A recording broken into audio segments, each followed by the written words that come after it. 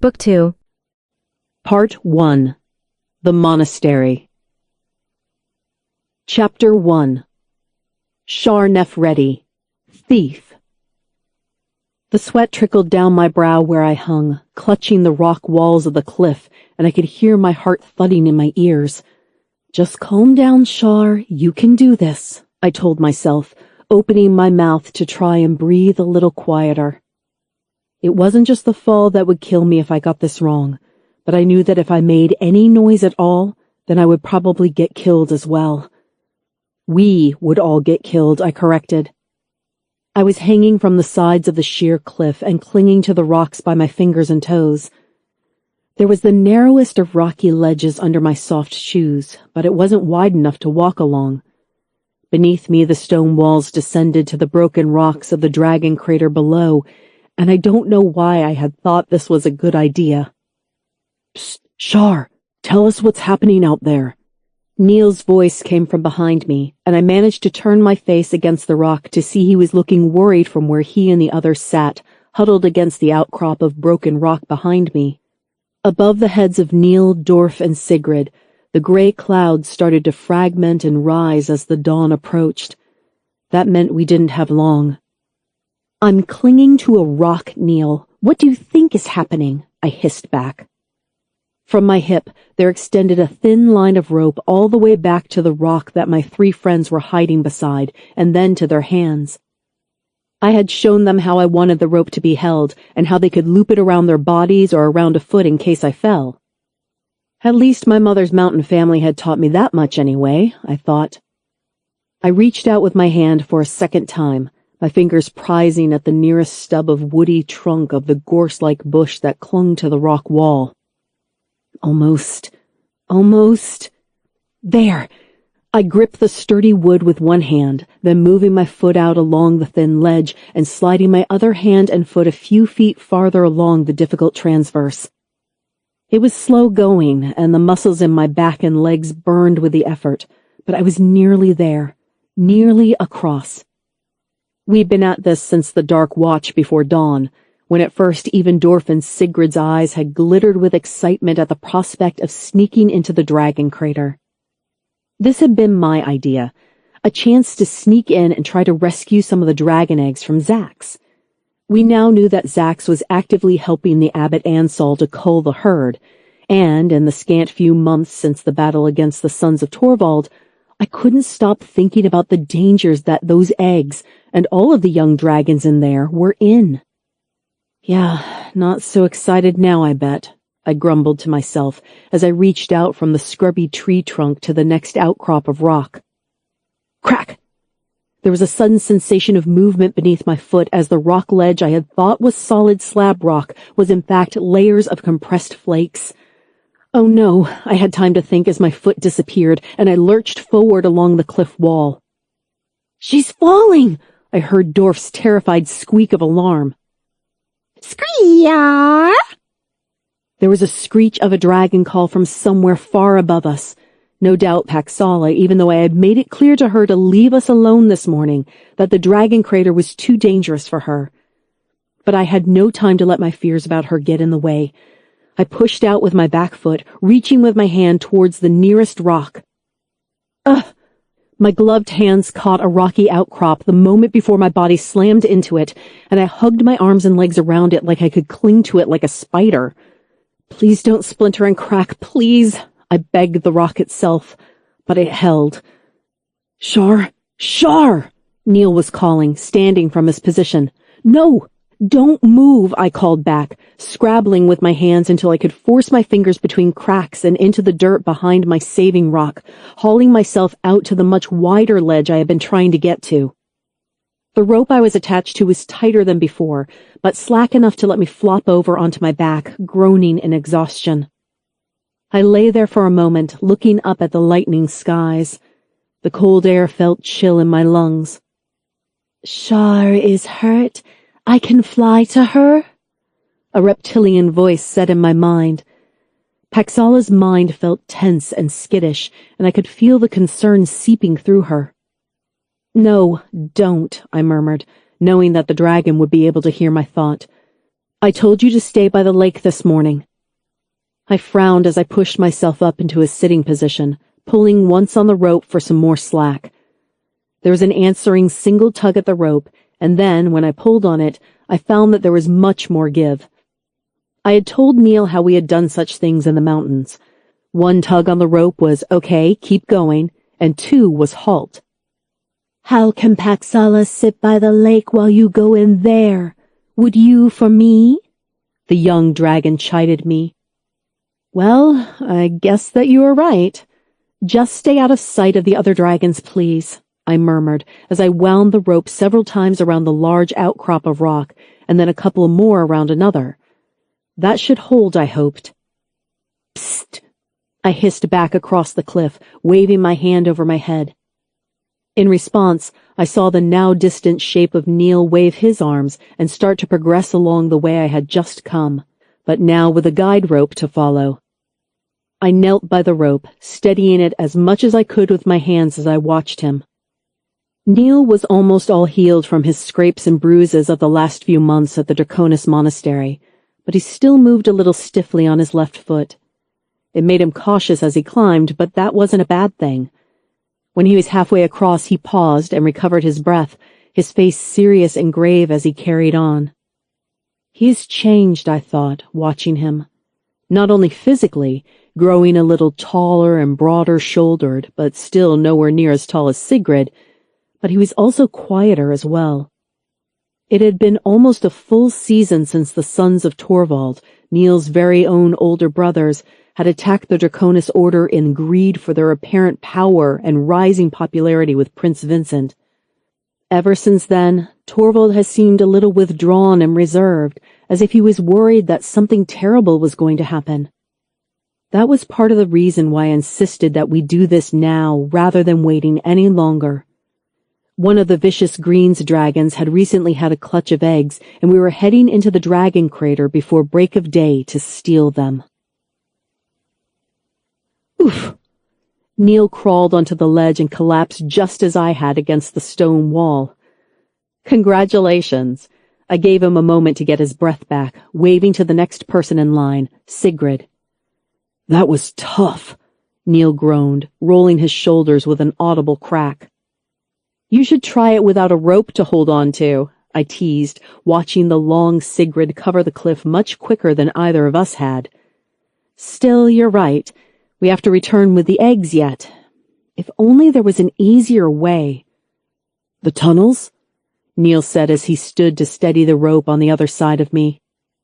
Have we got time to explore them? I asked dubiously. Neil had told me about the tunnels, of course. He had told me that during the battle for the monastery, I had been dragged down beneath the monastery to an opening on the mountainside connected to the dragon tunnels that had allowed Zax, the mighty gold bull dragon and leader of the crater, to worm his way to meet with the abbot Ansal. That was when Jodrith, the outcast Draconis Order monk, had confronted the abbot and challenged him to a magical duel. He had lost, and Paxala had carried him to safety. The strange thing was neither Neil, Paxala, nor anyone else could remember where this cave and the tunnels were. I had asked to be taken back to them, to see if there might be a secret passage we could use to spy on Abbot Ansal, but all that had happened was that we had spent hours wandering aimlessly over the mountainside, finding nothing. It was odd, as if the sort of enchantment from those old folk tales and nursery rhymes had been placed upon it. Probably not, Neil agreed with a sigh. Whatever the answer to the mystery was, we did know that the dragon crater was riddled with tunnels and natural cave systems, hollowed out for use by the dragons over centuries and millennia. That was how we knew one of the vicious Greens had a clutch of eggs. She was seen making her way to the deeper, warmer, and soft-sanded caverns where broodmothers went to lay. Don't worry, Neil. Next on the list after saving the eggs will be exploring the tunnels, I started to say, just as there was a scrape and a shout. Sigrid! I couldn't stop myself from crying out, grabbing the rope and leaning my full weight into it to make it as taut as possible.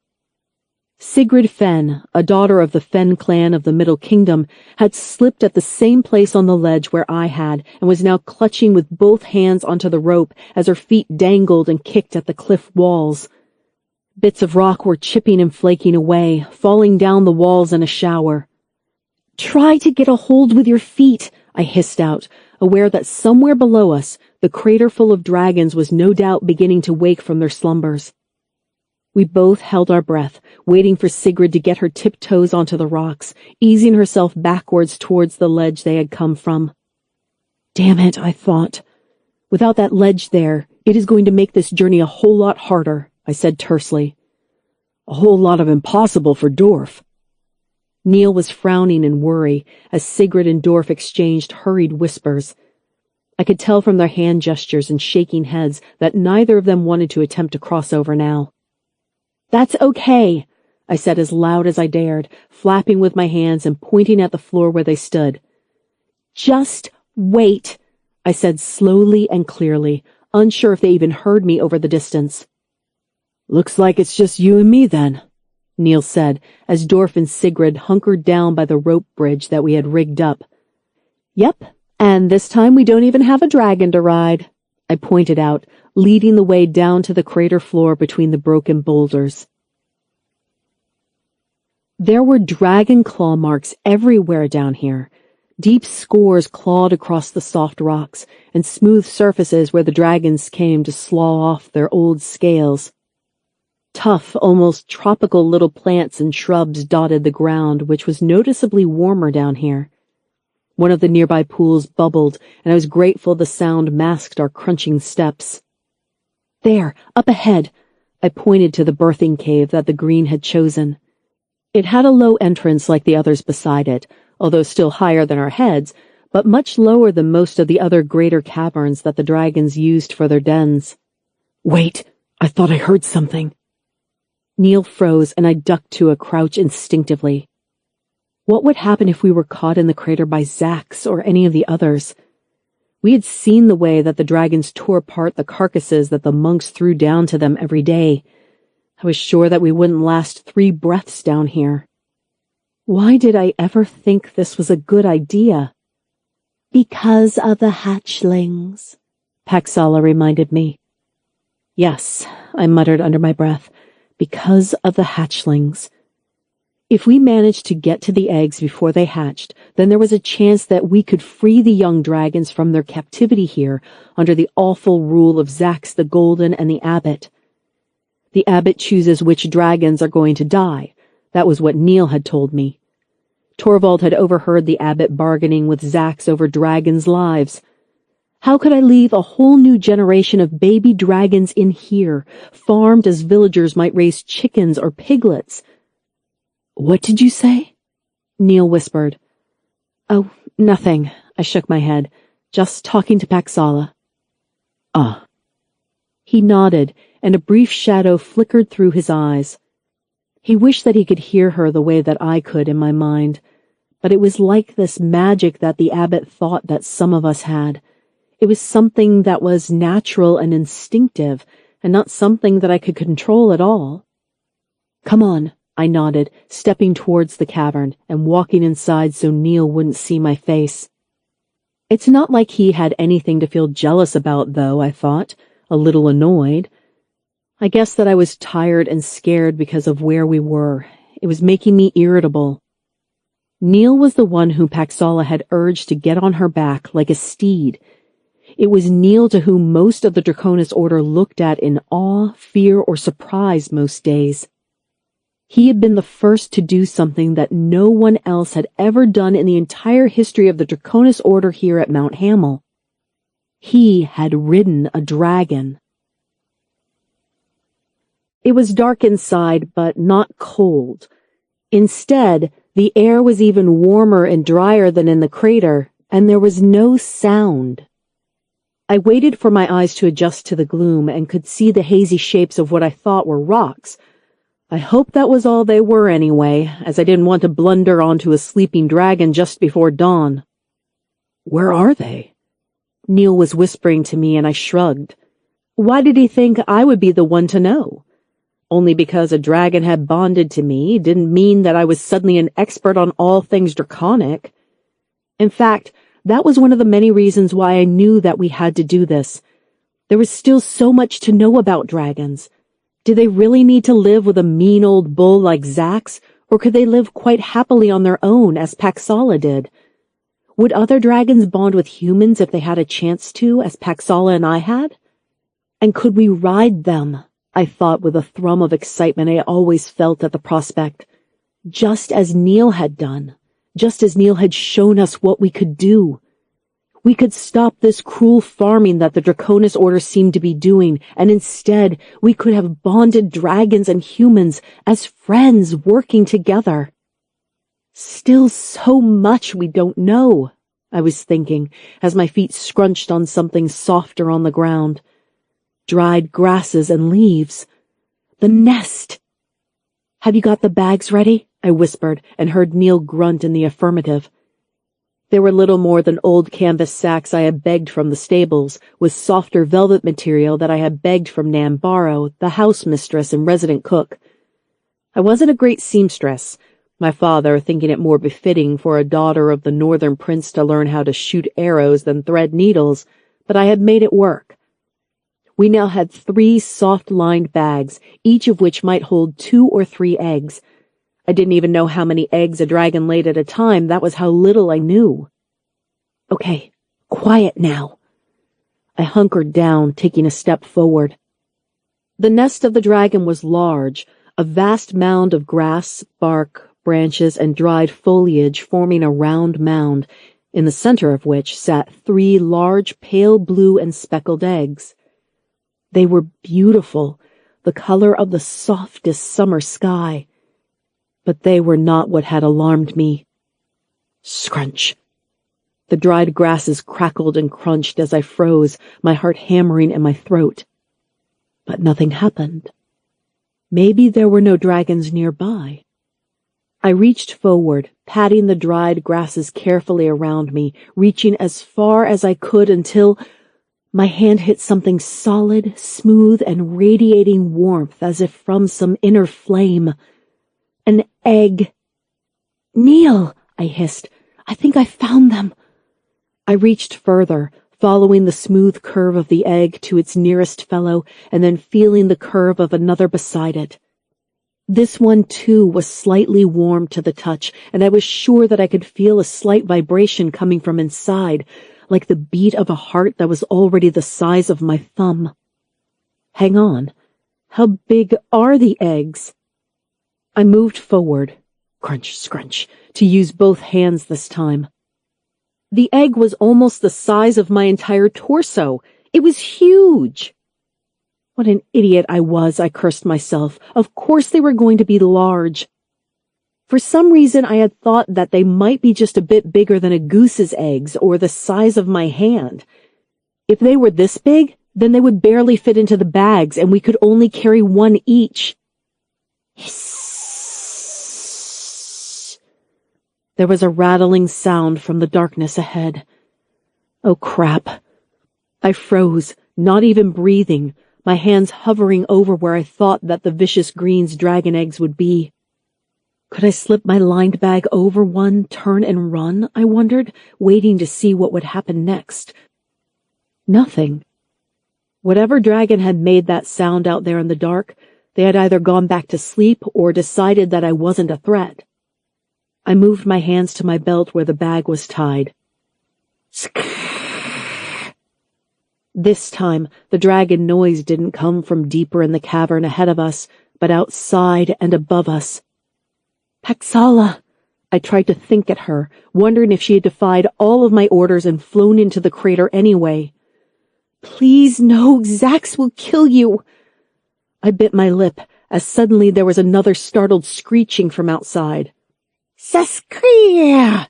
Another dragon called, this time in a much higher pitch. Shar, Neil whispered, and when I turned to look back, I could clearly see his outline silhouetted against the gray dawn light of the cave's entrance. It's dawn. The dragons are waking up. I can hear that, I hissed back at him, turning once more to the nest in front of me and stopping in alarm at what I could see. That was the snout of a very large and very perturbed giant white dragon that was raised from its slumber. The giant whites, the largest of all the dragon species apart from Zax the Golden himself, made excellent brood mothers. The whites seemed to like taking care of, tending, and insulating the eggs of other dragons. She was looking at me with gold-green eyes that flashed an internal fire. "Neil," I said slowly, my voice trembling. "I see it, Shar," he responded in just the same careful tone of voice, while outside more dragons rose their voices to join the dawn chorus. The white's nostrils flared, breathing in the strange human scent that had invaded the birthing caves. I watched as her brows furrowed, clearly trying to work out whether we were threats or food. "There now." I tried to keep my voice as calm and as low as possible, taking a step back down the nest. Scrunch. As soon as my shoe crunched on the nest, the giant white seemed to make up its mind that me plus nest wasn't something she would tolerate. Her throat inflated and filled like a bellows, and she opened her maw to make a long, warning and hooting noise that almost knocked me from my knees. "Run!" I shouted, turning and leaping from the nest, my bag empty. In response to the giant white's alarm call, the dragons outside went silent for just a moment, and then erupted in a cacophony of shrieks that went up from every available cave and tunnel around us as we ran out onto the sand of the crater floor, moving as fast as our legs would carry us.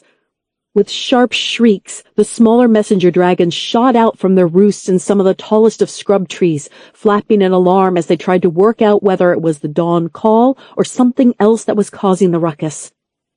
"The ledge," Neil was saying, grabbing me by the hand and yanking me up ahead of him. We clambered quickly, hand over hand, as dragons behind us forced themselves out of their homes. Some of the wingless earth-brown dragons who had been outside, basking in the steaming pools and mud holes at the bottom of the crater, raised their heads to croak at us in alarm. But it wasn't them that I was worried about. "Here, this way."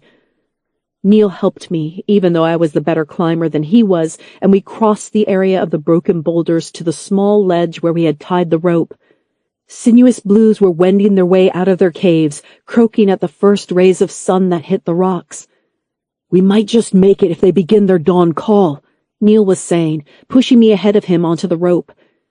Now, without most of the ledge underneath it, we had to do a very undignified sort of hand-over-hand swing, something that made my shoulders scream in agony. "Come on, come on!" Sigrid was clapping her hands to buoy us along as we heard a deep rumble from below. The walls of the cliff itself shook and the rope danced. It was Zax emerging from his nest. "What is this I smell? Humans?" The voice of the bull dragon hit my mind like a storm. It was like the internal joining of minds that I had with Paxala, only the bull dragon could reach anyone's mind, human, dragon, bonded or not. I paused on the rope to look behind me. That was a mistake. Down below us on the crater floor, the vast maw of Zax the Golden broke the surface, nosing and pushing from a previously concealed tunnel entrance, followed by the sunken scales of his ancient face, his deep-set eyes, and swept-back horns of broken bone. His immense body followed. Rolls of skin that must have once been filled with muscle now hung like loose-fitting clothes, visible cords of tendons running beneath it. He was still a strong, powerful beast, the mightiest creature I had ever seen for all of his years and cracked scales. Claws almost as long as I was pulled the beast to the surface, and I was reminded of a horrible worm or insect coiled around the heart of an apple, and it almost made me sick. The nostrils of the great gold were billowing and pumping, and his forked tongue flopped horridly into the air to taste where we might be. "Shar, come on!" Sigrid was saying as I crossed the scrubby gorse bush and scrabbled for the ledge that took me back to her. "Take my hand!" She leaned out, pulling me towards her and towards safety. "But Neil is still out there," I said in alarm, looking back to see Neil already swinging from hand to hand along the rope, his fear lending speed to his movements. "The dragon child, the boy, there you are." Zax tasted us on the air, swiveling his mighty head as smaller dragons started to crow towards the rising sun. Their calls were deafening as they followed an instinctive need to greet the sun, the object that gave them all of their energy and life. "Neil!" I said in terror as Zax raised his neck, stretching it like a snake. "Cut the rope!" I hissed at him. "What?" He paused in alarm as Zax slithered and climbed the boulder field behind. "Cut the rope behind you!" I called again, and the boy nodded, seeing what I meant to do. He drew out his boot knife and, with one swift wrench, severed the rope that I had spent so long getting attached in the morning darkness. He fell like a stone, holding onto the rope as I pulled, jumping back with Sigrid and Dorf at my side. I grunted with effort as the sudden heavy lurch of the rope dragged me towards the edge, but between the three of us, we managed to pull the rope up while Zax perched on the boulders below. Lucky for us, the great gold dragon hadn't warmed up yet from the sun. He was still sluggish and nowhere near his full speed or strength, his eyes drooping and blinking. "That's right, little humans. Run from this place before I change my mind and eat you." Zax's voice resounded in our heads as one of Neil's hands appeared over the edge, gripping onto the slab of rock, and then the other, to be followed by his pale and wide-eyed face. We pulled him on top of us, dropping the rope to scramble back over the broken lip of the dragon crater and out with stumbling feet onto the upper slopes of the dragon mountain itself. I felt miserable. We had failed, and that meant there were at least 3 young hatchlings in there that would have to endure a lifetime of Zax's cruelty. Chapter 2. Princess of the Northern Lands. "We can try again in a few days or weeks when the dragons have calmed down," Neil murmured at my side, trying to dispel the gloom that had fallen over me since leaving the dragon crater. We were trudging back to the monastery, our feet taking us up over the peak of the mountain itself and along the ridge line. Below us, the morning was spreading across the land, taking the fields and woods below from the darks of night to the greens of summer. Behind us came the excited sounds of the morning dragon call. "Not if they stay like that," I muttered back to Neil. "It will take the dragons weeks to calm back down, and we might not have weeks." "You think Zax might reject the eggs?" Neil asked. I nodded. The older dragon could do what he wanted, and it was only by luck alone that I had managed to rescue Paxala after Zax had killed her mother for hiding her nest in the wilds beyond the crater. But it's not just that. I nodded to where Sigrid and Dorf were trudging ahead, clearly nervous and apprehensive of how we were going to sneak back into the Draconis monastery without being seen. "It's them." "Sigrid and Dorf?" Neil looked at our friends in confusion. "Well, not just them, but people like them, you know, the other students. I overheard the older monks talking about trying to do what you did, riding the dragons," I pointed out. Neil nodded. "Fyodor told me." Fyodor was the chief trainer for the protector monks, a bear of a man who had been a soldier in his youth. "He thinks it's a terrible idea." "Well, he would, wouldn't he?" I pointed out, thinking of the scars that crisscrossed the monk's body from getting on the wrong end of a dragon. "And he would be right," I conceded with a groan. "If the monks go about it like they do everything else, they'll probably try to put a harness on them or shackle them, train them like horses or dogs when they're not. They're not steeds." I was irritable and my arms were still aching from the climb. I think it only worked with you because of the bond that we share with Paxala, you know? Neil nodded, his face shadowed. I know. The thought of Monk Olin or the abbot or any of the other Draconis Order trying to train the dragons just terrifies me. He confided, Someone will get hurt. Unless we can get access to those eggs and raise them with humans, I said. It was the only way that I could see it working. That was how it had worked with Paxala after all, wasn't it? Herc! There was a strange sound from up ahead, and I raised my eyes to see what had happened to Sigrid and Dorf, only to see that they had rounded the last bend in the mountain path and must be descending the narrow stone stairs back to the rear of the monastery walls. It's Dorf. He's probably hungry, Neil teased, and I playfully slapped him on the shoulder.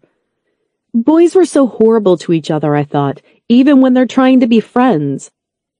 You idiot, I said to Neil, just as there was a sudden scuff from the rocks around us. I looked up, just in time to see a shape rising from the rocks. Neil, down! I gasped as the shape threw something out over the air. It spun and hummed as it flew. A rope net. The heavy weights attached to the ends of the netting hit me, knocking the breath out of me as I tried to throw a hand up to protect my face. I couldn't move as the heavy rope whirled all around me, knotting itself together and tangling worse as I struggled. Shar! You release her now! Neil shouted, and I saw his feet slipping on the shale and gravel as other shapes rose from the rocks around him. Shut him up, said one of our attackers in a thick, guttural accent. There were sounds of a struggle and a sudden hiss as Neil, unarmed save for a knife, managed to kick one of them in places where he didn't want to get kicked. Meanwhile, rough hands grabbed me, turning me over and growling as I bucked like a fish and lashed out with my own feet. Ow! Why, you little... My would-be assailant snarled as I got a good stamp on his shins and he hopped out of the way. I thought you said she was a princess! The man snapped at one of his fellows. Thud. Got him. There was a loud thump, and suddenly Neil stopped fighting with his attacker as I squirmed and rolled, trying to get my hands to my belt. I had a knife. It might be enough to cut the bonds. Shar? Paxala, already jittery and nervous after our confrontation with Zax, could be heard in my mind. I could sense her launching herself into the air above the lake. She was going to fly here and save me. No, wait! I tried to plead with her. What if she got hurt? But I already knew that there was nothing that I could say to stop a dragon that had made up its mind. My fingers found the knife at my belt, and I tugged and tore at the rope bonds that held me, severing first one heavy strand enough to get my hand through the net, and then another. Hold it, Shar! A voice shouted, and I knew suddenly whose it was. For heaven's sake, sister, stop struggling. We're doing this for your own good, said Wergen, my older brother, as he bounded over the boulders to my side. Wergen, like me, took after my mother's side of the family. He was my true blood brother, son of Prince Lander and our mother Galetta Nefredi, who was the Northern Prince's mistress. Despite both being born out of wedlock, our father had recognized us, as was the mountain custom, and even his official wife, the Lady Odette Lander, acted as our stepmother. Wergen was big and tall, like most mountain men, with flame-red ginger hair and a heavy mustache. He was also a complete idiot. What the hell did you do that for, Wergen? These people are my friends! I said angrily to him, endeavoring to keep my voice down in case any scouts from the Draconis Order were nearby.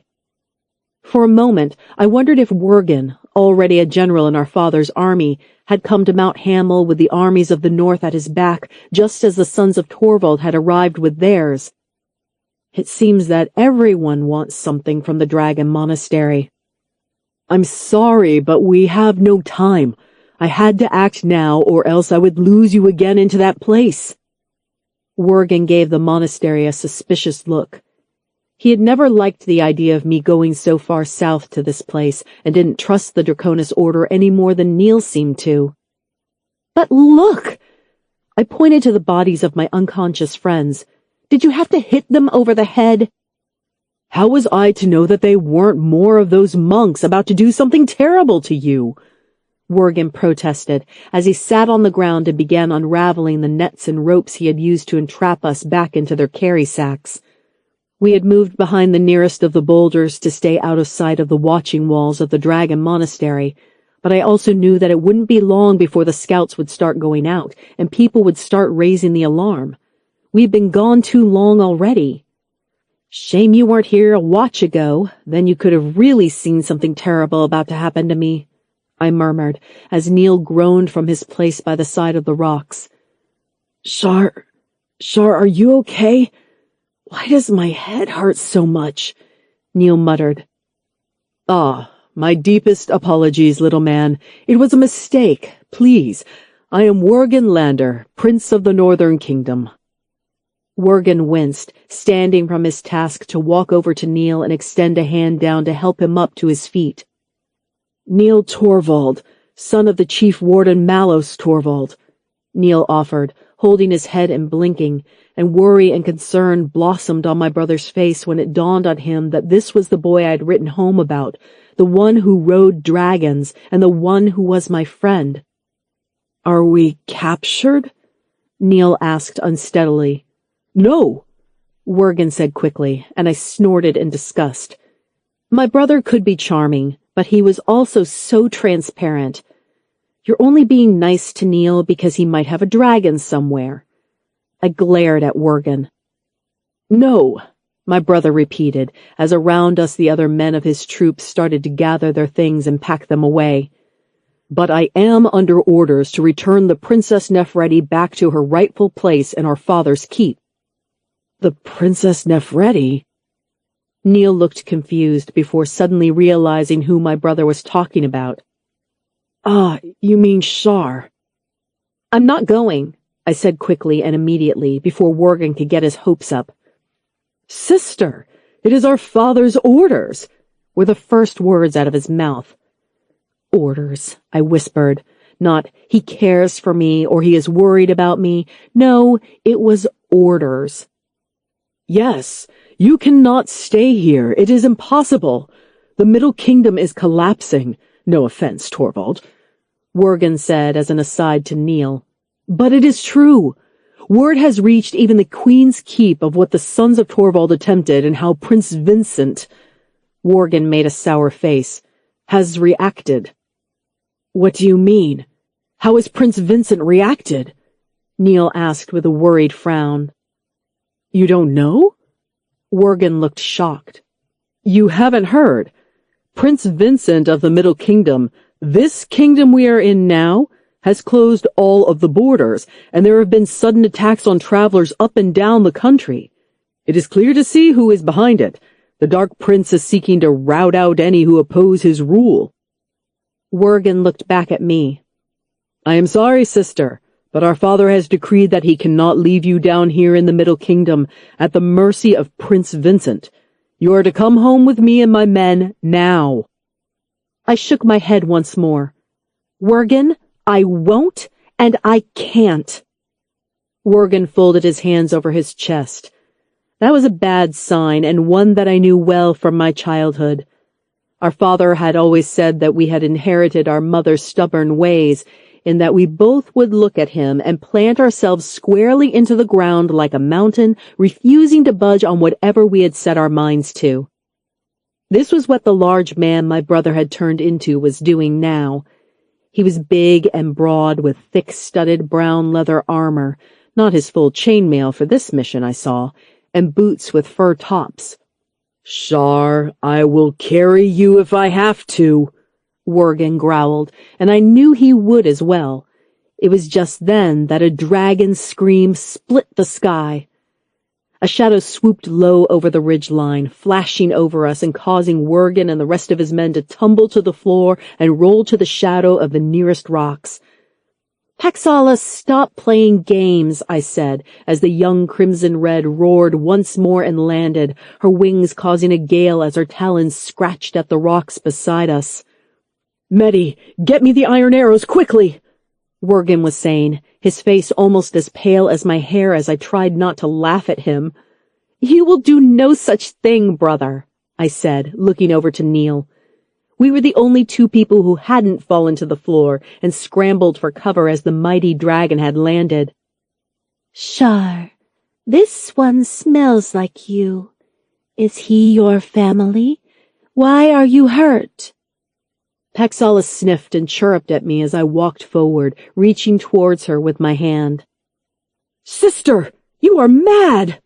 Worgen spat, but fell silent as Paxala leaned her long snout down to bump at my hand affectionately, before looking up to make a low rumbling noise of warning at the other warriors. Worgen, meet Paxala. Paxala, this is my fool of a brother. I introduced them.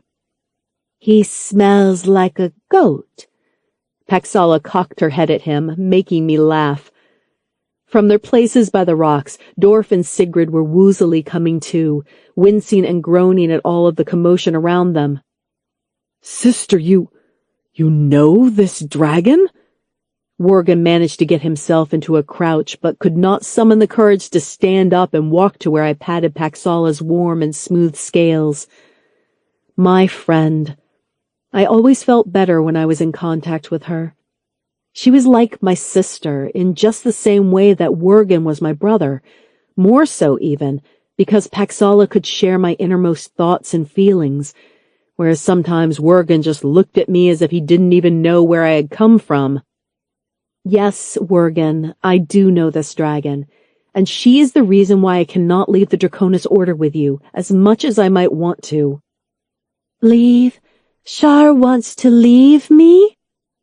I felt the fear stiffen through Paxala as she slowly swung her head down to regard me. No, I won't leave you, Pax, I whispered into her great golden eyes. I will never leave you. Zax is still strong here, Paxala reminded me. Any dragon under him is in threat. We cannot abandon them to him. Then we must fight him, I whispered to her. Sister, can you not bring the dragon with you? Worgen had managed a half-crouch, and I could see that he was looking in wonder at Paxala's strong legs, her complete armored hide, the spines and talons that were growing sharper and longer every day now. What a magnificent beast! Imagine the terror we could strike into our enemies with it, he said in awe. She isn't a beast, Neil said. She's a dragon. She can probably understand just what you were saying about her, you know. And as if in answer to Neil's comment, there was a loud thump from Paxala's tail against the rock. Brother, I am sorry. You will have to take this message back to our father, that I have work to do here and you can see I have friends who will keep me safe. I patted Paxala's neck once more, causing her to rattle a throaty purr. My brother frowned once more. He won't like it, he said, shaking his head, but it was clear to both of us that there was no way that Worgen and a small group of men were going to make us do anything, not with a dragon at our side. But you have my word that I will tell Father your message, he growled, looking hurt. I just wish that you cared more for your people at Queen's Keep, sister mine.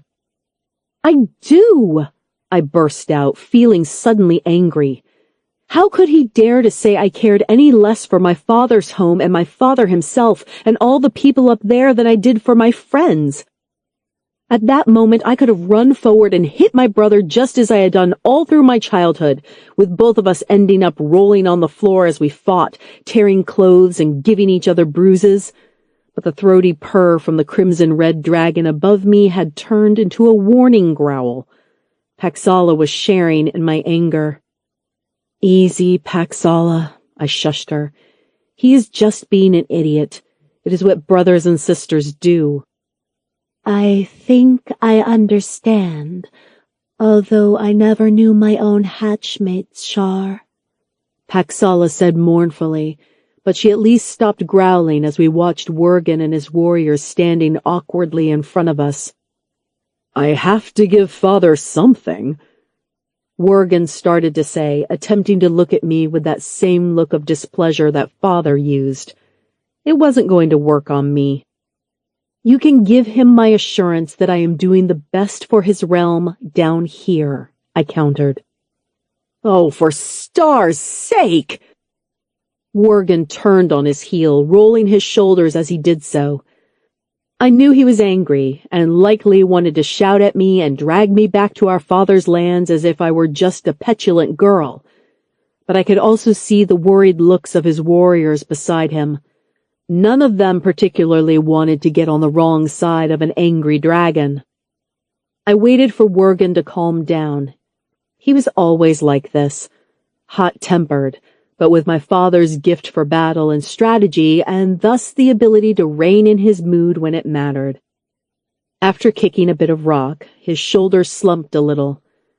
My brother wasn't a man who was used to losing. Worgen, I tried again.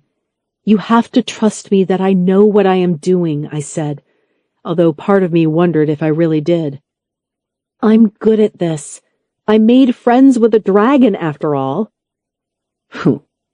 Worgen grumbled, still shaking his head as he turned back to me. I will lead the war band off the mountain, and we will head north to where there is a wood that is still pretty much wild, he said, thinking strategically. There is an old watermill there. Do you know of it? I nodded. I do. It wasn't used by the monastery at all, but the wood was visible from the monastery walls. Then the war band and I will stay at the old watermill for a further 2 nights before heading north once more. You may change your mind. You will be able to follow us and join up with us there. I would be able to follow you for 1,000 leagues with my eyes shut. Paxala's voice in my mind wickered with laughter.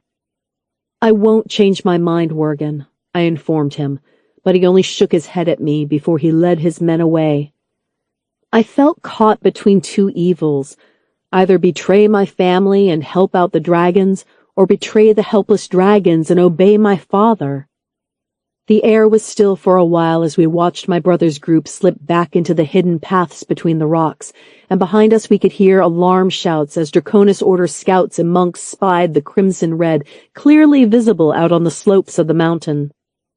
Oh, hell, we better get you back to the lake, and us back to lessons, I murmured to Paxala. Before they make that painful shrieking noise again, Paxala agreed in my mind, and for a moment I didn't quite know what she meant until I heard it for myself. Bwaaar! Bwaaar! It was the dragon pipes, the contraption made of brass tubes like an organ that was built into one of the towers of the monastery. The monks used it to try and scare and control the dragons when they got too rowdy, and right now I could see its effects close up on Paxala at our side. To us humans, the pipes just sounded like a very loud, strangulated goose, perhaps, or a plains bison call. But to his sensitive dragon's ears, the sound was painful. One day I will destroy it, I swear. That and the tower it lives in. Paxala shrieked, and before I could say sorry, she had leapt into the air, showering us with grit and sand as she flapped hurriedly over the ridge and out of the vicinity of the dragon pipes. Oh, I felt even worse now, but perhaps not as bad as my bruised and groggy friends who crowded around me. What was all that about? Sigrid said as she held her temples. My brother wants me to go back home to my father's fortress, I muttered, and Paxala wants to destroy the dragon pipes. And Zax wants to eat everybody, Dorf said brightly, as if we were playing a game of competing bad news. Yeah, I nodded, wondering as I trudged back with the others. How on earth were we going to succeed at anything? It wasn't even breakfast, and already I had failed 3 times. Chapter 3. Neil, a son of Torvald. Torvald! A voice shouted across the practice courtyard, and my heart fell. It was Olin, the monk who seemed to have taken over many of Quartermaster Greer's duties after Greer's unfortunate accident during the battle. Well, he had tried to kill me and ended up falling out of the abbot's tower to the rocks below. At first I had been glad, because Olin had disappeared in the days after the battle, having apparently been sent by the abbot out to accompany the Prince Vincent, though I dare say that really meant Olin was being used as a spy for the abbot. But now Olin was back. The monk was small-featured and a bit smaller than me, even though he was a good 10 years older. He had straw-colored hair and wore the heavy black clothes of the order and always vaguely reminded me of a ferret somehow. "Brother Olin," I greeted him. It was a crisp, summery morning, but my body was aching from the morning's antics in the dragon crater. Shar had disappeared as soon as we had got into the dragon monastery, claiming that she needed time to think, leaving Sigrid, Dorf, and me to rush to get breakfast before the monks realized we had been gone. "Word is that dragon of yours was seen," Olin began. "She's not mine, she's her own," I said quickly. "That dragon was seen outside the monastery walls this morning, and the pipes were played to drive her away. What do you know of this?" Monk Olin's booted feet crunched over the dirt and sand of the practice courtyard until he was standing almost eye to eye with me. I know that it was petty of me, but I reveled in the fact that I must have grown in the months Olin had been gone, and certainly since leaving Torvald Land so long ago. I think I was even a few inches taller and broader than him. He had to look up to me now. "She's a free dragon, Brother Olin," I replied, trying to sound as nonchalant as possible. "She can fly where she wants." "Do I have to remind you of the abbot's proclamation, trainee Torvald?" Olin narrowed his eyes at me. I could see that he didn't believe a word that I said. Not that I blamed him. The feeling was pretty mutual between us. "The abbot has forbidden any dragon flight over or near the confines of the monastery. If it happens again, then the abbot will have to take steps to defend the monastery." Will he now? I felt a flash of anger. Was this little man threatening me? I felt my chest swell with the injustice of it. The abbot Ansel, so beloved by the Prince Vincent of the Middle Kingdom, was responsible for selecting dragons to die. He was responsible for trying to kill Jodrith and to possess Shar and 1,000 other acts of petty cruelty. Why should such a man as that have such power? "Torvald," said a new voice, and I looked up to see Monk Fyodor entering the practice courtyard with Lilla at his side, carrying the heavy leather kit bags for today's advanced protectors classes. There was a warning note to his voice, and I realized in my anger that I had taken a step forward towards Monk Olin, ready to strike him, and he was regarding me with a mixture of fear and glee. He would win if I attacked him. He would be able to denounce me to the abbot and have me thrown out of the monastery. Not that there weren't enough voices already wanting to do just that, I thought. There was a knot of the older monks here who grumbled and rolled their eyes every time they saw me or any other student they thought inferior to the Draconis Order's holy calling. But if I wanted to protect Paxala and keep my friend Shar safe from the abbot, then I had to stay here, stay a student. I took a deep breath and stepped back, hating the petty victory I saw reflected in Brother Olin's smirk. "Good day to you, trainee Torvald." Olin turned to go. "And bear in mind what I said. We would hate for that dragon to get hurt." This time I had to bite the inside of my cheek to stop from physically snarling at him. I should be thankful that it was me he was trying to goad, and not Shar, who was bonded with Paxala, as I had no doubt that Shar would have knocked him to the floor for that threat and gotten herself expelled in the bargain. And then what would happen to Paxala and the other dragons? "Neil, are you all right?" Fyodor muttered at me as he shucked the kit bags to the floor, waving to all of us students to start taking out their contents. Leather cuirasses and jerkins made of many strips of material over padding, and each section of the garment loosely tied together with string. He showed us how to put them on before proceeding to help me tie up my shoulder pieces, pauldrons, to the arms, greaves, and the chest. As he worked, he whispered under his breath, "You need to be more careful around Monk Olin from now on." The man said, "He means you no goodwill."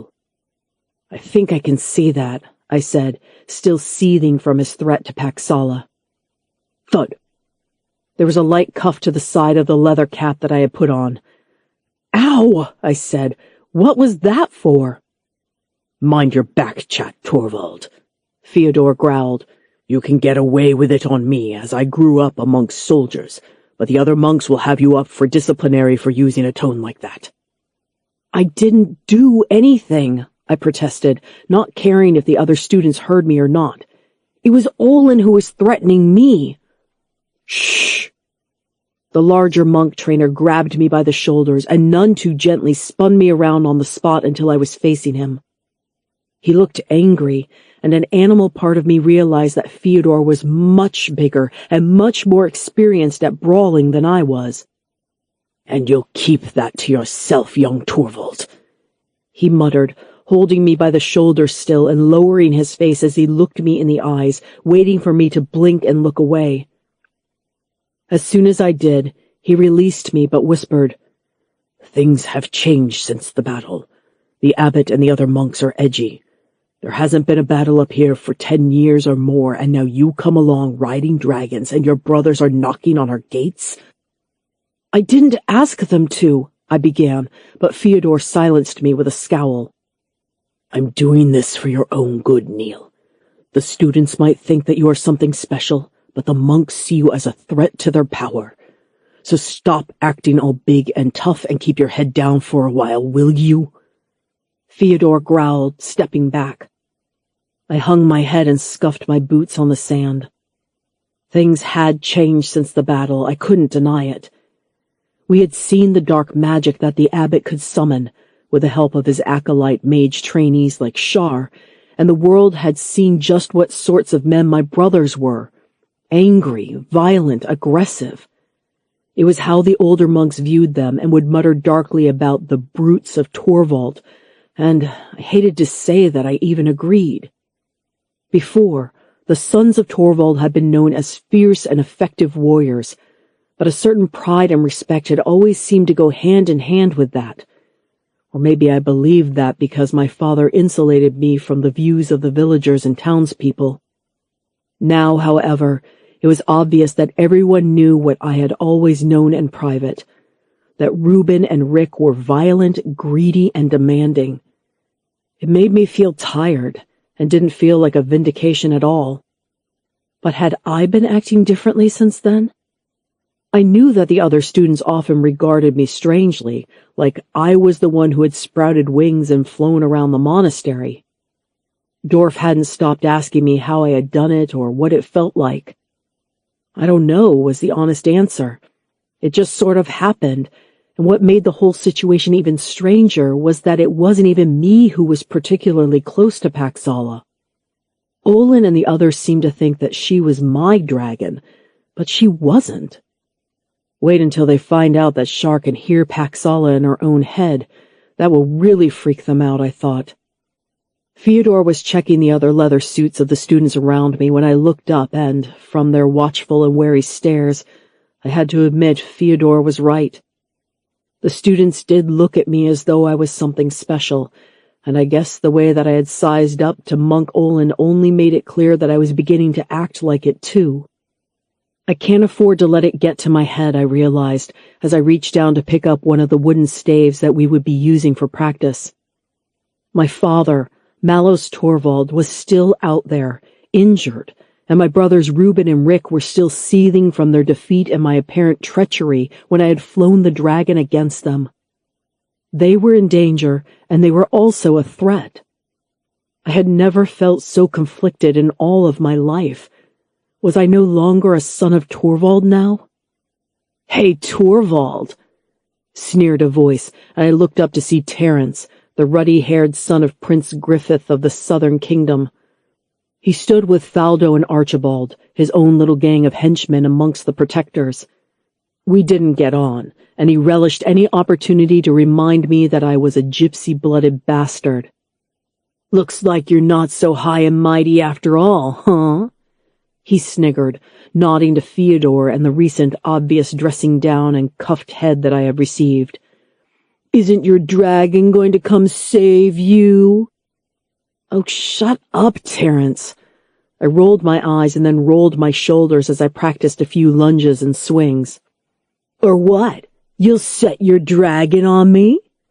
Terence said airily, to a peal of laughter from his fellows. "I bloody well should do just to wipe that grin off your face." The thought of seeing Terence wet himself in fear if the mighty crimson landed in the middle of the courtyard almost took away my bad mood, as did the realization that even just a month ago I wouldn't have had the confidence to think of such a thing, even if it wasn't going to happen. Terence and the others knew as well as I did that, at first sight of dragon flight, the dragon pipes would sound, driving Paxala away. The abbot had stationed someone permanently up there, scanning the horizon for signs of what he termed rogue dragons. I scuffed my feet on the floor and practiced another thrust with my practice stave. Chapter 4. Shar's Mission. I hurried down the spiraling stone steps bearing a heavy load of tomes and grimoires, a few of which would have to be chained to their shelves, so rare and valuable and new they were, ready to return to the monastery library, housed in what must have been either old wine cellars, or, more disgustingly, old catacombs. The air was dusty, and my footsteps echoed as I made my way down to the low-ceilinged libraries where we scribes and mages were supposed to spend most of our time, reading, translating, transcribing, and studying at the long work tables set up between bookshelves. I would much rather be up on the mountain with Paxala, or even out there in the practice courtyard trading blows with Neil, even though I couldn't land a sword blow against a semi-trained student, it seemed. But at least being down here gives me time to think, I agreed, as I hit the bottom of the stairs at a run and down the narrow stone corridor to the wooden doors. They were heavy as I pushed them open, but instead of the hushed silence of acres of books and ink housed in a complex maze-like network of high and wide wooden shelves, what met my ears were the muted whispers of students. "Oh, hi," I said to the small throng of students already waiting in the lantern-lit lobby area of the library, huddled beneath one of the stone arches that crisscrossed the room and boxed in by the heavily laden shelves packed between the pillars. "I'm sorry I'm late," I tried, seeing a gaggle of pale faces looking back at me in alarm, only it soon turned out that it wasn't for me that they were alarmed. "Where's the tutors?" I asked the congregation, getting shrugs and blank looks from most of them, until wide-eyed little Maxwell Ganna, son of one of the most erudite Draconis Order monks who had ever lived, stepped forward, looking in almost every respect like a small bean or unsprouted seed. Maxwell Ganna was also, like me, a mage in training, and also, like me, was always getting lumped in with the scribes when there weren't any special mage meditations and exercises to perform. "The abbot came and took them away," Maxwell said in his ever-serious, grave voice. I don't think I had ever seen that boy crack so much as a smile. "But he left us with more work to do."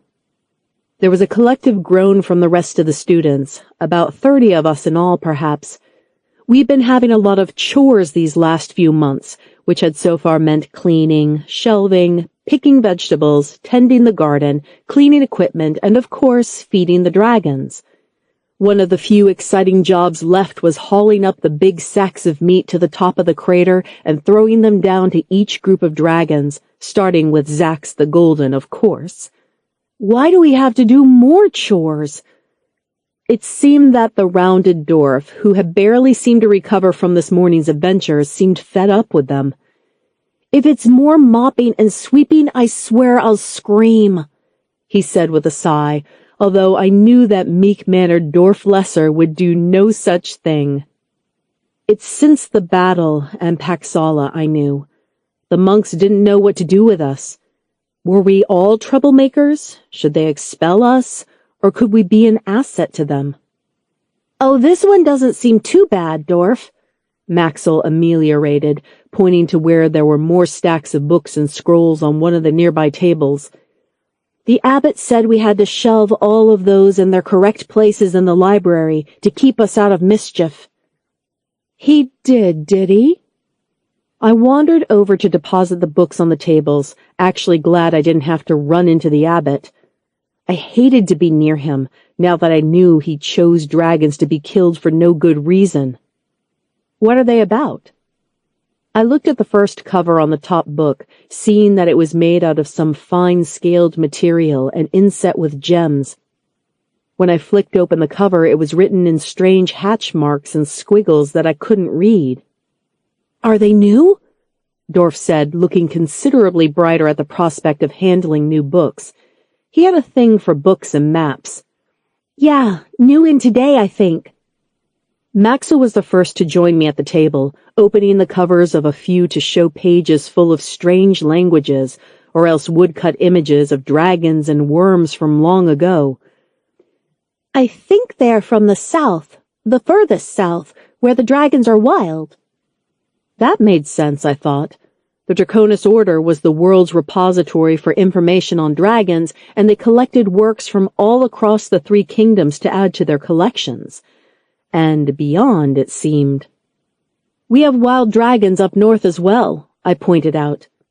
No one seemed too eager to be doing a study of them, I wanted to say, probably because our midnight blue and purple wild dragons were much smaller than the Middle Kingdom dragons, more vicious than the greens, and almost as fast as the blues. I think that there must be wild dragons everywhere, Maxwell said, suddenly interested in the new line of inquiry.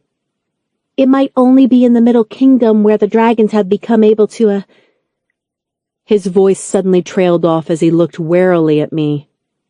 Able to be ridden? I raised an eyebrow. Was Maxwell thinking of Neil and Paxala? Or do you mean almost tamed? I added with a bit of a growl to my voice. Paxala was not a domesticated dragon, not in my eyes, and neither should any of those dragons in the crater be. No, I didn't mean that at all, Maxwell said quickly, looking concerned. It's just, my father's and my uncle's, they were all Draconis Order too, you know. They always told me that dragons shouldn't be touched, should only be approached at by the ordained monks. His words petered off as he saw me glaring at him. And I'm not good enough, is that it? I said, not full-blown furious, but annoyed at the backward attitudes that the very monks who were supposed to be studying these noble creatures harbored. No, I mean, of course not, Maxwell blabbered. He really hadn't meant to cause offense, I could see. He had grown up in a very sheltered environment. All I mean is that Neil is the first person to ride a dragon, and it's unheard of. It goes against everything that my father taught me, he said, and I was about to tell him surely that was a good thing when we were rudely interrupted. Never mind, Dorf burst in, seizing the first couple of books. I wonder what they say. How do we know where to shelve them? We'll have to look at the pictures of those in any language we can translate and try to work it out from there, Maxwell said, looking glad for the distraction. He was a nice kid, actually, but he was too eager to believe in the words of the monks and their books. But Dorf liked him, and Dorf didn't seem to have a mean bone in his body.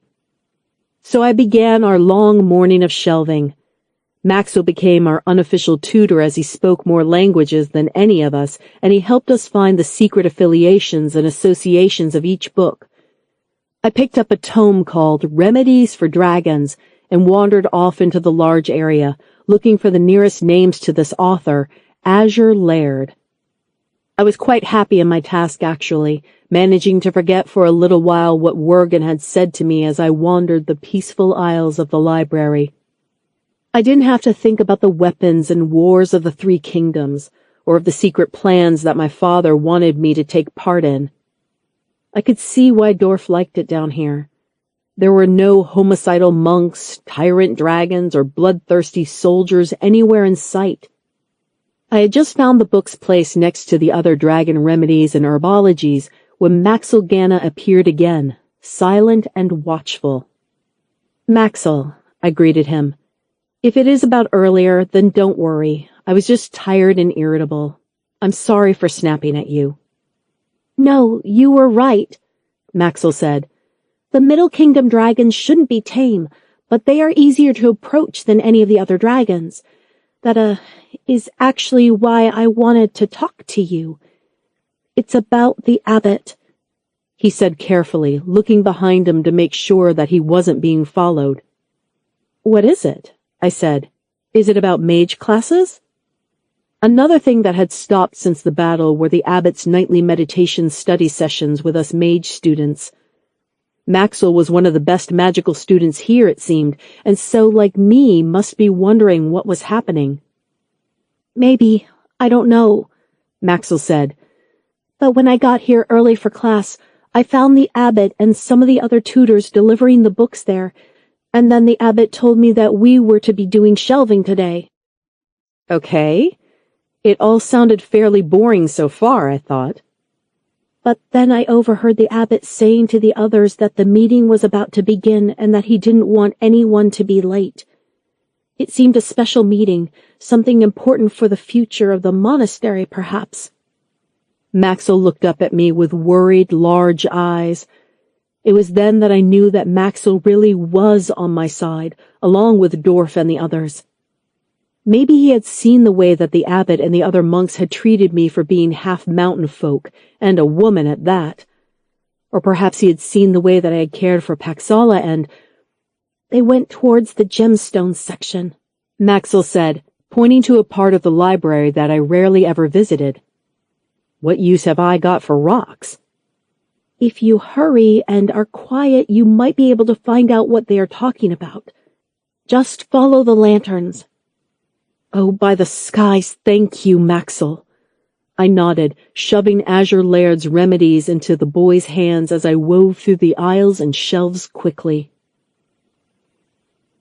As Maxwell suggested, I followed the murky radiance of the glass-shuttered lanterns hanging at the sides of the library shelves.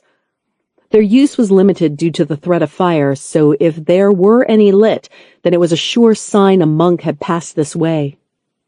The sounds of the students filing, scuffling, laughing, and whispering faded into a low murmur behind me as I jogged, thankful that I had worn my soft-soled leather shoes today and not my boots. I went so far I began to think I had been mistaken or gone past where Maxwell had intended. There was almost no sound, and I could not even say for certain if this deep into the stacks I were even still in the same catacombs as the rest of the library. How long have the Draconis Order been collecting knowledge down here, I thought, shocked at the enormity of what they had accomplished. There must be something in all of these shelves that would tell us more about the dragons and how to bond with them, I thought, just as I heard a murmur. "I am telling you it cannot be done," a loud and angry male voice said. It was followed by a hissed voice that I couldn't make out and the shuffling of feet. The meeting was near. I hunkered down, creeping across the aisle to get closer until I knelt in a dark, unlit aisle, apparently behind where the abbot was having his meeting. "But look at this," said a voice.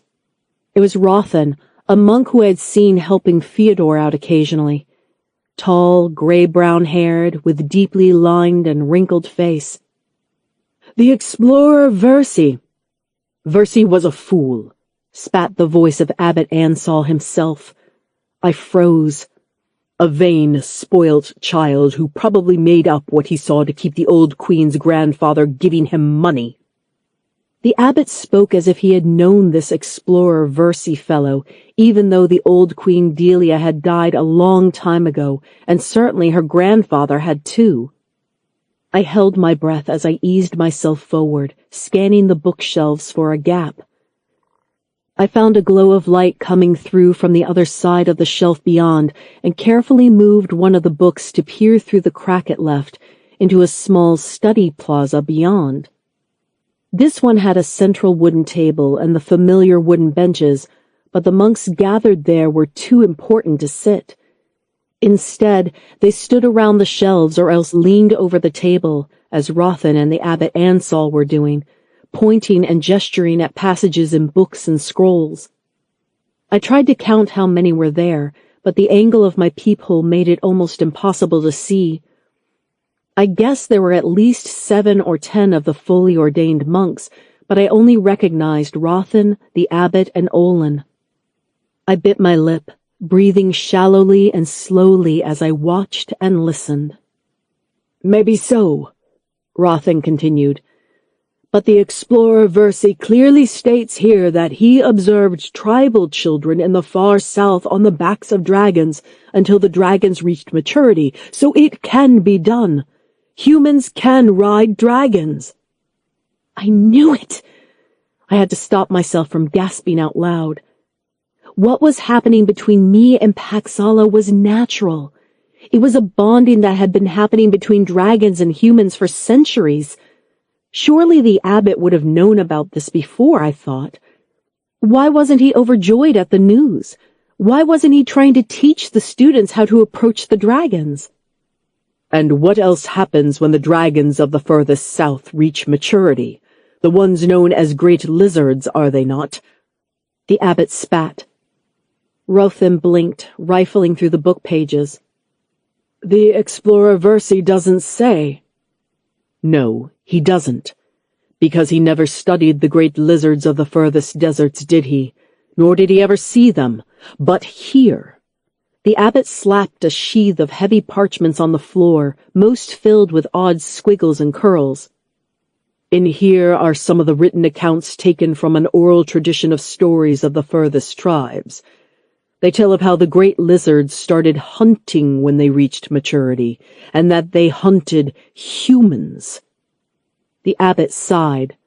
"You see? I knew it. The boy and the crimson red are freaks, anomalies. It cannot be replicated." One of the older monks, the first speaker, said. I had to bite my lip to stop my anger from spilling out in a shout. Neil and Paxala weren't freaks. They were special. "Perhaps," the abbot said measuredly, walking across my peephole of light and into full view. The abbot Ansal was an almost skeletal tall man dressed in the finest black robes of his office, with a wiry beard and a bald head under a black skullcap. He tapped the explorer's account with the black and ivory-handled cane that he always carried with him, his icy blue eyes narrowing as he stared at Rothan. "Whatever you may think of Versi's brave exploits, the man was a fool. I am the only one here who has communed with the great Zax the Mighty, and it is from Zax himself which my knowledge comes. Zax is ancient, perhaps the oldest. He knew the family of great lizards. He knew what they did. They farmed humans. They befriended these backward desert tribes, letting their children play together with their hatchlings, and when the time came for the young hatchlings to learn how to eat, then what do you think happened?" I closed my eyes at the horror. It was the sort of thing that cruel Zax would do, to play along with being friends only to turn and eat anyone weaker when the mood took him. The horror of what the abbot was saying was almost too much, and I had to look away. But Paxala wouldn't do that. Paxala couldn't do that. The affection and friendship we shared was real, I knew it, and through the bond that I had with her, I could feel her thoughts and feelings for me, as fierce and as loving as a sister. "It's the other way around," I wanted to scream at them. "It's the Draconis Order who are farming the dragons, not the dragons farming us." "So you see, the boy is a freak," the abbot Ansal said. "The boy is confused if he thinks he has any kind of friendship with the dragon. Sooner or later, the dragon will turn around and attack him, and maybe all of us. What will that do to the delicate balance of power inside the crater? What will mighty Zax the Golden do? And so, now we have to do as I have always commanded. We totally control the dragons. We feed them, we make them dependent on us, we decide how many there are, and we keep Zax the Mighty happy. So that he might shower us with wisdom, breathed one of the other monks in the plaza, making me feel sick as the other monks repeated it instantly. So that he might shower us with wisdom, they said almost as one, making me feel uneasy. It was almost like the monks were brainwashed to believe Zax the Golden was not just a god, but a pet god. Indeed.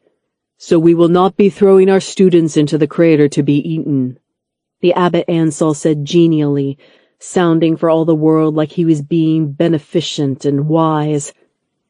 Instead, we shall choose some of the smaller, weaker dragons. Let us start with the earth dragons, and we shall apply harnesses to them. We shall train them to obey our orders, not as friends or as equals, but as beasts. For the dragons are mighty and they are noble, but we must overcome them and wrest their knowledge from them. The abbot said, I know, my brethren, this is not a truth that you wish to hear, and yet it is true. You all know as well as I do that the dragons only respect strength, that Zax is their leader because he can dominate them. We must dominate them. We must become the bulls of the crater for them to give up their secrets. We have here a great store of knowledge about their ancient species, and we shall use it. There was a murmur from the group, and I wondered if it was agreement or unease, but it certainly wasn't outright dissension as the abbot continued. Just think of what we can achieve. Ansel raised his voice a little, taking on that same theatrical tone that he used when he was trying to inspire us students. The new dragon age will be glorious. From these walls will pour great beasts with their masters and trainers, using them to protect castles and to attack our enemies. Think of what great industries and achievements we could bring into the world if we had a dragon's size and strength to shift rock, to dig, or to melt metal. Who would ever stand against the Draconis Order or the Middle Kingdom? We would be the center of the world.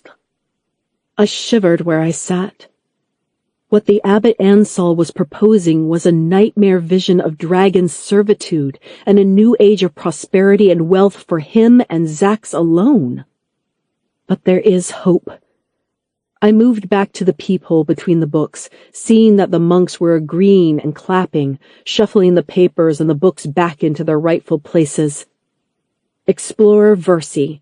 I tried to follow the movement of the tall monk Rothan as he put the tomes that he had gathered away. The Explorer Versi might have seen a way that humans and dragons could bond, even if he didn't understand what he was looking at. I desperately wanted to ignore the small worm of doubt in the back of my mind, but I couldn't. My thoughts kept on pointing out that, according to the abbot, all those southern tribal kids had ended up as meat for their friends' bellies. Those dragons were different from the Middle Kingdom dragons, I hoped. Didn't Maxwell himself just say so earlier? Middle Kingdom dragons were friendlier. They wouldn't turn on us just because. The meeting was breaking up, and I froze as the monks packed away all of their things and shuffled back out onto the narrow avenues, whispering and muttering amongst themselves as they left. I waited, counted to 10, and then waited for a further 3 breaths before going back to the space between the books. A shadow moved across the space, and I bit my tongue to stop from gasping in fear. Ansel. The abbot had waited after all the others, standing and looking around the little study space. I thought for sure that his ice-chip eyes bored into mine as his gaze searched the shelves for something before shaking his head to himself. Had he heard me? Had I betrayed myself somehow? Nahil. The man growled, snapping his fingers, and the flame in the lantern suddenly snapped out, plunging my eyes into darkness. I held my breath and waited, as his footsteps clicked heavily and precisely, heading back to the more commonplace areas of the library. I stayed in the dark for a long time before I could pluck up the courage to sneak around the shelves and search for the memoirs of the explorer Versi. Chapter 5. Goading Dragons. I was awoken by the deafening sound of the dragon pipes rattling the window shutters. I groaned. It was still dark outside. "What time is it? What is going on?" Sigrid muttered from her bed across from mine in the cold tower room we shared. She was always unwilling to leave the warmth of her cot, and instead waited for me to get the fire lit. "I don't know," I grumbled, sucking in my breath as my feet hit the cold flagstones. "The pipes are much earlier today than they are usually." I was cut off when the noise blasted again. The monks usually only played the pipes to subdue or rouse the dragons in the nearby crater, as the sound hurt their sensitive ears. Did that mean we were under attack? Instantly, my mind reached out to the crimson red, my friend. Paxala? I was still unsure if she would even be able to hear my thoughts, thanks to the rousing clanging of the dragon pipes, but in answer, I got a warm, fuzzy impression of the cave in which she had made her home in the wilds on the other side of Mount Hamel. "What is that racket?" The great crimson red thawed at me, her mind heavy with irritation. "I don't know," I said, half to Paxala and half to the Fen girl I shared a room with. I hurried to the window. Outside in the courtyard below, there were monks with torches and others pushing handcarts filled with bulky hessian sacks and wooden boxes. What is going on? Is there an attack? What are they doing? Uncharacteristically, Sigrid joined me, scowling down at the monks as the dragon pipes in the astrographer's tower above pealed and rang. We watched as one of the black-robed monks hurried to the door of the boys' tower, torch in one hand and bell in the other.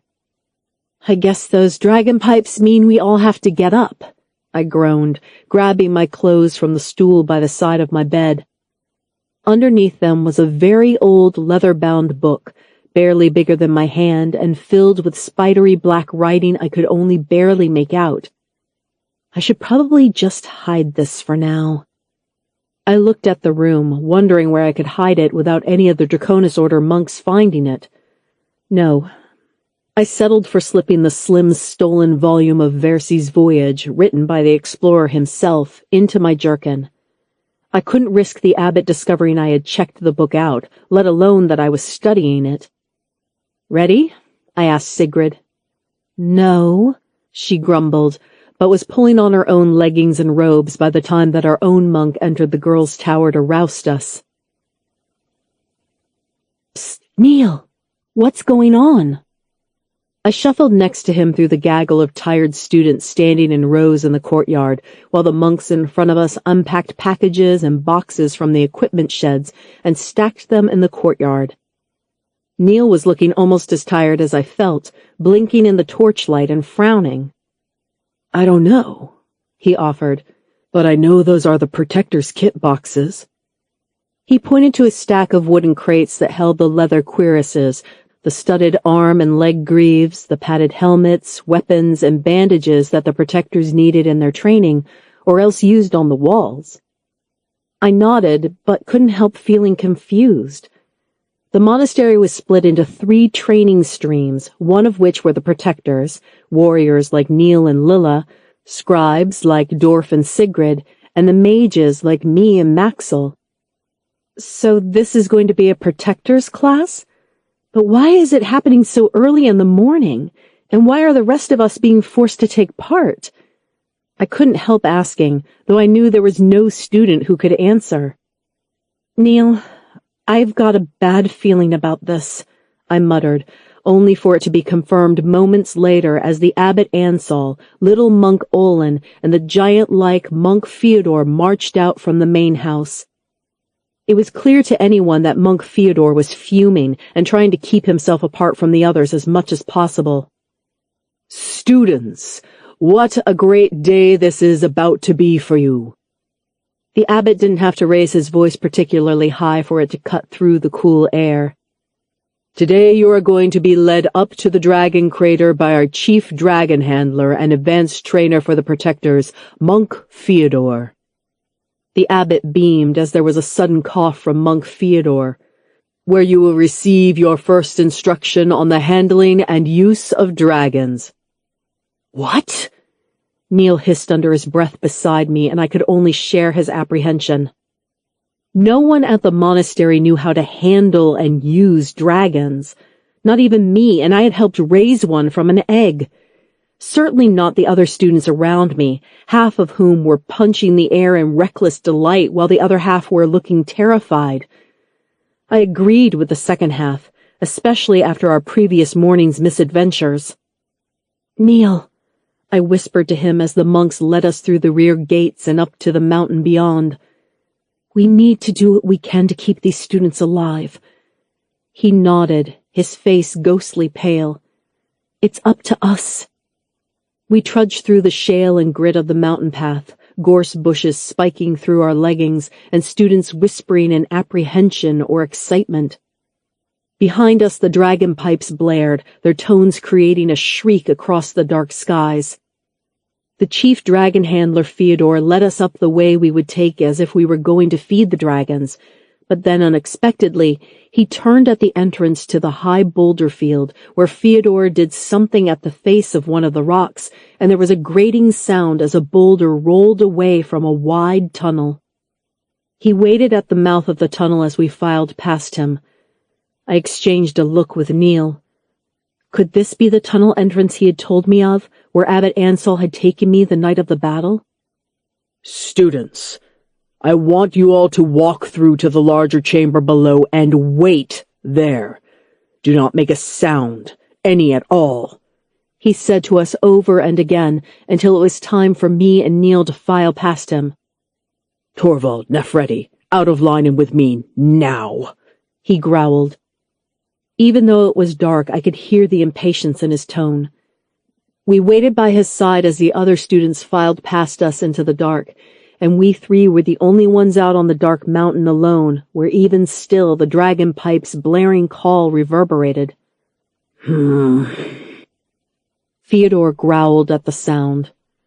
Right now, the pipes are probably the only thing keeping the rest of those students alive, and God knows what will happen at dawn, he said, and I was shocked by his honesty. You two, I want you to explain to me right now how you managed to befriend that crimson red of yours, or else a whole lot of people are probably going to die today. Neil opened and closed his mouth helplessly before looking at me. Nefredi, it was you behind all of this, was it? Monk Fyodor stared hard at me. I don't know how to befriend a dragon. It just sort of happened with Pax, I said in a low, urgent whisper. Pax. Fyodor's brows furrowed in confusion, and then, as comprehension dawned on him, I saw his eyes widen. That's the Crimson Red's name. She told you her name? Yeah, I nodded. I still didn't know why others couldn't hear Paxala. Monk Fyodor took a step toward me and said very quickly, Never, ever share that name with any of the other monks. No one you cannot trust entirely, understand? I have heard in the old legends of dragons sharing their names with humans, but it was only the rarest, bravest humans who became true dragon friends. Fyodor seemed to be thinking quickly. And that is not something I can hope that every student down there will become. The light of the torches glinted off the white tracery of his scars. The dragons in the crater look to humans for their food, but also as competition. If Zax for a second believes that we are entering his domain to compete for the loyalty or mastery of his brood, then he will attack us and we're doomed. Shar, can you summon Paxala? Neil said urgently before I could protest. However, it was Monk Fyodor who squashed the idea. That Crimson Red is barely 2, maybe 3 years old though, isn't she? She hasn't got the size, skill, or weight on her to even damage the bull dragon. No, Shar, I forbid it. If you want to keep that Crimson Red alive, then please don't call her here. The trainer growled in frustration. The abbot has got it into his head to try and control the dragons in the crater now, to use them as you rode the red, Neil, but not as a dragon friend, but as a dragon tamer. Fyodor cracked his neck, and I stared at the scars that scored his body. One entire arm from hand to shoulder, and up over the shoulder to his neck in thick rivers of ridged white scar tissue. He had told us that he had earned that scar the last time that the abbot had some great idea to work closely with the dragons, although I don't know exactly what it was, much to my annoyance, and I could only imagine how apprehensive the monk must be feeling right now. I know how dangerous that can be, Fyodor said in a low voice. The eggs, I said quickly. I was taking a gamble whether I could trust Fyodor or not, but on Neil's wary nod, I pressed on. I think you have to raise the hatchlings from egg or soon after, as I did with Paxala, and the explorer Versi writes about young children bonding with young dragons. So you think it might only work with the youngest of dragons? Fyodor nodded to himself before looking up at the graying skies. Thank you, Shar. That gives me something to work with at least, buys us some time. Now get down there with the rest of the students and do what you can to stop them from getting themselves killed. Aye, aye, sir, Neil said quickly, turning to jog down the torchlit passageway into the mountain. And Shar. Fyodor caught my arm as I turned to go. I just wish that you had told me about this young dragonette of yours earlier. I could have helped. Could you? I wondered, catching myself on a moment of wistfulness. It would have been nice to have a friend back then, back before Neil showed up and befriended Paxala. In fact, it would have been nice to have any friends in the monastery back then, aside from Nan Barrow. But looking at the big man, I still felt a little apprehensive. Would he have been able to keep the news a secret, or would he have told the abbot on me? I had no way of knowing now. I'm sorry, sir, I mumbled, before he gestured with a nod that it was too late now, and we hurried after the others. I made my way through a wide passageway carved in stone, following Neil as we headed at a steep angle down into the rock. Torches lit the way as we passed underground crossroads, these other passages unlit. Where do all these tunnels go? I whispered to Monk Fyodor behind. Never you mind that, Shar, he said darkly, before the tunnel widened out into a sandy-floored cavern with a thin crack at one end, through which a graying pre-dawn light filtered. It was dry as a bone down here, but it was also as hot as a summer's day. Hear me, students. Through that crack is one of the entrances to the dragon crater, Fyodor said. I want you all to suit up in protector's gear, and I have instructions from the abbot that you are to be in groups of 3, 2 students with goads and 1 student with these iron harnesses. Fyodor gestured to the handcarts that a group of silent monks were unpacking as he spoke. From the wooden boxes came heavy leather jerkins, arm and leg greaves, and leather caps that would do nothing to protect our heads from a dragon bite. Finally, the monks laid the 8-foot-long metal goads in 2 piles on the ground. Terence immediately picked up a goad experimentally, shoving its wide metal barbs forward as if catching a dragon leg, arm, or neck. Next to them sat piles of heavy, clanking iron chains. Shar? Neil looked at me in alarm. I know, this is madness, I hissed. The idea, Fyodor continued as we dressed ourselves, layering as much scorn and sarcasm into the word idea as was possible, is to use the goad to pin the dragon down, and then 1 or more students uses the heavy iron chains to lock around their necks, like halters for horses. Fyodor looked at the silent, cold-eyed, black-robed monks who had helped push the carts down. Were they all the abbot's henchmen? Would they brook any rebellion from us at this madness? But, Fyodor continued, I want every student to be as careful as possible, and if for 1 second you think that the dragon will not respond well, or I tell you I do not like what you are doing, then Instantly drop your tools and make your way as fast as you can back here. Understand me, everyone?" He glared at us all. I think it was then that the sheer insanity of what we were trying began to sink in with the others. Dorf looked pale with fright, as did Maxel, but Lilla beside me looked fierce. I have to do something, or else this will be a bloodbath. "Sir!" I struck up my hand and broke the fearful silence. "I want to volunteer to go first." Fyodor held my gaze for a moment before nodding. "Very well.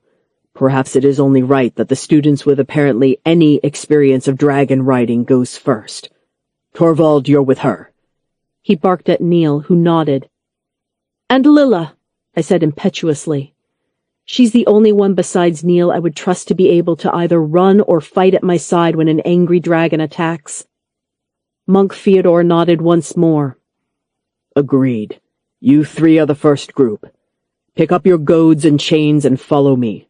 The rest of you students wait here." "But sir, this isn't fair!" Terence called out in his high, outraged voice.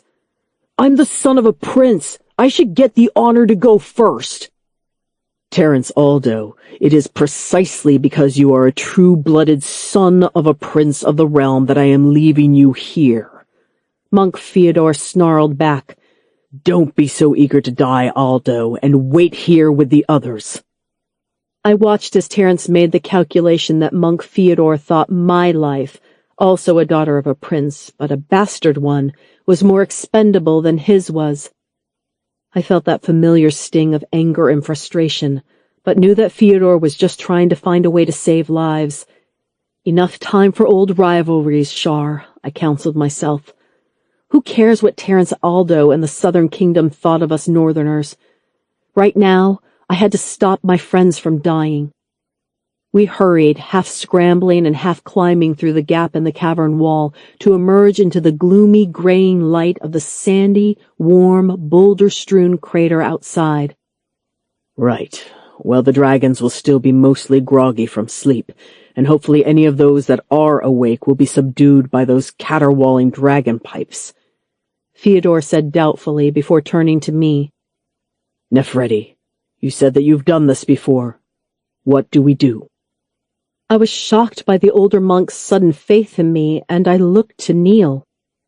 "You can do it, Shar," he whispered. This might save a dragon from Zax, I thought. If I can encourage another young dragon to flee the crater with us, or stop the other students from getting themselves eaten. "The Mother Caves," I said, feeling both anxious and excited. Maybe I could actually do some good here. There are some younger dragons in there. I picked up one of the goads, and Neil picked up the other beside me, leaving Lilla to carry the chains. I knew instinctively that it shouldn't be either me or Neil trying to learn how to connect with another dragon. We already had done so over Paxala. "There are some yearlings in there, under one of the brood whites," Fyodor said, leading the way carefully past the boulders and through the green jungle-like giant ferns. I noticed that he wore heavier leather armor, studded with bits of metal, and he had strapped to his back a round buckler shield and a metal mace at his belt. He had not come dressed to make friends with a dragon, but to protect his students from one. It was impossible to think of anything being still asleep around us with the dragon pipes reverberating and echoing throughout the crater. For a moment, I got a sense of how it must feel to be a dragon, with this oppressive yammering beating down on them, grating on their ears, even as we reached the low-lying caves where the brood dragons lay.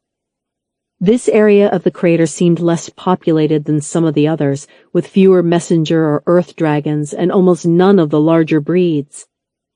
Perhaps dragons know to stay away from a brood mother, I thought, biting my lip.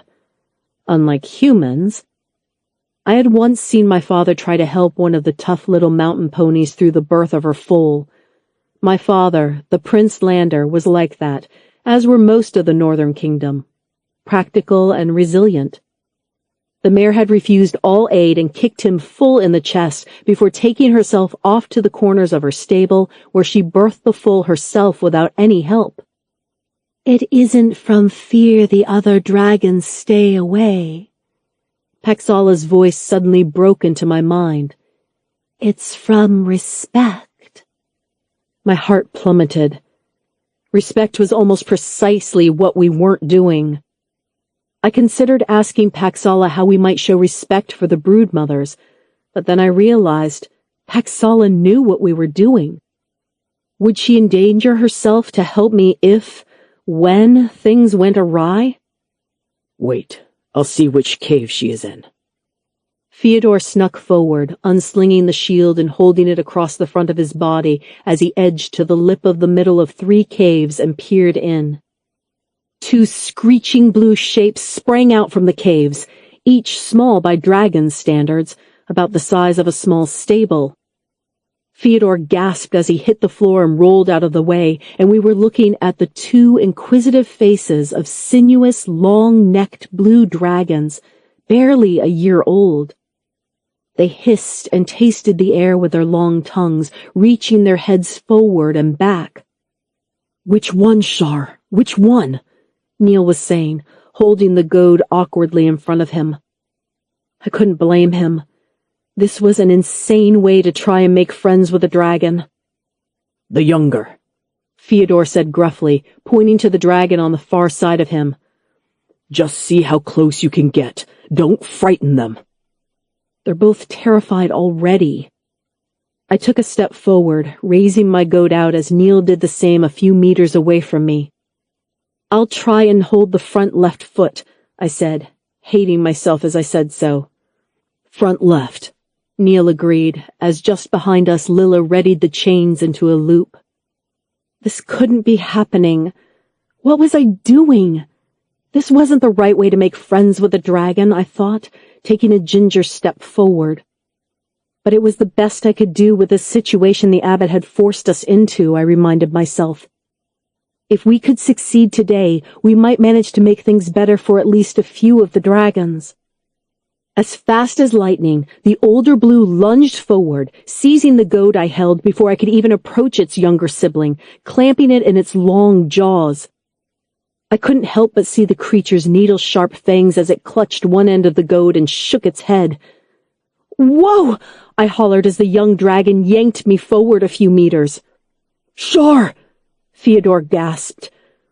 And then I was thrown back, the metal goad falling from my hand as I tumbled over the ground.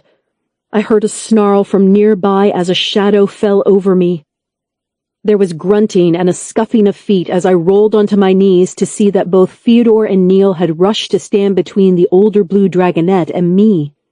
Fyodor had his shield held aloft, puny against even a yearling, and Neil still held the goad warningly in front of them. Friends," whispered a girl's voice. It was Lilla. She was still standing across from the youngest blue dragonette with the chains, and she was cut off from us. Oh no. This was now no longer a dragon training mission, but a rescue mission. "What do I do?" Lilla was whispering, holding the chains in front of her at the youngest dragon, as we tried to fend off the slightly larger. "Shar, run back to the others. Get help," Fyodor hissed, but I knew getting more students would only enrage the dragons more. "No, Lilla, listen to me." I remembered what the meeting last night had said about the explorer Versi and the southern desert tribes. You have to drop the chain, slowly. "What?" the pirate girl said. "Are you mad? This is the only defense that I have." The dragons are scared. They'll never do anything but attack if they're scared, I said. You have to trust me, Lilla. The larger blue is protecting its sibling because it thinks we are going to attack it. Which we were. A hot shame ran through me. Damn the abbot and his crazy ideas. He probably didn't care if we succeeded or failed. He could count our mission a success whether we captured a dragon or became an offering for Zax, live bait for the abbot's plans. "Are you sure about this, Nefredi?" Fyodor said. "We might be able to defeat one young dragon between us." No! Please trust me. Lilla, drop the chain and step back. Show both dragons you don't mean them any harm. I begged her, as even the youngest dragon towered over my friend, ready to pounce. Chapter 6. Neil and Zax's Message. She's going to die. Panic clutched at my heart as I risked a glance at Lilla. The other side of the sandy crater could not feel farther away. Steady, boy. Watch the eyes, Fyodor said through gritted teeth from where he crouched in front of me. We had naturally fallen into one of the advanced maneuvers he had taught the protectors just last week, with him kneeling before me with a raised shield and me standing behind with spear held in the air. It was a maneuver from his soldiering days, the man had said, designed to take out cavalry. I wasn't sure what good, if any, it would do against dragons. Shar, I said nervously, looking at the older blue dragon. It was puffing its long throat muscles, trying to summon the fire that I knew that some of the older, mature dragons could create. I hoped that this was not the time that it would suddenly realize how to do it. Lilla, you have to trust the dragon in front of you, Shar was hissing at our friend. Trust it to do what? Eat me? Lilla almost shouted. She still gripped the chains Fyodor had given her, but she had lowered them to just over the floor. Lilla Penna was from a proud southern raider people, what Terence and his father would call pirates, as they spent half their time on their fast, narrow boats, heading northwards up the coast, involved in endless disputes and skirmishes. Asking her to give up her weapons was like asking these dragons to be humble. But then I saw something incredible happen. Shar rolled across the floor towards Lilla before slowly pushing herself up. Shar, what are you doing? Get out of there! Monk Fyodor was growling in front of me. I could see the white scars all over the back of his bald head and neck rippling as the muscles underneath them tensed. It's okay, Lilla. Shh.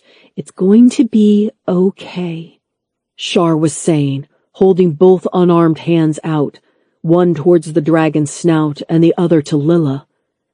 It would almost be comical if it hadn't been so life-threatening, as it reminded me of just the way I would try to get between my brawling brothers. Shar, what do I do?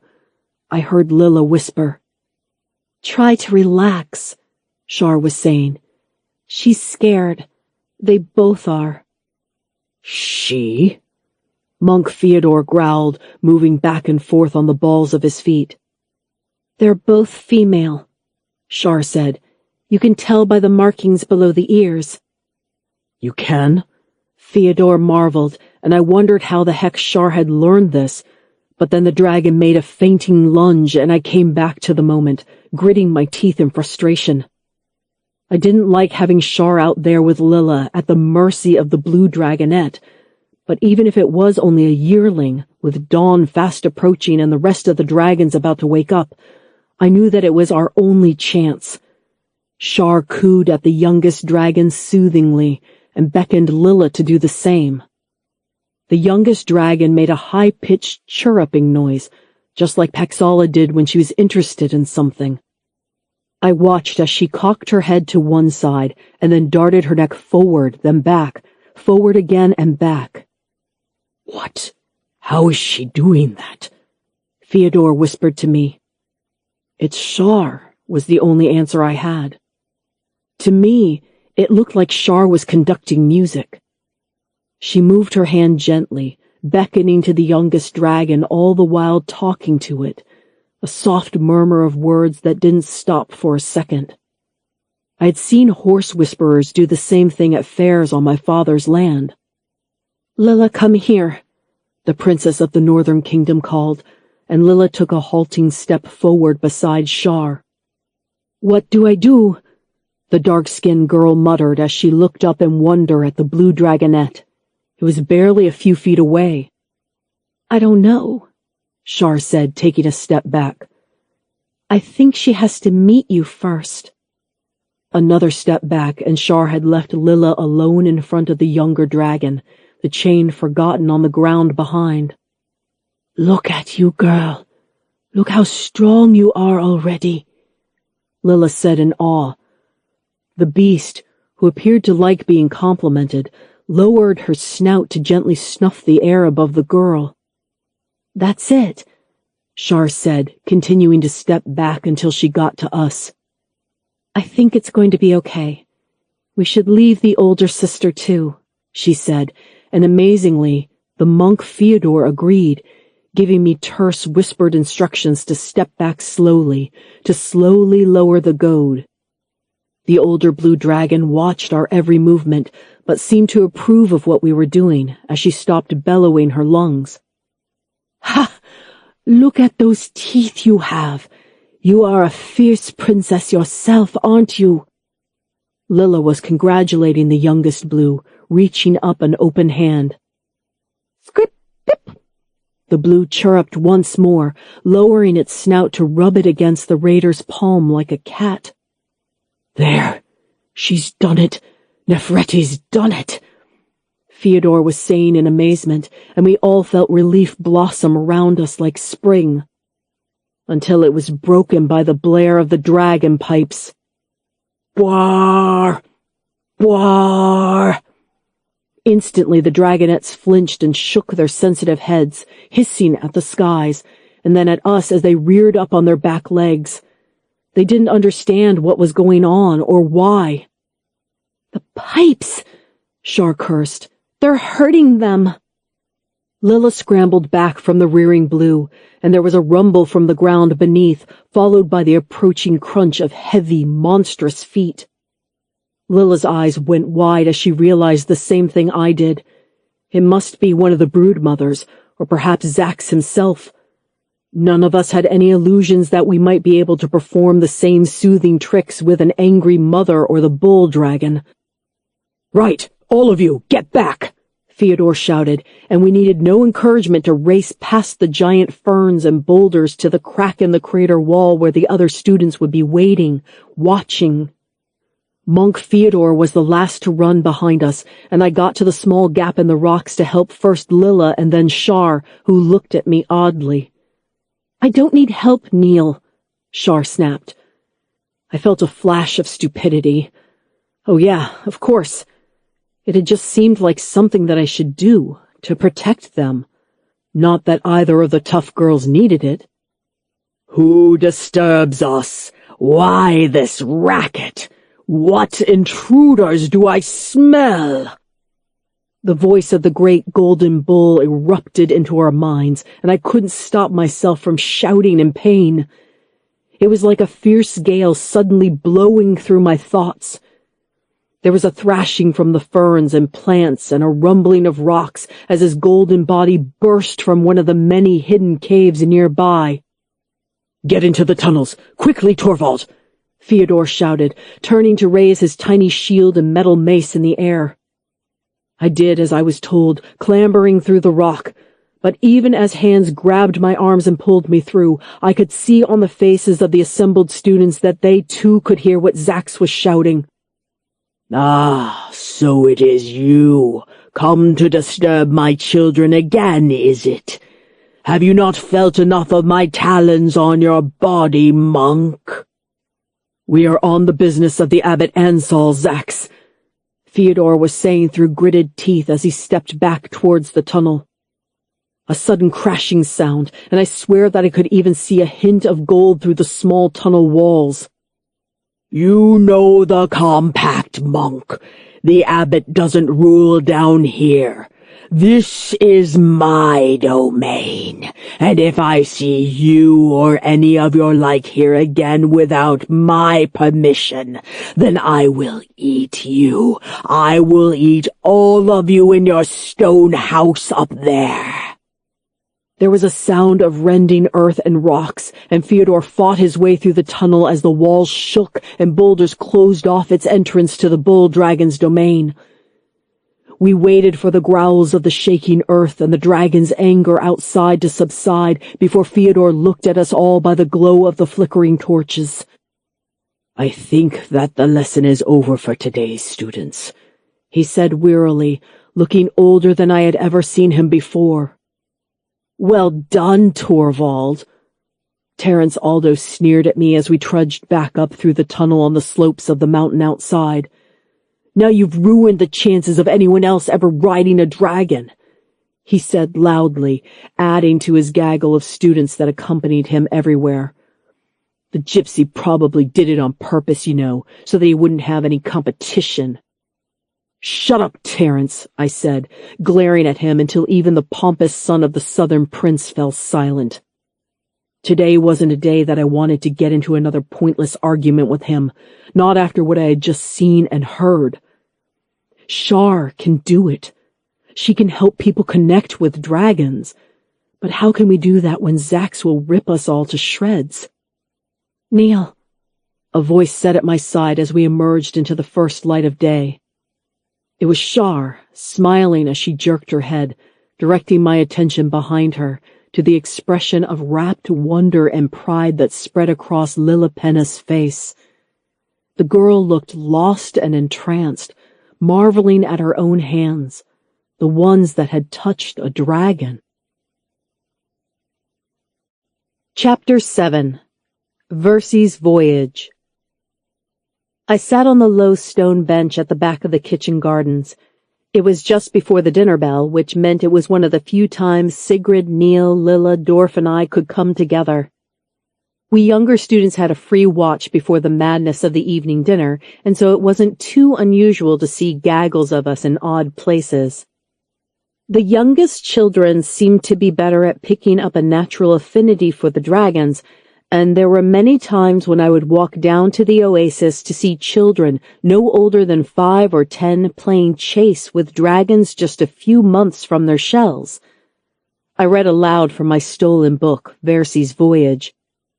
I don't believe it, said Sigrid, frowning as she looked over my shoulder at what I had just read. I do, said Lilla with a broad smile on her face. She had changed since her encounter a couple of days before with the young blue dragon. She no longer scowled quite as much, and she even greeted me with a smile when I asked her to come along to our dragon meeting.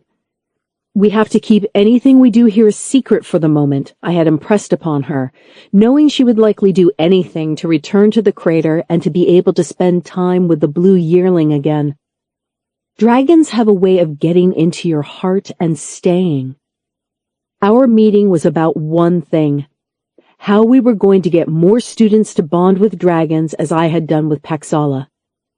We should know the consequences of what will happen if the monastery tries to use the dragons without bonding with them, I said out loud to the group, having to raise my voice a little over the clang of pots and shouts from the kitchen beyond.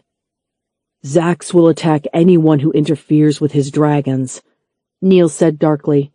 And he may attack the dragons who reach out to us as well. Oh no, Lilla said with a gasp. You mean he might go after my dragon? I had to nod, though secretly I was pleased Lilla had said my dragon. It was time that she knew. Lilla, Sigrid, Dorf, there's something else you have to hear. I took a breath, looking at their round and worried faces. The abbot is colluding with Zax to decide which dragons to kill. What? Both Dorf and Lilla said at once. I know, it sounds crazy, but Neil heard it for himself, and Monk Theodore as much as told us that was the case. For some reason, the abbot demands certain dragons to die, and we think Zax attacks the dragons he doesn't like or who resist him, with the abbot's help. The Draconis Order isn't here to protect the dragons, it's here to farm them.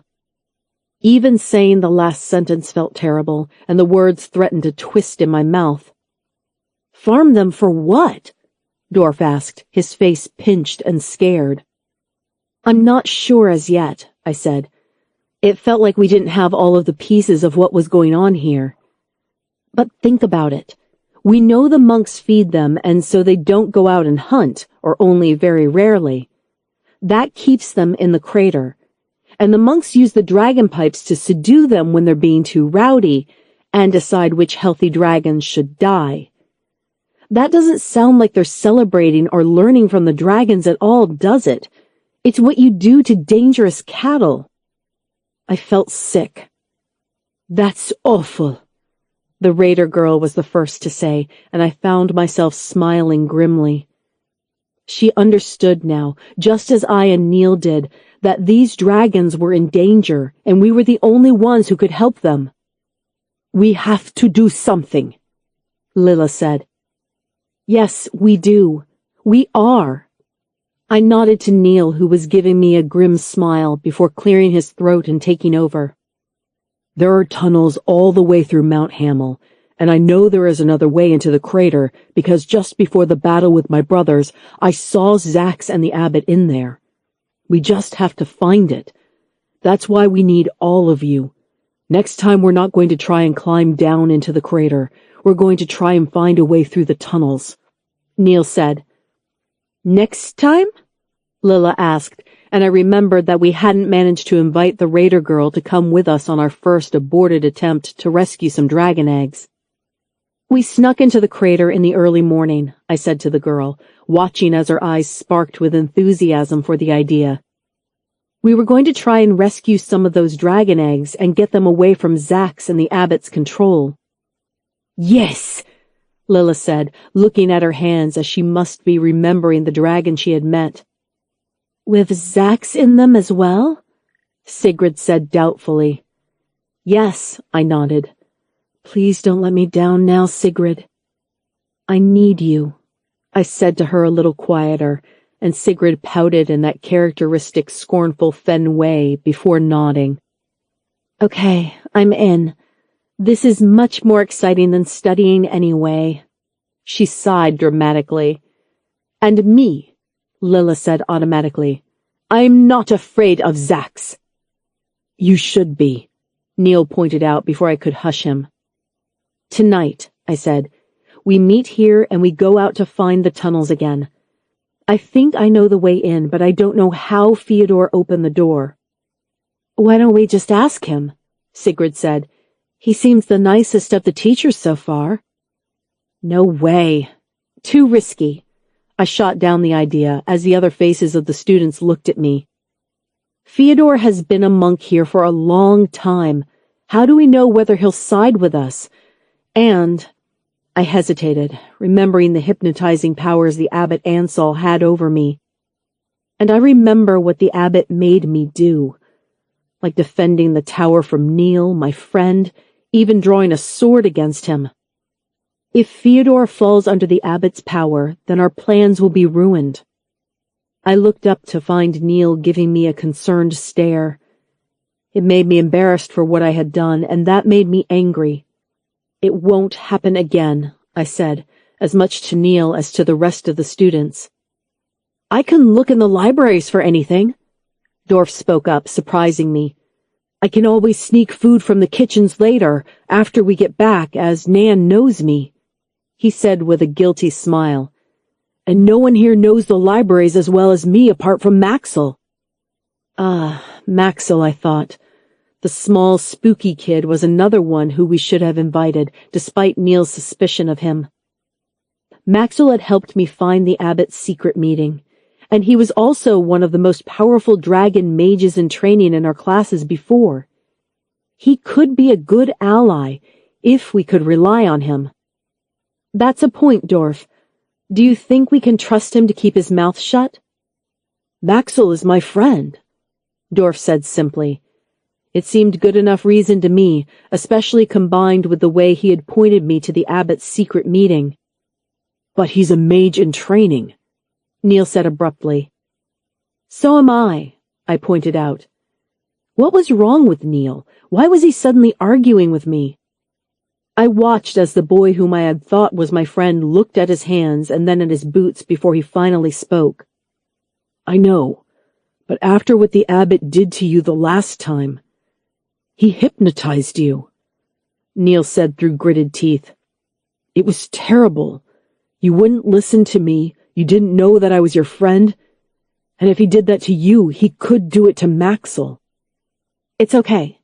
I don't think the abbot will do that again, I said, a little shocked at how hurt Neil had been feeling. You don't think the abbot can do what again? A new voice broke into our conversation, and I looked up, over the giant winter kale and the straggling shrub of pea plants, to see none other than spooky Maxwell Gannis standing there, regarding us seriously and warily. How long has he been standing there? Has he heard our plans? I thought in alarm. Ask us to go back into the dragon crater to harness the dragons. Neil cut in, standing up from the stone bench. We students weren't allowed to carry any weapons, but Neil's relative size and broader shoulders already made it clear that he could overpower the little boy should he want to. Neil, I wanted to stop him. What are you all doing here? Maxwell said, one pale hand picking a pea pod from the nearby plant and carefully opening it with a slit of his thumbnail down the body. Where others might eagerly pop the delicious bright green orbs into their mouth, Maxwell only looked at the splayed contents as if it were a creature or a machine whose inner workings he was examining. We're just talking, I said, standing up and not realizing that I still had the stolen book in my hands. Ah, Versy's Voyage, Maxwell said, his wide eyes looking out at me from the pale-shaved bald head. It was one of my favorites too for a while. Can I read you the best bit? He offered a hand, and I heard a low warning cough from Neil beside me, but what could I do? If he decided to keep it, or run off with it, or tell one of the monks I had taken it, I was sure that Neil or I could catch him. Sure, I said, handing over the book, and watching as the boy eagerly flipped through the pages, skim-reading this and that passage until he found the entry that he wanted. Ah, yes, here. The lights were low, and the sun had only just gone down when they lit the sacrificial bonfires.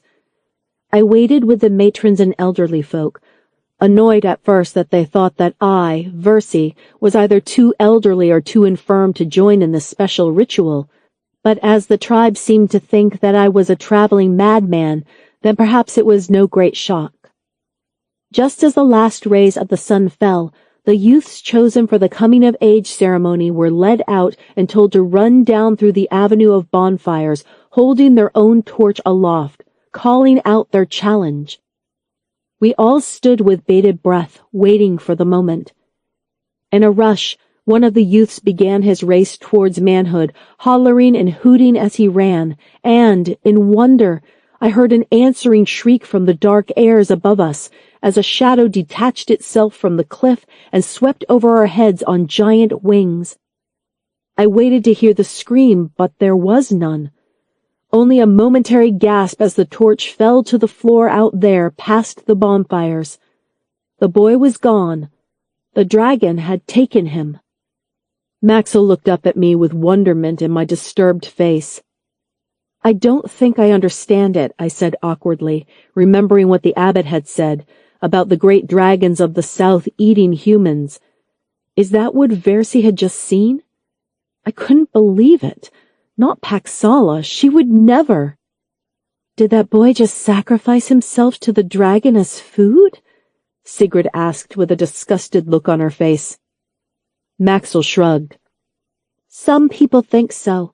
That's why no one reads Versy anymore. They think that he was glorifying in dragon worship and a traitor to his own kind. Some people think so, I pointed out. What do the others say? Oh, I don't know. Some nonsense about humans and dragons flying off into the sunset together, Maxwell said awkwardly, looking embarrassed at the poetic notion. My father always thought I was a fool for believing as a child that the dragon just picked up the human and they became the best of friends. But it does remind me. I saw Maxwell look thoughtfully at Neil. What your dragon did to Neil during the battle. She landed, allowing Neil to clamber on almost as if she were choosing Neil and not Neil commanding her. But that is what they can do, I thought, looking at Maxwell with a new light. Maybe he did see dragons in the same way that I did, despite being from a Draconis Order family. That passage gave me an idea. I suddenly had a mental image of all of the good dragons of the crater flying over the heads of the students, and then, as fast as lightning, one might swoop down, choosing the particular human that it wanted to work with. What if there had been a way in the past to allow the dragons to choose their humans and for their humans to ride them? Could we replicate what Versi saw, but only using it as a means to bond a dragon and human together? Well, yes, very nice description, if a little creepy, Neil said, plucking Versi's voyage out from Maxwell's unprotesting fingers. And why are you out here in the kitchen gardens, can I ask?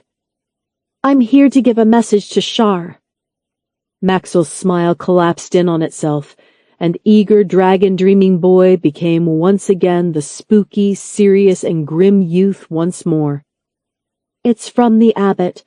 We're to have our first mage's meditation after dinner tonight, but he wants me to bring you to him straight away, Shar.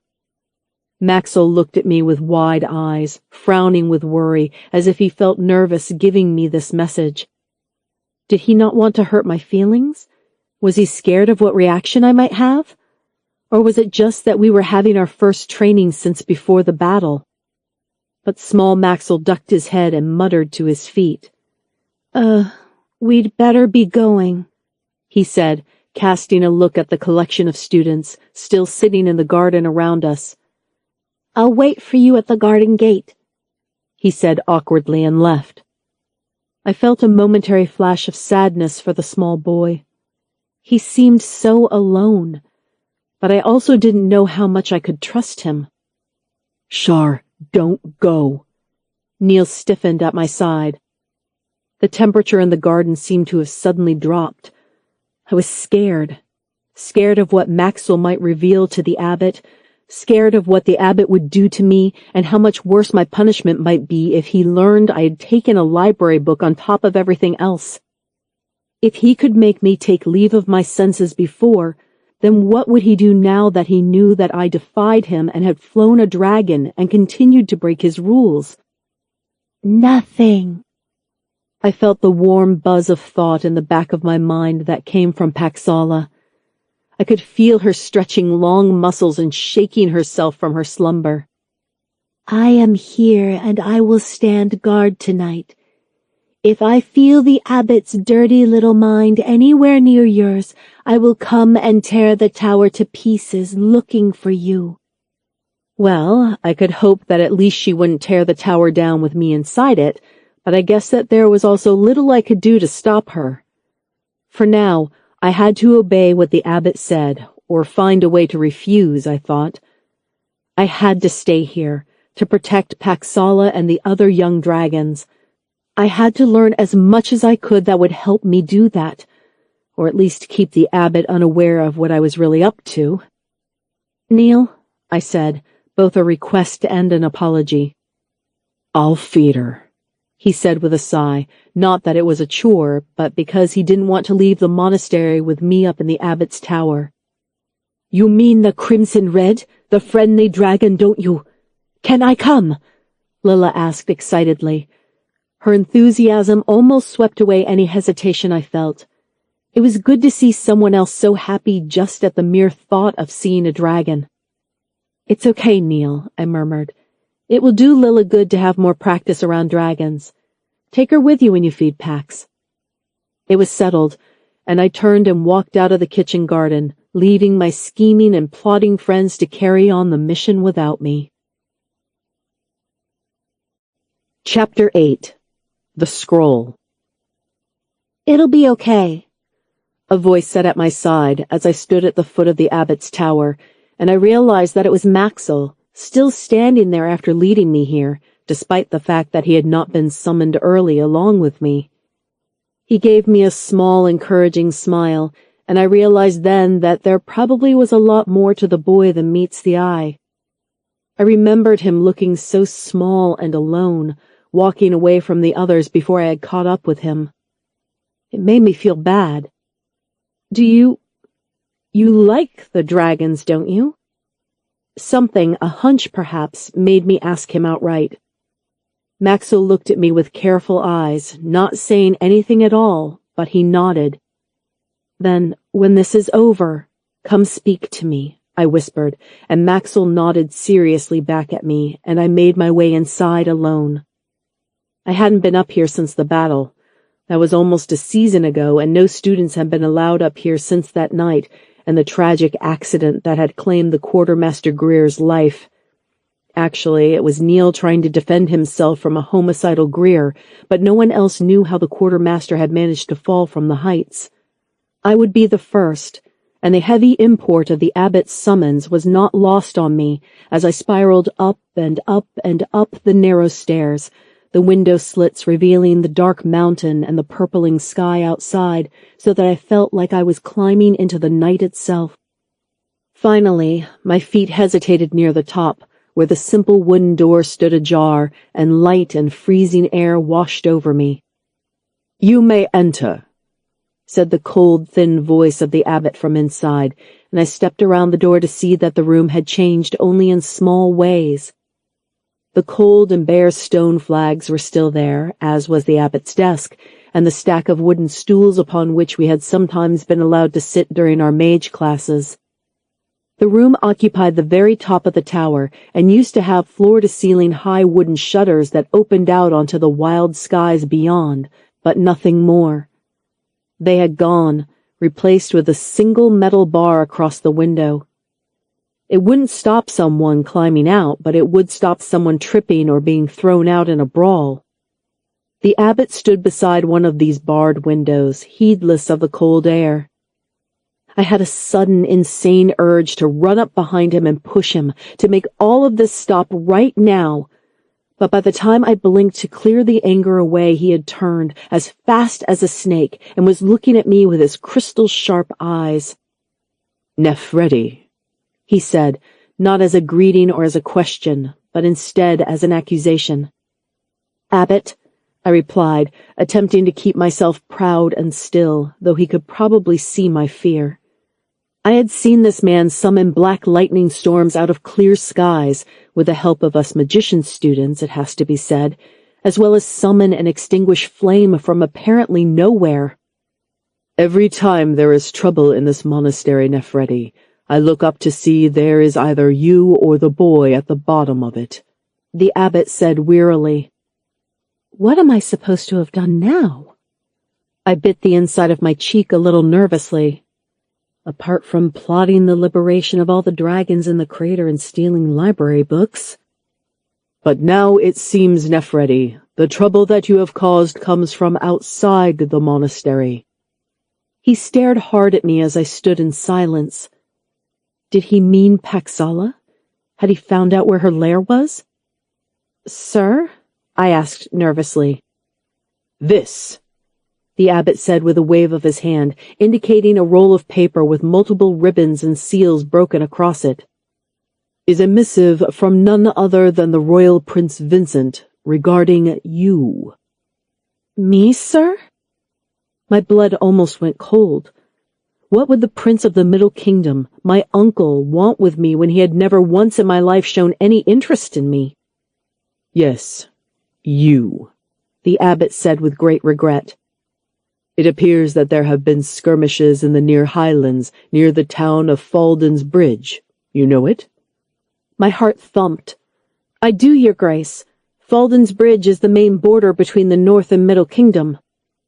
It was also the place that my father, Prince Lander, said that we must never lose control of if we wanted to survive. It was one of the largest and easiest crossing points of the great river that separated my father's northern kingdom from my uncle's middle. "There is a war coming, Nephretti. I am sure even you can see that. The warlords are jockeying for power, and your father is probing the defenses of our noble Lord Vincent." I doubted that immediately. My father might be a hard man, a harsh and a stern man, some might say, but he would never willingly seek to start a war, I was sure of it. Would he? "And so, the Lord Vincent has taken it upon himself to ask us, the Draconis Order, to do what we were meant to be doing here. To calm the relations between the three kingdoms, and to remind the princes and warlords just what we are trying to accomplish." You, Shar Nefredi, against my wishes, are going to be sent to the Northern Kingdom as part of a delegation of treaty with your father, where you will plead and bargain with your father for peace. Do you understand? I coughed in the sudden shock. I didn't understand. My heart felt immediately torn between returning home and leaving the dragons, Paxala, behind. But sire, my training here hasn't even been completed. You do not have to tell me that, Nefredi, the abbot said, squinting his eyes at me. But I must say that I am a little relieved that you will not be interfering with the education of the other students here, at least for a few weeks. But abbot, I tried to say. I wondered what had caused this. Why was Prince Vincent sending me away north so easily? Was it part of negotiating this treaty with his brother, my father? What game were they playing, with my life as the bargaining chip? And how could I leave Paxala and the other dragons behind, I thought in alarm. I do not quite see why you are so upset, Nefredi. You are returning home for a while, or do you care for our company that much? The abbot sneered, every word dripping with sarcasm. You will have an escort, of course, of the monks that I can trust to instruct you during your absence, and who will report back to him, no doubt. And I do not need remind you, child, that whilst you are away, the other students here, your friends, might I add, will have to pick up your slack. If I discover that you are disobeying your tutors or are bringing shame to our liege, Lord Prince Vincent, then, well. The abbot didn't continue, but instead turned to sigh sadly as he looked down at the main hall below us where my friends and colleagues ate right now. This monastery works only when we all work together, don't you think? Towards the same goal. If there is one rotten apple, then the whole batch can get spoiled. The threat was clear. If I chose to disobey the abbot or Prince Vincent by remaining here, not in the monastery but out on the mountain with Paxala maybe, somewhere I could continue my plan to sneak into the crater, then I would bring down punishment and revenge on the heads of my friends here. Neil, Sigrid, Dorf, Lilla, and now perhaps even Maxil Ganna. Do you understand what I am telling you, child? The abbot shot me a look. Yes, your grace. I understand perfectly, I said through gritted teeth. Good. You will be leaving tomorrow. Tomorrow? I thought in alarm. I had to see Paxala. I had to see Neil, I thought in alarm as the abbot continued speaking. There are some dried apples and water on the table. See that you eat before our lesson begins. Ah, look, little Maxil and the others are coming. The abbot simpered as the shapes of the other would-be mages left the doors of the main hall and made their way to the bottom of the tower. I could have growled at the abbot if I had thought that it would do any good. He had clearly known that I wouldn't have time to get dinner after his little lecture, and the mage meditations began again, but I managed a couple of bites of the meager, sour provisions he'd provided. Truth was, I wasn't really hungry anyway, my mind still in turmoil. How could I leave Paxala? How was Lilla going to cement her bond with the young blue without my aid? What would happen to the other young dragons while I was away? The other students filed in slowly, some surprised to see me there, taking their places where they had stood around the room before the battle. Maxwell shot me a warning look, but didn't say anything as we waited instruction. Clear your minds, students. The abbot began as always, but I found it impossible. Frightful fantasies and nightmares of monks throwing chains and lassos onto baby dragons filled my mind, along with dark shadows with torches surrounding Paxala's hidden cave in the middle of the night. Could I refuse to go? What would happen then? Had my father really been starting these skirmishes at Falden's Bridge, one side being declared the North and the other the Middle? Why would he do that now? It was no surprise to me that there would be tensions between my father and my uncle. There had been stories of skirmishes before, of caravans going missing and trade embargoes levied in response. There had been the constant sending back and forth of diplomats and counselors. But a war? There was a lot of talk of a civil war brewing amongst the students. Their parents' letters had been full of questions about the Sons of Torvald battle and what it portended for the entire three kingdoms. Was that why my father would harass the borders and demand my return before the Middle Kingdom tore itself apart? In a way, that idea made me feel a little comforted, in an anxious way. My father had only ever looked at me as a pawn before now anyway. Did this mean that he cared for me? My heart sank as I considered a much more likely scenario, that all this was happening because I'd refused to return home with Wergen. Or had the abbot somehow learned that I had tried to help Lilla befriend the young Blue, and now he was trying to stop us? The meditation class was long, tedious, and taxing in a way that concentrating and standing for long periods leave a deep ache in the bones. The abbot didn't seem to have changed his tactics at all since we had last trained, before the battle. He opened the shutters to leave our bodies cold and made us stand or crouch for long periods in awkward positions because, as he said, discomfort purifies the mind. When it came time to start rehearsing the mental images once again, the crown, the dragon's tooth, the flame, the sword, my mind couldn't conjure their images. Instead, I thought of Paxala and Neil and the other dragons. At several junctures during this process, when my body was shaking with exhaustion and my mind was numb with brain fog, I felt a sort of buzzing headache and a pressure around my ears. It was almost similar to the feeling before a storm, of heaviness and approaching threat. And when I looked up, I saw the abbot regarding me carefully. "You're not trying hard enough," the abbot burst out after the last feeling of invisible pressure before snarling at the skies outside. "Clearly, your time away from lessons has made your thinking sloppy and weak. You will return to practicing your images every morning and every night, and we will meet here once every week to see how you have progressed.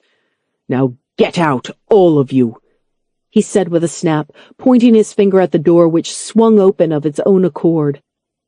We were only too eager to pile down the tower steps and make for our beds, and I could see from the faces of the other students that they were just as worried and as tired as I was by the abbot's erratic behavior. "At least he's not doing nightly classes anymore," a voice whispered shyly beside me as we crossed the practice courtyard. It was Maxwell Ganna. His brow was furrowed. I nodded.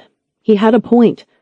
Before the battle, the abbot had made us take this meditation class every night after dinner, but now it would only be once a week, though of course I wouldn't even be here to practice. Did that mean that the abbot was weaker than he was before? Had Jodrith managed to injure his magical power somehow? Or, I thought in alarm, were the abbot's other schemes keeping him busy? Could the treaty negotiations be just one part of a larger plan the abbot was making? We had to know what the abbot was up to, but there is no way that I could do that if I was hundreds of leagues away to the north. Maybe that's exactly the point. With a heavy heart, I trudged up the girls' dormitory tower to my bed. I didn't practice any of his silly meditation images either. Chapter 9. The Crown. "Pax," I whispered into the night. I couldn't have slept even if I wanted to, and the abbot's ultimatum this evening just made it all the more difficult. I had waited until it was deep dark before carefully sliding from my cot and getting dressed, sneaking out of the room to pad softly down the stairs, across the courtyard, and out through the kitchen garden gate and onto the mountain slopes beyond, hurrying over the rocks and boulders, heading for the deeply wooded ravines on the far side. "I am here," I heard her in my mind as a dark shadow swept across the brilliant night sky. Paxala was being silent. Even I hadn't heard her swoop past me. "You're getting good at hiding," I congratulated her. But would it be enough while I am gone? Why should she even have to hide, I thought in despair. "Shar is going?" A note of alarm sounded in the reptile's thoughts as there was a light thump as she landed in a clearing ahead of me, turning with a swishing tail. I don't want to, but if I don't, the abbot will start hurting the students, I said miserably, telling her just what the abbot had demanded that I do the very next day. Then Paxala will come with Shar, the dragon announced, dipping her head above mine to nuzzle at the top of my head. No, Pax, I wish that you could, but the Northlanders, they see dragons very differently than even the Draconis Order. I tried to explain to Paxala how the wild mountain dragons were nothing like the crimson red here before me. They were smaller, vicious, and boiled like writhing snakes together out of their hidden places in the mountains, ripping the flesh from anything that moved. My father, Prince Lander, had ordered that they be shot on sight, as even a small brood could destroy a flock of cattle in moments. It wouldn't be safe for you to travel north, I said urgently. I had to get her to understand. I need you here. I need you looking after Neil and the others, the hatchlings. No, where Shar goes, I will go, Paxala said once more. You are mine and I am yours. That is the end of it. She jerked her head forward then, bumping me in the chest to push me none too gently. Being reprimanded by a dragon, even a friendly dragon, could sometimes hurt. Oh, Pax, I sighed. What was I going to do? How could I encourage her to stay here without me? Or, if she did follow the entourage, could she remain out of sight from my father and his troops in the north? Zax, I thought darkly. That was the problem. With Zax still in that crater there ruling over every helpless dragon, then no one would be safe. No dragonette, no hatchling, and certainly not Paxala here. I knew that even if I did manage to convince the Crimson Red to stay here at the Dragon Mountain without me, then there was still nothing that I would be able to do to stop Zax from attacking her. Zax had already killed Paxala's parents, and when he discovered that Paxala was flying free, then the old bull might even think that she was a threat to him. How could I leave Pax here unguarded? Shar need never worry about Paxala, the Crimson Red scoffed. I will be with her wherever she goes anyway. But then what about the young blue that Lilla is befriending? I asked in desperation. Who will protect her from Zax, or from the abbot? Pax shook her snout, huffing sooty air into the sky. She had no answers to this conundrum, and through our mental connection I could sense her growing frustration. Human problems, she said severely, lashing her tail to take out a nearby sapling.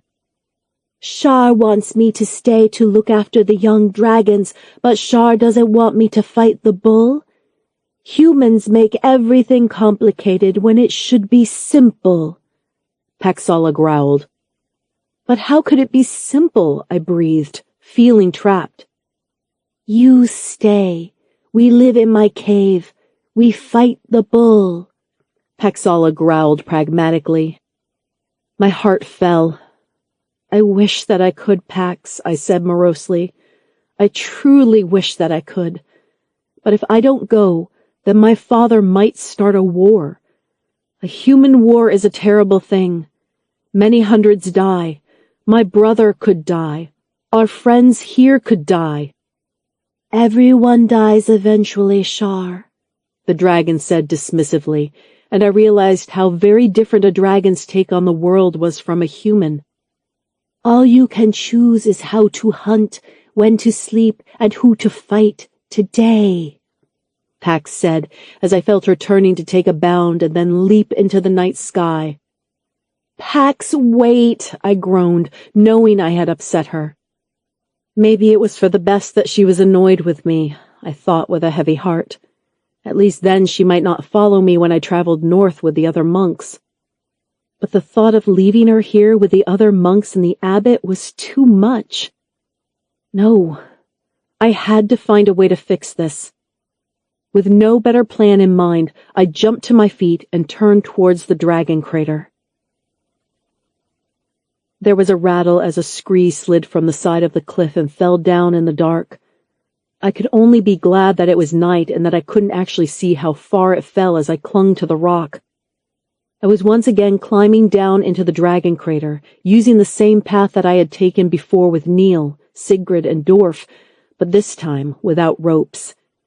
It was strangely easier to do this on my own, and in the dark, as I was no longer scared for their lives, only my own.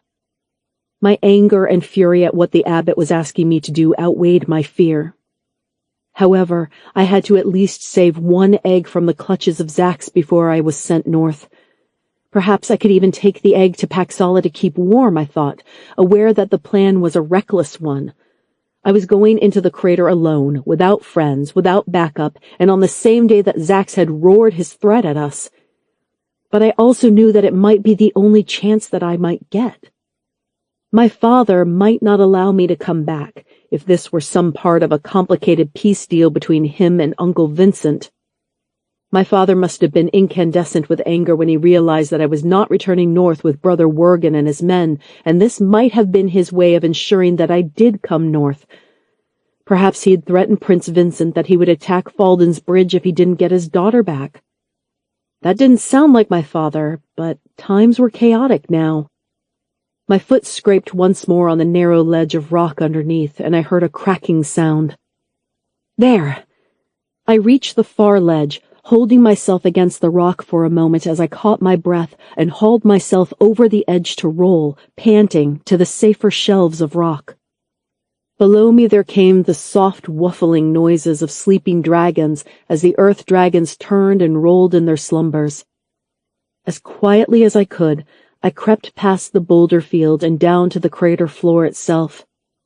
It was warmer down here, constantly hot thanks to the warm springs and steams that seemed to rise throughout this mountain.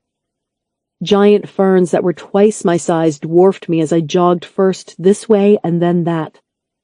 There was a low-pitched groan as what I thought was a fat, low boulder turned over in its sleep, revealing short, crocodile-like arms and a wingless and broad body. I froze, my heart in my throat. It was another earth dragon. They didn't go into the caves below at night, as Zax and the other dragons regarded them as little better than animals.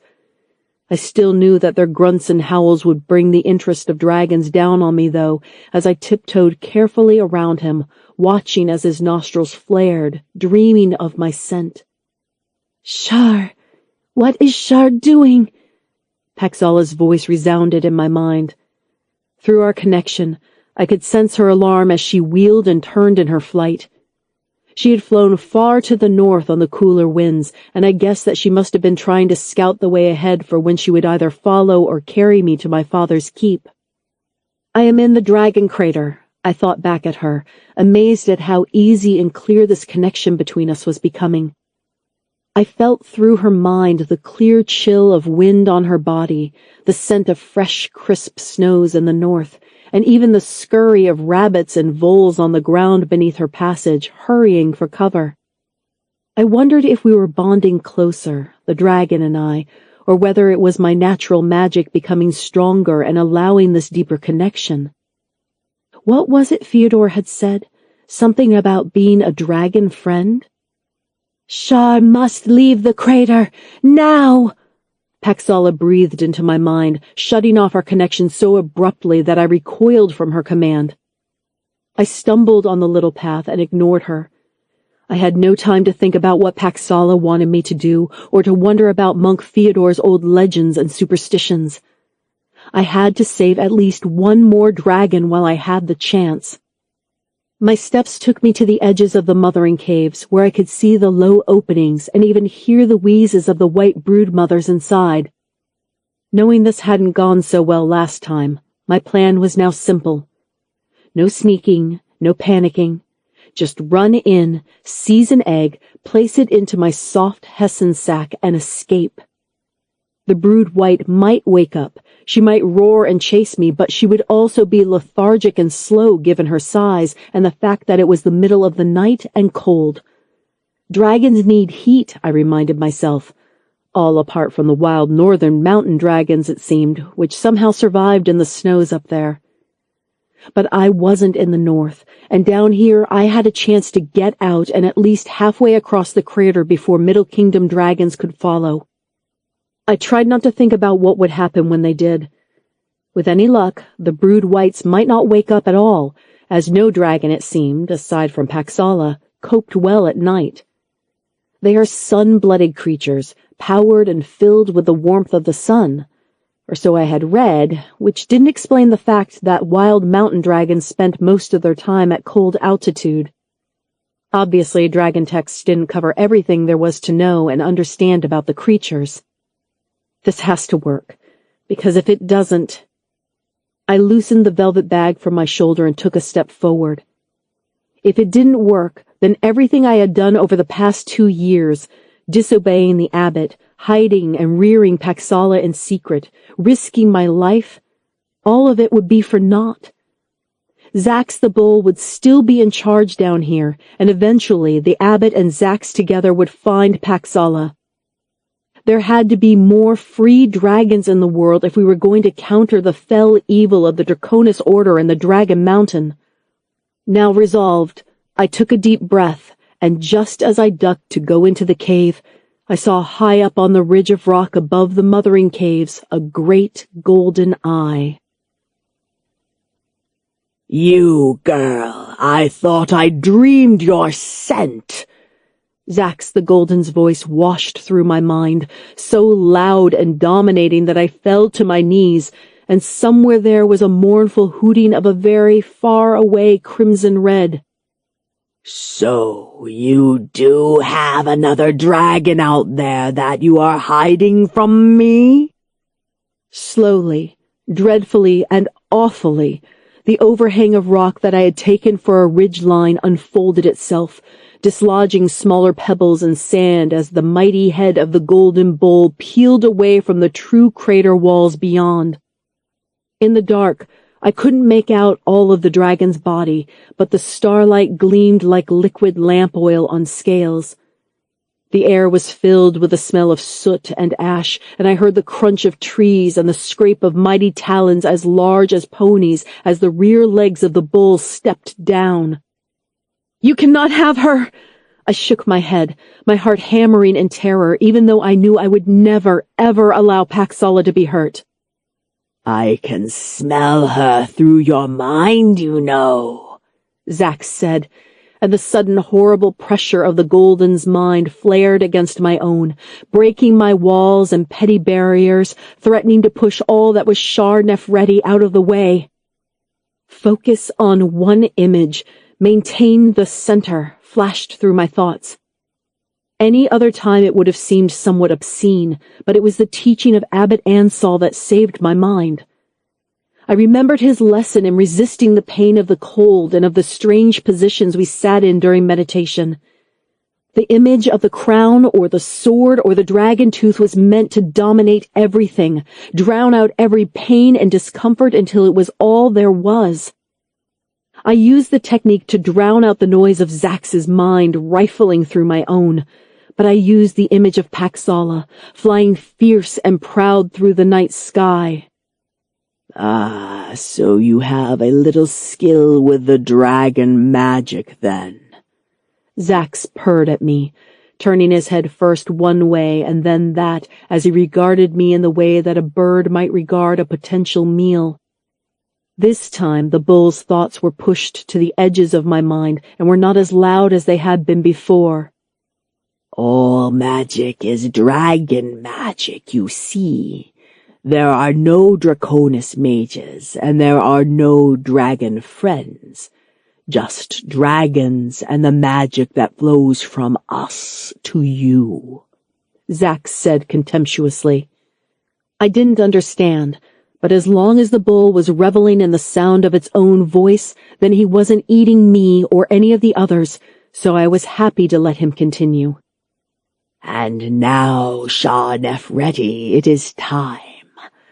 I made an ultimatum to the scarred monk that were any to interfere with my broods once more, the monastery would suffer. You will have to decide, Shar Nefredi. Do you wish your friends or the Crimson Red to die tonight?" I watched as Zax the Mighty licked his scaled lips with a forked tongue. "Neither," I bellowed without thinking. How could you kill your own dragons like this, or the innocent people who are only trying to learn from you? It is the way of the world, child. Dragons eat humans. Humans eat cows. Or are you suggesting that I just eat you instead of the others? Zach's head hovered in front of mine, his teeth almost as high as my body and as yellowed as old bone. I would barely even be a morsel to the old creature. I could beg for my life, I thought. I could offer Zax the abbot instead, or Monk Olin, or the entire Middle Kingdom to save mine, Paxala's, and my friends' skins. No, I won't do it. Instead, I summoned all of my anger in just the way the abbot had taught us and threw out my hand as I had seen the abbot do. "Flamos!" I said out loud, watching as light flared in the dark. There was a deep rumbling sound and a breath of scorched air, and I realized that Zax the Golden was laughing at my defiance. I had magicked little more than a flash of flame that was instantly snuffed in the night air. Oh, you are tough, little human. Few mages and seers would attempt to take on the mighty Zax the Golden in a battle. The rumbling continued, and Zax raised his snout high above me to sniff the air. I felt crushed already, certain of my defeat. I am impressed with your bravery, girl. I will delay your punishment and instead set you a challenge.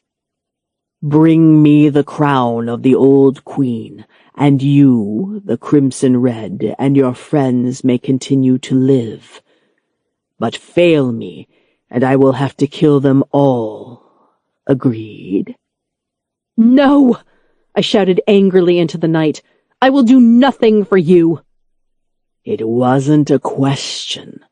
A dragon never asks permission, Shar Nefredi. That is something else you will have to learn if you ever want to understand us. Zax chuckled, ignoring me as he climbed back onto the shelf of rock above the mothering caves. I was defeated, and I knew it. I would have to do what Zax said if I wanted those eggs to survive, and my friends, and even Paxala.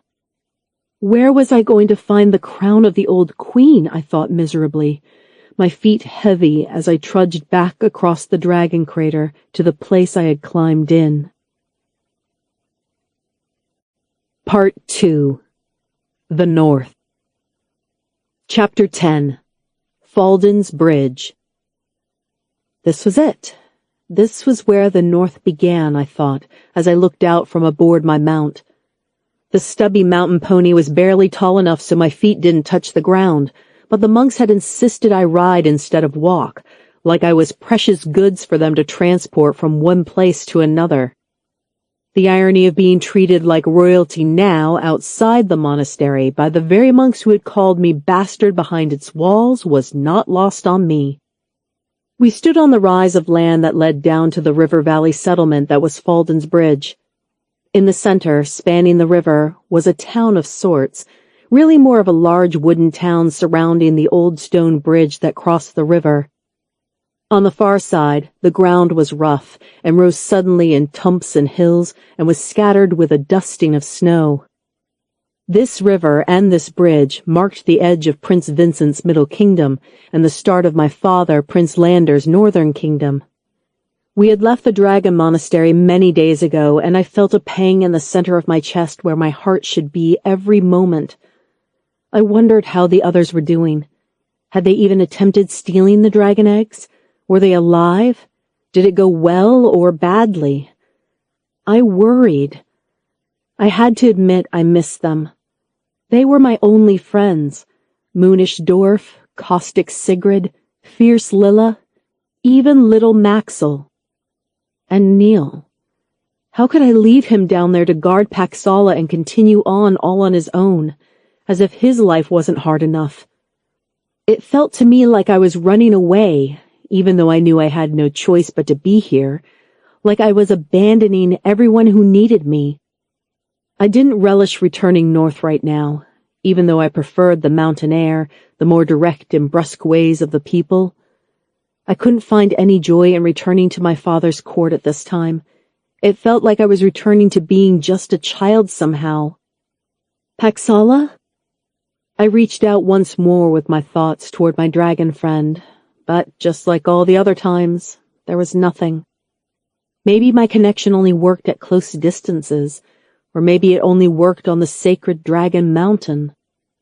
Of course, there was another option as well, that perhaps Paxala had given up on me. She had been annoyed at me for leaving, and perhaps that was just how dragon friendships worked. Who said that the dragon had to stay friends with you for life? I thought miserably. My teeth chattered. I thought you Northlanders liked the cold, Nefredi, grumbled Monk Olin, frowning through a rat-like face at the cold. He had been sent with us as Abbot Ansel's emissary, but so far he had deigned to speak to me about 3 times on the whole trip. There were a few agreeing chuckles from the other 3 monks around us, all wearing their black, red, and purple traveling robes with long staves. We do. I glared at Olin defiantly, shrugging off the coarse woven shawl that I had draped over my shoulders. It's only the softer southern kingdoms that don't appreciate good mountain weather, I said icily, allowing myself to feel a moment of triumph as Olin's face screwed up tighter in fury. He knew that he couldn't insult me, not now, not with my father's pennants and flags clearly visible on the other side of the bridge. My father had brought a war band down from his distant tower keep, and now I could see them clearly encamped on the far sides of the bridge, their round-framed canvas yurts sprouting my father's white and purple banner above. I wonder if you came down to see me yourself, Father, or whether you send Wergen again, or another captain. Still, it was good to see the banners of my home, even if they brought with them some very mixed feelings. Father never wanted me to stay at the monastery, I thought dismally, as Olin kicked his own little mountain steed roughly with his heels. Father had sent me there because he thought that he had to, in order to have a seat at the table, as he put it. But he hated the monks and their strange ways. Still, I was glad that I had gone all the same. Even with everything that the abbot had put me through, I was glad of going, because I had met Paxala and Neil. Come on, you old goat, come on, the monk snarled suddenly, breaking my musings and hurrying our troop down to the town below. On this side of the bridge town there was an entirely different sort of encampment, however. Long-tinted marquees with elaborate displays of banners the color of gold and red and yellow and royal blue. Prince Vincent's entourage, I thought with a shudder, noticing how, behind the grand, almost festive display, there were also tents and smaller groups around campfires. Soldiers. Lots and lots of Prince Vincent's soldiers. And even now, there were some of them on tall steeds waving their hands at us, indicating that we were to ride straight through the gates to the scrape of village beyond. Here we go, I thought. I had never felt more like a pawn in an elaborate chess game as I did at that moment. I didn't even know what the abbot and Vincent were expecting me to do here, other than placate my father just by being on this side of the border. It's them, the dragon monks! I heard the whispers from the peasants clearly over the sullen clips of the ponies' hooves as we passed. Falden's bridge didn't have so much a set of gates as a wooden fence, and we had been waved through not by the Falden's bridge people, but instead by tall and fierce men and women in full-plate armor, knights of my uncle, the Prince Vincent. So my uncle has seized the town then, had he? I thought in bitter alarm. I had been right. This was nothing but a power play between my uncle and my father, and it looked like Uncle Vincent had all the cards. Don't look at them directly in the eye. They'll put the dragon curse on you, a peasant woman scolded her daughter.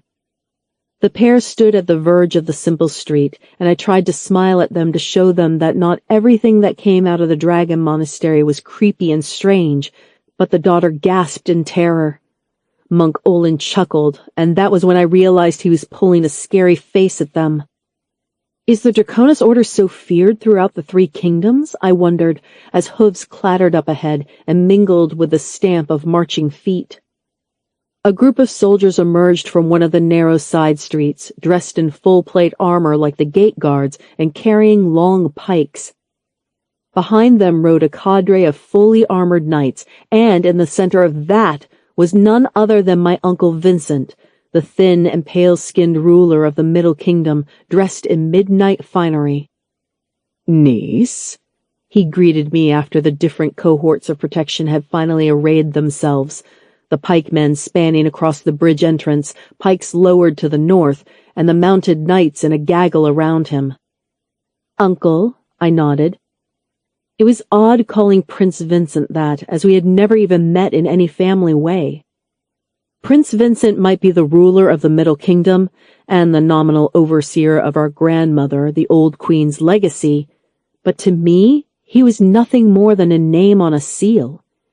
He had certainly never expressed any interest in me, the bastard child of his northern brother, before. "It is such a pleasure to see you again." The prince nodded at me and poured honey over his words. "Please, take these gifts on behalf of the Middle Kingdom to your father, and tell him that I look forward to hearing from him." He indicated to where servants had laid out wooden crates and chests on the ground, which I guessed must contain the sorts of riches and wealth that princes give to each other. Fine bolts of cloth, dyed with rare and expensive dyes, gold bullion or coins, or maybe even some of the rare artifacts that happened occasionally as gifts, heirlooms of the great queen, an engraved dagger, a set of books, an ancient banner maybe. "As you wish, sire." I bowed my head, wishing this would be over as quickly as possible. "And niece, I do hope that you inform your father of all the good that you have been doing down there in my dragon monastery, and just how we loved having you be part of it." Your dragon monastery? I thought in anger. It was luck alone that the sacred dragon mountain was on Middle Kingdom land, surely. What about the abbot's pledge that the Draconis Order remain neutral in all of this? "I will tell my father of everything that has befallen me," I lied, but knowing those words would have the effect of unsettling the Dark Prince. He squirmed in his seat for a moment, and then scowled before replacing the look of discomfort with a fake smile. Good. In fact, I had no intention of telling my father hardly anything. How was I to tell him that I could communicate with a dragon just through the power of my mind alone? It wasn't too long ago when people had been burned for such strange and occult claims out in the wilds. And how was I to tell father of the mistreatment at the hands of the abbot, or the constant danger we have been in, or of Zach's threats? I gritted my teeth at the thought. Of course I couldn't tell my father those things. He would never let me back to the Dragon Monastery afterwards, and that would mean that I would never see Paxala or my friends again. My dismay and heartache must have shown in my face, as Prince Vincent interpreted it as his personal success. He grinned at me. "I must thank you for your most dedicated efforts in the service of the crown, Shar Nefredi, and please, I bid you free and safe passage through these lands," he said loftily, as much for the benefit of the watching peasants, soldiers, and monks as for me. "Go on, girl, get going," Monk Olin whispered to me as servants ahead of us picked up the gifts and the knights formed an avenue for me to trudge through. "And we'll have the pony back, too," he hissed, nodding to one of the monks to take the reins. I was past caring about the Monk Olin's capacity for cruelty. Instead, I nodded, slid from the small horse and followed the servants through the avenue of weapons, into a corridor, and then rattling and thumping on what could only be the wide river bridge. Each board was made, it looked, from a split tree trunk, with iron braces and supports holding them together. It was a wide and long bridge, and soon myself and the servants were walking alone across the flat and cold river towards the far side. "Sister!" There was a shout, and a figure waved 2 upraised arms at me. Worgen. I caught sight of his bright beard and hair as he started to jog across the bridge, his closest warriors beside him. He wore a tight-fitting studded leather suit of armor, lots of strips of cured hide nailed and sewn together to form an almost impenetrable shell. "You're taking no chances with our uncle, then," I saw in a weary sort of depression, dismayed at how little love there was between any of our family. Despite my morose heart, I still managed a wave as he raced up to me, seizing me in his muscle-bound arms and swept me into the air with a fierce hug. "Brother," I tried. "You're safe, sister. You will be safe with us now." He was laughing, grinning at his fellow warriors who were holding their rounded shields around us warily, looking across the bridge at the Middle Kingdom soldiers. "But will I be safe with you?" he joked, looking up warily at the heavy overcast skies above us all, clearly wondering where the dragon was that he had last seen me with not a few short months ago. "You're remembering the dragon, Paxala?" I said. "Yes, you will be safe. You were always safe before, you know." "Sort of," I pointed out as he set me down again and ordered his men to take the gifts back to their encampment. My general brother frowned, making the sign to ward off bad luck with 2 fingers. "I don't think anyone is ever safe around a dragon, little sister," he said steadily before nodding back. "Come on. Father will be pleased to see you." "Father is here?" I gasped. That was the last thing that I had expected to happen, as I knew my father to be ever the tactician, and risking his life so near to the front line between the 2 kingdoms could be disastrous. "Of course, Shar," Worgen said as we walked companionably back to the other side of the river and into the brightly lit, feasting encampment of the north. There was a line of warriors standing guard with half-drawn bows and great axes, but other than that, the camp seemed to be in the midst of a celebration. The smell of roasting meat made me remember just how hungry I was and just how little the monks ate on a daily basis. Good for our moral character, apparently, or so the abbot had said. "Yes, Father has been worried sick about you down there in that accursed priest's hill." Worgen shuddered as he walked through the collections of yurts' wooden palisades. "It's a monastery, Worgen. A monastery on top of a sacred mountain, not a priest's hill," I said in exasperation. "Still," my brother pointed out, "it's unnatural, that's what it is." I doubted very much that my father had even noticed where I was, until it had seemed that Prince Vincent could use me as a hostage, I thought to myself. My father had a history of not being there as far as I was concerned. He was always out on some campaign or another, or involved in high-level committees, or else trying to entertain either his official wife Odette or his mountain wife, our mother, Galetta. Worgen had been lucky enough to share my father's passion for warring and soldiering, and thus also shared his life that way. But me? I was a woman, and therefore, even though it was the northern custom that women could be soldiers and just as proficient as men, my father still thought it best that I be married off, schooled just enough to garner such a profitable union for the kingdom. In other words, my father had always seen me as a liability, I thought sullenly, as Worgen laughed and waved at his fellow captains and henchmen that they had achieved a great victory in rescuing his sister from the clutches of the evil monastery. Maybe he was right, I sighed, thinking about the abbot and Monk Olin back there. They were certainly evil, I thought dismally. "Daughter," my father said in his clipped and exact way, just as always. He hadn't changed, not seeming to even age, I saw, as I greeted him and the audience of his assembled counselors with a bow. "Father," I said guardedly. My father was a tall man. Apart from my other uncle, the prince of the southern realm, Prince Griffith, the sons of Queen Delia had that thin, rangy sort of build to them. Although that was where the similarity between them stopped dead, I thought. My father was a contained and restrained man, but whereas Vincent had jet-black hair with a shock of white, my father had short hair, clipped close to the skull. He was the older of the 3 brothers, and yet he was not the successor to the throne.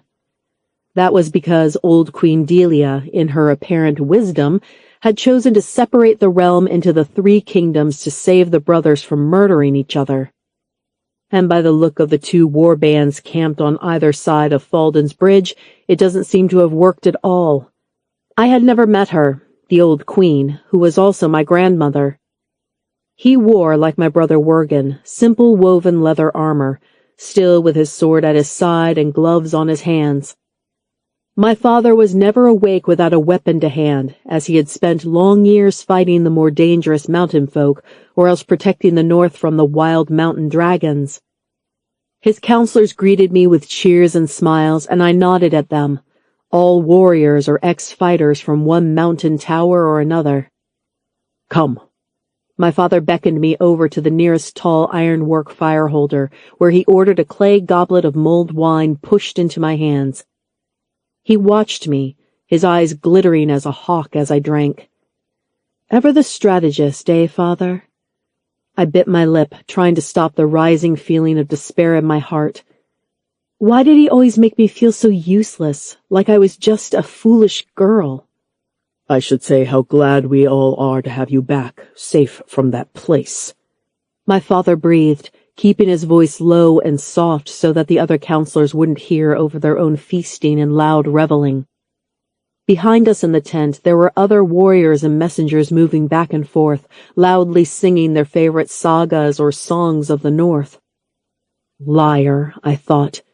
If you were really happy to see me, you would have hugged me. Thank you, I said all the same anyway, but it wasn't so bad, really. I hesitated.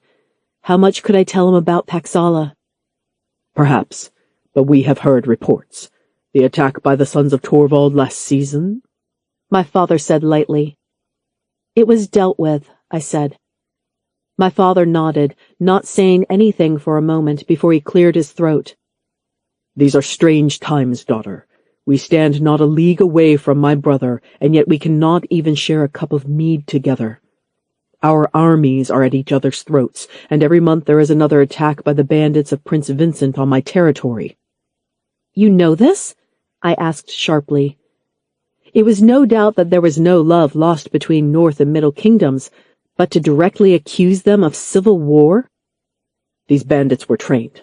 They operated in units. They knew how to use pikes and bows and fight my cavalry. Always attacking a town, burning the gates and the storehouses, and then retreating. It is no question. My father gritted his teeth. That is part of the reason why I needed you here, safe with me. And your dragon. He added the last part delicately, watching me as he said it. She's not mine, I said quickly. The dragon Paxala. Paxala, my father repeated, tapping his shaved chin as he stored the name for future machinations. Yes. Your brother said that the dragon came when you called. I was hoping even that you might bring her with you when you came. Oh, damn, I thought in annoyance, remembering how Fyodor had told me not to share a dragon's name. But he was my father, wasn't he? Surely he would have our own best interest at heart. But maybe not, I considered as I saw my father's calculating gaze, as I was sure he must be thinking about Paxala and me. My heart lurched. I thought you wanted me, safe, just for myself. I cannot command her, I said finally. I'm not even the one who got her to carry a rider. It was Neil. Ah, yes, the Torvald boy. The lesser son of Malus Torvald, correct? My father said. I nodded. And the dragon would obey him? My father looked into the flame. I felt a wave of exasperation surge through me, almost making me want to cry. How could he be so callous with me? Could he not even pretend to be a normal father? No, I said heavily. Dragons don't obey anyone. They barely even listen to anyone. If you were hoping to start your own dragon monastery, then I can't help you, I'm afraid, Father. Not a monastery, no, my father said, frowning just slightly. I have no time for the mumbling Draconis Order monks and priests talking about universal oneness or inner flames or whatever that fool Abbot Ansal says. You know me, daughter. I believe in cold, hard steel. I believe in soldiers. I believe in strength and looking after your own. That is why you are here, because now we can look after you and you can help look after your kingdom," my father said finally. "And I don't much like your tone of voice when you speak to me, young madam." "And who will be left to look after the dragons, then, if I do not return to the monastery?" I thought in dismay, as my father nodded to Worgen. "See that she gets a tent, food, and a guard on her door," he called, and my brother nodded, motioning for 2 of his most trusted warriors to escort me out. As they did so, my father leaned in to say to me in a low voice, "I am glad you are back, daughter. But from now on, things will change. Starting with tomorrow, when we will decide who you will be marrying." What? Marriage was the last thing on my mind, and I couldn't believe it was on my father's mind with Prince Vincent staring at him across the river unless— "You just brought me here to trade my virginity for an alliance. Is that it, father?" My father blinked rapidly. "Of course not, Shar. But we have to consider these things, especially as the times are so dangerous right now." Wouldn't that be a good reason not to have a marriage ceremony? I thought as my blood started to boil. I knew what he was doing. He was seeking to forge some sort of alliance with my hand in marriage. It made me feel sick. "No, father, I won't do it," I said resolutely. "You will, Shar," he glowered, settling his shoulders and crossing his arms in a way that Worgen had learned from him. I knew that he would be immovable when he was like this, but then again, so was I. "I won't. There's nothing that you can do to make me," I said tartly. "And besides, I have to go back to the monastery." I blurted out as the warriors indicated that I follow them. I ignored them. "I have my dragon still there, and I need to be the one to look after her. How could I ever bring her here if I was miles and leagues away?" I couldn't tell my father the rest, that I had to get the old queen's crown and deliver it to Zax or else everyone I cared about. I realized the truth of it with a start, that those I loved most were not my father or even my brother or my clan, would die. My father's eyes narrowed, and I could see that he was considering my idea that I could get a dragon to bring to the north. That would be a powerful tool in his arsenal. My father made up his mind, however. "There is no reason you cannot return to the monastery at the head of a guard escort, as a wife of one of my clan chiefs, and demand that this dragon of yours be handed over, is there?" "Well, apart from the fact that Vincent would never let a northern armed escort across his lands," I started to say, before there was a short, sharp clap from my father, effectively ending the discussion. His warriors stepped forward to either side of me. "Enough of this nonsense, Shar. You are staying in the north now." My father clapped his hands and turned back to the other counselors and war captains, and I was dismissed. If it hadn't been for these 2 guards standing right there beside me, I would have run there and then. Not that I wanted to train how to be a dragon monk, but I wanted to see my friends Paxala, Neil, and the others. This was a mistake, I realized. Paxala had been right. I never should have come. I was making all of the wrong decisions, I thought miserably. If I hadn't agreed to come, then I wouldn't have tried to sneak into the crater, I wouldn't have been cornered by Zax, I wouldn't have this ridiculous threat hanging over my head. But there was nothing that I could do about that now, I thought. I was trapped here. My father just wanted to use me in his strategies and wars. I felt gutted. Tomorrow, I promised myself, even as my hands shook. I'll make father see sense tomorrow. That he had to let me go. He had to let me return to my friends and to the monastery. Chapter 11. Neil, grounded. It should have been easy. That's what I kept telling myself over and over again for the last 2 days. I mean, I could ride a horse and I could ride the little mountain ponies they have on Dragon Mountain. How difficult was riding a dragon going to be?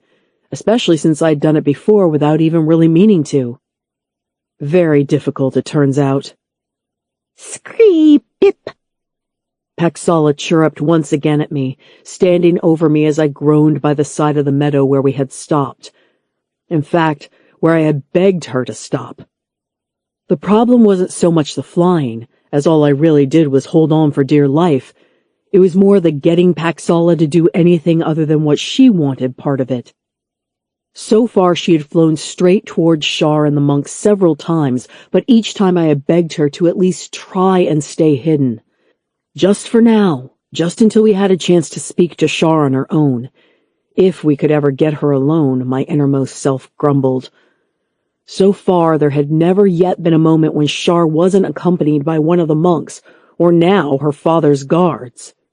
I was certain that Shar was going to know that we were there, but somehow, despite all the odds, we never saw her little band stop on the road or look up at the skies.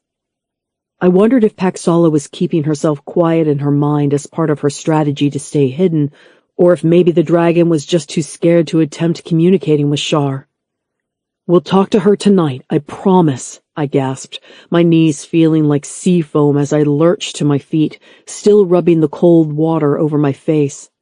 It was nighttime, and I reckoned we were only a few hills away from Falden's Bridge.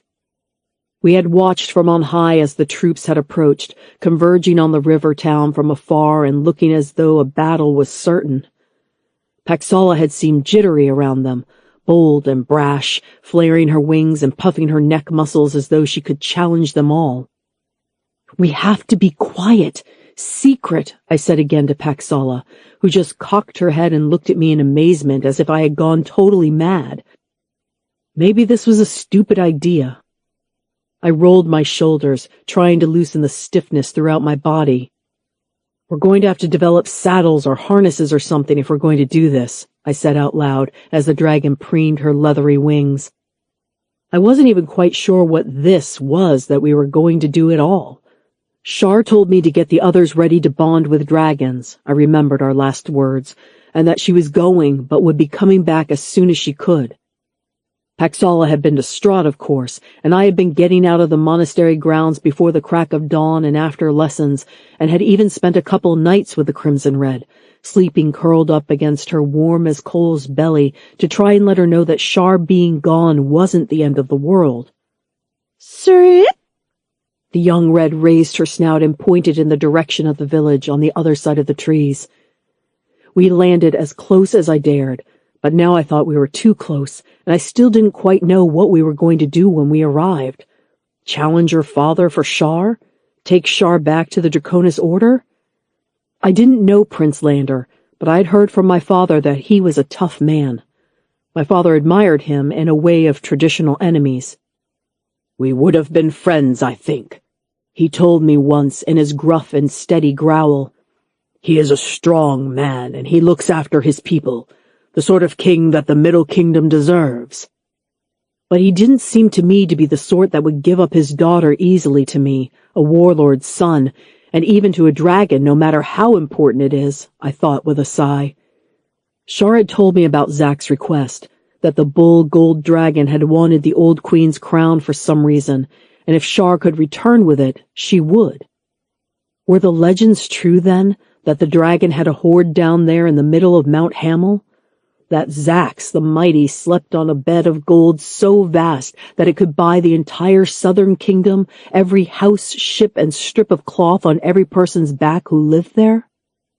Then why would he need the old crown as well, I sighed, shaking my head as I sorted through my things.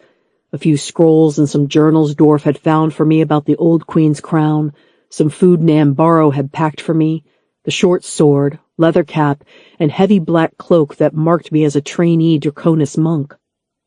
I put the cap and cloak on, vaguely thinking that the plan I had been certain would materialize on the journey here never had. The best I could come up with was that I could sneak into Falden's Bridge, pretending to be some kind of messenger. I picked up one of Dorf's scrolls after I had dressed, reminding myself of how important this quest had to be. After her husband's death, the great Queen Delia decreed that a new crown should be made, a joining of her husband's warlike crown with her own circlet, and that it should be set with mighty gemstones of rare beauty and power, and that her best alchemists, silver and goldsmiths, and seers should all work to make it. The crown took a year and a day to make, with rare gemstones being found from deep in the earth and sought for throughout the lands. Later folk tales say that the grand crown gave the queen the power to command the elements and to always rule wisely. Such were the powers that it was said to have been blessed by. "Well, at least we know what it looks like, huh?" I murmured to Paxala, who was urging me to go and find Shar. The next scroll was even less illuminating. Upon her death, the great Queen Delia's will distributed 27 mansions to her favorite courtiers. Her personal flagship was sailed to the southern kingdom, where it remained anchored off the Knife Bay for a further 10 years. And her dresses were sold, and the monies raised spent on the benefit of the poor of the land.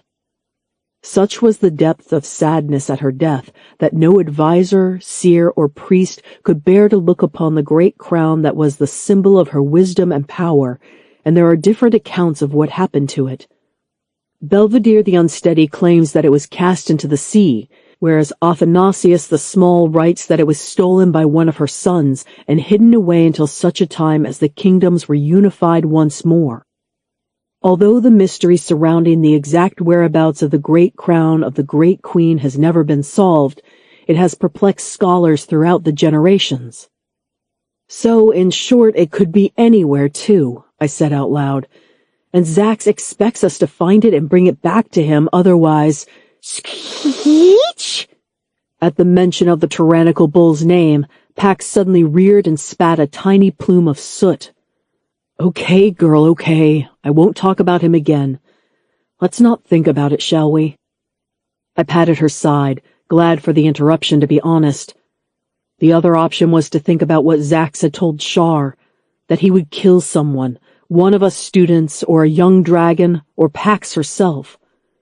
Which is why I had to get Pax out of there and off of the mountain, I thought, feeling the large crimson's breath start to slow as she calmed herself down. There was a crunching sound from the very edge of the clearing, out there in the trees. My heart hammered, even as Paxala swiveled her head and took a deep snuff of the night air. "Oh no, we've been discovered," I thought, looking up at the skies above. It was a starry night, which meant that we couldn't escape into the clouds with any ease. We would be seen and then shot down. Paxala was making small, shaking movements, her body quivering in anxiety of excitement. I put my hand to my short sword, wondering if I was good enough to face a grown, fully trained knight of the realm. And then I saw it. A dark shape out there, moving through the trees, swathed in heavy clothes. Were we being spied on? "Ship, pip!" Paxala chirruped at the figure. "Shh! We cannot let them know you are here," I urged her, not that she paid any attention to me. At the mere sound of the mighty dragon, the figure froze in the dark, and then, very slowly, started to trudge straight towards us, and then started to jog, and then run. "Halt!" I shouted, sliding my weapon from its scabbard just as the small and shadowed figure broke from the tree line and threw itself straight at the dragon. What was this person doing? "Pax!" a familiar voice said, and I was looking at the pale and overjoyed face of Shar as she wrapped her hands around the snout of the much larger crimson red, closing her eyes in satisfaction. "Sheesh!" Paxala purred at her, nudging her with her forehead to the floor with a not-so-gentle thump, and then playfully patting her fallen sister with one giant paw as if she had been hunted. "Shar, by the heavens! How did you know we were here?" I whispered. "And never mind just that," I thought. "How did you sneak away from your father's encampment?" "I had a dream," Shar said in a sleepy, cozy voice as she hefted the dragon's paw from her chest with a groan, before jumping to scramble up onto Paxala's shoulder, where she started to scratch around the dragon's ears. I watched, grinning, as Paxala's eyes drooped and threatened to close as, with a groan and a mighty thud, she flopped down to one side, almost dislodging Shar perched on her shoulder, but not quite, as she purred at the attention. Huh. She never did that with me. I was in one of my father's tents, not sleeping really, when I dreamed that Paxala was flying out here, above me, and that she was calling to me.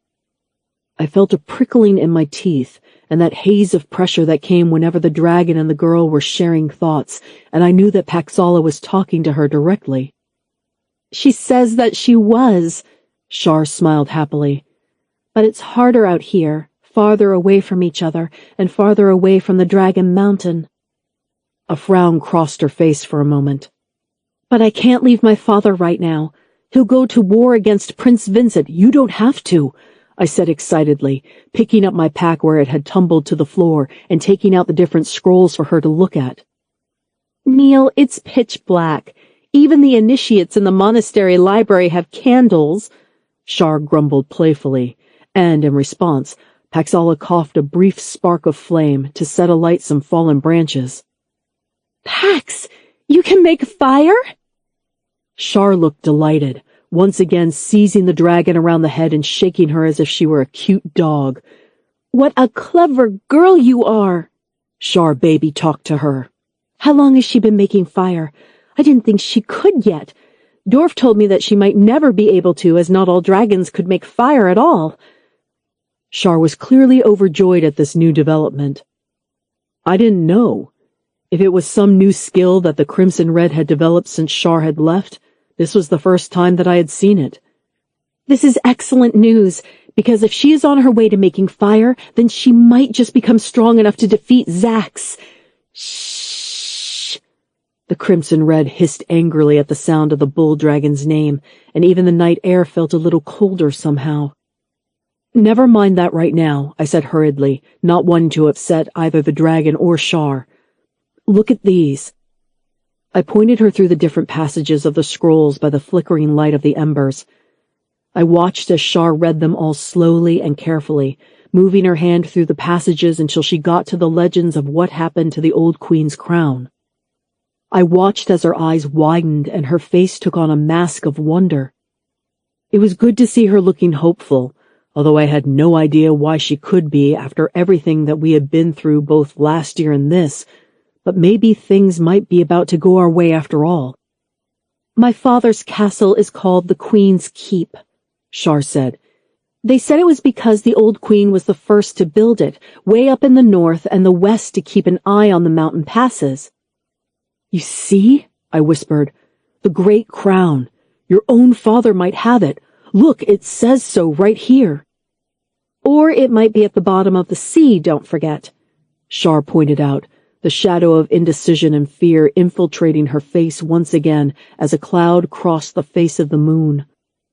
Or with Prince Griffith a few thousand leagues to the south. Screech! Chirruped Paxala, and even I didn't need the strange dragon bonding that Shar had to understand what she must have said. The south. We could fly to the south if we wanted. We now had a dragon, and that meant we could go anywhere. Yes, Paxala, thank you. You are a most brave worm, Shar congratulated her. So it is settled. We will all travel north with my father, and when we get to the Queen's Keep, we will look for the Great Crown. And if we don't find it? I urged. If we don't, then I guess that I will have to find some way of excusing myself, because we will have to fly a few thousand leagues south to Prince Griffith's lands, Shar said with a shrug, although there was something in her eye, a hesitancy. Was she scared? We can do this, Shar. I know it, I smiled at her. Yeah, I hope so, Shar said, but I could tell there was something bothering her. It must just be Zack's threat, I thought as she continued. But you two have to stay out of sight, please, Shar said urgently as she stroked Paxala's ear. You don't know what my father is like. He's not mad or cruel like the Dark Prince, but he's... Shar scowled. He's cold, like the mountains. He only looks for the benefit of his kingdom and his people. That would make him a good king, I pointed out, echoing exactly what my father had said of the Northern Prince. Yes, but a terrible father, Shar said. And if he saw you and Paxala here, well, he wouldn't see you, Neil, as my friend, but as a son of Torvald of the Middle Kingdom. He would think about ways to influence you or capture you or what it would mean for his power over Prince Vincent. And if he saw Paxala? Shar shook her head sorrowfully. He wants Paxala for the North. He wants her to fight in his battles for him. I shook my head in exasperation. It was a whole lot more familiar scenario than I even dared to let on. Hadn't I myself been sent to the Draconis Order, not on the face of it, to honor some three-kingdom peace treaty, but instead to spy on the monks for my father? Didn't my father look at the world through the power and the threats that each person represented? Then we will keep her safe, I agreed. But we also won't be far away from you. Ever. Screech! Paxala agreed, her eyes flashing gold and silver in the night. Chapter 12. Wild. Are you sure? My brother Worgen looked at me oddly, and I nodded once again, causing his suspicious frown to only deepen into his ruddy mustache. Something's changed, my giant of a brother said. Maybe the good mountain air is doing you good. Mount Hamel is also a mountain, you know, I replied, remembering how Sigrid had hated the cold mountain air, but I had claimed it was good for us. I wonder how Sigrid is getting along, I thought with a shiver of apprehension. Neil didn't have time to tell me last night how he had managed to get away from the monastery, or in what state he had left the others. Would Lilla the Raider have time to strengthen her bond with the young blue? Would Maxwell continue to help Dorf, Sigrid, and Lilla with their studies into the origins of dragon magic? Would the abbot or Zax take out his anger with us on them? Spoke too soon, Worgen grumbled in front of me. There's that frown that I know and love so well, he teased, and I punched him on the shoulder. It's fine, Worgen. Get going with you. I can play nice daughter and entertain father's captains and counselors and all the rest. It makes a change from learning dead languages, I said, wondering if I agreed with myself really or not. The truth was, it was a change from being in the monastery. Here people actually smiled when they saw me coming, and almost a third, maybe, of all of my father's troops were also light-haired mountain folk like me. I wasn't looked on as just the bastard or the wild woman or some other such insult. Here I was Shar, daughter of Prince Lander of the clan of Nefredi. I was a good shot with a bow, and I was good with horses and with dogs. The people of my father's rough court knew me, and I didn't have to prove myself constantly to them. But that didn't mean I was free. I wandered out of the tent behind Worgen to see the guards standing to attention. Not for me, though, for my brother, a general in his own right. It was another cold day in Falden's Bridge, but thankfully, today we were going to be heading north to Queen's Keep and leaving the world of barricades and reinforced positions behind. Our father had left the sizable part of his troops at the bridge, as a brief, gray and morose little ceremony had been held at first light halfway across the bridge. Neither my father nor my uncle had been there, but Worgen had, and he had told me all about it. A handover of crates of gifts, and that was it. It made me think that all of this posturing on the part of my father was for show. He had just wanted to rattle some sabers to draw attention, to get me to go north with my dragon perhaps, and now that he had what he wanted, he was returning with his prize, me, to his fortress. I felt stupid and taken for a fool, though at least I had good reason to go to the Queen's Keep myself. They're over there, Worgen said. I rolled my eyes before considering the band of mostly fat men with a few gaunt and tall women amongst them. All were dressed in great animal pelts of bear, mountain lion, wolf, otter, black, brown, or white, to signify their clan allegiances, and most had a mixture of robes, cloaks, and smaller furs like snow fox, beaver, or wolf sewn into their garments. I recognized a few of the difficult captains and counselors in my father's court, most particularly Lady Bell of the Riverfolk and Captain Verk of the Otter clan. My father needed their warriors, and I, with my mixed heritage, would show them how the North could unify, as my father was always saying. He had won over the tribes of the wild people with such talk, as I supposed he must have won my own mother's heart. And I was the result. The perfect union of Northlander and wild clans. Or so he thought. "Greetings, ladies, gentlemen." I nodded at the assembled and elicited just a chorus of murmurs and dark looks. "Wonderful," I sighed. "Let's get settled up and start going, shall we?" I said, as there was a shout from across the courtyard. My brother and most of the hosts of mounted warriors took to their own steeds and clattered joyously out onto the road. I was stuck with this lot, the flanxes of a few hundred foot warriors and my father's own retinue and baggage trains. It was supposed to be a great honor to be here, in the slow group with my father and these clan leaders, but my eyes sought out the dust on the road from my brother's force. I would much rather be out there with them. Or better yet, I would much rather be on the back of Paxala and flying far above all of this. I sighed, but even I was unable to completely dispel the brighter feeling that my brother had noticed in me. He was right. Something had changed in the night, but it wasn't mountain air. It was the fact that I knew that Paxala and Neil were somewhere very close by, and all of this was just an act. At any moment I could call on her to pluck me from this boredom. "And Paxala would, little Shar," her voice whispered into my ears, making me chuckle in delight. After having feared that I might never see or hear her mind again, having her so close was a balm to the troubles of my soul. Princess, do you find something amusing about your old allies?" Lady Bell asked, looking at me oddly. She was a thin, tall woman dressed in blue, with long, fair-to-white hair scraped severely back over her head and falling straight as an arrow down the center of her back, and a large black bear pelt flung over her shoulders. "Lady Bell," I greeted her. I knew her of old, when I was a kid, and she would harangue my natural mother, Galetta, on behalf of my stepmother, Odette. She was a lady of the court and was practically my aunt, seeing how close she was to my stepmother. Of course not. I was just remembering a friend. That was all.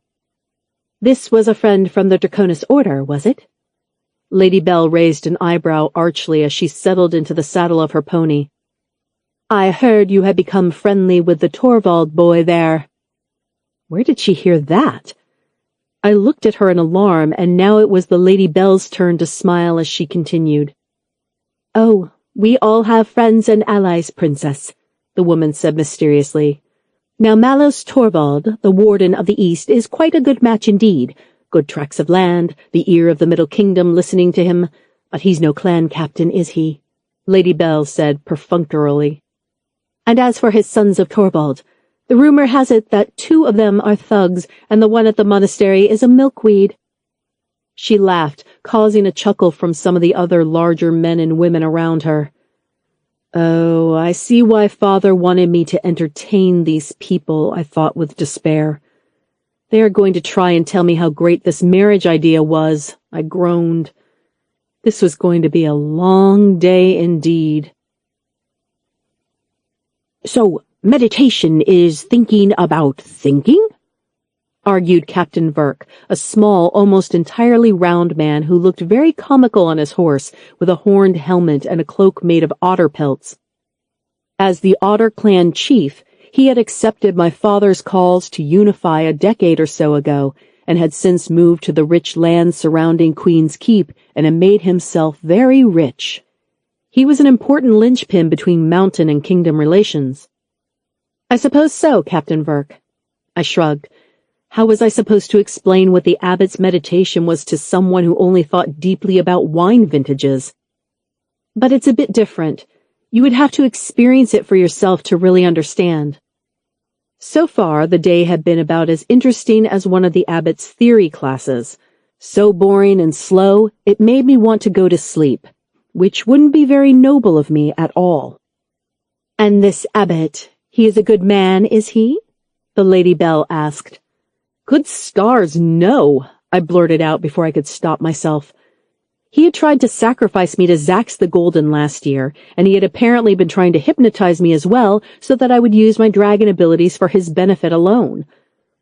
but they say that he knows the most about dragons, more than anyone else at the monastery combined. Lady Bell pulled a disgusted face. It sounds like a sham to me, just the sort of thing that the Dark Prince— She suddenly looked worried. Prince Vincent, your uncle, I mean. I shook my head that it was all right. I didn't care any more for the Dark Prince than I did for the abbot. They were both terrible people in my book. Anyway, Lady Bell opened her mouth to speak again, just as a far-off screech split the air. It was an eerie, snarling howl of a call, and one that I knew could belong to only one thing. "Dragons!" Captain Verk was shouting, immediately looking around for his trusted otter guard. "Paxala?" I reached out with my mind, to be instantly flooded with her fast, excited, and energetic thoughts. Dragons, more like me. I smell them, but they are not like me. They are angry, very angry. They smell like blood and winter and cold. Wild dragons, Paxala. They are dangerous. Get yourself away. I thought at her quickly, my hands gripping the reins in anxiousness. Where are they? I called out, standing on the stirrups to scan the horizon, many others in our troop doing the same. They are coming to the west. Paxala's answer breezed into my mind, and I twisted to see shapes bounding down the barren rocks of the nearby peaks. 2, 3, 4, maybe. They were long and sinuous like the blue dragons of the Middle Kingdom, but they were nowhere near the size. Instead, they held themselves low to the ground and undulated like a snake, deadly and fast. I stood transfixed at the sight of them as they each in turns took to the air to coil through the air on leathery wings and spiraling midnight-colored bodies, flashing black, purple, and blue in the cold northern sun. They are kind of beautiful in a way, I thought. Psh, little fierce dragons, came Paxala's immediate reply, and through our mental connection I sensed her excitement and unease. Distantly, on the far side of her mind, I could even sense Neil's worried mutterings and anxious movements as he sought to calm her down. This connection I had with her still amazed me, every moment. Did this connection only work between me and Paxala, or could other people also hear and feel dragons in their heads? Was it even possible to feel other dragons' thoughts, like these wild ones? "Princess, come on, no dawdling!" Lady Bell shouted, reaching to tug on the reins of my horse as she led us away with the other courtiers and captains, heading off the road to where the deep woods sat. It was an old tactic of the North. Get underground, and if you can't do that, light fires, and if you cannot get underground or light a fire to keep away the wild dragons, then you will have to get into the woods. It wouldn't stop them, I knew. Plenty of woods folk had been picked off by a hunting wild dragon in the past, but the trees would slow them down, and we Northlanders knew that if you ran fast enough and put enough obstacles in their way, then these wild dragons would eventually give up their hunt for easier prey. "People, get to the woods!" my father bellowed, drawing forth his long steel hand-and-a-half sword to bark orders at the rest of them. "I have to stand with him," I cried, trying to fight against the Lady Bell's pulling and the sudden rush of people. I might be the only person in the North who had bonded with any dragon. I had even been part-trained at the Dragon Monastery, and if I couldn't help my father's people now, in their hour of need, then who could? The wild dragons were boiling across the sky now, getting larger and larger with every passing second. "You will do no such thing, Princess Shar," Lady Bell snapped. "Your father knows the risks of traveling in the open in the North." Lady Bell was partly right, I thought in alarm. One of the many reasons why the Northern Kingdom was thought to be so uncouth was that the mountains were either infested with wild dragons or wild folk. You couldn't travel far in numbers like this without drawing the attention of one or the other. But I couldn't leave him. He was my father, after all. As cold as he was, as horrible as he was, as much as I hated him for the way that he treated me like a tool, he was still my father. I would be a better daughter and a better woman than one who would just abandon her family when they were in need. It didn't mean that I had to agree with them just because I didn't want to see them get ripped apart by dragons. I have to, I said, allowing the Lady Belle to seize the reins of my pony as I slid from the saddle and landed with a neat tumble to the floor of the road, my bow at my side and already running and pressing through the throng of fleeing people. "Shar!" the lady shouted in outrage at my retreating back. I ducked past the last wave of people who were fleeing into the woods for safety, just in time to see the first wild dragon land on the far side of the road. It came in screaming, landing with a running thud as its claws tore out great hunks of roots and boulders from the grip of the earth. Whereas that fast landing might hurt a larger and heavier dragon, these wild ones just rolled, uncoiled and coiled again, like an angered snake, moving with incredible speed as it finally came to a stop. "Warriors, steady!" My father was shouting from ahead, clearly visible from where he stood behind a large defensive semicircle of warriors. I ran to his side, already releasing my bow from my shoulder as I did so. "Shar, what in all hell's name are you doing here?" My father barked in anger, sparing me a glance, but he was far too much the soldier to let family annoyance and anger upset his life and death plan. "Well, seeing as you are here, did that monastery teach you anything about how to deal with these wild dragons?"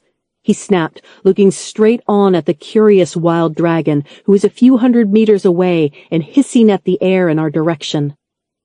"Not a lot," I said truthfully, swallowing nervously. "Excellent." My father cursed through gritted teeth before raising his voice to shout to his men. "We use fire! Worgen?" My father called to where my brother was marshalling his worried and almost panicking horses. "Worgen, marshal the front ranks to hold them off," he called, and my brother obeyed immediately, sliding from his horse to start barking orders at the assembled warriors and forming them into defensive semicircles around the position of the prince. "Rear ranks gets pitch, lamp oil, rags, and tinder boxes. Anything you can to make torches and fire pots, understood?" My father directed. "Aye, aye, sire," the various sergeants shouted, quickly organizing the men as yet another of the wild dragons screeched and screamed to a landing, this time farther down the roadway from us.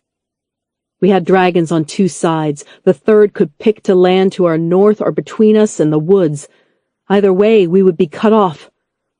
"Shar must stay safe! Shar must stay safe!" Paxala was almost shrieking in my mind. I felt her stretching her long legs, unfolding her giant leathery wings, readying to pounce. "No, Pax, don't get involved," I begged her, shouting out loud and causing my father to shoot me a strange look. "Pax, isn't that your dragon? Is one of these wild dragons her?" Around us were the sounds of running feet as soldiers quickly started emptying packs, pouring out lamp oil onto rags and tying them to sticks, spears, even the heads of their weapons.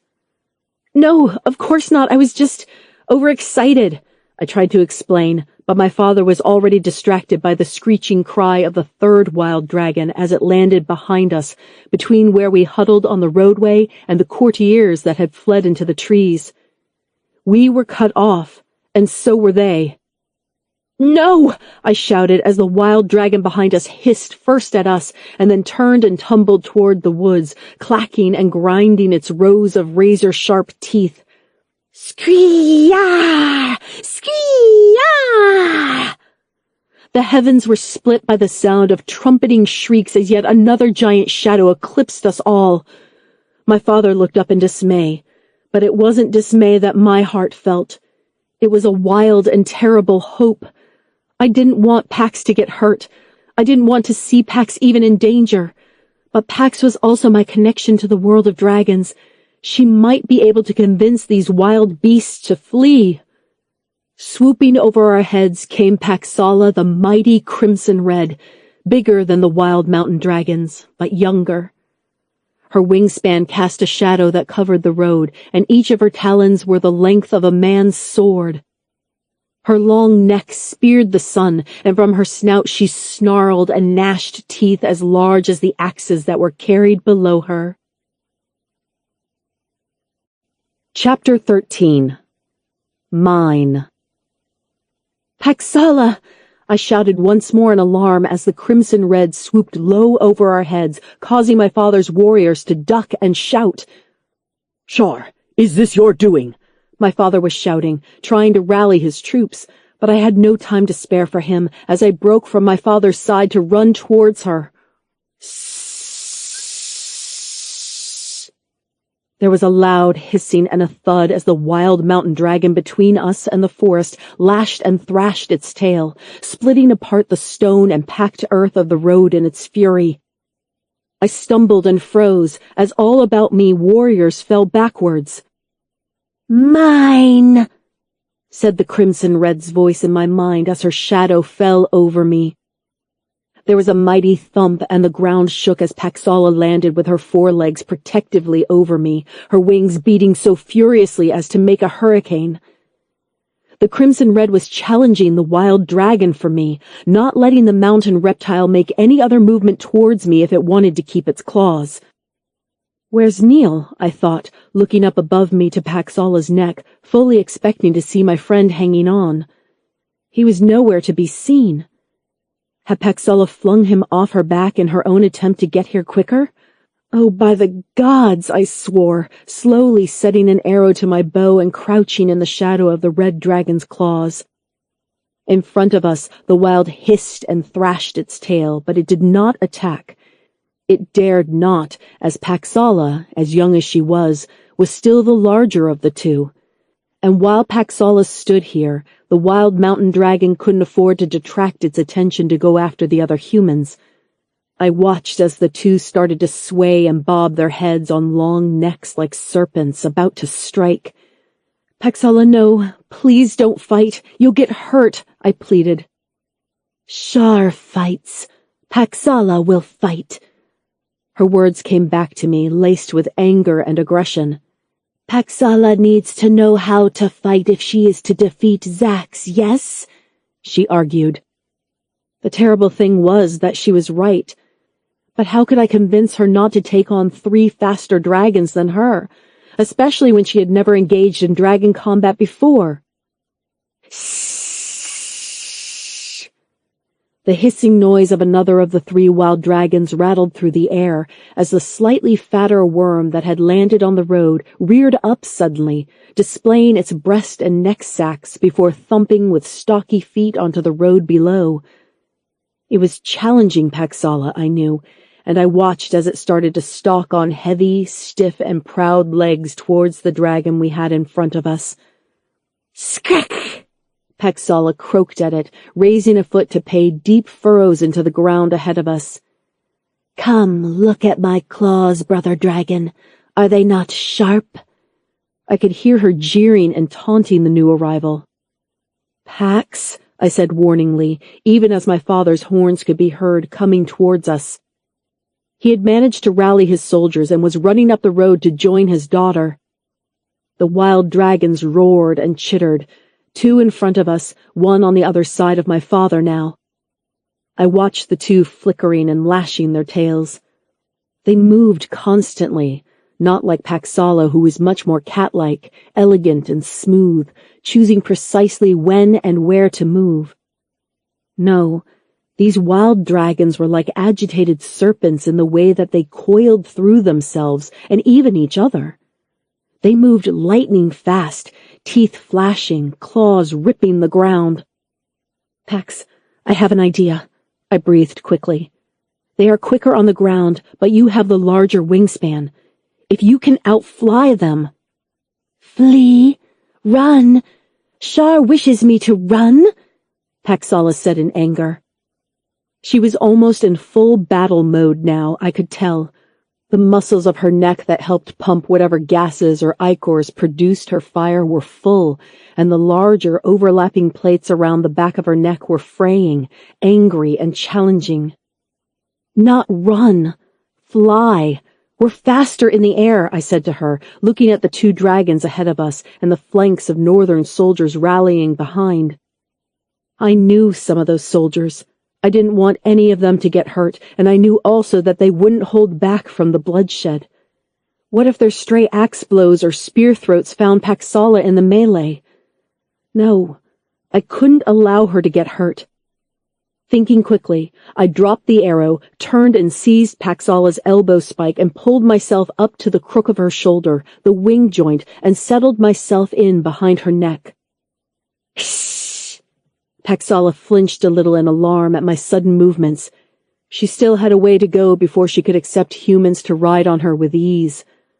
But now she will have to, I thought in grim satisfaction, using my knees to squeeze her strong slabs of muscle at the crook of neck and shoulder. Fly now, Paxala. We'll tire these little worms out. We'll show them what a real dragon can do. I congratulated her, knowing that flattery was always the best way to Paxala's heart. She reared up, throwing back her head to roar triumphantly. Whoa! I had to scramble to seize onto her neck spines and larger scale ruff just to stay on. But keep me on board at the same time, I yelled awkwardly as Paxala leapt into the air above the wild dragon's lashing forms and into the air. With a flick of her broad and strong tail, she whip-slapped the larger one across the snout, causing it to hiss and jump after her, as did its fellow. 2 down. Yes! I shouted, punching the air before my mind had a chance to catch up with what the rest of me could see, and my face fell. Oh no. I was on a dragon, and we were being chased by 2 very fast, very ferocious wild mountain dragons known almost definitely for their ability to eviscerate and disembowel their prey. Pax, I murmured as the wind whipped my hair around my head and tore the words from my lips. Fly! The larger crimson red was slower to get up into the higher airs, I saw. Within moments, the wild dragons had caught up with Paxala's tail and were snapping at it with their rows of circular, serrated teeth. Fly, Pax, fly! My breath caught in my throat. It was chill up here. The ground beneath us had become a green and brown blur, and the only sound that I could hear was the booming and crashing of the wind as it tore around us and the sudden bird-like shrieks and hisses of the dragons. My fear was a white, cold thing, as sharp as ice and as quick as lightning. It was beyond apprehension or terror, and somehow made my stomach turn and my jaw clench in a feeling that was close to exhilaration. How could I be excited about being so close to death? I heard the clash of iron-hard teeth biting nothing but themselves as the crimson red once again lashed her tail out at one of their maws. My heart was thudding as fast as a rainstorm as Paxala rose higher and higher into the air. No time to feel the frost, no time to hesitate as I hunkered lower and closer to the dragon's neck, willing her on with all of my might. Slowly, with mighty wing beats, we drew away from the smaller dragons. It was simple physics. Paxala had the larger wingspan, so she would be faster. She had to be faster. The dragon underneath me surged forward, her wings moving faster and faster as her muscles warmed up and she found new reserves of strength. The 2 wild dragons fell away and we powered upward, upward and upward until we broke through a haze of cloud, and suddenly it seemed as though we had reached the top of the world. By the stars and stones, I swore, blinking around us. Paxala flared her wings wide as the rivers of air currents that we had been fighting through had suddenly stopped. We were gliding over a hazy sea of gold and white. Clouds that, leagues below us, had been barely visible as just white mists were, from this great height, a delicate blanket of strange hills and valleys. The sun was bright and higher still in the sky ahead of us, so bright that every time I turned my head in its direction, my eyes swam and bright neon after effects glared across my vision. I had never seen anything so beautiful as this, just as I had never traveled so high on Paxala before. Distantly to the west there were lines of shapes breaking the golden cloud sea. Dark shapes with their own cloud storms and waves piling up around them. The northern mountains, I breathed in awe. They were the gateway to the northern waste's endless high plains of ice. I turned, blinking, looking at just how far and how clear everything was. I had never dreamed that the world was so big. This is all beautiful, I breathed. Yes, it is, Paxala agreed, and for one eternal moment we were locked together in silent awe at this world above the world, this dragon's playground. Our reverie was broken, however, when darker shapes burst from the cloud layer below. I saw how their boiling shapes struggled with the thin air. The wild mountain dragons didn't have the wingspan to drag themselves against this windless place. I watched as below them the hazy gold of the cloud shook and rippled as their movements tore at it. "Shall we?" I asked Paxala, my teeth chattering a little in the high and thin air and cold of the clouds. In response, the crimson red let out a triumphant roar, turning expertly on her gliding wingtip and plummeting straight down towards the two wilder dragons as fast as one of the arrows from my bow. The wind tore at my face and hair as I gripped with my knees and hands and gritted my teeth. My eyes squinted to just the tightest of slits as the wind howled and roared in my ears, rising in pitch as the wild dragons beneath us grew closer and closer. Paxala folded her wings close to her body the way that a crow does, adding to the insane speed she was reaching as she reached out with her claws. "Skia!" she roared as she slashed past them, the speed of her movement knocking them from around her like children's toys, her claws ripping through the heavy leather of wings. The two wild dragons snarled and snapped at her as she flashed past, but they didn't have the time to attack, as she was there and gone in a second, and they were tumbling out of the sky.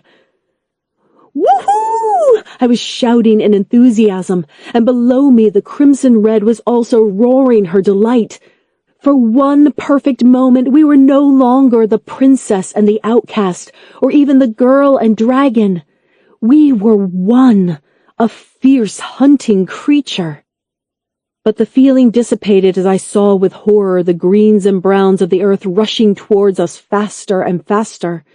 The large acres of green became forests, became trees and creeks and small clearings and boothies, just as the browns and grays became roads, fields, roadways, and my father's soldiers. "Pax!" I screamed as she unfurled her wings and changed her flight, sending us in a sickeningly fast curve down the roadway, just tens of feet over the heads of the remaining wild dragon and the semicircle of my father's troops above it. Below me, my eyes caught a glimpse of bodies lying on the floor, of thick blood here and there from the battle. It was hard to defeat just one wild dragon in battle, but my father's soldiers were well trained and had managed to drive it away from the road. At the sudden darting flight of Paxala, however, and the confused and pained hoots and whistles of its fellows, the wild dragon took fright, bellowing and snarling at the few spearmen who chased it, turning and tumbling through its coils as it jumped away from us, away from the road, and away from the battle. "Yes, flee, little dragon. These are my humans." Paxala flared her wings to slow her down, turning in an arc around the battlefield and seeming to get ready to chase the dragons again. "No, please, Paxala, don't," I begged her. We had won the day mostly out of surprise and luck, but I couldn't say how we would fare on their home territory, and possibly with other wild dragons nearby. "I couldn't," I said, feeling a little queasy. "Please, set me down. I'm not used to such flying as you are." I made excuses, causing a pulse of amusement from the dragon beneath me. "Then we shall have to train you, little Shar, how to accompany a dragon when she is a-hunting." The idea seemed to amuse the dragon to no end, as I had been telling her that they needed to learn how to be ridden by humans for so long, when in reality it was all the other way around. "Yes," I agreed, holding on to her scales as Paxala took another lazy circuit of her victorious battlefield, before making a big show of landing with large beats of her wings, which appeared entirely unnecessary to my eyes. Show off. "My daughter, what a beast she is! What a magnificent, brave, and fierce creature! My father was congratulating us. Flattery, I thought. It comes so naturally to him. Not concern, not asking how I was. I slid unsteadily from Paxala's shoulders to the crook of her front leg, and then climbed down to her ankle, and then staggered onto the ground. My father was clapping his hands as he walked up to greet me, but his eyes were on Paxala above, admiring her curves, her muscles, and her strength. "Did you know that she was here? Or maybe she followed you. Does she come when you call?" My father was saying in wonder, only half interested in the answers as he beamed finally at me in particular. "She will make such a wonderful addition to the northern armies. Just look how she dispensed with those wild dragons. Imagine what she could do if we mounted some steel halberds on those claws of hers, or blades on her tail," he marveled. Around us, soldiers warily picked themselves up and similarly looked in awe at the fighting dragon in front of them. "And why not? Am I not strong? Am I not impressive?" Paxala crowed in my mind, holding her wings out in a half-fan. Ugh, I thought. Great. All I needed was a pompous, arrogant show-off for a dragon friend. I would have found the whole situation funny were it not for the look of delight on my father's face. He wanted her as some sort of war machine, like a cart or a catapult or even a prize stallion, not for herself. "She'll not fight for you, father," I said quickly, trying to sound as fierce as the dragon was beside us. "No, but she will fight for you, won't she, my princess?" my father said, not in a cruel way, but in that calculating tone that I knew meant that he was thinking about maps and tokens and strategies. I snorted in disgust, shaking my head at my father's ignorance.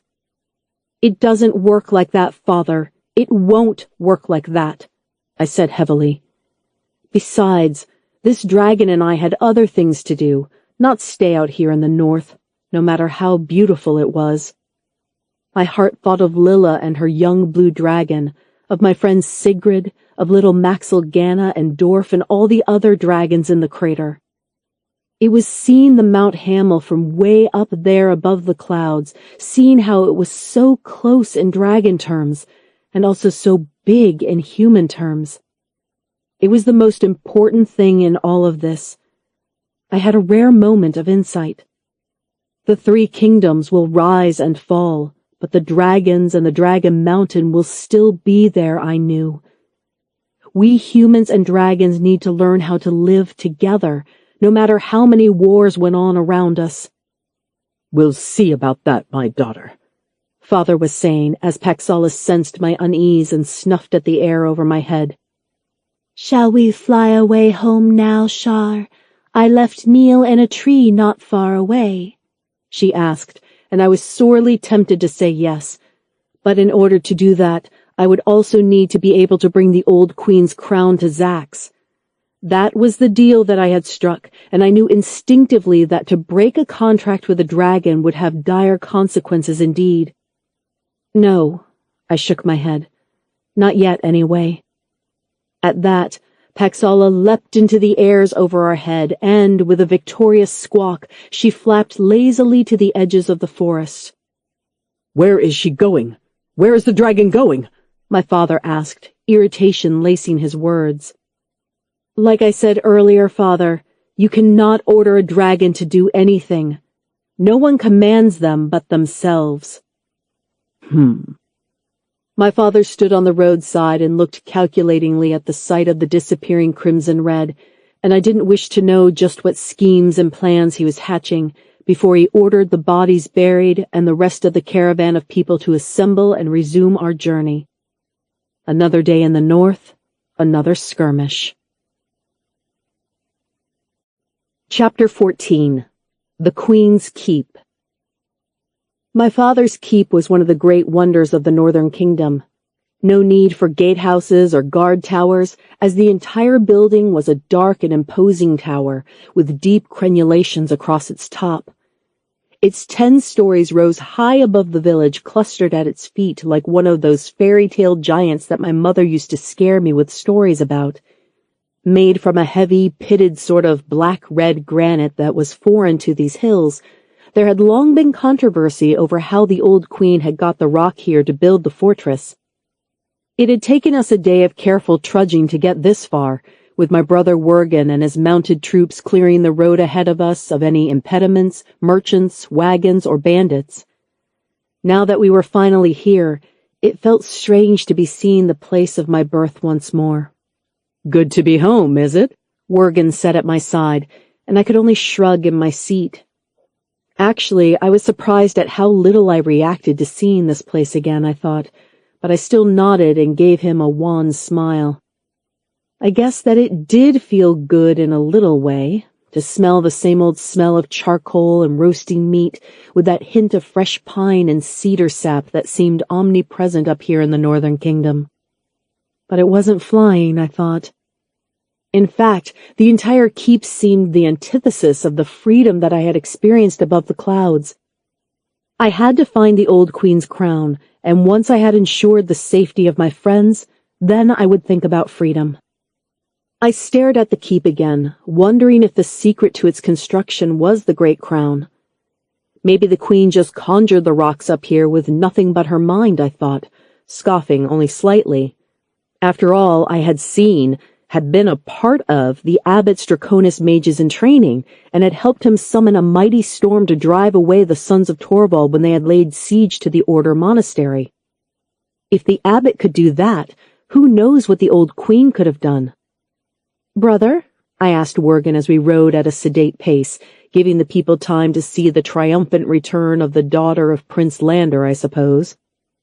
"Yes, sister," he said, his face lowered in thought as we rose up through the gates and the packed dirt streets beyond.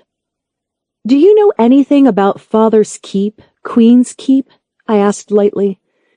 Being away from it has made me kind of look at it again in a new light. "Huh. More impressive than the monastery, you mean?" Wergen chuckled. "Not much.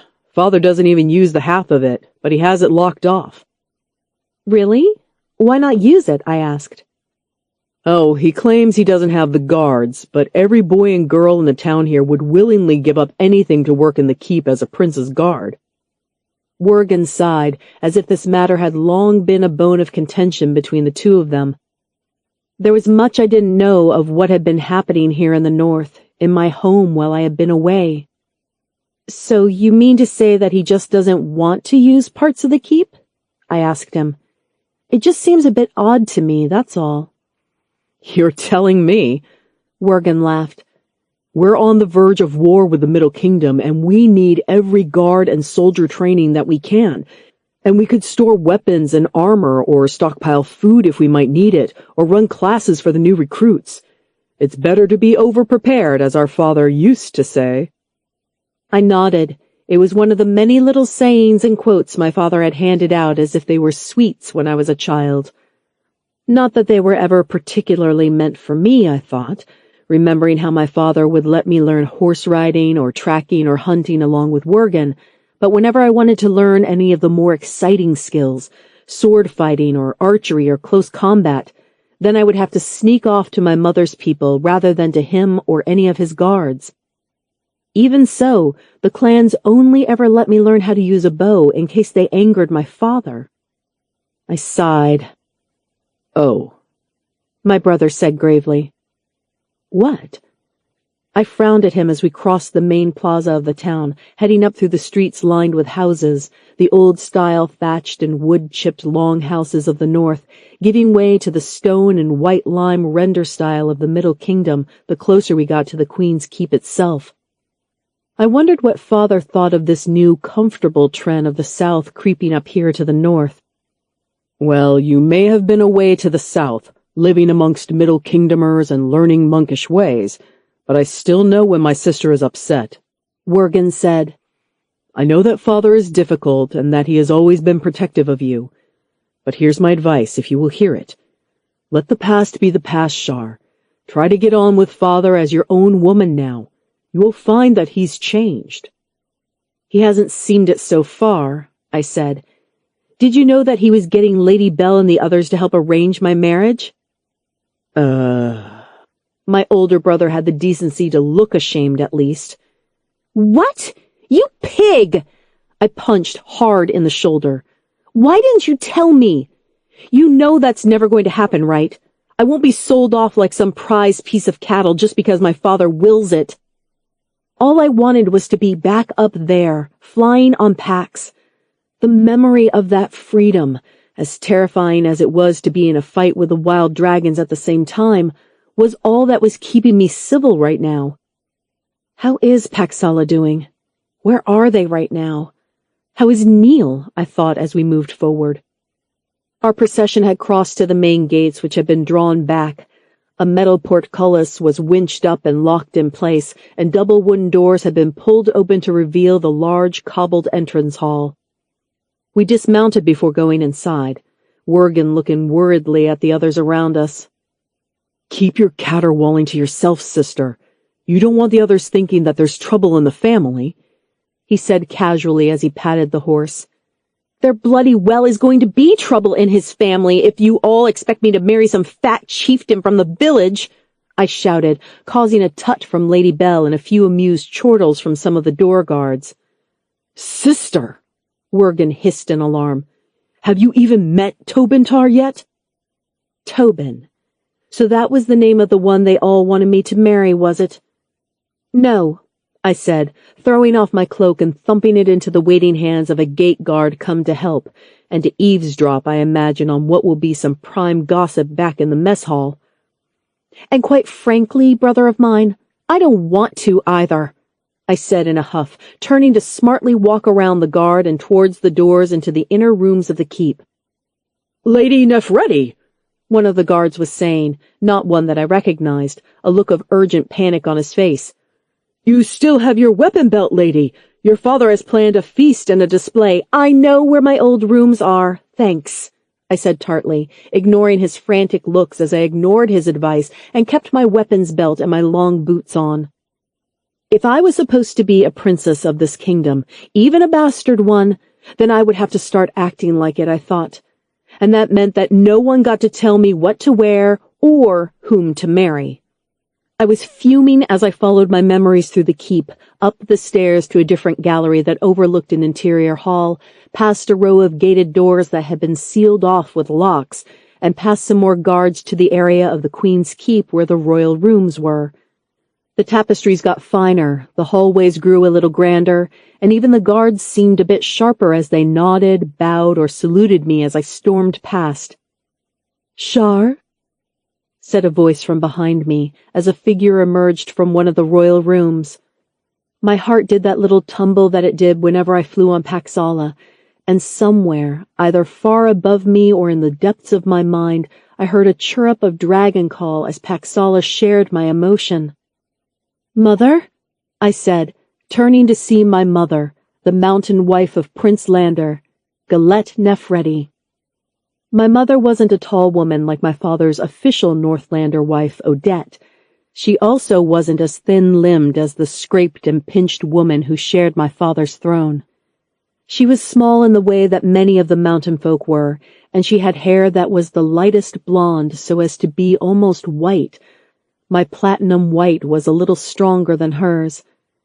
She had a smattering of freckles across her face and large, deep brown eyes that regarded me kindly. "Little Hawk." She murmured her baby name for me, and I found that I had crossed the intervening space and she was enfolding me with her strong arms. She smelled of mountain heather and a touch of cedar, just like always, and if her strong limbs, used to climbing and hunting and riding, had become a little softer in the 2 years that I had been away, it only made her the warmer to me.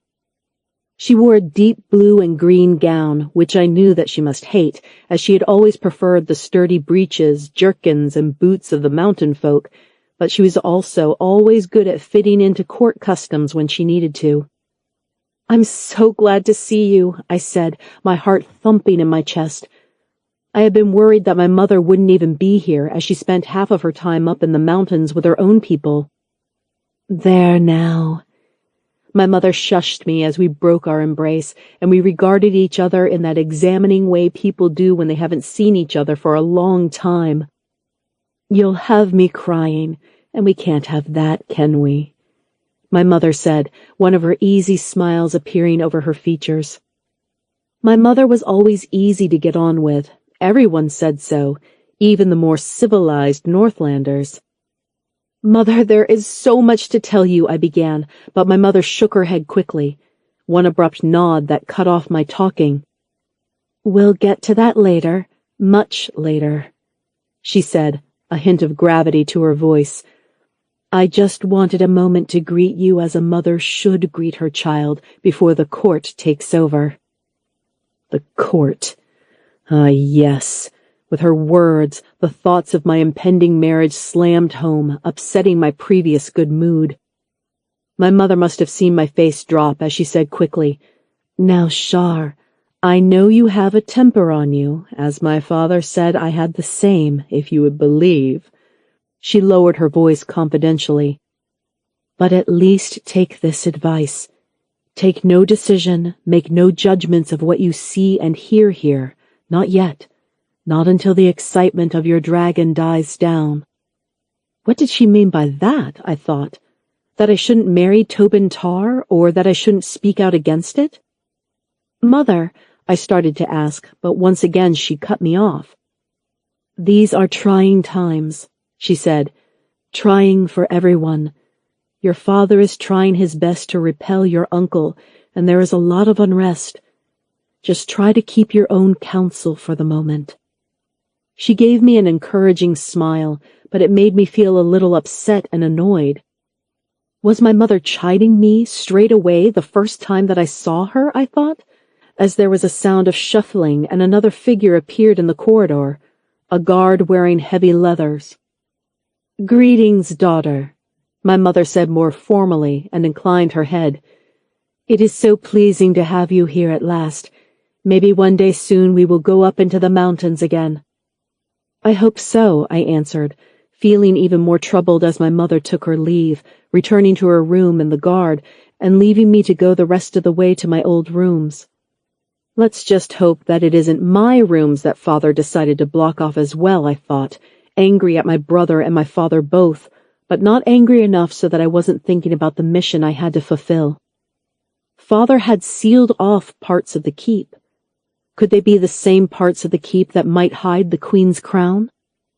My old suite was just as I had left it almost 4 years ago. The door was stiff, but the guard at the door dutifully unlocked it for me as I walked into my stone rooms in the rear corner of the keep with views of the mountains and the wilds beyond. They were 3 large separate rooms, a bedroom, a lounge, and a study with all my old furniture and wall hangings. The black bear rug on the floor with its almost cute gawky snarl was still there, as was the old wooden writing desk where I had carefully graffitied arrows, mountains, and dragons. The rooms looked large compared to the tiny stone dormitory I shared with Sigrid at the monastery, but they also strangely looked small to my eyes, as if all of the chairs, wardrobes, and desks were now a size too small for me. As I looked at the hanging by the side of the small fireplace, a tapestry of a fantastical castle with long towers and with a sky whose clouds were perfect round blobs, it seemed to me childish and stupid. The world wasn't like that. Princesses might live in castles, but castles were boring places where you were married off to some warrior with a bit of a noble name. The world out there, outside the tapestry, had far better, exciting things like dragons and adventure. With a kick and a shove, I managed to barge open the lounge's large wooden shutters to reveal the old stone balcony on the far side. The breeze was cold as the high mountain airs washed off the ice plains and ravines above, down and into the room. But it felt good at the same time. It reminded me of the air and of being free as I breathed in deep. Chapter 15.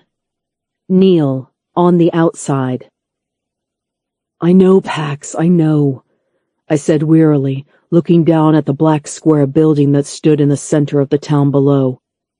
We were standing on a small escarpment that overlooked the town, with wooden hills on either side and a thin trickle of river that meandered towards a river gate below. Beneath us was spread out Queen's Keep and Lander's estate town, with smoke rising from the rooftops and the distant sounds of people calling and shouting as they went about their daily business. The Crimson Red chirruped in a huffy sort of way. I didn't need to be connected to her mind in order to know that she was annoyed at having to be stuck out here with me when she would much rather be with Shar, wherever she was. "Well, you and me both, Pax," I sighed wearily, kicking my heels on the dry ground. Paxala had picked me up from my tree perch where she had left me, heaving and huffing with exhilaration, so pleased with herself that it had been almost impossible to be angry with her. Still, I wished she wouldn't take it upon herself to fly off to Shar's aid like that, without me.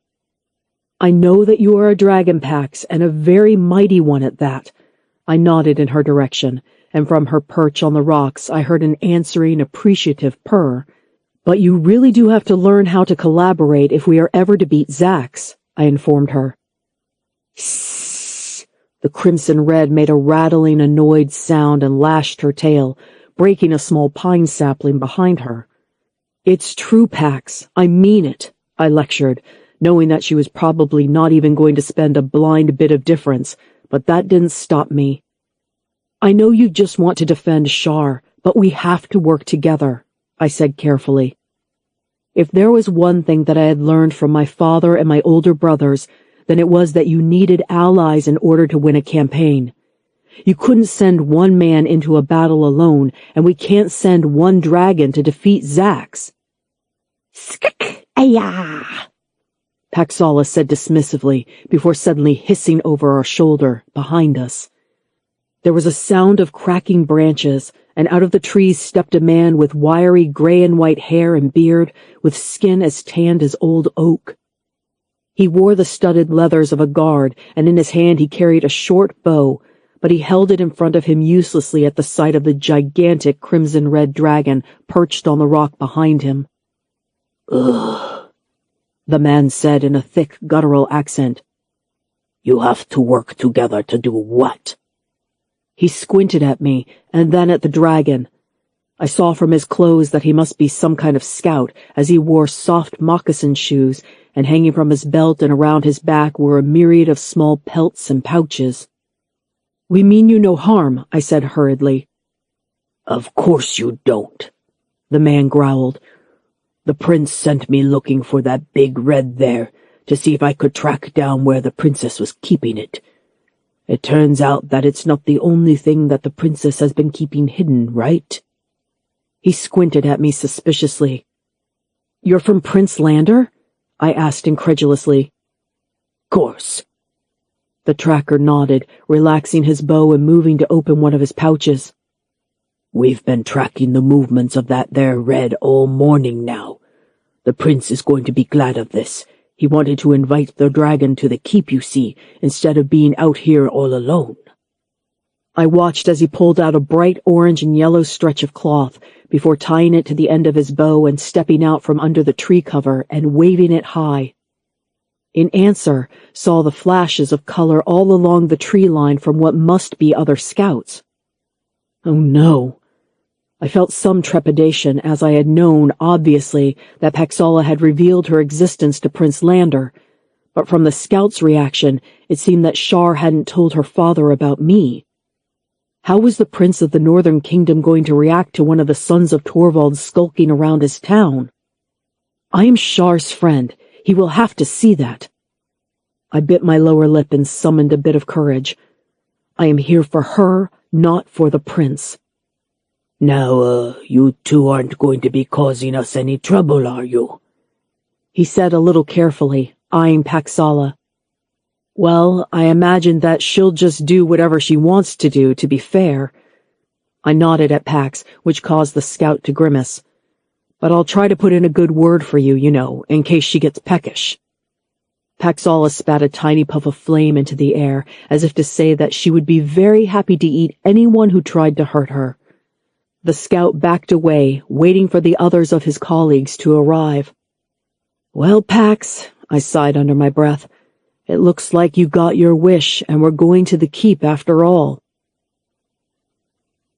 Look at the size of it, I heard one of the townsfolk say as we walked through Landers Town to the gates. It? She's not an it, I thought angrily, casting a scowl at the merchant, who didn't seem to notice, being much more interested in what the giant crimson-red dragon was doing beside me. A ripple of gasps and awed voices followed us as villagers opened windows and doors to gaze on the dragon entering their town. Now, Paxala, these people don't know about dragons, I tried to tell her as she stalked through the streets.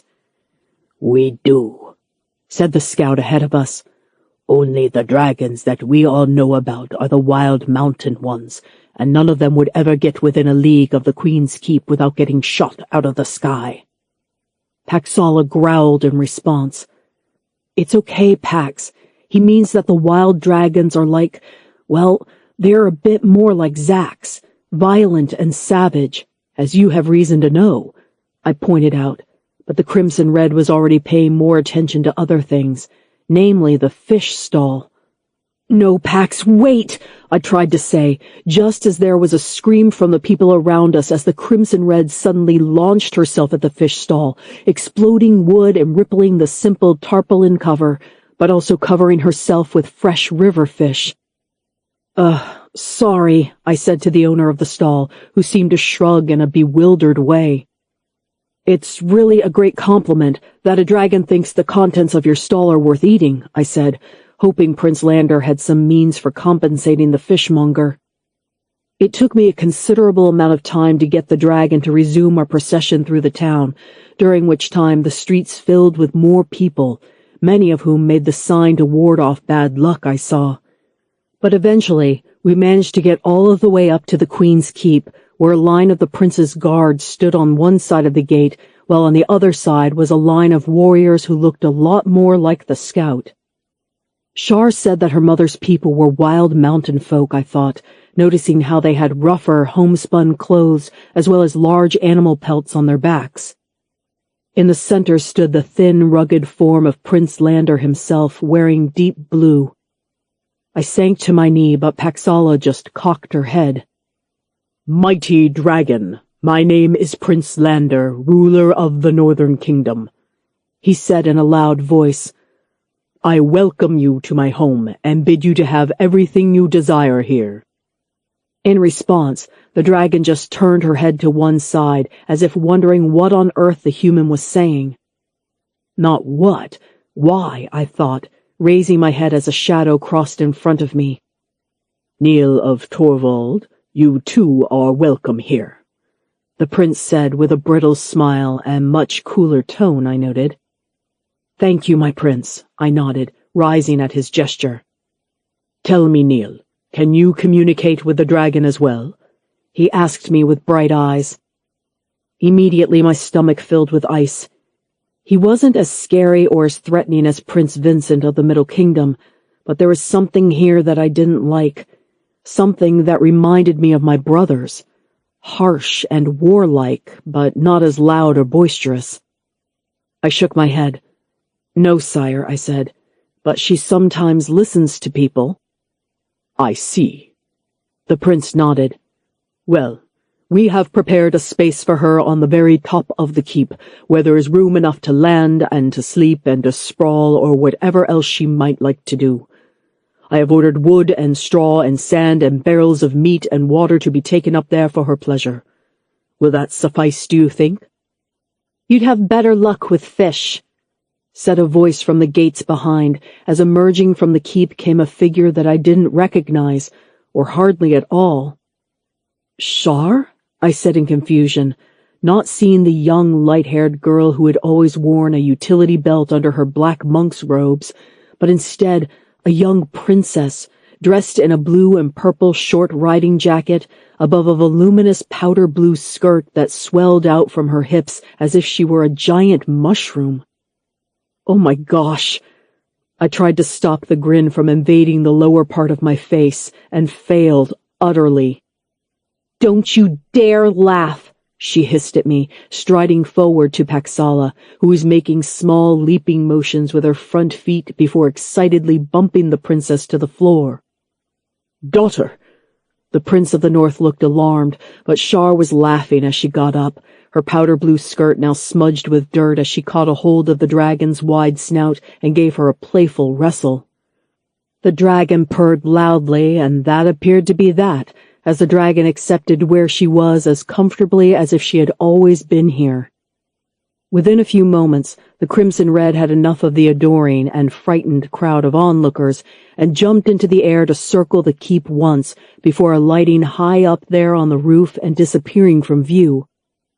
After a moment, I heard scraping and the distant sounds of chirrups and calls as she settled herself in. "Marvelous," Prince Lander was saying, looking up to the top of his keep with a look that could only be described as a gloat. "Come on," Shar whispered to me, nodding that I was to follow her inside. "I'll show you around," she said heavily, and I knew what she meant, that we had to get on with why we were really here. Chapter 16. Obligations. Watching Neil try to navigate his way through my father's court and the Queen's Keep was like watching one of my father's horses learn how to hold a knight for the first time. I had never been to the eastern marches of the Middle Kingdom, but I guessed now that they did not have the same finery or elaborate courts as the princes' kingdoms did at all. Neil was skittish and wary of those around him, even of those courtiers who would suddenly appear offering him wine or food. "Why?" I heard him ask one of the courtiers on the first night that he was there. My father had decided to call a dragon feast in honor of his dragon, and of course every clan chief and captain of the guard had been invited. "Because you might be thirsty, young sir," I overheard the courtier say with a smirk. "No, I understand why I might want to drink," I heard Torvald say hotly, turning red as he must have felt embarrassed. "What I mean is, why are you offering me a drink? Can't I get my own?" That is not how we do things here." The courtier frowned just as I waltzed in to rescue Neil from further upset. "Neil," I smiled, taking his arm and pulling him away. He gladly hurried with me across the marble checkerboard floor, pulling at the tight-fitting blue and red jacket that they had put him in. "I still don't know why I can't wear my traveling clothes," he grumbled. "They were much more comfortable. Not that I'm not grateful to your father for the gift, of course," he said apologetically. "Because you're meeting most of the nobility of the North here," I said in exasperation, even as I secretly shared his sentiments. My dresses had gotten more elaborate seams, and the fashion of the court itself had become closer to the Middle Kingdom decadence of Prince Vincent. "This is how he wages war with us, by making our people want the things that he has," I thought, knowing that it was my mother's voice that I was recalling. "You see those over there, in the furs and the sturdier clothes?" I nodded to a gaggle of people who stood around the great hearth, quaffing wine, singing songs, or otherwise arguing about things. Torvald nodded. "They're representatives of my mother's people, the mountain folk. There are loads of clans, literally hundreds up in the mountains. But these are the ones allied to my father, and most of that is because he took my mother as his mistress," I explained to him before leading him around the Grand Hall. The Grand Hall of the Queen's Keep was only one of a few such halls, but this was the longest, so most feasts happened here. It was also where my father had his throne, with two slightly smaller thrones on either side of him. One for Odette, my stepmother, and the other for Galetta, my mother. The fact that the two women got on at all was a mystery to most, and Neil seemed no exception as he looked in alarm at the two queens. Odette was thin like my father, but older, with hair that fell in dark curls around a pale face. Her frame was thin, nothing at all like my shorter, rounder, and thoroughly more pleasant mother, the red and white frizzy-haired Galette. The two women were engaged deep in conversation over the empty middle throne of my father, so I decided to leave them. "They're not queens, though," I explained the situation to Neil, "but everyone calls them that. Odette couldn't have children, so she allowed my father, as is the mountain way, to take another wife. Neil was nodding in confusion, reaching up to scratch at his scruffy hair and almost unbalancing one of the smoke sensors in the room. "Oh, sorry," he said after seizing the large marble and bronze thing and, with several clangs, getting it to finally stop wobbling. It was clear to anyone that he was out of place, even when compared with the Mountain Clan people. The warlords, it seemed, were far more used to feasting and games of strength than they were of people singing sagas, poets, and fine clothes. I guess that is why they are warlords and my father's people are nobles, I thought in despair. Whoa. Neil was looking around the upper galleries of the hall, seeing the tall, vaulted doorways that led to still more corridors and halls and banqueting rooms. The pillars that held up the balconies and galleries were carved with elaborate decorations, and the walls were hung with tapestries and mounted suits of armor. "And I thought that the Draconis Monastery was impressive," he said with a sigh, and I thumped him in the shoulder. "It's not that rich. We don't have any statues, walled gardens, or anything. Just wait till you see Prince Griffith's court or Prince Vincent's," I laughed. "We Northlanders are considered pretty tame by comparison." "Comparison to what?" Neil said, and I decided it was probably for the best if I didn't answer, "Well, you warlord families," but he must have known. I suddenly felt very aware of how rich all of this was compared to the everyday people of the Three Kingdoms, and even to the sort of life that a successful warlord's son like Neil must have grown up in. I was lucky, and yet I bit my lip at the opulence, the waste, the hollow laughter even here in the rugged, harsher north.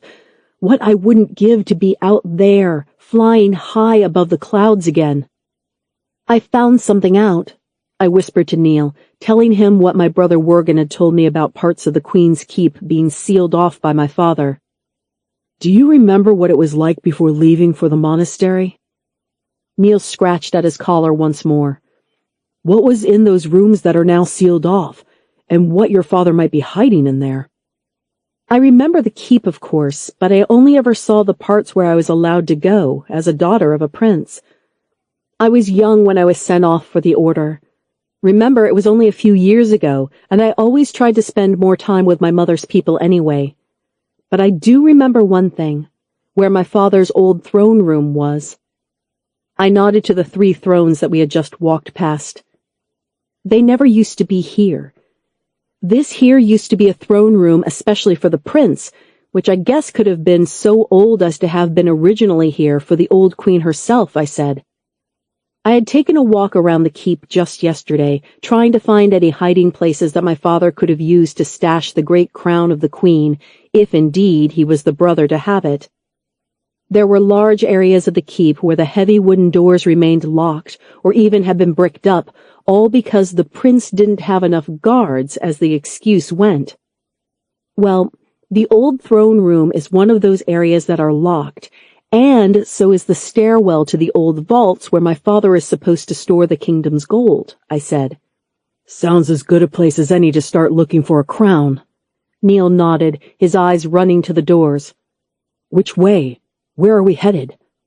"We can't go now," I said in alarm, thinking of the eyes that were already on us, the princess and the oaf of a warlord's son. "Shar, we have to," Neil said in exasperation. "Just think of Lilla, Sigrid, and the others back at the monastery. Think of the hatchlings in the crater. They are depending on us." "Of course I know that," I whispered back. Had he thought that I had forgotten? "But we cannot go right now. Everyone will see." Did he really think that I didn't care at all about the others on Dragon Mountain? "I hope that you're not planning something terrible with that dragon of yours," said a man's voice from behind us, and we spun around to see none other than Lady Belle accompanied by a younger officer, a tall man at least a few years older than me, but what struck me first about him was that his lower jaw had been smashed, an old battle injury perhaps, which also made him lisp terribly. "Lady Nefertiti, this is Captain Tobin Tar, whom I told you about," the Lady Belle said through narrowed eyes. The Princess Odette decided that it was about time that you two met, she said with a brittle smile before looking severely at Neil beside me. Young Master Torvald, can I interest you in a tour of the keep with me? She asked, and even Neil, for all of his uncouth ways, had the sense not to refuse a lady's request at a noble court. But that left me with this man, Tobin Tarr. The more I looked at him, the more I saw that he was grotesque in many ways. His arms appeared too spindly to even hold a sword, but even more, his hands appeared deformed with the fingers on his right hand crumpled and awkward. I hated to think it, but I felt horrified at his injuries. An animal reaction, perhaps, to seeing such devastation in another creature. Shar, you should be ashamed of yourself, I thought guiltily. His hair had fled from the front part of his head, leaving the longer locks to fall behind his ears in greasy strings, and I could not help but notice his eyes were bright and inquisitive as they regarded me, and he wore fine clothes of sensible deep greens and golds. Please, forgive me, which I heard as please forgive me through the lisp of his broken lower jaw. I know I am a fright to look at, especially for one so young as yourself. He made an awkward, shrugging movement. No, of course not, Sir Tar, I said quickly, wondering if my face had betrayed my horror. Was this the man that my parents wanted me to marry? Almost as soon as I had thought it, I felt a wave of shame.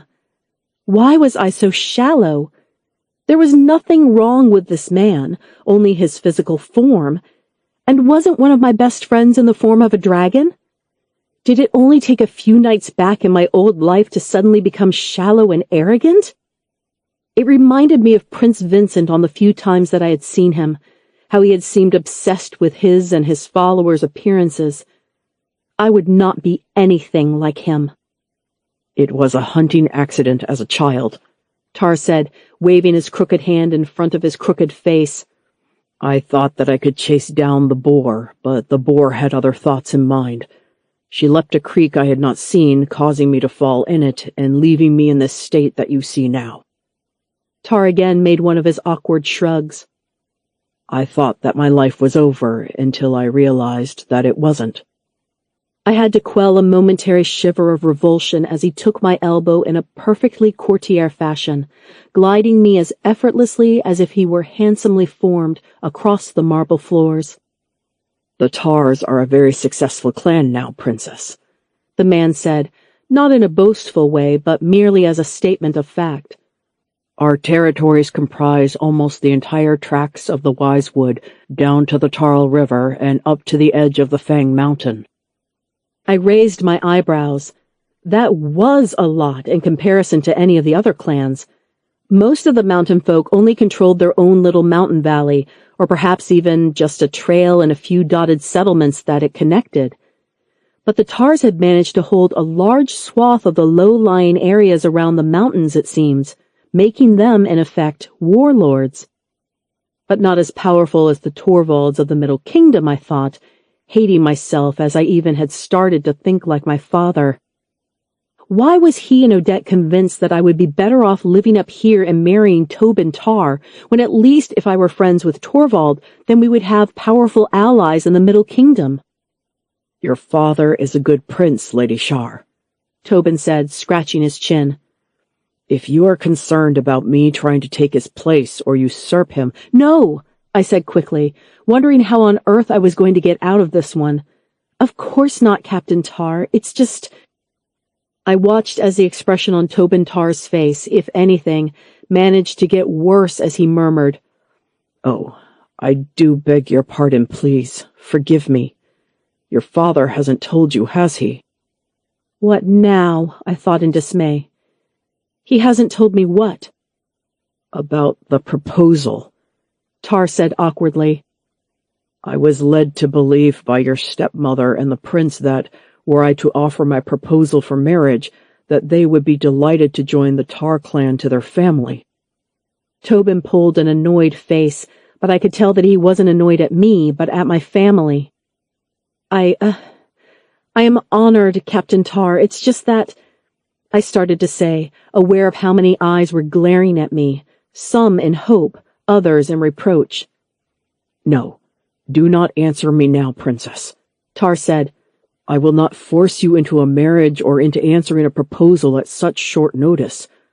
I was led to believe that you knew of this, and even that you were looking forward to your life outside of the monastery here with me, he said through slurred lips. I'm sorry, Captain, but this is the first that I have heard of it, I said. Technically, it wasn't true, I thought with a grimace, as I had heard of the proposal just yesterday morning, but still. One day was hardly enough to wrap my mind around the idea of marriage, let alone consider the person who was offering it.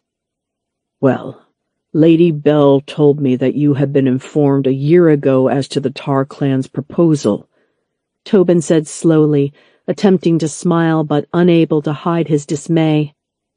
A year, I thought. My stepmother and her band of cronies have been planning to marry me off for over a year now? I felt a sudden flash of white-hot anger. How dare they make such decisions about my life without consulting me? But then again, wasn't that always what they were doing? It hadn't been my idea to go to the Draconis Order so many years ago. It had been my father's. Or had Odette been behind that one as well, I thought in alarm. Maybe she wanted me out of the way so that she could concentrate on controlling all of my father's affections and power. No. I curtsied at the dismayed lord before me. I must be being paranoid, because my father never paid any attention to me anyway, and regarded me as little more than a playing piece on a chess set. Only I am now one with a dragon. I suddenly had a thought about how to smooth over his hurt feelings. Captain Tar, the problem is not of your doing or of Lady Bell's. It's just the situation has changed beyond all of our vision right now. I have found out that I am a dragon friend, and I now have her, the Crimson Red, to think about. Not to mention all the others, I thought, but didn't say. I'm not free to choose or accept any suitor without consulting my dragon sister, I said, surprising myself as I said it. Paxalis sometimes called me sister, and it had just fallen from my lips, as natural as stating that I had hair. It felt right as well somehow. The same way that when Monk Theodore called me a dragon friend, it had felt right. Oh yes, of course, I understand completely, Tar said with a nod. I could see that he didn't believe me at all, but that he was willing to believe my excuse as long as it saved him from the hurt and embarrassment of being publicly rejected.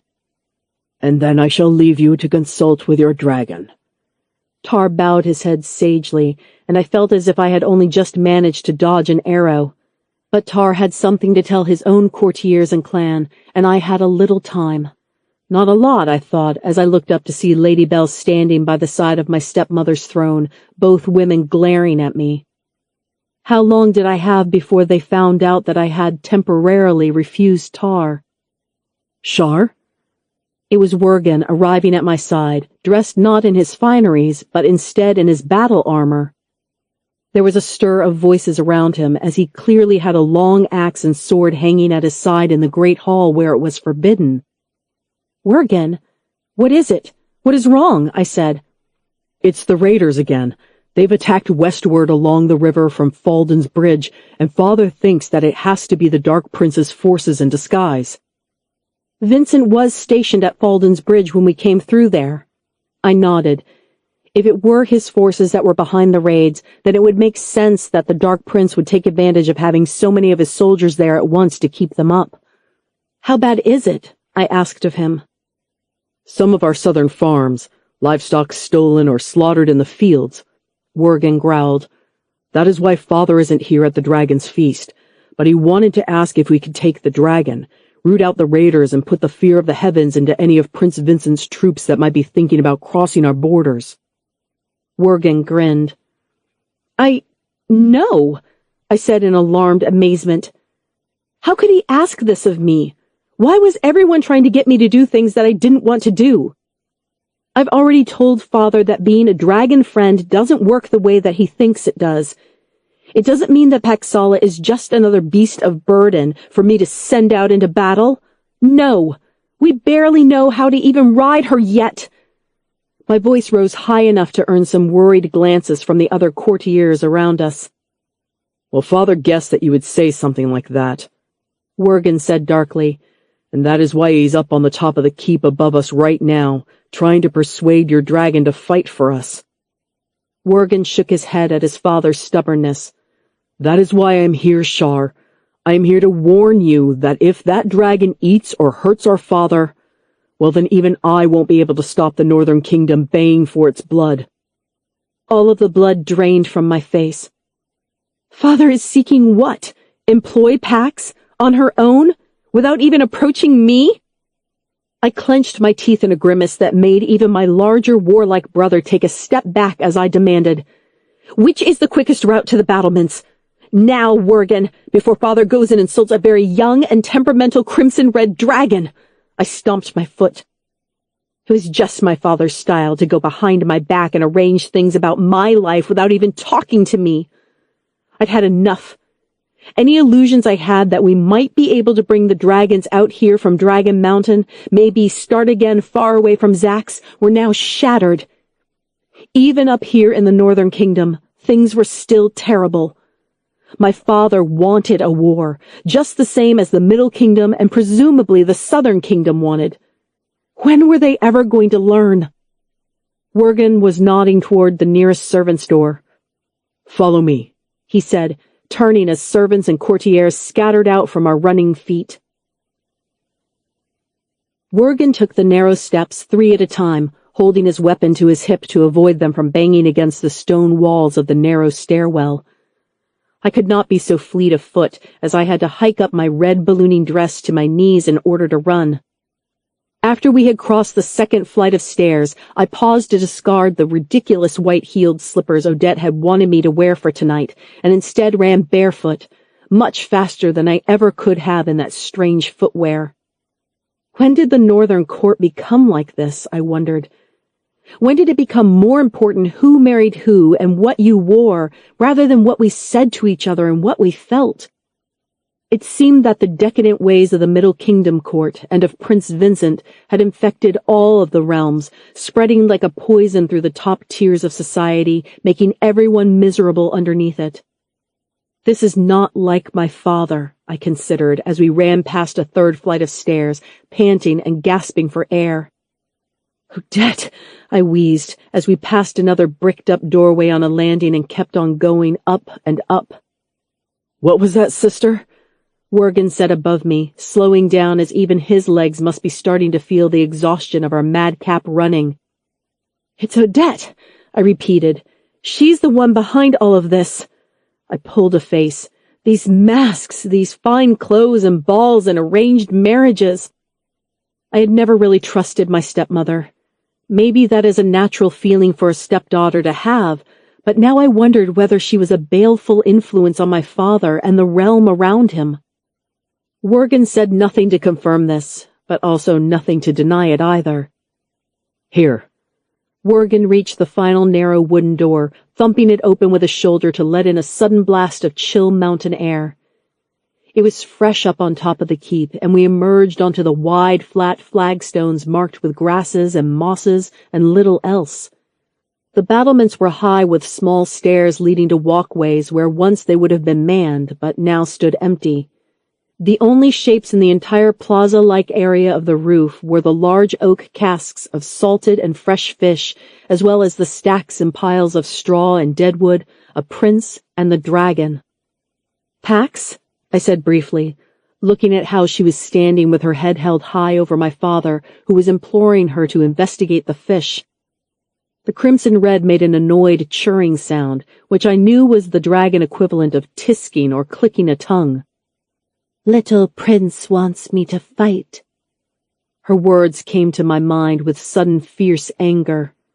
She was riled and annoyed and was caught between whether she should take to the skies or roar at him. "No, please don't do that," I said, stepping forward across the battlements towards her. "It's okay. Father just doesn't understand the ways of dragons." I pointed out, but Father, ever the astute strategist, turned to look at me sharply. "You can speak to her, can't you?" he demanded, his voice sharp and his blue eyes cold. I squirmed, wondering if I could lie and say that I could read the dragon's body movements, but it was no use. It's true, isn't it? You have a way of talking to her with your mind. Father's eyes were lighting up in a glee that I found faintly disturbing. Shar? Even Worgen was looking at me oddly, as if I had suddenly managed to grow horns. Is this true? Yes, I said, wondering what this would mean. No one knew that I had this connection to Pax other than Neil. Yes, I can communicate with Paxala with my mind, in my thoughts, I said, looking at both of the men with uncertainty. I had thought it a legend, Father said, his voice full of excitement. This is excellent news. Excellent. It is? I said awkwardly. Of course. Then you can be my dragon commander.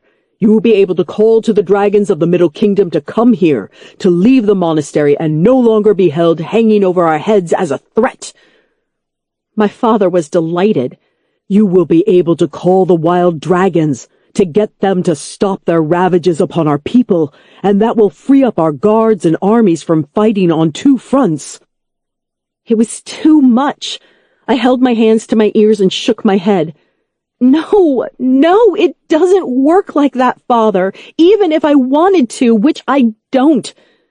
I didn't come here just to be used by you, I shouted. The little prince wants to be like the abbot, Paxala growled, and I could only agree with her assessment. So, you are telling me that you will not ask your dragon to fight for me, to defend our kingdom with your brother Worgen here?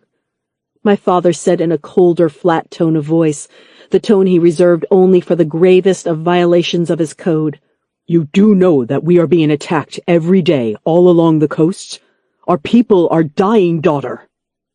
I stared at my father, knowing that he was seeing me for the first time. I was no longer the little girl who he could order here and there on his giant chessboard of loyalties and threats. No, he would have to see me as I really was, for what I was. And I was not the sort of person to send my friends so easily into war, not unless our lives were threatened or the lives of those we loved. There was every reason to assume that this was an overtly strategical skirmish between my Uncle Vincent and my father. It didn't need to happen, and any lives lost on either side would only exacerbate into a full-blown civil war. At least, that was my thinking at the moment. No, I will not send or ask Paxala to fight for you, I said. And that is that. You will just have to accept that about me, Father. I looked at him, and my father stared back at me incredulously. But then his eyes narrowed and his mouth pursed. I see, he said. Then if you will not become my dragon commander, you will have to marry Captain Tobin Tar and secure his troops for my realm. He said this carefully. All trace of his earlier excitement and glee faded, replaced with cold calculation. You will have to be of use here, Shar, or else you will just be another bastard in the line of succession. I opened and closed my mouth, stunned by my father's callous attitude as he turned and stalked past us both, leaving the dragon and the fish on top of the battlements. Worgen, come with me. You have to ride out to confront the raiders immediately, he commanded, not turning to see if my older brother obeyed him or not. Worgen looked at me, his face alarmed and his eyes full of reproach.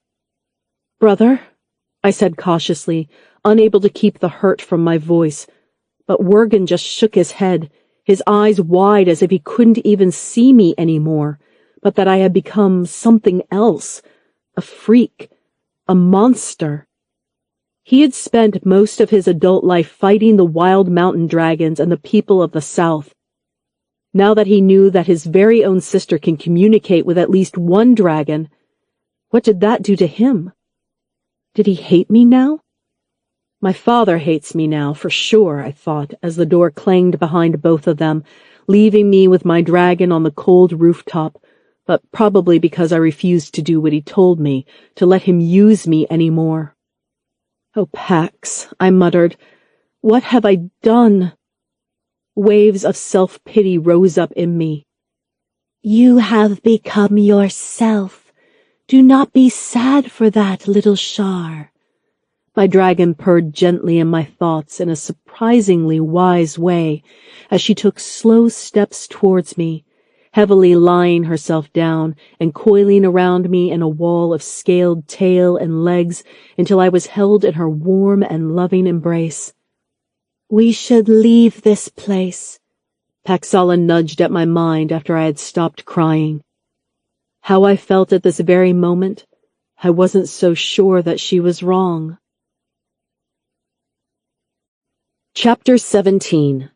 Blood and Bones. Neil, wake up! I whispered as loud as I dared. It was night, and there was no way I wanted to alert the guard just at the end of the corridor to what I was doing. There were enough bad rumors flying around already about the returned bastard daughter of Prince Lander, without adding to them how she was caught trying to sneak into the Torvald boy's room. But that was precisely what I was doing. I shook my head as I tapped on the door with my fingertips once again. Neil? Torvald, move your lazy behind! I hissed once again through the door, just as there was a muffled thump and a movement from the other side.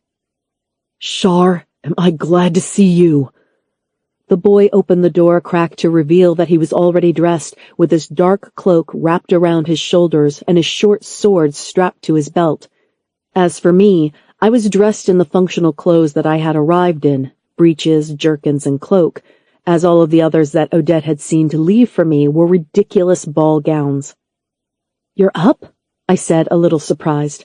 I was expecting after the dragon feast of last night that he would be hard to rouse. I have been for hours, wondering how to contact you, he said with a grimace, slowly closing the door behind him. I couldn't wait any longer, not after what you told me about the vaults and the old throne room, and then I heard the other servants and guests talking about attacks on the border and your marriage to some clansman captain. Tobin, I said heavily, sensing a slight amount of awkwardness in the air around the subject. The man from the feast last night. But don't worry, I'm not going to marry him. Another remarkable idea of my stepmother's, I think. Oh. Neil nodded, following me as I indicated the direction that we had to go in to get to the hidden rooms. I could tell that something was bothering him. Out with it, Torvald. What is it? What's bothering you? I asked, ducking back to the side of a hanging as we heard footsteps of the guards or servants slowly pacing the halls. It was after the middle of the night, but sometime before dawn, or at least I thought it was, the quietest part of the night, with only those awake who had work to do or had no business being up and about, like us.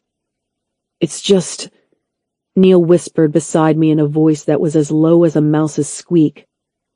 I've never had this life you've had. He nodded at the giant and ornate tapestry, the flagstone floors, the wide corridors. I'm not jealous, but I don't see why you would want to give it up.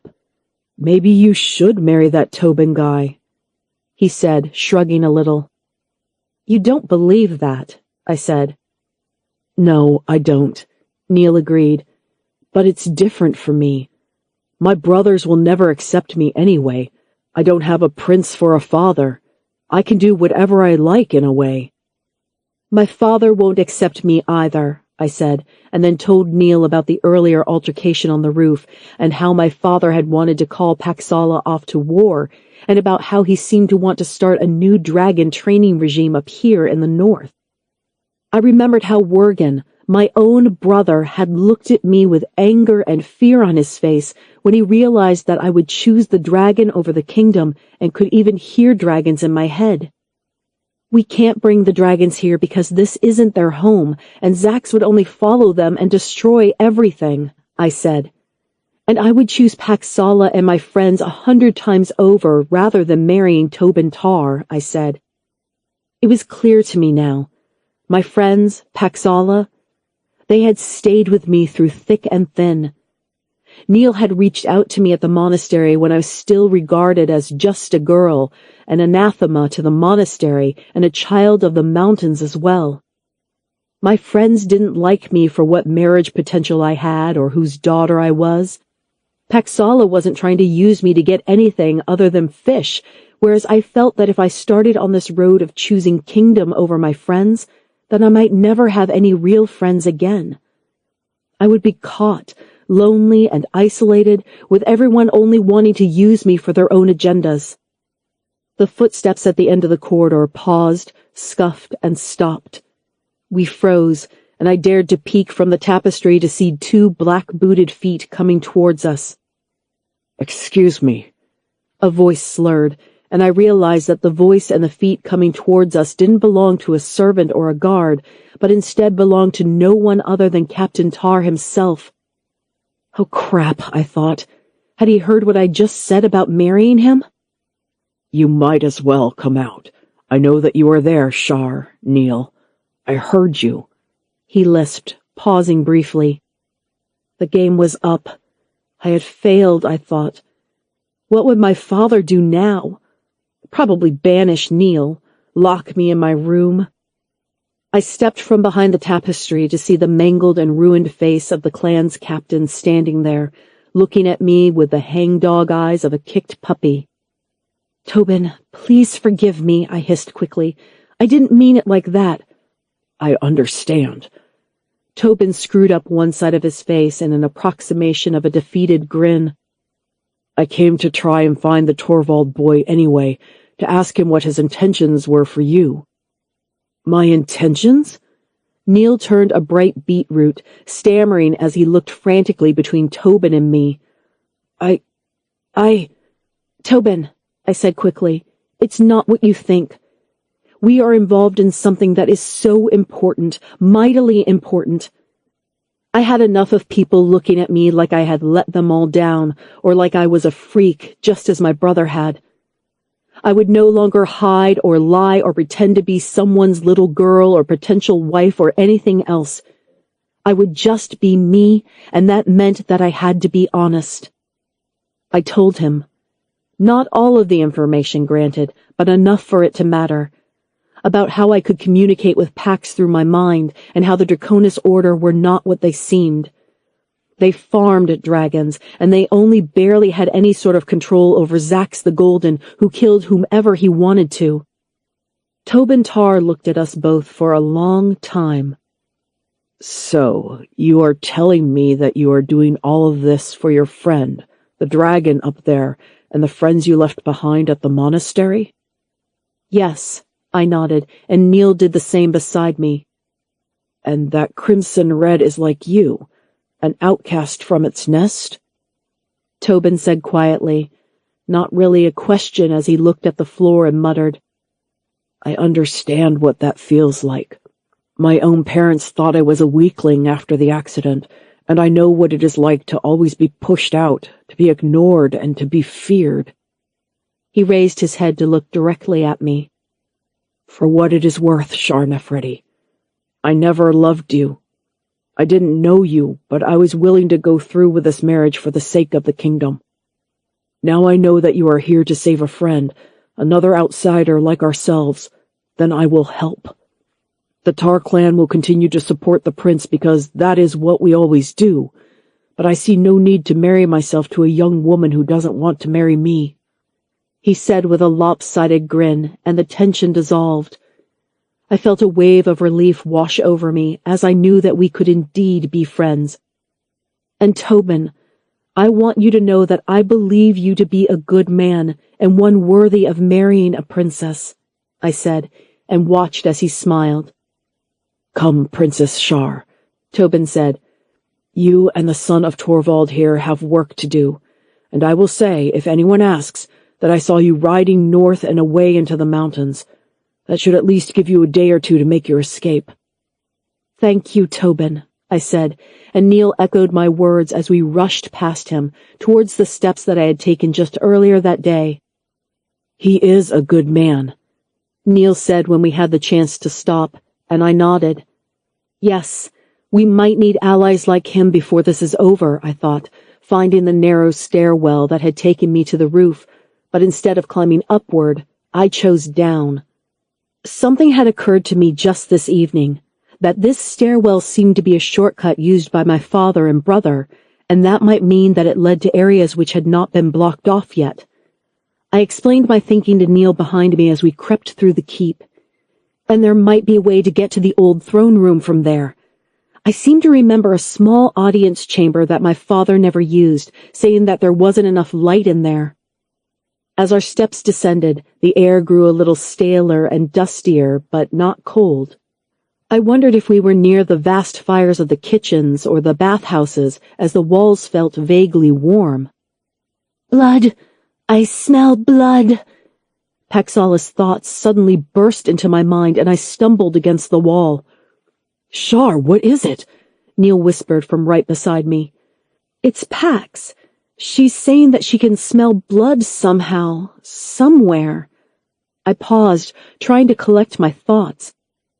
When a dragon suddenly thinks at you and you are unprepared, it is a little like having a whirlwind piling through your home. Blood! Where? I breathed in the dark, wishing that I had thought to bring torches with me. You, through that lump in the middle of your face you call a nose. The dragon scolded me. Could she use my senses? I felt vaguely alarmed by the idea, until I remembered that was exactly what I could do with her thoughts after all. Was our bond growing stronger now? Were we becoming closer and closer in our thoughts somehow? There was so much that we still didn't know about the old legends of dragon friends and the sorts of powers that they had, but it seemed to me that bits of the lore were coming true.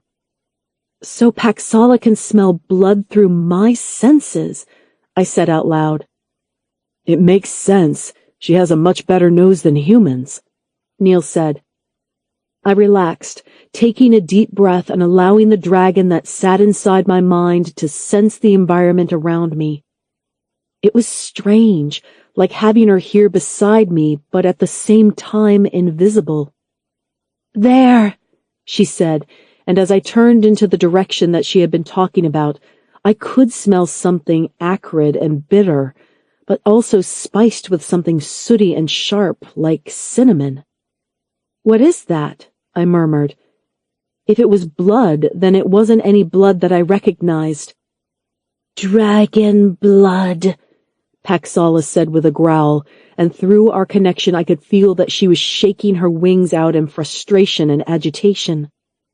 Yes, it was dragon blood, but old, ancient dragon blood, long since dried, and it was seeping out from one of the landing doors. Down there. I indicated the door for Neil to try and open, but it wouldn't budge. Wait, Neil said, taking out a short sword and wedging it between the hinges and the doorframe. Now stand back, he said, before throwing himself at the door. There was a loud thud and a creak. It sounded deafening to me, and still the door hadn't budged. I watched as he limped back, rubbing his shoulder, and readjusted the wedged sword before trying again. On the third try, the wood around one of the hinges splintered and sheared off, and the door sagged outwards towards us, revealing the smell of dust to my normal nose, but the strong smell of blood and decay to the dragon's senses I was connected to. What is this? Paxala was starting to growl. I could tell that she was snuffing at the flagstones and battlements far above me, starting to scrabble at them. Easy, Pax. I don't know what this is, but whatever it is, I think it happened a long time ago, I said, taking a step forward past the ruined door to suddenly find myself bathed in an eerie bluish light. Earth stars! Neil breathed in awe, and I could see that he was right. These rare crystals were the stuff of kings' vaults and legends, and just a handful of them could probably buy a house. Here, the shards of faintly glowing blue crystal were set into the walls on either side of the narrow and low passageway that extended down into the keep. Where are we, Shar? Neil breathed, tapping at the blue stones that always glowed in the dark. I don't know, I confided, drawing my long knife to walk forward. From my old memories of the keep when I was a child, I had thought that this would lead the way to the old throne room. but I think that we have gone past it to underneath the old queen's throne room, maybe. I've never been down here before. I didn't even know that we owned any of these Earthstar stones at all. It must be part of the old queen's residence when she built this keep, Neil said, trying to remove his short sword from the door but failing. It was wedged tight. Oh well, you'll have to do the fighting from now on, Shar. He tried to joke, but the thought made me nervous. Neil was by far the better fighter than I was, so I quietly passed him my knife and followed my nose. The dragon's senses led us in the only direction that the corridor also took us, straight to a round circular chamber with a line of the bluish glowing Earthstar crystals set in the walls around the room. What is this place? Neil breathed beside me. I don't know, I said, but it looks pretty bad to me. In fact, to me it looked like the little chapel spaces in the Draconis Order monastery, a rounded sort of hexagonal room whose walls rose like a tube to a point, all made of solid brickwork.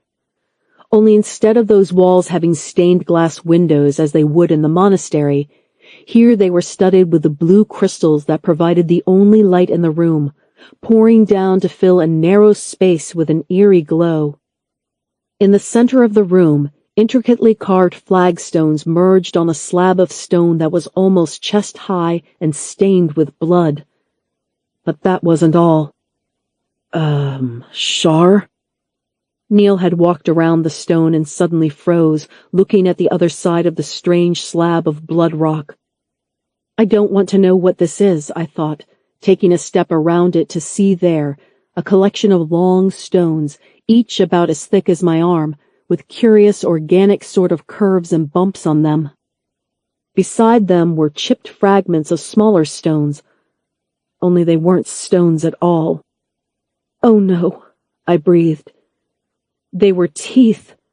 Sharp dragon teeth about as long as my fingers, meaning that they were from a dragon that was younger even than Paxala above.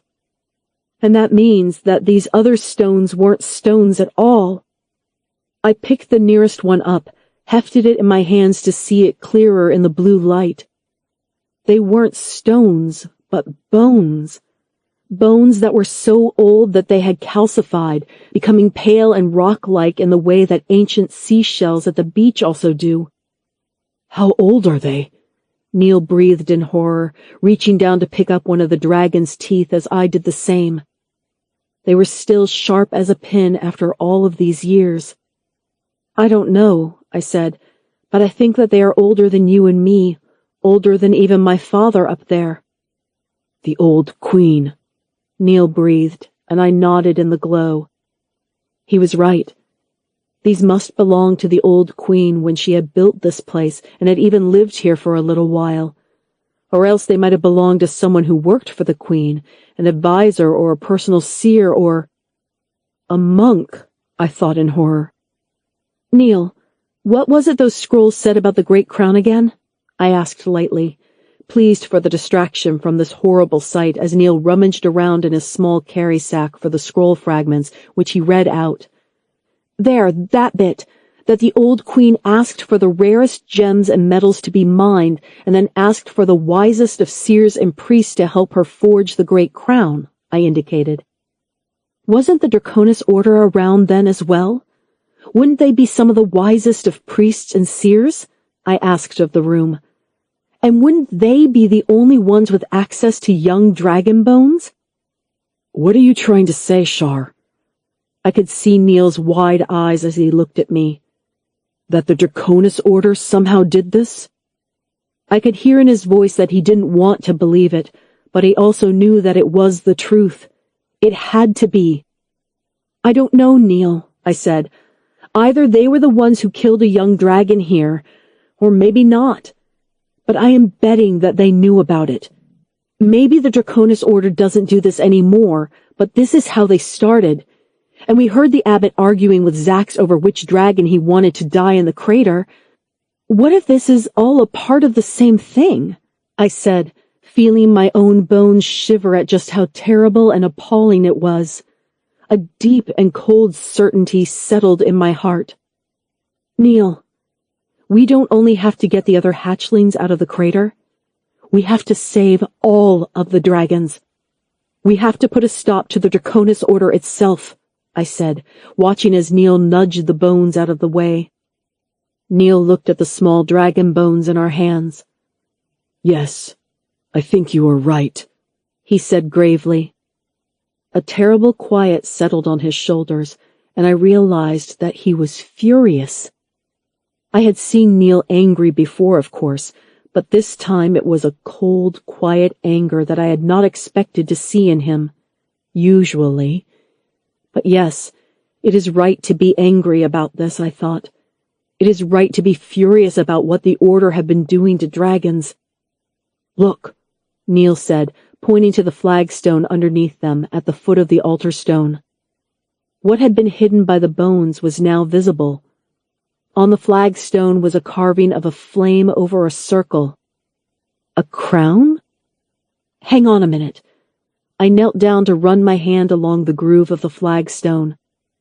Why was only this one carved, unlike any of the rest? Neil, have you got that knife there? I asked, as he saw what I had in mind, and he leaned down to start prizing at the stone with the tip of my dagger. It was easier than I thought that it would be, as the groove around the carved stone was subtly wider than any of the other perfectly matching stones. Very carefully, with the aid of the knife and our fingertips, we managed to scrape out the dust and dirt, and who knows what else, I couldn't stop from thinking, and the carved stone started to wiggle under our hands. Okay, 1, 2, 3. We carefully lifted it up, fraction of an inch by fraction, raising it higher and higher until Neil could get a hand under one corner and we were creaking it from its bed to reveal a hollow in the mortar and rock beneath. Shar, Neil was whispering at what lay in the hollow. It looked to be just a wrap of rubbish. A deep mahogany leather binding rolled around and around itself in a wide sort of loaf of bread size. It was too small for a dragon's skull, even a hatchling. There was only one thing that it could be. I reached down into the hole to brush the fabric. It was slightly greasy, as it had been oiled or soaked in preserving fluids. You only did that with metal, I thought, as I lifted the object out to find that it was surprisingly heavy in my hands. Now what? I looked at Neil, who was looking at me in wonder and alarm in equal measure. I knew what the object could be, but for some reason I didn't even want to open it to find out. It was all too terrible. If this place belonged to the old Queen Delia of the Three Kingdoms, before she split them off to give each to her sons, then there was a good chance that she herself had put this here, or had been in this room of dried dragon's blood and bones herself. She was still, despite the long and strange years that she had lived, technically my grandmother on my father's side, and my father himself was her son, the Prince of the Northern Realm. Didn't that make all of this my legacy? This terrible, horrible family secret was finally coming home to roost. I flipped over the top flap of leather to reveal a round of metal. In fact, there were 2 rounds of metal, one over the other, with the larger inner round being gold and the outer band steel or silver. The crown was very heavy and had fluting peaks at the front and the sides, ornately carved into tiny forms of arching dragons. At its front was a giant ruddy ruby the size of my fist, and 2 very faint blue earth stars on either side that brightened as I brought them out into the glowing light of their brethren. The great crown of the 3 kingdoms. We had found it. For a long moment we both just crouched there, staring at it, unable to believe our eyes. Shar. Neil pointed to what else had been wrapped up in the rags of the great crown.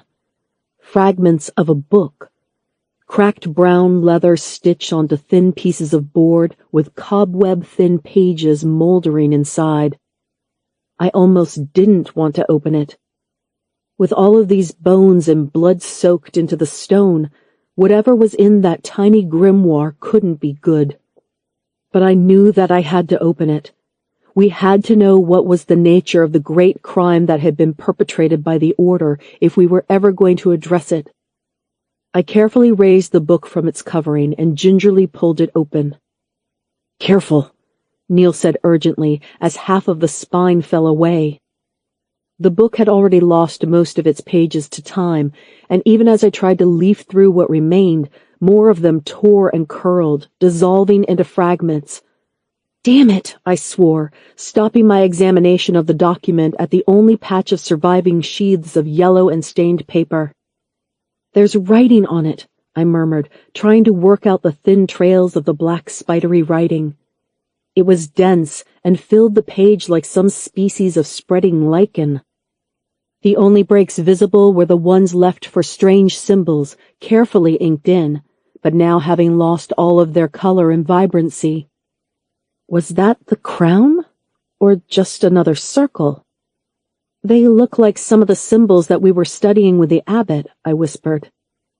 "Do you think it was written by the old queen herself?" Neil said. "I don't know." It felt spooky to hold it in my hands, wondering if it had belonged to the very woman who had ordered this place built. There, I can just make out. Some of the words were intelligible, written in the same tongue as we read and wrote nowadays, but with stranger dialect words. I attempted to read the passage out loud. "Take the mightiest of the Dracos, but none higher, older, younger than 3 summers. The brood matriarch should be calmed, and the king of Dracos should be appeased. Gather the blood of the chosen Dracos and—" A shiver ran over my body. Did that really just say what I thought it did? I looked over at Neil for confirmation, and yes, he had heard the gruesome practice. I couldn't stand it. I could feel the anger mixing in my belly with a deep disgust. I forced myself to read the last legible word of the passage. The blood should be poured sunwise over the chapel stone, and the bones of the creature pounded until they crack and ground until fine. This powder will prevent disease and maintain health, and the correct meditations in the Dracos-blessed chapel will inspire visions and magical powers. By the stars! I closed the book, my hands shaking as I did so. They killed the baby dragons, and somehow they used their bodies and blood to power their magic. What monsters were they? What sort of monsters are they? I added silently. This had to be the secret that the abbot was hiding. The Order used dragon blood and baby dragon bones to power their magic.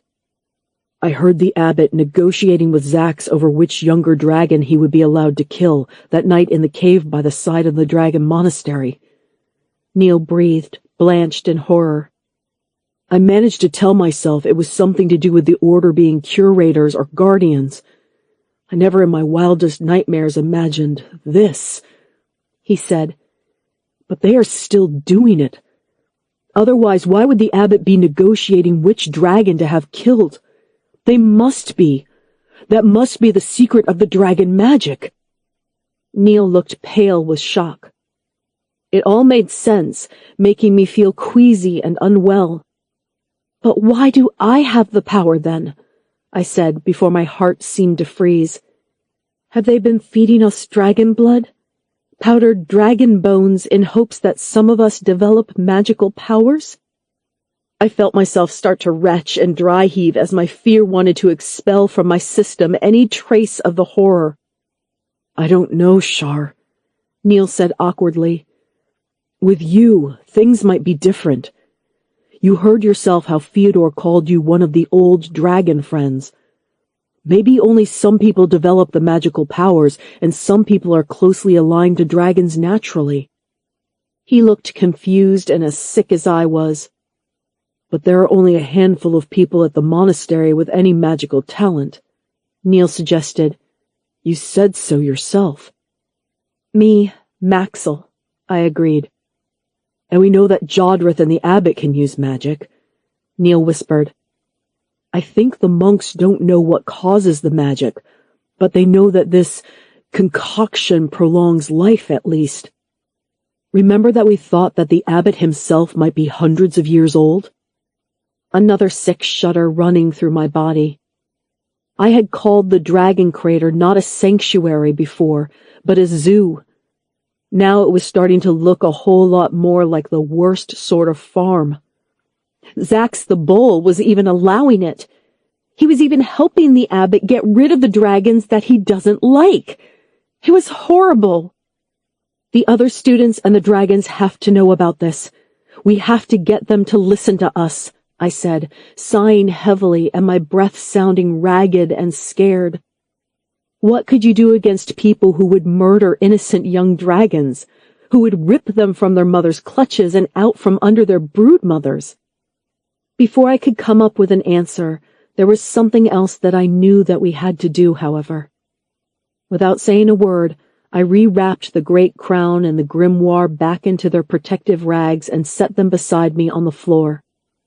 Next, I carefully put the bones of the poor creature into the hole where the crown had laid, and carefully put the carved flagstone back over it reverently. "I'm sorry," I said to the bones, and to Paxala above, "but this will have to do as a burial for now." I picked out 2 of the dragon's teeth, giving one to Neil and holding the other between my thumb and forefinger, saving them from their crypt. "These we will take and bury on Dragon Mountain, so the long-lost soul of this poor creature can finally come home," I said carefully, and Neil nodded. In the back of my mind, I even felt the quiet assurance from Paxala above that this was acceptable. This was how we honored the sacrifice of the dragon that had gone before. As I turned to regard the old queen's great crown once more, a quiet rage filled me. My father must have known about this place, about these bones, and about what had happened here. How could he not? I had never thought of my father as an evil man, but now I saw that he could be a cruel man if he wanted to be. Why didn't he tell me about this crown here, or this chamber filled with dragon bones? Was it because he knew I would be horrified? Or was there some bigger scheme he had in mind that required such secrecy? Well, it didn't matter now. I was done sneaking around, and I was finished with pleasing anyone. There had been a terrible, dark, and evil thing performed here, and the old queen had conspired with the very draconis monks who were supposed to look after the dragons in their care.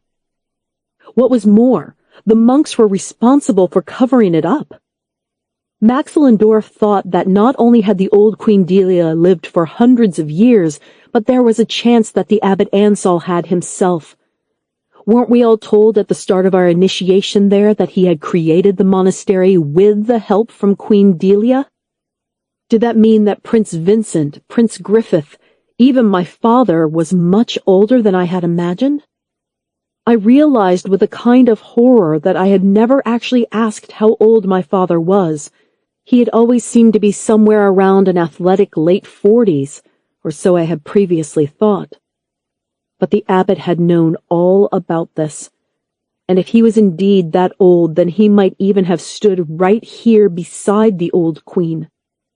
I felt like we had been lied to all along about the purpose of the skills that we were learning at the monastery, about what the monks were actually doing. "Neil, we are leaving now, and we are going to put an end to whatever this dark sorcery is," I said, and even though I could not hear it, I felt the triumphant crowing of the crimson-red dragon far, far above me. Part 3. The Return. Chapter 18. A Dragon-Shaped Hole. Creeping back out of the hidden chamber, we had made our way past the Earth Star corridor and back to the door when something happened in my head. "Shar, are you okay?" Neil looked at me, and he was frowning even more than was usual. I wanted to ask him why his face had blanched in that nervous way, until I realized that I was slouched against the wall and that my head was ringing. What was wrong with me? I felt feverish and nauseous, as if I might suddenly throw up. Shar? Neil's hands were on my shoulders, holding me up slightly. Is it the crown? The dragon bones? What is it? Dragon bones. As much as I could, believe that it was that gruesome discovery that had me feeling sick, I knew that it wasn't. As I concentrated on the source of my unease, I could feel it like a bruise in the back of my mind. Paxala. Where was Paxala? I couldn't feel her in my head anymore. Quite frankly, I hadn't realized before that a part of my mind was the dragon, and by that I meant that there was a part of me that always felt dragon-like. I had thought that it was just me or that it was just normal. I gasped. I had always had a fascination for the winged creatures. I devoured every story that I could find about them. I would hunt the skies for signs of their passage. When I found the hatchling Paxala and started feeding her, it had been as instinctive to me as if I were one of those great white brood mothers myself, fierce and loyal. Now I saw that this was part of me waking up, the part that was always hand and claw with the dragons, or with one particular dragon anyway. "Neil," I said, terrified in a way that I hadn't been even upon reading the old Queen Delia's macabre grimoire. "I can't sense Paxala anymore," I hissed. There was an emptiness in my head, and it was shaped like a crimson-red dragon, my friend and my confidant. "Okay," Neil said in what he must have thought was his calming voice, when in actual fact it was his "I'm really, really alarmed" voice. "We'll head straight up to the roof of the Queen's Keep. She must be there, right? Why would she leave?" "She wouldn't." I shook my head before instantly regretting it as the corridor spun. "Breathe, Shar, breathe." Neil took my elbow and guided me back to the door that led out to the stone stairwell that ran through the keep like a main artery. "Pax, are you there?" I once again reached into that dragon-shaped void in my heart from which the feelings of sickness and nausea were emanating. Did I feel some sort of flicker of response coming back at me? Had there been an impression of a tail flicker? A thud of a heart the size of a dog? If it had been some impression of the dragon on the other side of the mental connection I had, then it was far away and very weak. I tried to hurry, only to stumble and have to lean on Neil for support as we climbed. Chapter 19. Neil, just another warlord's son. We did our best to climb as fast as we could, but it was difficult going, especially since Shar needed my support to even stay upright. I stumbled on the stairwell and knocked my shins for the third time since we had started climbing. By the time that we had passed the 9th or 10th floor, I had just stopped counting, trusting instead that the architecture would end eventually. From the way that my thighs and back was feeling, though, it seemed that might not actually be the case. I was worried. Again, not an entirely unusual state of affairs. I think I must have spent the entirety of my life frightened up to this point. I was worried for Shar, for the weird and sudden way that she had gotten ill, and for what she was mumbling about Paxala, that the dragon had somehow disappeared from inside her head.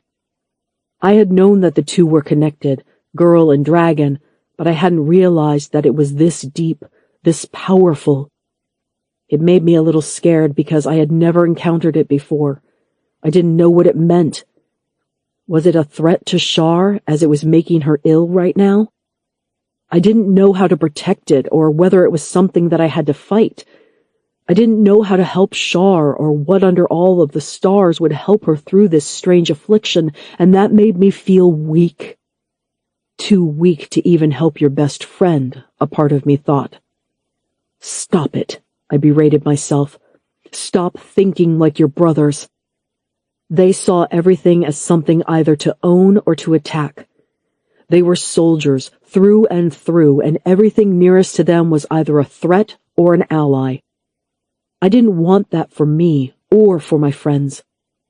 I had discovered something else out there on Mount Hamel with Shar and Paxala. Friendship. Fun, even. Another way of looking at the world that wasn't all enemies and war and politics. Whoa! I caught Shar as she wobbled again, almost bodily carrying her up the last remaining flights of stairs. But Shar had it no different than me, really, I thought. For all of our differences, from the rich keep that she grew up in, to my simple study leather jerkins, to the hours I had spent studying the weapons forms, and the hours that she must have spent learning history and art and dancing and whatever, we were still very similar, I thought. All of the people around her viewed her in the way that my soldier brothers thought about their armies. She was a tool on a chessboard. She was either a threat or an ally. She had to be used effectively. Threats, danger, and wars. Would it ever be simple for us? Why couldn't we just be left alone? Neil? Shar woke me from my dark, worrisome thoughts. We had reached the top. All that was above us was a door. And even I, insensitive Neil, could sense the lack of angry dragon on the other side of that door. It wasn't exactly a magical thing like Shar's. Instead, it was a complete silence that registered in the animal parts of my mind. No huffing, no scraping, no loud sounds of snoring, huffling, wuffling, whistlings, or snaps. Either Paxala is sleeping very deeply indeed, or... I said, my heart in my chest as I turned the heavy iron ring, and with a creak we both rushed out. I didn't want to say what the other option was, of course, not in front of Shar. Maybe Paxala wasn't finally gone, but had instead flown further than she was used to. She was still only a very young dragon, after all. I had half convinced myself of the fact that I wouldn't see any dragon up here on the straw-strewn roof, and that instead she would come to one of Shar's calls or whistles, surprising us all with her new trick. But no. The crimson red was indeed here, half curled and half sprawled at the end of the roof, collapsed onto her belly with her tongue lolling out. "Pax!" Shar screamed, rushing forward across the flat tiles, but wobbling as she did so, stumbling and falling heavily to her knees. "Shar, wait!" I called, my eyes taking in the details of the scene much clearer than she could at the moment. Paxala was breathing, shallow but insistent breaths. Her long spiked tail flickered its hardened end weakly, and her mighty claws were tucked up under its reptilian belly as if to keep them warm. She didn't raise her head to regard us, but her breathing snorted suddenly, and plumes of warm steam rose from the crimson red's nostrils. "She's ill," I said, as Shar got to the dragon's side and laid her hands on her belly. Even from over here it looked to me as if the dragon was sitting awkwardly, holding her belly gingerly. "Well done, my girl. I knew it. I knew that the dragon would be able to call to you when it was injured." A voice from the shadows of the fortifications called out. It was Shar's father, the prince of the northern realm, Prince Lander. "What did you do to her?" Shar gasped, clearly not even well enough to feel properly furious. I hurried to her aid, making sure that I was standing at her side if she needed me to act. The prince hadn't been hiding in the shadows alone, however. He had brought with him 6 archers, as well as Shar's brother Worgen, who stood to one side, looking deeply troubled.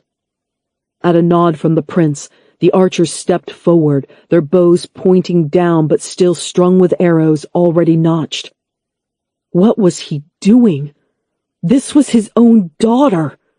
I was stunned, my hands moving to my large belt knife and wondering what, if anything, I could do. Shar paid little attention to the archers or even to her family, though.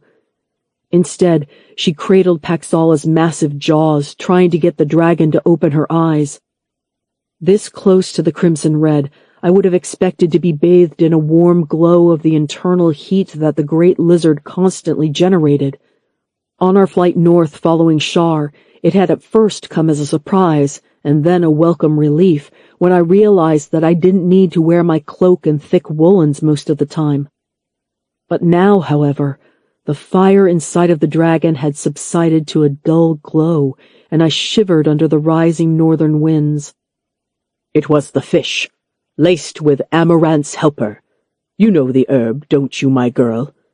Lander was saying in the same sort of tone that my father would use for an unruly pup, stern but not unfriendly. Thank God, Shar murmured distractedly. He has no idea of the pain he is causing either the dragon or his daughter, I thought, both physical and emotional. Amaranth's helper? I hissed at Shar. What is it? Is it deadly? It's a mountain herb.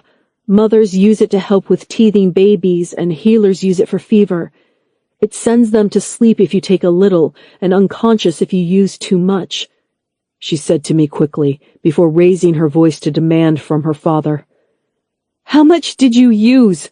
She can barely open her eyes. Oh, I left all of that up to Odette and Lady Belle. You know, I've never been particularly interested in herbalism. But you can trust them. They know their way with herbs. Can we trust them? I looked at Shar, who had gone pale, whether with fury or illness or fear, I couldn't tell. Did Shar get on with Odette? Wasn't it Odette who wanted her married off against her will? Shar, since you don't want to marry Clan's chief Tar, and you don't want to send this beast to attack our enemies, I decided to take the initiative for myself. Prince Lander explained with false patience, as if this was a necessary bitter medicine that Shar had to swallow for her own good. The three kingdoms are at war. No one talks about it, but that's what's going on under the surface. There are soldiers dressed as bandits crossing the borders between Middle and North every month now, and I, the Prince of the North and rightful king of the three kingdoms, will not allow it any longer. What about Prince Griffith? I said. I'm sure that he would have something to say about that, wouldn't he? He is one of the heirs to the old queen as well. Although I didn't claim to know all of the ins and outs of the royal family politics, as far as I knew, Lander here was the eldest child, with Prince Griffith being the youngest and Vincent being the middle. That meant, although in normal succession the Northlander prince here should be High King, his own mother had decreed that the realm should be split into three, each with their own prince. If Lander was to claim himself High King, then I was sure that his brothers Griffith and Vincent would both rise against him. But Prince Lander gave a flick of his hand, as if shooing away a pesky insect, and ignored me, as if such a statement was so ludicrous it did not bear response. Shar, you have to understand that history is made by great deeds by great men. It cannot be squandered on the dreams of young girls. Prince Lander lectured, not even bothering to look at his daughter as he surveyed the drugged-up dragon in front of him. This was a speech that he had been thinking about, I see. If you will not use the dragon for the North, then I will find a way to train it for myself. I will start with the Amaranth's helper, and then your brother here will start to teach it to take to harness. It may take a long time, but we will get there in the end. That is why the archers are here, of course. We will have to keep a close eye on the dragon for a while, until she understands that escape is unwise and impossible. No! No! No! Shar suddenly spat, facing her father. I had never seen her so angry, and for a moment I thought that she was going to strike him. On the other side of the roof, the archers stiffened at the outburst, looking to Wergen for direction. Surely each one was wondering what they should be doing to protect their lord from the dragon, a son of Torvald, and even their own princess. Wergen shook his head before frowning at his own boots. Yeah, I thought with an internal snarl. You should be ashamed. You're supposed to look after your little sister, not endanger her. It won't work. Dragons don't work like that, Shar was saying, her words a fast torrent. I know! She thumped her heart, swaying as she did so. Dragons have to be free. They have to. They won't take harnesses or leads or saddles from you, no matter how much you drug them or offer them. The Draconis Order have tried. Stars protect me, but they are trying to do that even now. I was there. The dragons just reacted angrily, jealously, viciously. You'll have to drug poor Paxala so much that she won't be able to fly or fight or walk for you anyway. How could you?" Shar started to run out of steam, and I could see that she was on the verge of tears. "How could you be like them?" Her father was silent for a moment, this time truly regarding his daughter. "Because I have to be, Shar. One day you will realize that. And if I have to drug the dragon to keep her at my keep, then I will do it." "I won't let you," Shar said hotly, still swaying on her feet from the mental bleed-over from the dragon's pain. "I'll stop you, you know." "Oh, Shar." Her father shook his head sadly. "You will do no such thing. But if you will not marry Tobin Tar, then I suppose that I could send you back to that dragon monastery if you prefer. I am not an unreasonable man. Perhaps you could fetch me back another dragon." Shar screamed in rage and moved towards her father, raising a hand to strike him. I didn't know what to do. Should I intervene? Wouldn't they just shoot me for it? Before I could come to a decision, however, I was surprised by the sudden movement as Shar's raised hand was caught by another. It was Worgen, moving quickly to step in the way and to hold his struggling sister to him. "Easy, little sister," he said in a deep growl. "That won't help matters." "It would make me feel a whole lot better," Shar spluttered as the prince nodded to the archers once more. "Yes, I see what has to happen now, Shar. You will be sent back to that monastery of yours and bring us back as many eggs as you can carry." "Shar!" I had an idea as the prince's eyes flickered at me, as if just considering me for the first time. If we couldn't stop Prince Lander, and we couldn't convince him, then my father's wisdom in me said that we had to negotiate. Negotiate until you can control the situation, my father had said many a time. Would it be better to try and bring the dragons up here to the north, free from the Order's influence and threat of being killed? "There is no Order here, no abbot, and none of his medicines," I said, hoping that she would take my hint. Shar must have caught my drift, as her eyes widened, then narrowed, and then looked worried. Did she think that I was betraying her? "There is poison here instead," she muttered darkly as her father cleared his throat loudly. "Interesting. You are a son of Torvald, aren't you?" he asked, tapping his chin.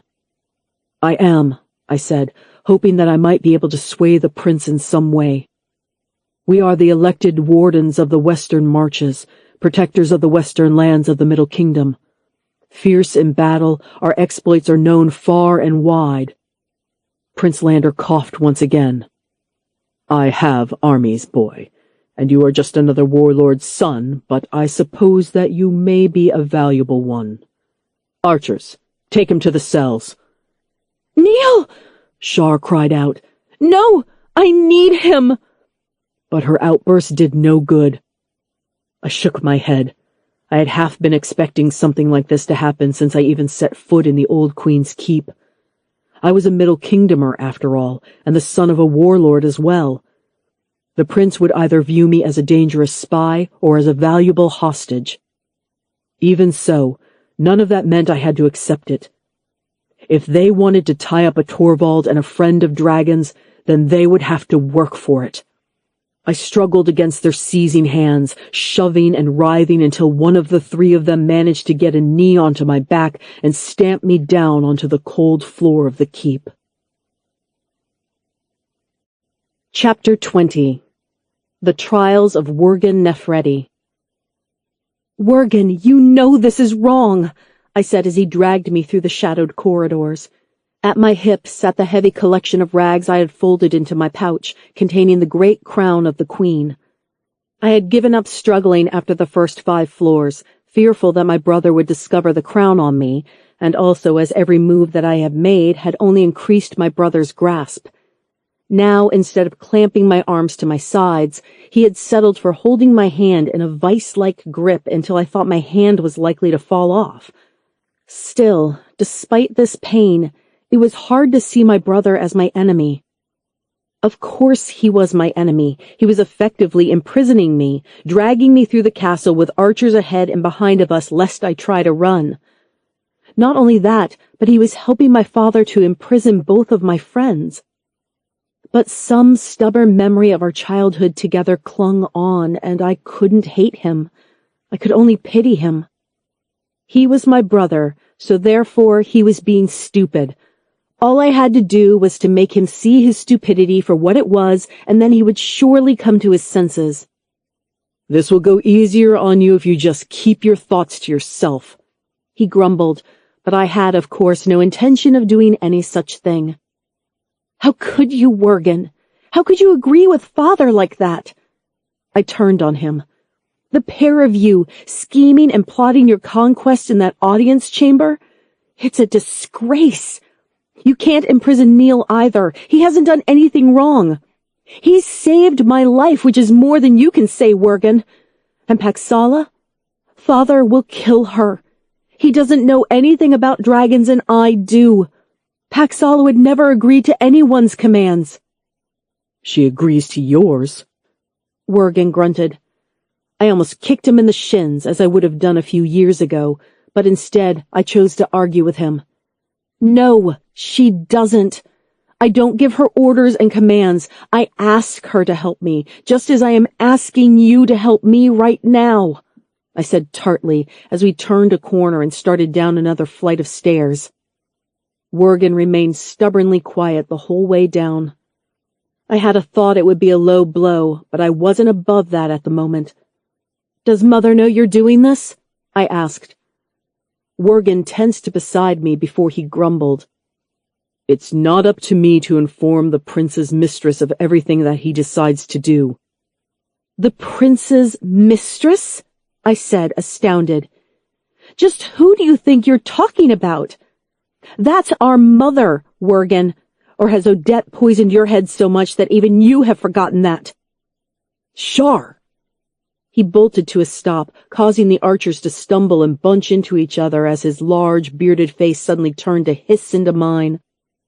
"You have to be more careful when you are talking about Princess Odette. She's the rightful wife of our father, and our mother is what she is, another lady in waiting." His eyes sparked with fury, but there was something else that was going on here. His forehead prickled with beads of sweat as he scolded me. He's worried, I thought. He's scared of speaking ill of Odette. When had my brother ever been scared of anything? He wasn't one of those insane people who knew no fear, but he was big, and he was good at soldiering, and even when I had seen him look concerned over some riding challenge or upcoming skirmish, he had never let that fear stop him from speaking his mind before.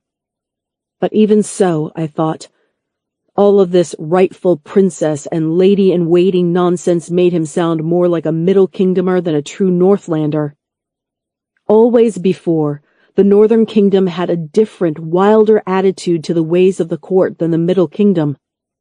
Not that I hadn't grown up surrounded by ball gowns and royal visits and what have you, but the prince would share his table with clansmen and warlords as much as he did courtiers and advisors. "What is this?" I pointed it out to him. "You sound like Prince Vincent and his preening cronies. Since when has clanswoman Galetta Nefredi, daughter of a chief and mountain wife of a prince, ever been a lady-in-waiting?" "Since you went away, Shar," Wergen said, his tone turning sour, his mustaches downturned as he scowled. "Things have been changing for a long time up here, and when you went off to that accursed monastery—" "It wasn't my choice, brother. Father made me, remember?" I pointed out, before feeling a spike of shame alongside the surge of dizziness that Paxala's mind was spreading through me. Another wave of nausea rolled through my stomach. "Well, whatever the reason, sister, when you left, our mother went to stay with her parents' people in the mountains for a season, and when she returned, she never took the same high place in the keep as she once had." Wergen coughed into his beard, embarrassed at his own strength of feeling. He's upset, I saw, but my empathy for him only made me angrier. Angry at my father and my brother for not doing anything, and angry at myself for being such a bad sister. and now it seems a terrible daughter to our mother as well. It was her own fault, Wergen said harshly, as if reading my mind. My brother was never a very good one for emotions and empathy. Our mother withdrew from the life of the court, preferring to spend more time with the mountain clans. In her place, Princess Odette rose to greater power. All of our father's clan advisors and allies, the sorts of people that our mother brought with her to the feast and to live here, started to drift away or actively spurn the court. That is why father wanted you to marry Tar. It'll cement the relations again. Wergen shook his head, grunting in frustration. Mother always cared more for you anyway, he said thickly. Ah, is that it? I thought. He thinks that mother doesn't care for him? But it was true in a sense. I didn't think that our mother loved me more, but she understood me better. It was she who taught me many of the old clan ways, and who had fed my imagination stories of the terrifying wild dragons. As for Wergen, he took much better to swords and riding and warfare and the camaraderie of the army life, and so our father understood him more. As another wave of nausea made my head spin and I stumbled, my anger suddenly vanishing, leaving me gasping and defenseless like a fish on the shore. This was all so screwed up, I thought, reaching out a hand to lean against the wall. Shar? My brother's strong grip kept me standing upright at least, as he steadied me and crouched a little so that he could look me in the face. You're ill, he muttered, his eyes suddenly looking into mine. If you were a horse, I'd confine you to the stables and put you on the syrup. Gee, thanks. I shook my head, gently. I'm fine. I bet you would prefer it if I were a horse, right? Much easier to tell what to do, I snapped. It was nasty of me, but then again he had just helped drug Paxala and drag my friend off to the dungeon. I made to push his steadying hand off of me, but I missed and stumbled. No, Shar, you are ill. I don't say that lightly. What is wrong with you? Is it the dragon? Does it have diseases? Wergen said. It is the dragon, but not what you think. I was past caring right now. All I wanted to do was to sleep, and preferably curled up with my dragon. Thanks to father, the drug seeping through Paxala's system is affecting me as well. It's the connection that I share with her. I started to mumble, feeling very sleepy indeed. Shar, this is wrong. Wergen was searching for the words, eventually settling on the one that would allow him to scold me some more. It's not wrong. It's natural. It is what friends do for each other. We share each other's pains and troubles. It is what families are also supposed to do for each other as well, I was too ill to say. But we have to keep the dragon dosed if we are to work with it. She damn near bit my arm off when I went to check on her, Wergen said, more to himself than to me. Well, maybe next time she'll bite your head off. You're not using it anyway, I mumbled, rubbing my own free hand over my eyebrows. But if you get ill every time the dragon gets its medicine... My brother was thinking, not his best attribute. Poison, I corrected, and it's she, not it. Now that I knew what was happening above me, I wasn't as traumatized as before. I could sense the shape of the crimson red in my heart and head, just not the edges of her thoughts. That was still terrifying, but I knew that she was alive at least. I could make out a faint feeling of nausea, dizziness, and aching bones, but it was something. I'll get you better, I thought at the shape of Paxala in my head, although I had no idea how. Here. Wergen led me into my room and set me down on my bed. Guards, bring her fresh water and food. I want my sister to be looked after, damn it, he snapped as I collapsed into the soft furs and blankets. Sister, Wergen said a little softer to me, but I ignored him. It wasn't just the illness. I was mad as hell at him. With an awkward sigh, he turned back and left me in my room, his boots dragging on the heels. Click-thunk came the sound of my door being locked from the outside. I was running through the corridors of the old Queen's Keep, my home, only it didn't look like my home at all. The corridors were tighter and narrower and a lot darker than the ones that my father kept, and yet I knew it was the keep. I knew it was home.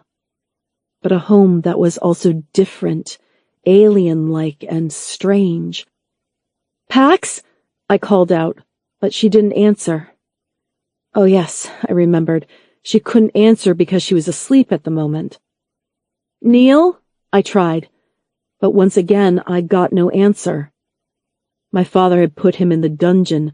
Didn't that mean that he would be below me? I turned in my scramble and ran back the way that I had come, only to find that the stairs weren't there anymore.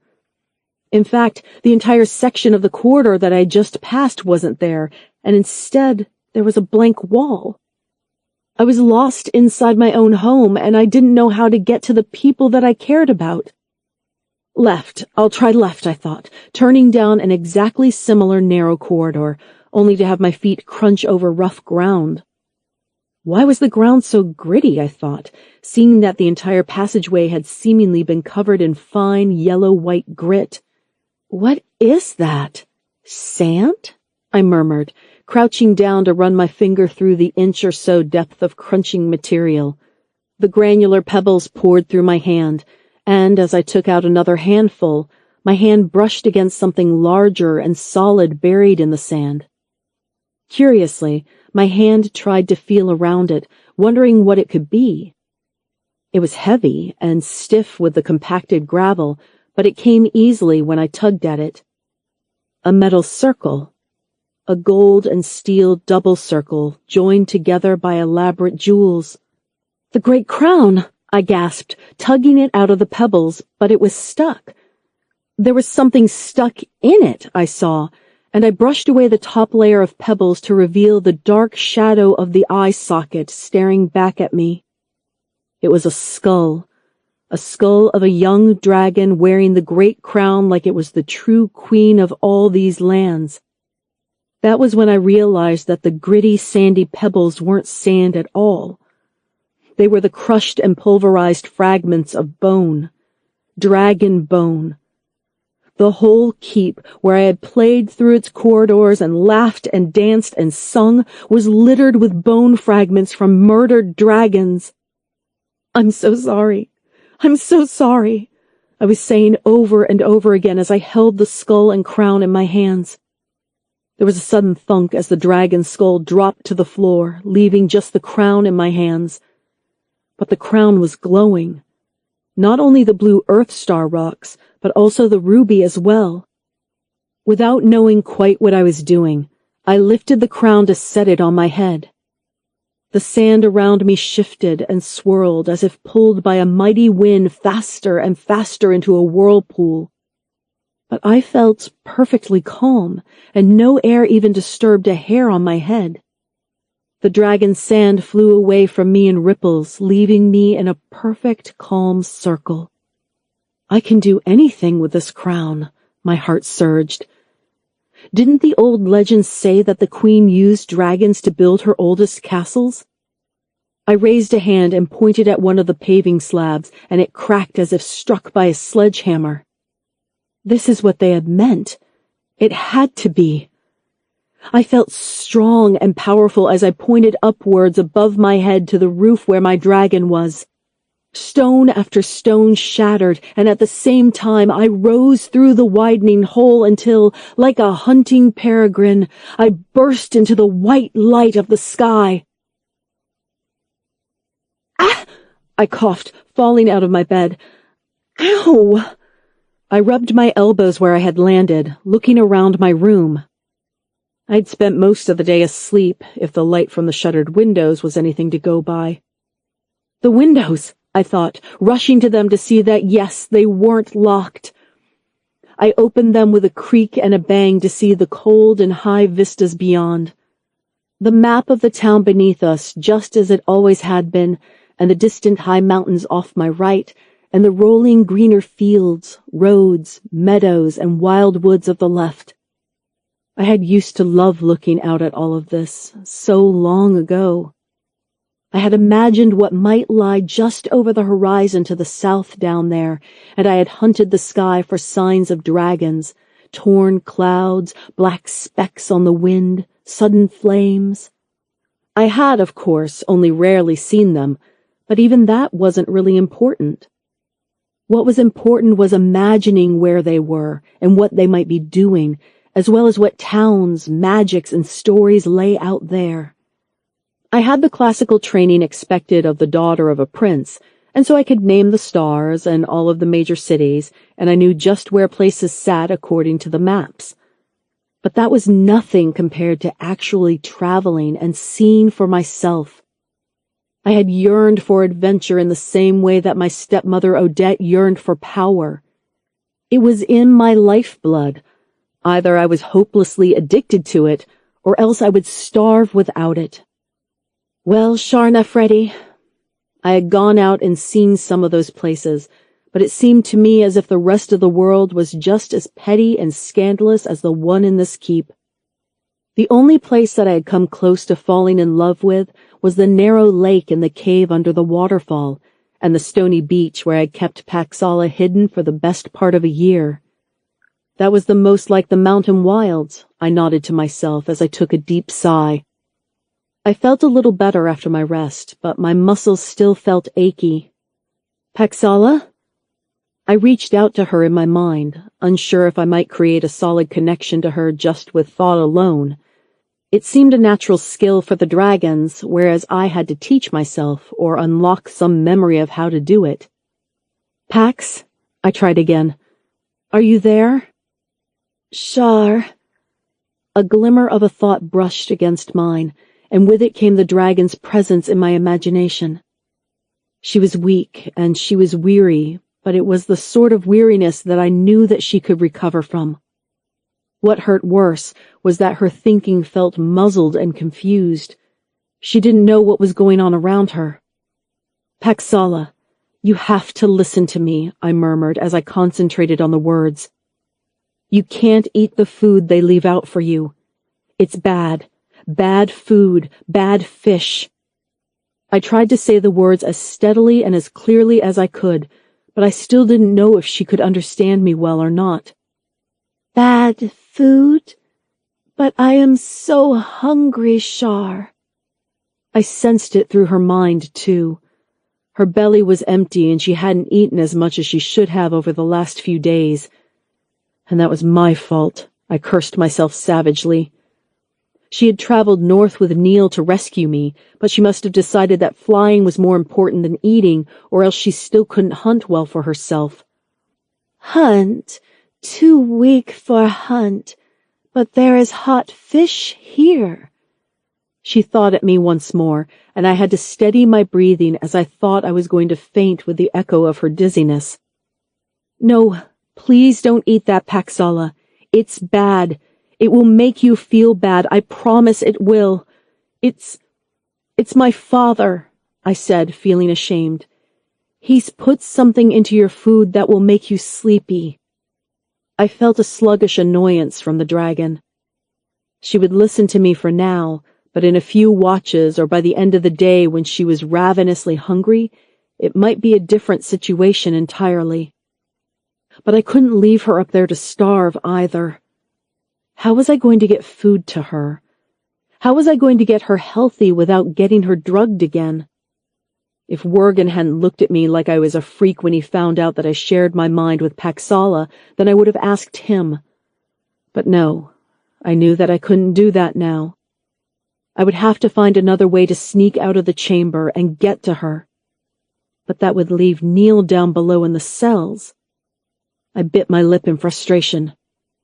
Don't you dare make me choose, I whispered at the air, at Worgen, at my father behind it all. I refused to choose which friend that I might help. Shar is upset. Paxala was finally catching on to my emotions as well. This really was bad, as usually the Crimson Red would be able to sense what was happening to me and what I was feeling much faster. Yes, I am Paxala. But you don't have to worry about that right now. I want you to concentrate on getting stronger. Stretch your legs and tail and wings, and then rest again. Get this poison out of your body, but don't eat.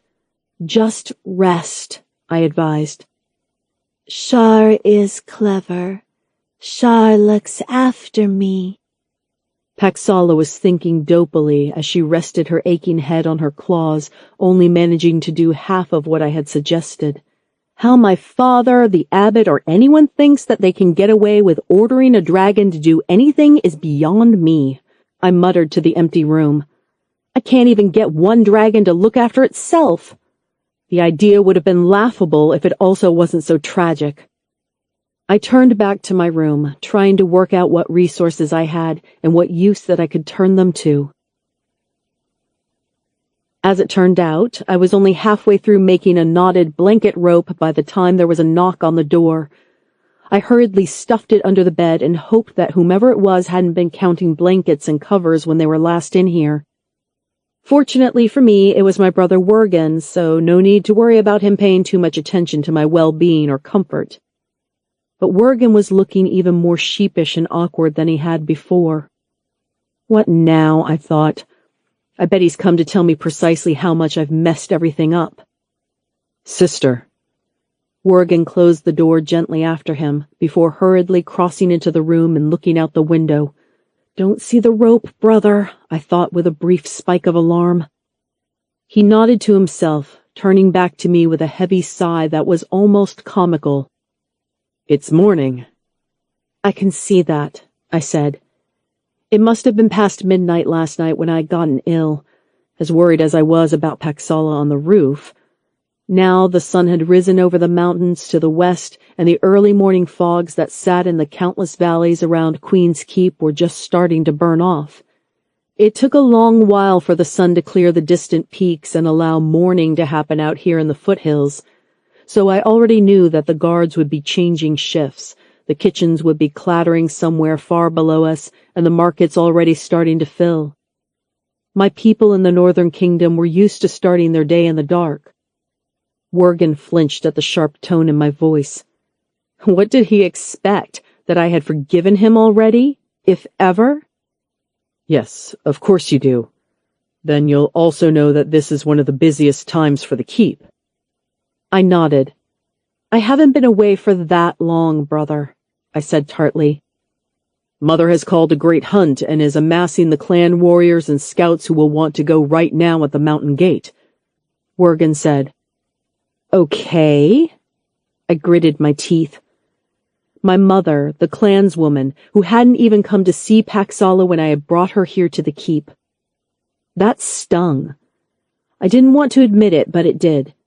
It was what me and Wergen had talked about just last night. I really was closer to our mother, Galetta Nefredi, than I was to father, or Wergen was to her. Does she even know what is happening to me? I thought in dismay, before biting down and ignoring the bundle of hurt feelings. I have to rescue Neil. When was Wergen going to get going out of here so I could get back to my escape attempt? I thought you said Mother was retiring from court life, I said, thinking that I had probably at least tried to make some small talk with him, if only to allay any suspicions he might have. She is. And this morning she announced to the clan chiefs that she was about to retire to the mountain clans for the rest of the summer, and this great hunt is the last of her duties here at court. Wergen explained in a not-so-patient, pacing sort of way. I knew that the great hunts were really a clan's tradition, but one that the staid Northlanders had taken to just as enthusiastically. What difference was there really between a clansman and a kingdomer, as the old saying goes? More than celebrations, the ad hoc processions led by chosen clan chiefs and well-respected scouts were a chance not just to take to the foothills and woods, beating out any prominent game, but also create an excuse for bonding, and the sorts of negotiations between the clans and the court that happened because of it. I used to look forward to them, on the few times that father let me attend, I remembered with a sigh, although I never liked all the talking at the feasts. And I shrugged. Currently, as wonderful as my mother was and as exciting as the great hunt could be, my friend was imprisoned downstairs. And so the Lady Odette is beside herself. She is annoyed that Mother is calling half of the clan's chiefs away, Tobin Tar with them, I might add, at a time of national crisis. National crisis? I asked, feeling vaguely offended. Was it my dragon which was the crisis? The bandits, Shar, Worgen said, his voice almost rising to a shout. But although he was clearly frustrated with me, I wasn't the only source for his anger. If only Father had brought you to the council meeting we've been having all night. But I suppose that you couldn't as you were ill. I was still ill, to be honest. My head felt groggy, and that made me tetchy. At least now I could feel the presence of Paxala in my head again, even if it was just a dim shadow of what it usually was. Anyway, Father has decreed that, with the Prince Vincent soldiers dressed as bandits harrying our borders, and now with the dragon living on our roof and you back here safe. Back here imprisoned, you mean? Worgen had the decency to look uncomfortable at my interruption, but he didn't stop talking. And the Torvald boy in the cells, that we are to stand prepared for any attack. There are scouts being sent to summon the levies, and the clans have been called to send their warriors to the keep. I see, I groaned. More politics. So Mother calling a great hunt now is not to celebrate my return or even the dragon's arrival. It's really an excuse to mess with Father and Odette. I was sick of it. How had relations between Father and his two wives, one kingdomer and one unofficial mountain woman, become so strained and so politically fraught? There used to exist a good alliance between them. Stronger together, as the clan and kingdomer slogan always said. As it was, I wouldn't be surprised if Father chose to cast off our mother if she got more troublesome, and that would mean that we, Worgen and I, would be nothing but noble bastards in the line of succession, and my father and Odette might even have call to seek for a new child or find some other answer to the problem. But Father has his hands tied, you see. Worgen had apparently been following my line of thinking.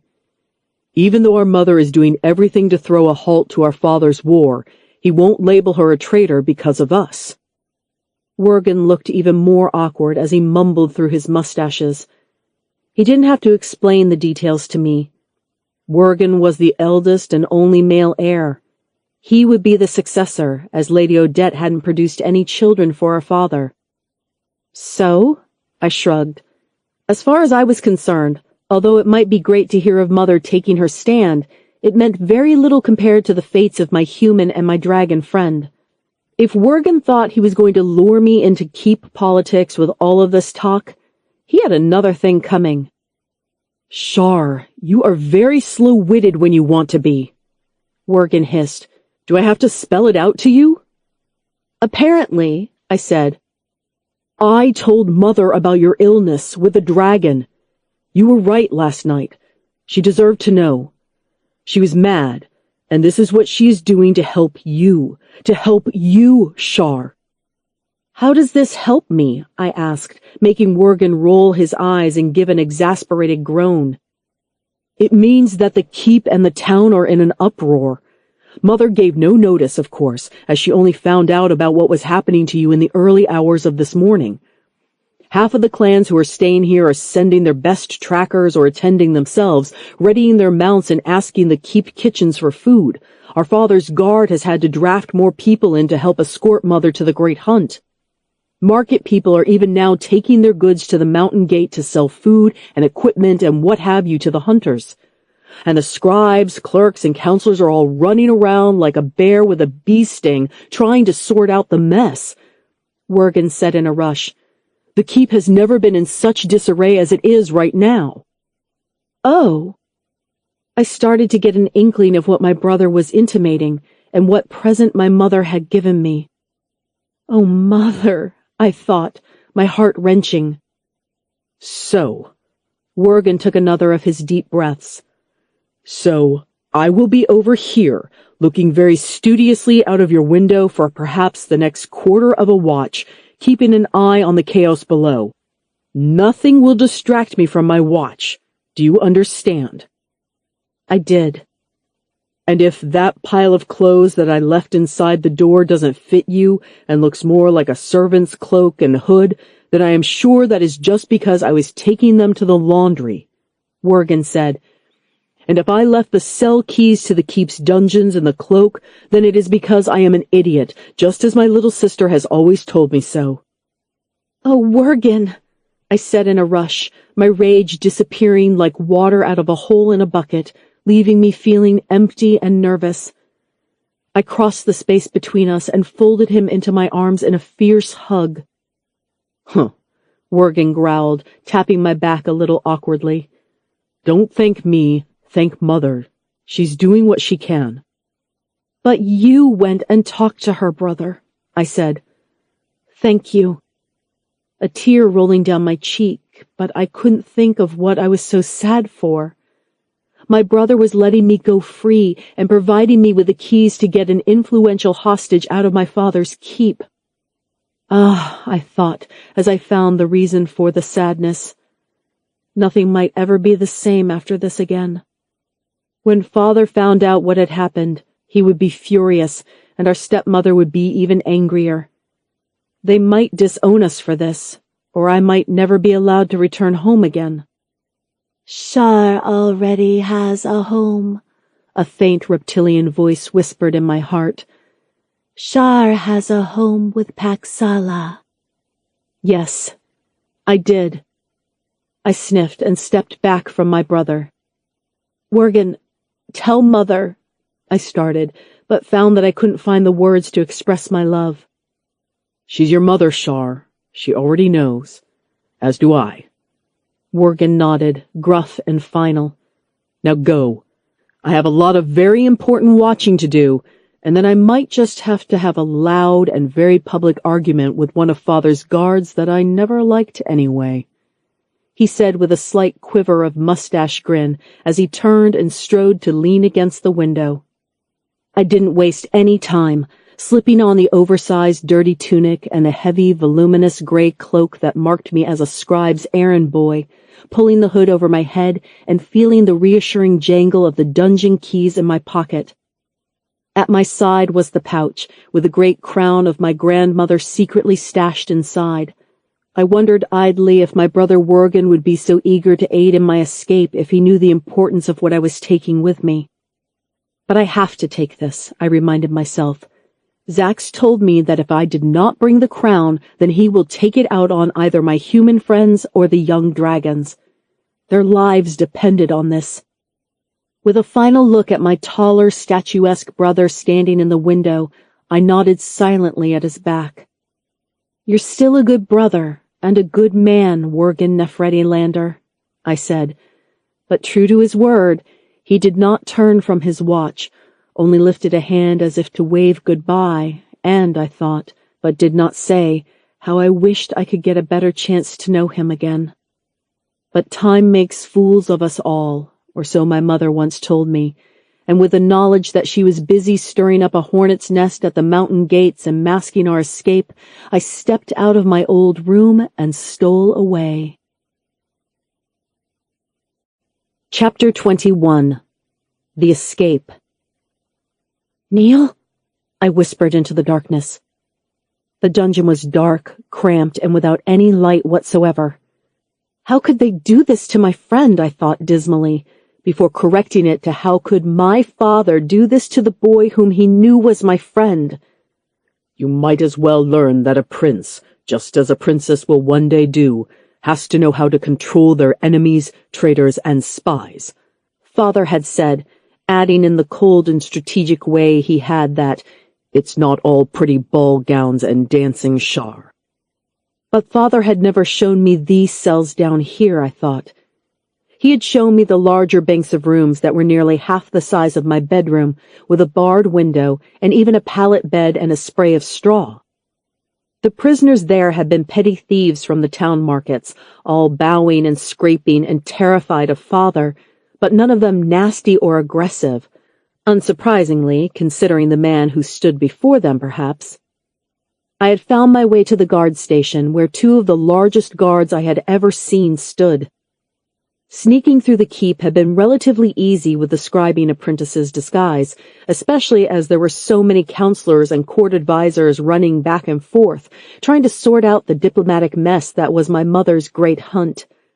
I was just another errand boy, delivering urgent scrolls or proclamations on an already outrageously urgent and busy day. Clearly. But down here, I knew instinctively that my disguise would not hold. I had decided to shuck off my hood and let my pale hair curl and flow around my shoulders, my own badge of office, it seemed, as the guards had recognized me.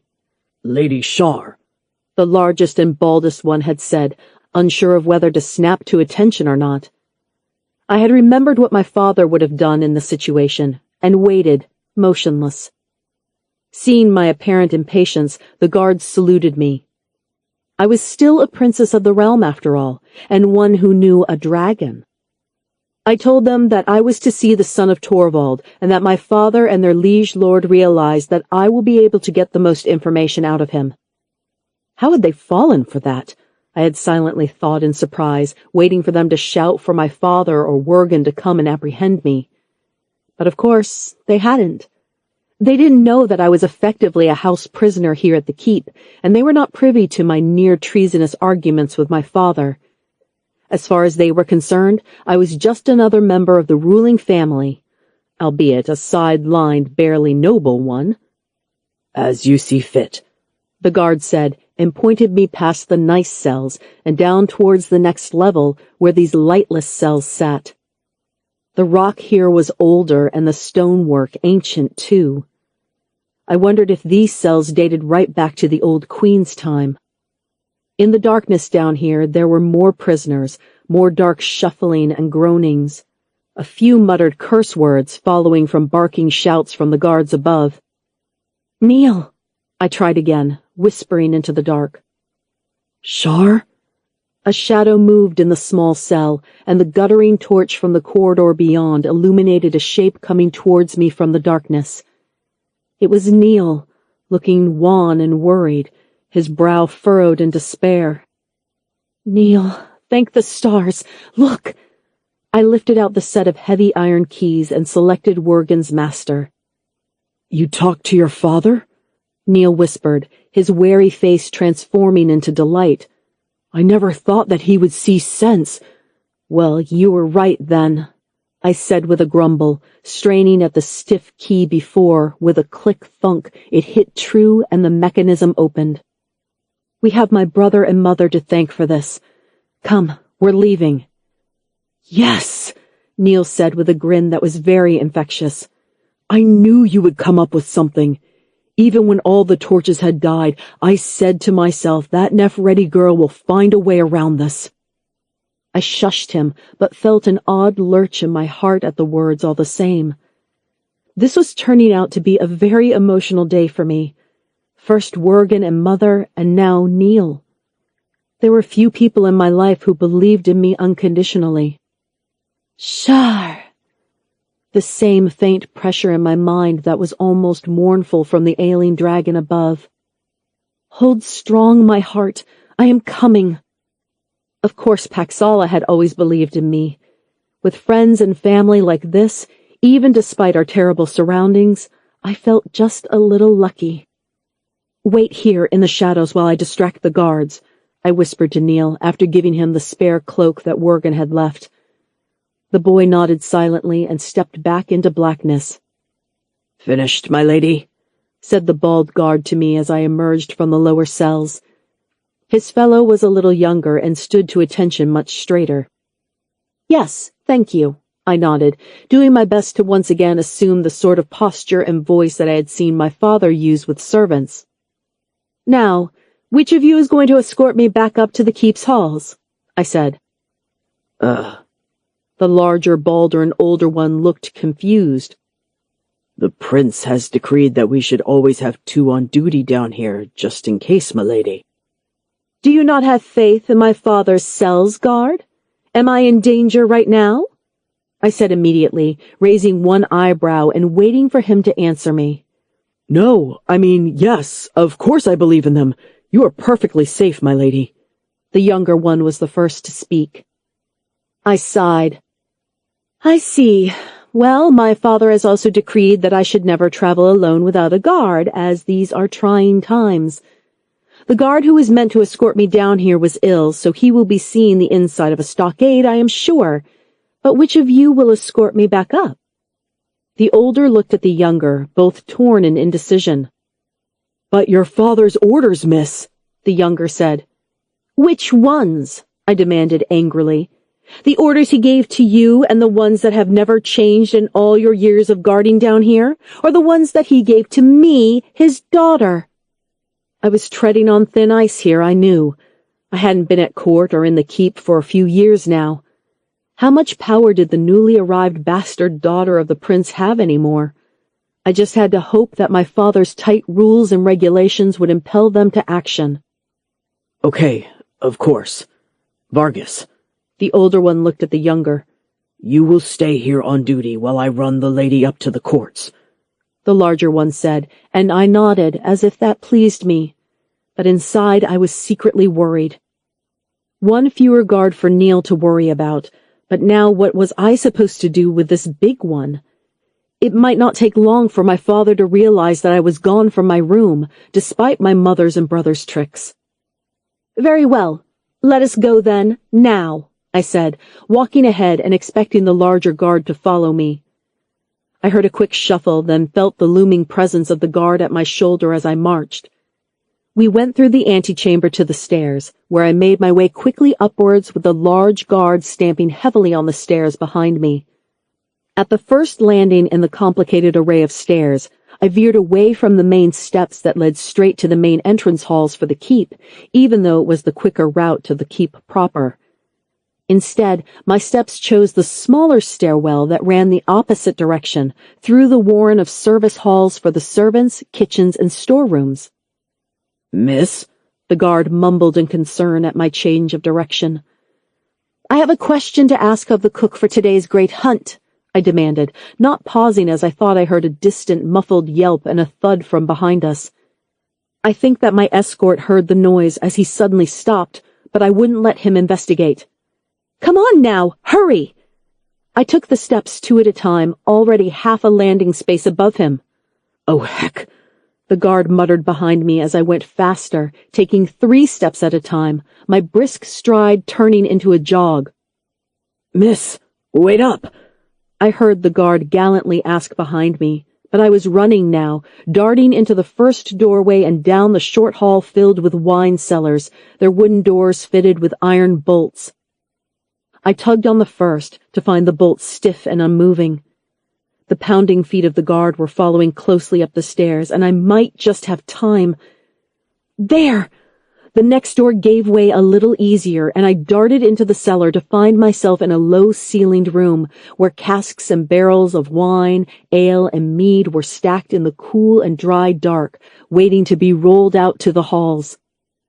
Selecting the darkest corner that I could find, I wedged myself between a barrel and a ceiling-high wine rack and held my breath. My lady? The muffled voice of the guard called outside in the corridor. Had he seen which one I had gone into? Miss? Lady Shar? There was a creak and a click as I heard him trying one door and then another. Hey, you, wait! There was a thud, a scuffle, and the banging of a door followed by the sounds of scraping and kicking. My heart pounded. What could be happening? Was I about to be discovered, and by whom? The door to my cellar clicked and then opened, light flooding into the dark. Shar? Neil whispered. Behind him came the banging and rattling of a very large guard stuck behind another bolted door. I'm here. I stood up grinning from ear to ear as I followed him through into the little hallway. At least the poor guard won't die of thirst, Neil said. The other one is currently sitting in the same cell that he put me in with a bang on his head and looking very sorry for himself. Neil grinned a little sheepishly. You did well, I congratulated him, earning a blush from the son of Torvald before we were back out into the service stairwell once again to head upwards this time. Even though I had been away for a long time, the layout of the keep hadn't changed. The service halls were connected to the warren of corridors and stairwells that tunneled their way through all parts of the Queen's Keep, behind the grander halls, libraries, audience chambers, and living quarters. After several turns and many stairs, we had made our way once again to the internal central stairwell that ran straight to the roof and down to the old Queen's hidden rooms. "We'll just have to hope that Father hasn't placed a permanent guard on duty up there," I said. "Why would he?" Neil asked. "Paxala is a dragon. No one's going to steal her, and if she decided that she wasn't staying, then I don't think that there is much that even Prince Lander can do to stop her." He looked at me with concern. "But do you think Paxala is able to fly?" It was a thought that had been worrying me as well. I had been trying to hold on to the shadow of awareness that I had of her now, but every now and again, I guess when the dragon dozed off, it would start to fade back into the terrifying dragon-shaped void that I could not penetrate. "She is stronger now, in some sense," I said awkwardly as we climbed. "In some sense?" Neil didn't sound too convinced by that. I didn't blame him, as neither was I. "She's much stronger in my mind than she was last night, I mean, but she's hungry and tired." I told her to not eat the food that my father had left out, nor drink any of the water that had been left. "Paxala is hungry and thirsty, so she's sleeping a lot, but her sickness is starting to fade," I explained. "You can hear her again? In your mind?" Neil sounded relieved. "That is good news. I was worried that—" "Yes," I said, neither of us wanting to entertain the possibility that the connection that I had with Paxala might in any way be permanently damaged. Luckily, however, no matter how stupid my father had been, the mental connection I had with Paxala was returning, but not quick enough for my liking. "Up ahead," Neil nodded, indicating that we were nearly at the top. It was a strange, almost lonely, dreamy experience climbing up through the center of the keep, not seeing or hearing any other soul apart from us two. I knew rationally that outside of these sturdy walls that there had to be my father and mother and the Lady Odette and the guards and Wergen, the counselors and all of the servants, going about their lives, but we were completely insulated from all of that in here. It was almost like the outside world had faded away, and all of my brother's urgent talk of the chaos outside had just been a lurid nightmare. But here we were at last, the last door. "I've got this," Neil said, and I watched as he sighed through his nose, relaxing his body as he crept to the door, waiting and listening on the other side. "Neil?" "Shh, I've got this," he said. "I'm a son of Torvald, remember? I was trained to be good at this sort of ambush tactics." But of course, we could just ask Paxala. I reached out to the dragon on the other side of the door. "My sister, how are you? We are here." I greeted the shadow of the dragon in my head warmly. "Are you guarded? Are there other humans with you?" "Shar, no. Just lots of food I am not allowed to eat, and water I am not allowed to drink." The Crimson Red sounded annoyed. She must be getting better, I thought with a smirk, as Neil carefully opened the door, raising the small, short sword that he had managed to steal from the younger guard and rushing out. "There's no one here," he said after a pause. "I know," I sighed as I followed him out, crossing the space to where Paxala had lifted her great snout towards me mournfully. All along the side of the roof were different arrays of grilled, uncooked, or roasted fish, now starting to stink to the high stars, I should add, and giant wooden pails of water. How could my father ever think this was a good idea? I shook my head angrily, even as I leaned against the snout of Paxala. "Can I eat now?" she asked me morosely. "After we fly far, far away from here," I said. "Are you strong enough to?" "Of course Paxala is strong enough to fly." The Crimson Red snorted suddenly, causing me to fall backwards against her shoulder. The warmth of her dragon body radiated up into my back. She was getting warmer again, her internal fires rekindled, and I knew that she must be on the mend. Even so, as she took to her 4 legs, I could still detect a wobble in her legs and a slight cloudiness to her eyes that meant that she took longer to focus on what was around her. I will have to be more careful how we treat her, I thought in alarm. She was only a young dragonette still, after all, for all of her great size. Shar? Neil called from where he was standing on the parapets of the keep. This high up, the wind was strong, pulling at his hair and his stolen scribe's robe. I joined him to look down onto my father's town below us. What is it? I asked, and Neil pointed westwards to where out of bird's eye view afforded us a clear image of the chaos that my brother had been talking about. Large throngs of people were clustering to the west of the town, and more were heading towards it every moment by the main road and streets that connected the marketplaces to the western mountain gate. In the large assembly square before the gate there were parked wagons and rearing horses, along with throngs and throngs of people. Mostly the clans, but also a few kingdomers with their darker hair and generally more somber clothes. The streets were jam-packed with carts and carriages, and there seemed to be something like a rally happening as people stood before circles of wagons and lectured, preached, or remonstrated. Yes, I know. I told Neil of my mother's and my brother's plan, to distract our father so that we could escape. Well, thank you, Nephretes, Neil said awkwardly. But it wasn't just the crowds that I was drawing your attention to. He pointed to the streets leading up to the mountain gate, where lines of cavalry horsemen and my father's guards were pushing their way through the press. I could see one of the riders in the lead, definitely a soldier of some kind, raised his arm, holding a baton, and I saw it strike downwards with great speed. "No!" I shouted. "What is that captain doing?" I demanded angrily. "Those are our Northern Kingdom people, our people." If I didn't know better, I would say that soldier and his knights have been told to stop the great hunt of your mothers from taking place, Neil surmised, and I could see his eyes darting for clues about the scene. There was something about the look that reminded me of my father, the way that the sons of Torvald and Prince Lander both examined and understood battlefields. It made my skin shiver. The cavalry was met by jeers and shouts from the clan's warriors. I saw cups of water or ale chucked in their direction, and I wondered how long before it was going to be fists. One impressively large clan chief, Renaud, I think, had stepped out from the crowd of my mother's clansmen, and something bellowed back at the knights, and beside him formed up his own burly guard of bearskin-wearing sons. "We have to stop this," I said quickly, turning back to rush to Paxala, who had turned to sniff the water suspiciously. "No, Pax, please. I will ask you to trust me.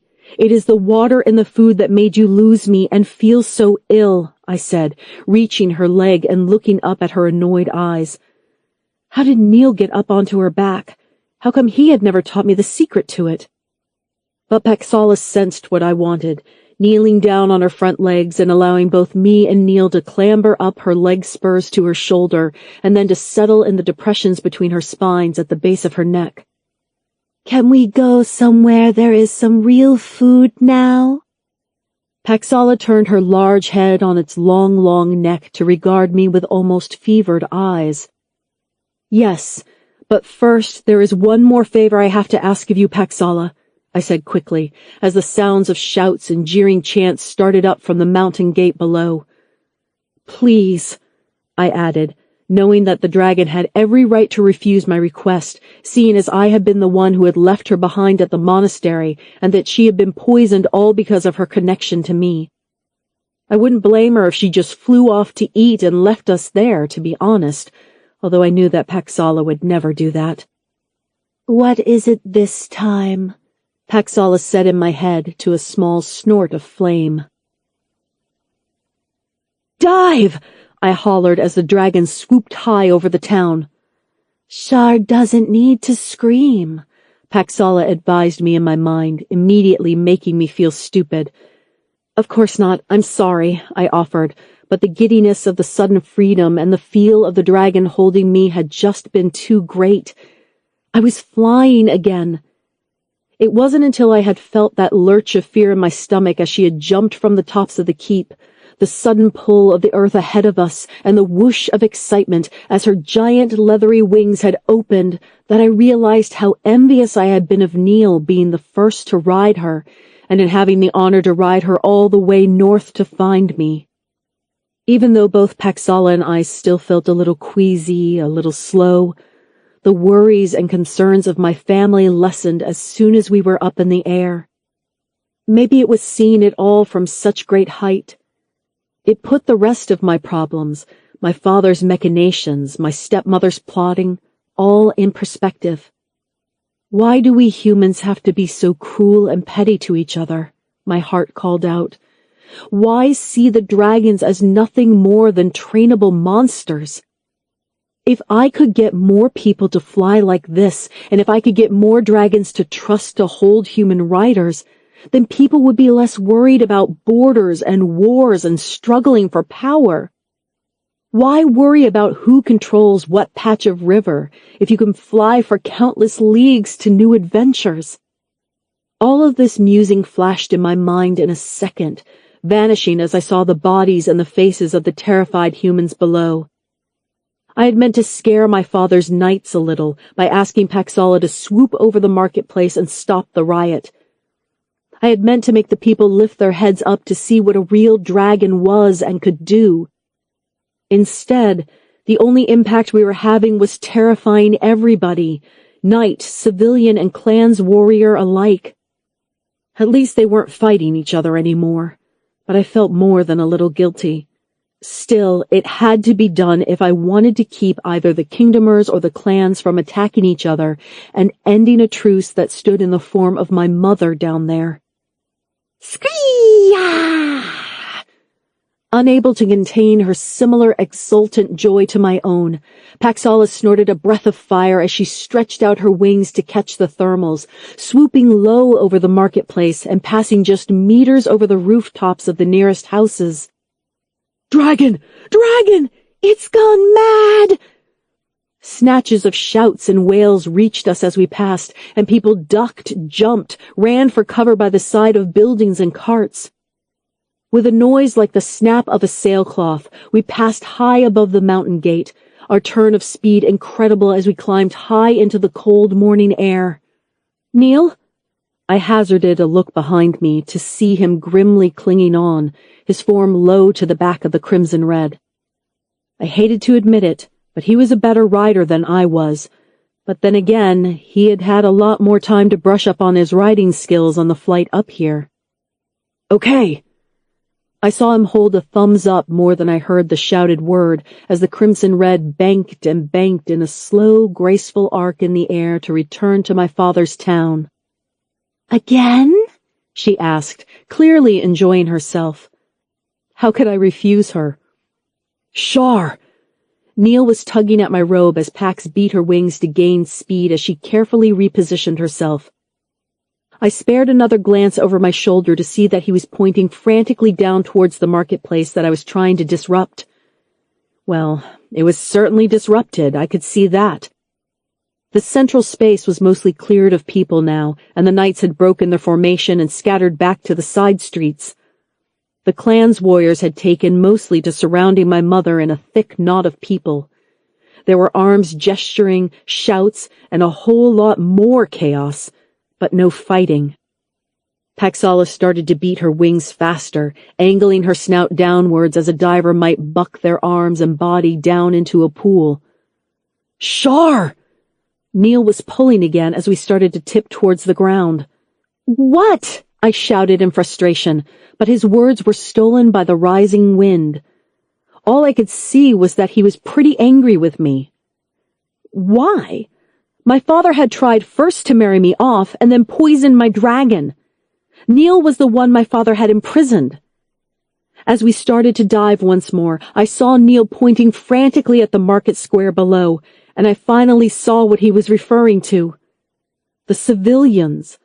Not my father's knights or the proud warriors of the clans, but the everyday mix of both who had either come to send off the clans or to sell their wares at the mountain gate. They were cowering in fear at the sides of their stalls, just as they would if there were ever a mountain dragon attack. Instantly, my enthusiasm chilled. How could I take out my anger with my father against them? Paxella, no, please no, pull up, I asked her quickly, but it seemed as though it was too late. Why? I could sense the anger and frustration like a hot coal inside the dragon beneath me. Even though she had not made me privy to her thoughts this time, I could still sense the shape of them, like seeing the shapes of fish under water. They poisoned her. They trapped her. They trapped her friends. What do we owe them? Because they are my people too, I tried, as we dived faster and faster, screaming towards the marketplace as fast as a hunting eagle. I thought we were family, Shar and Paxala, the Crimson Red said with a sudden cough of angry flame before she beat her wings to suddenly correct her flight. Instead of careening into a low dive bomb of the market like we had done the first time, we were veering much higher over the houses, past the Queen's Keep itself. Thank you, Pax. I breathed a sigh of relief, but I could still feel the dragon's skepticism at my change of heart, and now her weariness as one of her wings shook under the immense strain of the speeds we were traveling. She was still a little groggy, a little ill, as I was, and I guess that was why we had both been so eager to listen to our anger first, rather than to Neil. I will make it up to you, I said to Paxala, although I had no idea how, apart from landing soon to let her eat her fill. And I would make it up to Neil as well, somehow. I felt smaller and weaker than I had done just a little while ago. I may be Lady Shar Nefredi, one of the few dragon friends left in the world, but sometimes I felt as though I was still just as foolish as I had been when I was younger. I should have never believed that my father would look after the Crimson Red, I scolded myself as we banked over the town. We were right in front of the keep itself now, and we were turning southwards, back towards Mount Hamel. There was a sinister low whistle, and a narrow shadow shot along the earth below us. It was a dark, arrow-like log falling away from the rooftops and streets below, splintering as it struck beams and walls. What was it? Pewed! Pewed! Another, and another. Was my father firing at us, I thought, as Paxala screeched in rage and beat her wings faster. Looking behind, I could see that from the forward turrets of the Queen's Keep there were some of the largest-looking bows that I had ever seen being readied and fired. They were more like harpoons, each one pulled back on a winch by 2 men and standing almost as wide as I was tall. "They're firing at us? At me?" I said in alarm as we cleared the town and then the southern gates. More black darts cut into the air behind, but the powerful beats of wings and swishes of tail disrupted their flight, causing them to tumble from their trajectory and splinter against buildings and street. I didn't see any injuries, but I was still shocked by the callousness that my father displayed. Would he kill me just to bring down this dragon? Had my father learned nothing about dragons since seeing Paxala up close? Feeling disheartened, we screamed over the walls and the wide road, sending flocks of sheep and goats scattering as we fled my father's keep. Even though I was happy to be free, I wondered now if I had just managed to make everything worse for the dragons of Mount Hamel. How would anyone in the north ever see them with admiration and fondness now? Beneath me, whatever Paxala thought about my human worries, she kept locked in her mind. Chapter 22. Neil, What We Torvalds Do. The flight back was not as glorious as I thought it was going to be. It wasn't being on a dragon, riding a dragon, I had to pinch myself to realize every time, or the flying that was upsetting. In fact, I found that being in the air always helped to lift my spirits and to make me feel alive again. No, I hated to admit it, but it was Shar. She appeared pensive and upset and didn't talk much about what we had just done, nor what we had seen back there at her home. Not that I could blame her. Last year I had got myself screwed up into knots thinking about what my father wanted of me and how my brothers viewed me. It was a terrible thing, finding out how different you are from your family, to realize you didn't belong where you thought you did.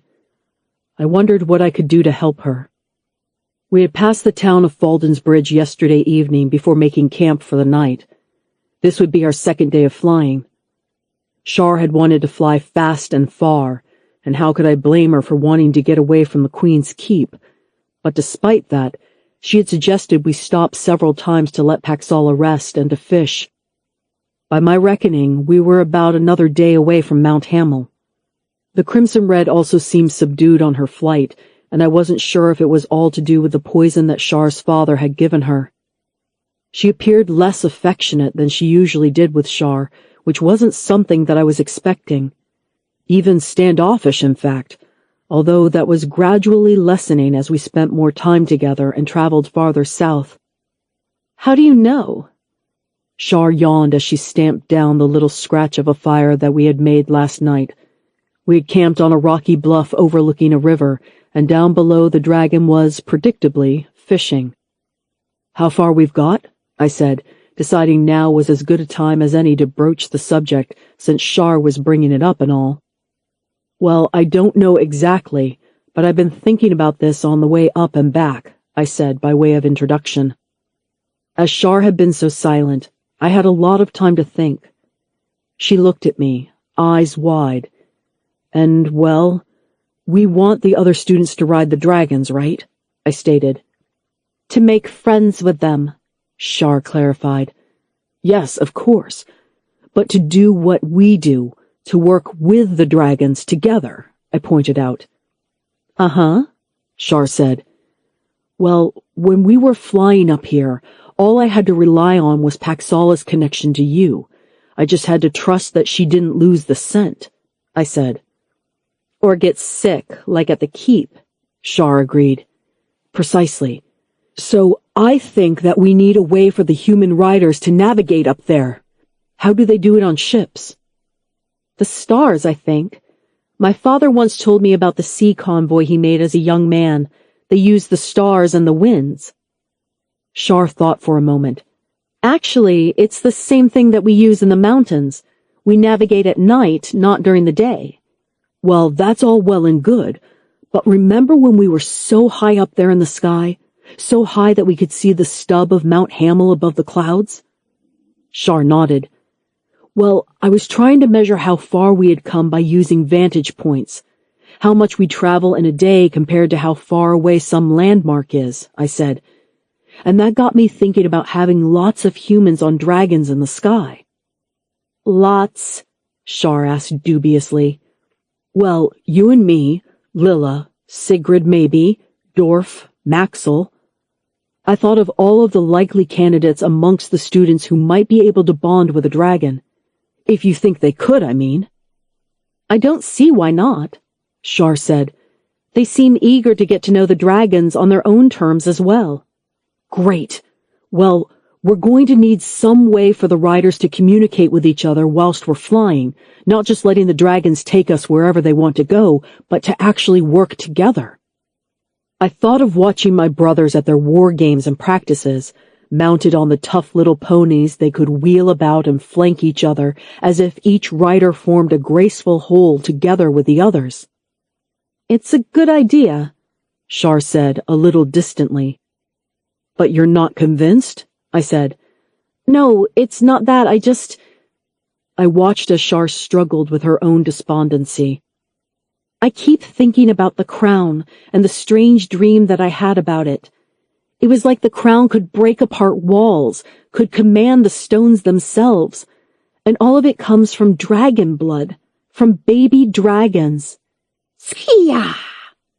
A sudden shriek came from below as Paxala burst from the river, shaking herself off and stalking around in circles like a worried cat. I waited for Shar to continue. It's bad magic, Neil, she said at last. That's what I think. And we're going to give it straight to Zax because if we don't, someone's going to die. She sounded depressed. And what good will come of that? How does that change anything at the Order? Won't Zax just become more powerful, and the Abbot Ansel too? We can't let that happen, I said quickly and fiercely. I was just as horrified as Shar about our grisly discovery of the source of the Draconis Order's magic. How could we let that continue? But how can we stop it? Shar said.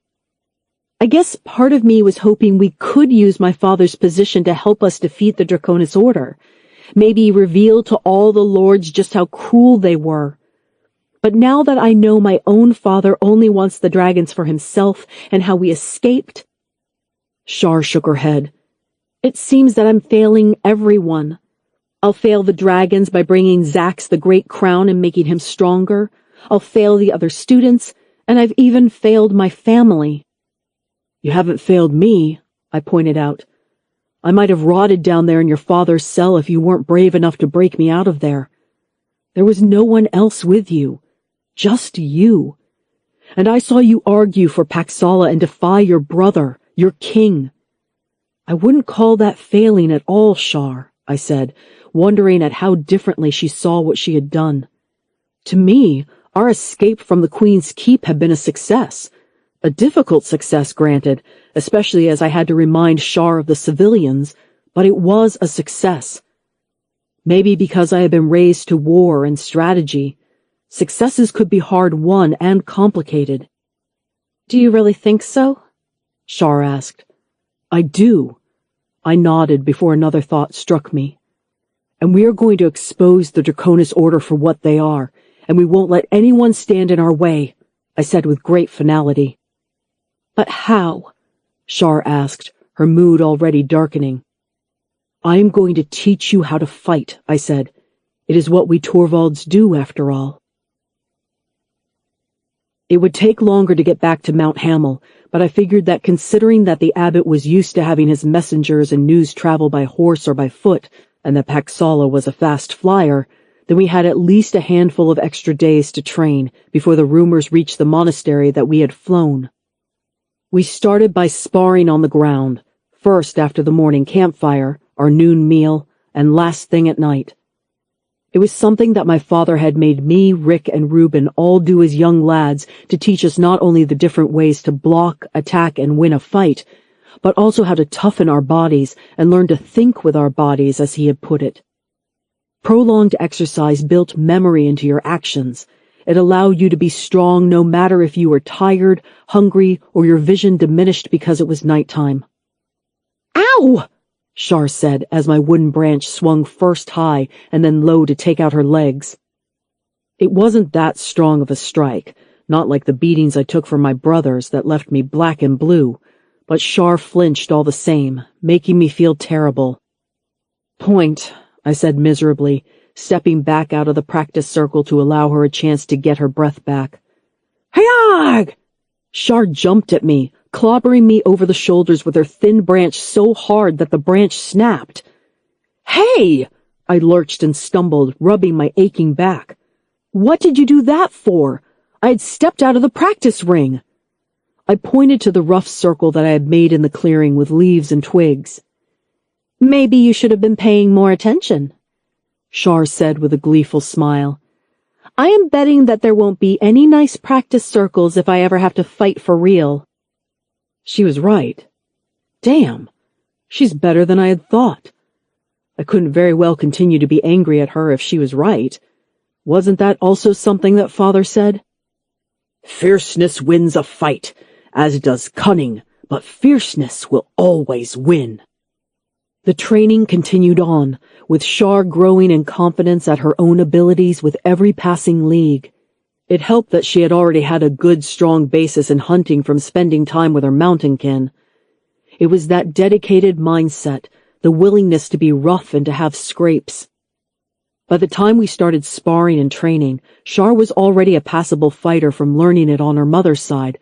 All I did was hone her skills. What surprised me the most was, on the eve of the second day after our noon sparring, Paxala reared her head from where she sat, curled up on a large slab of rock. Shar looked first at the dragon, and then at me in a sort of wonder as I felt that pressure behind my eyes that I felt every time the girl shared thoughts with the dragon. What is it? I asked, eyeing the crimson red slowly unfolding herself from her coil and look over at me with expectation. She says that it looks like fun. She wants to join in, Shar said. Is that even possible? That was when it clicked within me, I think. All of my thoughts about how to navigate and organize a team of humans on dragons. Yes, I said, the image of flights of dragons with their human knights flashing through the sky in my mind. I could almost hear them, it was so clear. Remember at the Queen's Keep, the way that you asked Paxala to fly? I said, imitating the gestures with my hands, back and forth, downward sweep, upward climb. Yeah, I was there, remember? Shar smiled at my enthusiasm. That is how we do it, I said. How birds fight. A dragon and their rider could dart and dodge like that, but if they added long, sweeping climbs, curves, and dives, I held my hands out as if they were wings, imitating what I saw in my mind. The dragon has to turn away from the fight to gain height and momentum, but the human riders can advise it what is happening behind it, can suggest better angles to take, when to turn. So say I'm a dragon and I see something there. I pointed out a place on our practice circle, and I swoop in. It gives my rider a chance to shoot or to call allies or change tactics or whatever. I flapped my wings and made a tight turn at the apex of the arc. We attack, we turn, we flip around so that the rider can reload or observe the enemy. I was almost giddy with excitement. What if we had 2 humans and 1 dragon, each other calling out suggestions and making improvements all at the same time? 6 eyes are better than 2. That's how we can fight Zax and how we can keep the other dragons safe, I said, before hurrying to Paxala's back. Come on, we need to get these movements down exactly if we are going to stand a chance. By the end of the long afternoon, we were all weary and bone-tired, but we had also succeeded.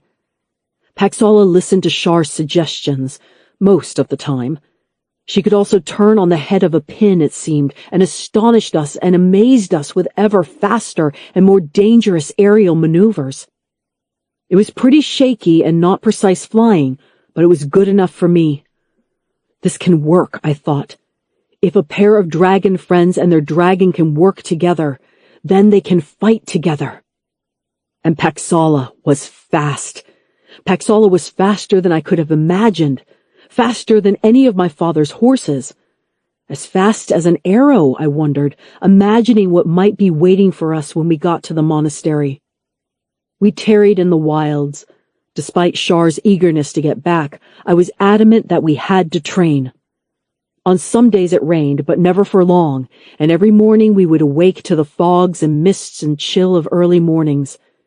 We hunted in the mountain rivers and streams until I grew sick of eating fish.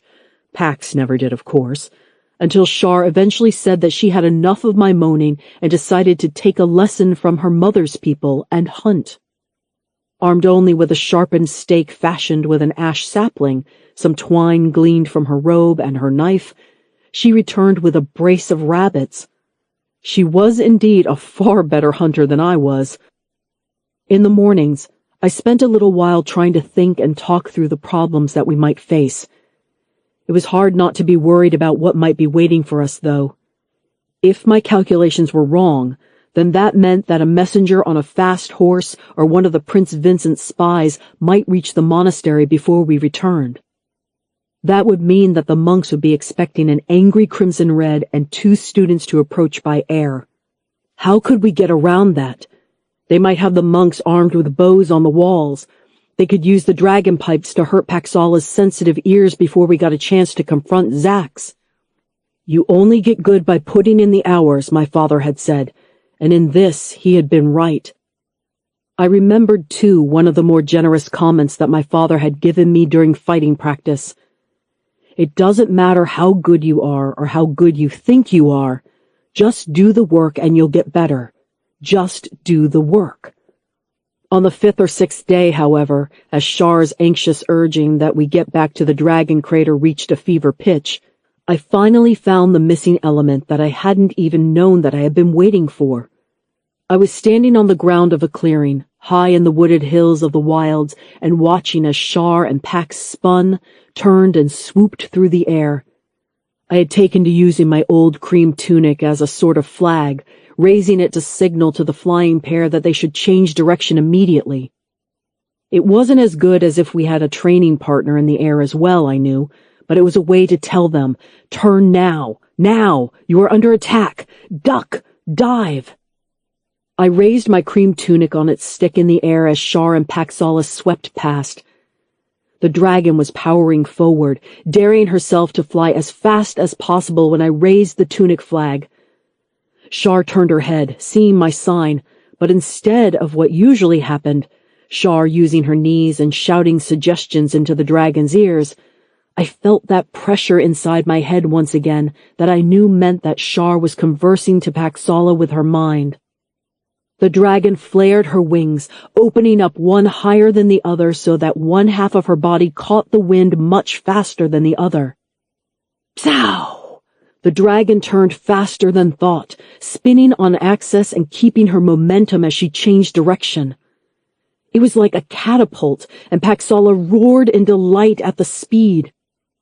After a moment, I raised the tunic flag again, and every time I felt that pressure and saw the girl and dragon team move as fast as thought. Did you see how fast we were going? Shar told me after she landed. She was breathless with excitement. You didn't shout to Pax, I said, when you made the maneuvers? No, I didn't need to. She was already in my mind, and I barely even had time to see you waving the flag when Paxala picked up on my thought and knew what she had to do. It felt... I saw Shar almost lost for words. It felt like we were one thing, one being. Script-dip, the crimson red chirruped, her forked tongue lolling from her wide jaws in clear enthusiasm. All signs of the dragon being annoyed at Shar for not letting her fight their attackers in the Queen's Keep were gone, I saw. The flying as one had bonded them. It was at that moment that I knew that we were as ready as we were ever going to be. Tomorrow we fly for Mount Hamel, I said, and watched as Shar grinned at my side. Without needing to say it, I knew that Shar felt the same way as I. We might be able to beat Zax if we all, humans and dragons, worked together as one. Chapter 23. The Crown. It was around mid-afternoon as we reached the Dragon Mountain, and I urged the Crimson Red to fly low over the trees and follow the rivers to stay out of sight. Several times I saw the spires of the Dragon Monastery above, off to our left, but there was no squeal or scream of the dragon pipes. If the Draconis Order had seen our approach, then they were making no sign to us that they had.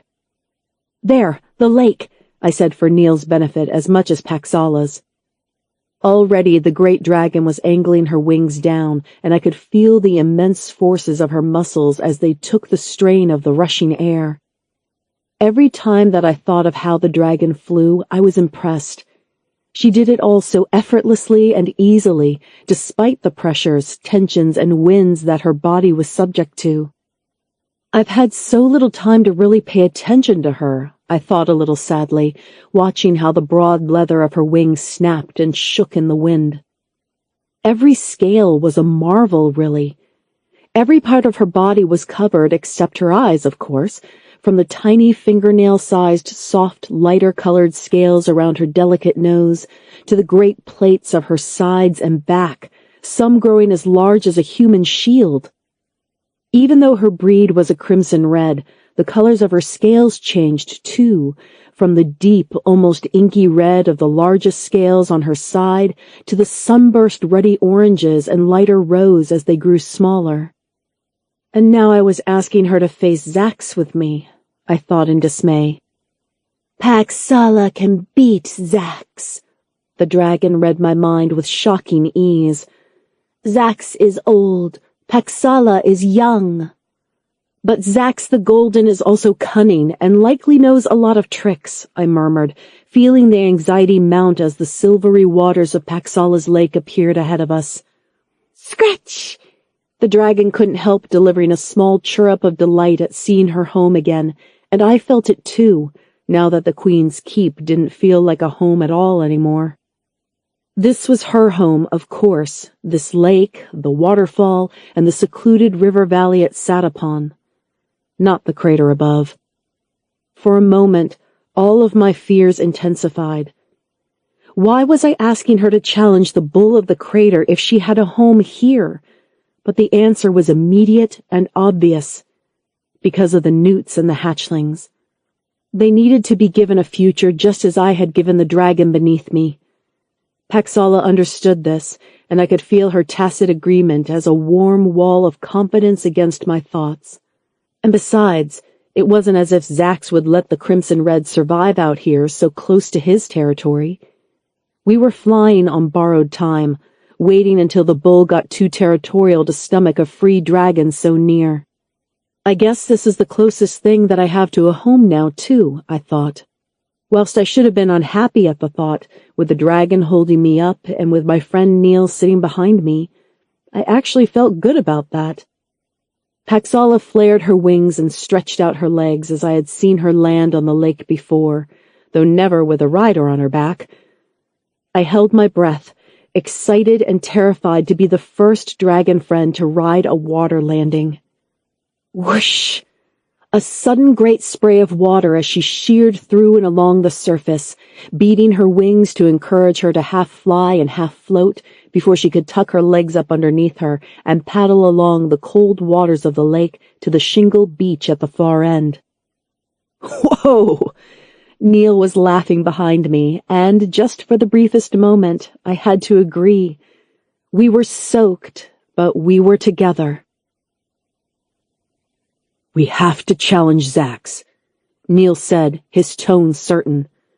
"As soon as Zax knows that the Draconis Order is based on the blood of his young, then surely even Zax has to see what should happen." Something had changed in him since being in my father's dungeons, I thought. It was like the man in him was coming out, and he wasn't so much the gangly youth that he had been before. What made him so confident now? Was it seeing us working together as a team? Was it being forced to rely upon himself and not on his brothers or family name? Whatever it was, it made him believe, apparently, that we could perform impossible things. "Isn't Zax in on it too?" I asked. Neil himself had been the one to tell me that he had overheard the abbot and Zax talking about which crater dragons to cull.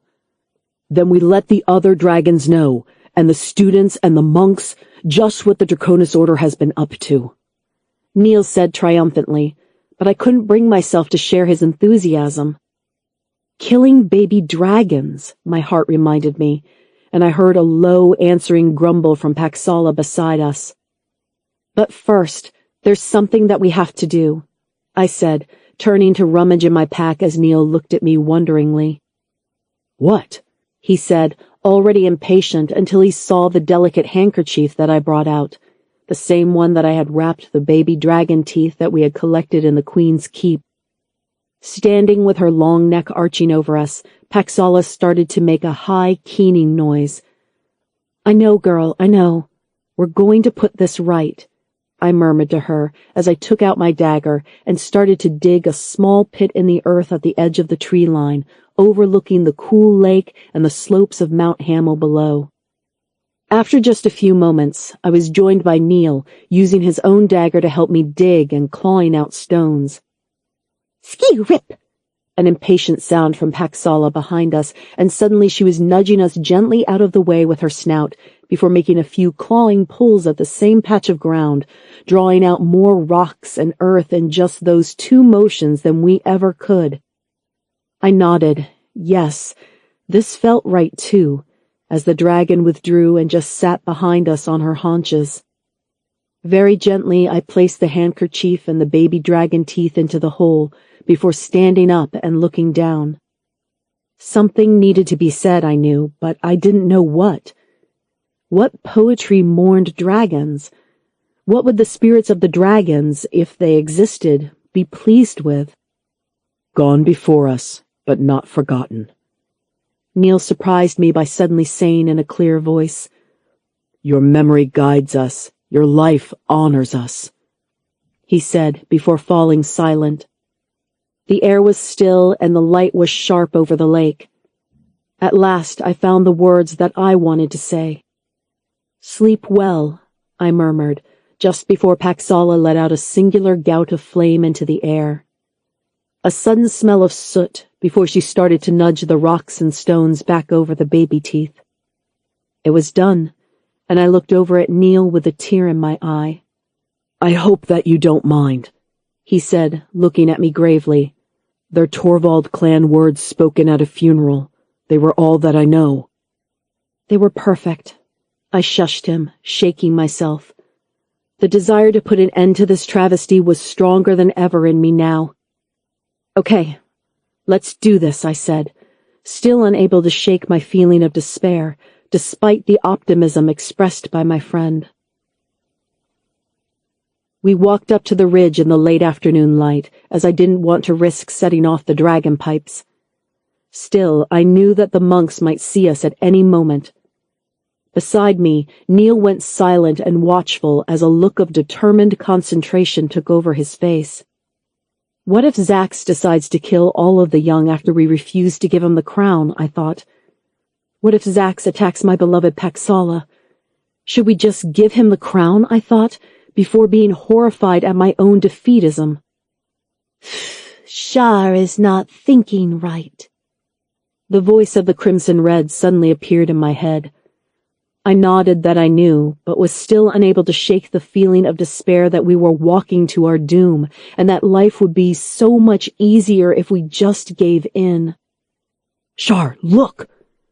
It was Neil, hunkering down behind one of the many boulders that littered the other side of the mountain, above the crater itself.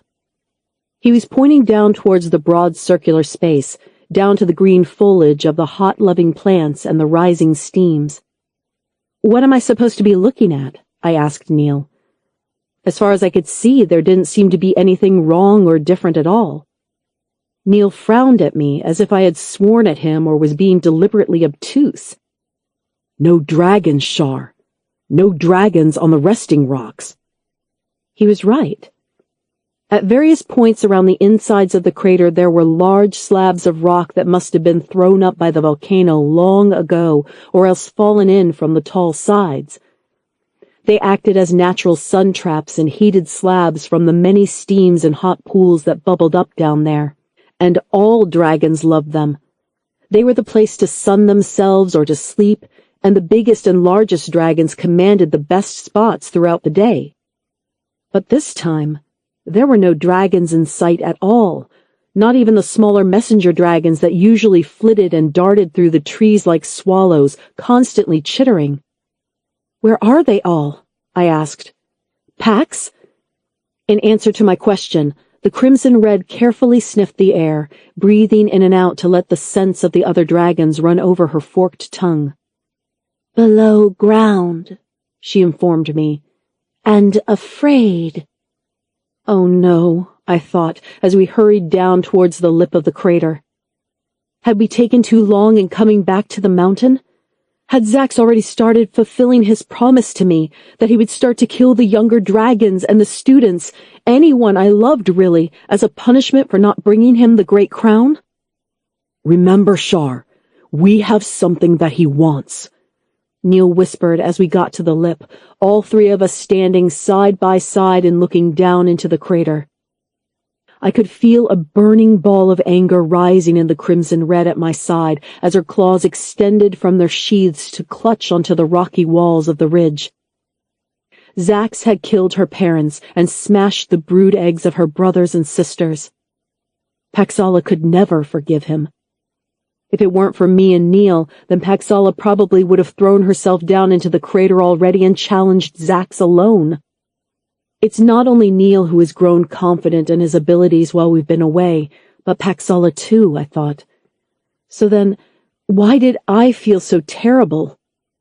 I bit my lip as I looked at my colleagues to see Neil watching me expectantly. This was my fight to start, I saw. I was the one who had saved Paxala and raised her first, so I was her guardian. "Zax?"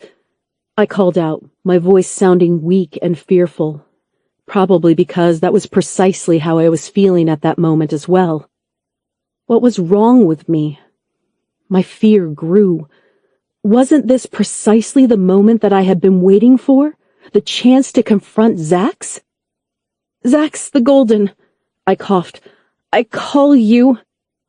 My voice sounded small and far away, and Neil glanced at me in alarm. Shar, are you feeling all right? He said. We're here, right beside you. I'm fine, I lied, knowing that both he and the Crimson Red could see right through it. Zax! This time, with the support of my friends, my voice carried down into the crater, and this time, something answered. Came a grumbling, rumbling sound, not from the crater itself, but from behind us. The ground shook and rocks fell into the crater and at our feet as we stumbled back from the edge.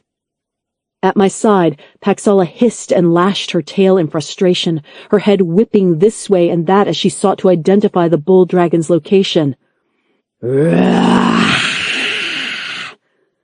sound grew larger and closer, and it was undeniably coming from the training tunnel Monk Theodore had taken us to.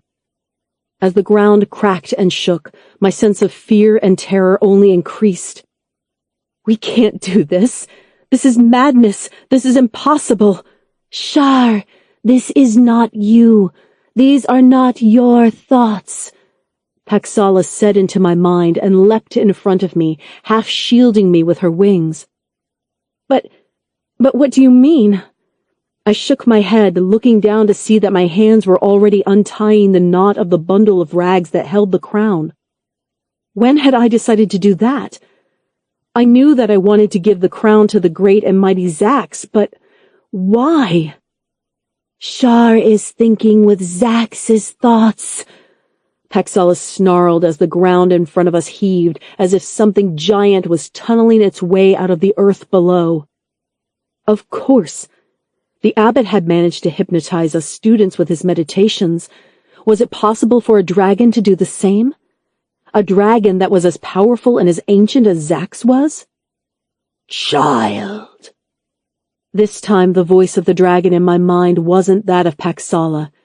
It was the mighty gold dragon Zax himself, and rocks and debris flew everywhere as he exploded out of the training tunnel like a fat worm. The fear and terror that I had been feeling fell upon me in waves, and it was all coming from this dragon in front of us. I even saw Neil quailing beside me, his face draining and his eyes going wild. Screech, yeah! Zax had no hold over Paxala, however, as the Crimson Red made a small half-jump, challenging the much larger gold. Paxala was mad. We all were, to challenge him. The worm clawed itself out of the earth and hissed. That feels better, he said, taking his time to turn his alligator-like head to snap at offending dregs of dead skin and scales, ripping them off with his teeth that were as ancient and yellowed as old bones. Zax was showing us how nonchalant he was about our presence, exposing the long wattles and folds of his skin to Paxala. She hissed in frustration and eagerness to challenge him, narrowing her gold-green eyes at the one that had killed her parents.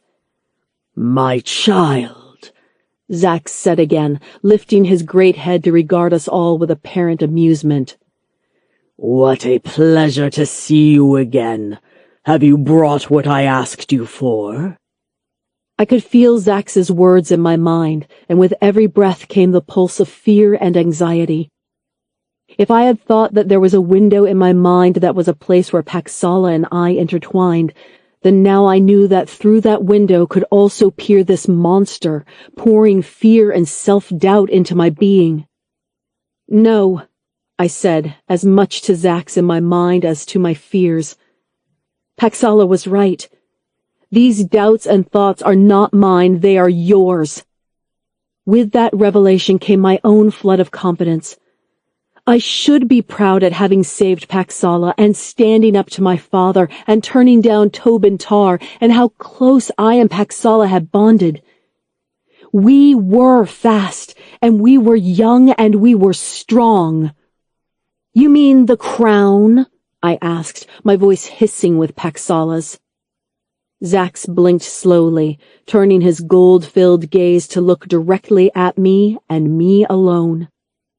It was hard to meet the dragon's unblinking stare, but I did so. Girl, what gives you the impression that I would ever be talking to you? Zax hissed maliciously, and I recoiled. But you called me child, I said in horror, as the full enormity of what Zax was suggesting settled on my shoulders. Child, return to me. Zax hissed once more, his great and heavy tail flopping to one side and cracking rocks. Zax wasn't talking to me. He was talking to Paxala. Chapter 24. Revelations. You are my child. Come home. Zax hissed at my friend, my dragon sister, the Crimson Red. Paxala roared in defiance, unwilling to accept whatever Zax had to say as my mind raced. Could it be true? Could Zax the Golden be Paxala's father? It made perfect sense in some horrible way. Zax was the breeding bull of the crater. Any other male dragon in the crater had to be subordinate, secondary to Zax's wishes and whims. Would the bull golden dragon allow or even tolerate a male crimson red, full grown at half the size of him, to even exist, let alone breed within the crater? Of course he wouldn't. So Paxala had to be child of the only bull with enough authority. Zax. Yes, Paxala, you are my child, and that is why I have suffered your existence out there by the lake and the pandering of the humans. Neil looked at me in consternation and worry. He had already drawn his short sword, which wasn't even as big as one of the bull's claws. He would be ripped apart in moments. Sssss. Paxala's tail whipped with the sound like snapping twigs. Did you believe that you had hidden from me? I, the greatest worm left in the world. I, who can see for 100 leagues and smell for 100 more. I, who was young when this crater still belched fire. I, who flew between the 3 mountains of our race at the head of his own clutch. 3 mountains? What 3 mountains, I thought. Shh, Zax the mighty hissed. You can hear the humans chatter too, can you not, Paxala?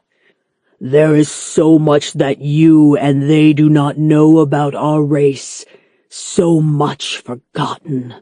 So much that I can teach you. Paxala snarled in disgust at her father. There used to be many more dragon friends when I was young. It was not so unusual for dragons to share their thoughts with humans, but now so few dragons can do it, just as so few humans can hear us. That is how you know that you are truly my daughter, Paxala, daughter of Zax. You have the gifts that I do. You will make a mighty brood queen one century. Skak! Skak! Paxala spoke in pure dragon tongue, but I still could discern her meaning easily. She was having none of whatever her father wanted to offer her. And why should she? Zax killed her mother and left her to die as a barely hatched newt out in the wilds. Only now we had something Zax wanted, he was being nice to her. The crown belongs to us, my daughter, yours and mine. It was made from the blood of our kin, and it traps within it the power of our noble blood. Give me the crown, Paxala. Tell your human to return it to us. My hands shook as I held the heavy burden, and now Paxala herself had turned her head to look at it, her eyes flaring in anger. I didn't know the secret of the order before, I promised her, suddenly terrified that Paxala would take Zax's side and hate me for the sins of the other long-dead humans. Once we have that crown, all of that power will return to us, my daughter. Think of the generations of dragons you will avenge. Think of your place in the world, at the top of it." Zax had lowered his head to hiss sibilantly at her. Paxala made a sort of short, clucking noise that I hadn't heard her make before. Had I judged everything so wrong? Why had I never stopped to ask the Crimson Red what she wanted to do with this crown and this knowledge? "Open." Paxala's voice echoed in my head, but it was not the warm, feminine voice that she usually reserved for our interthought communications. It was harsh and strong and full of fire.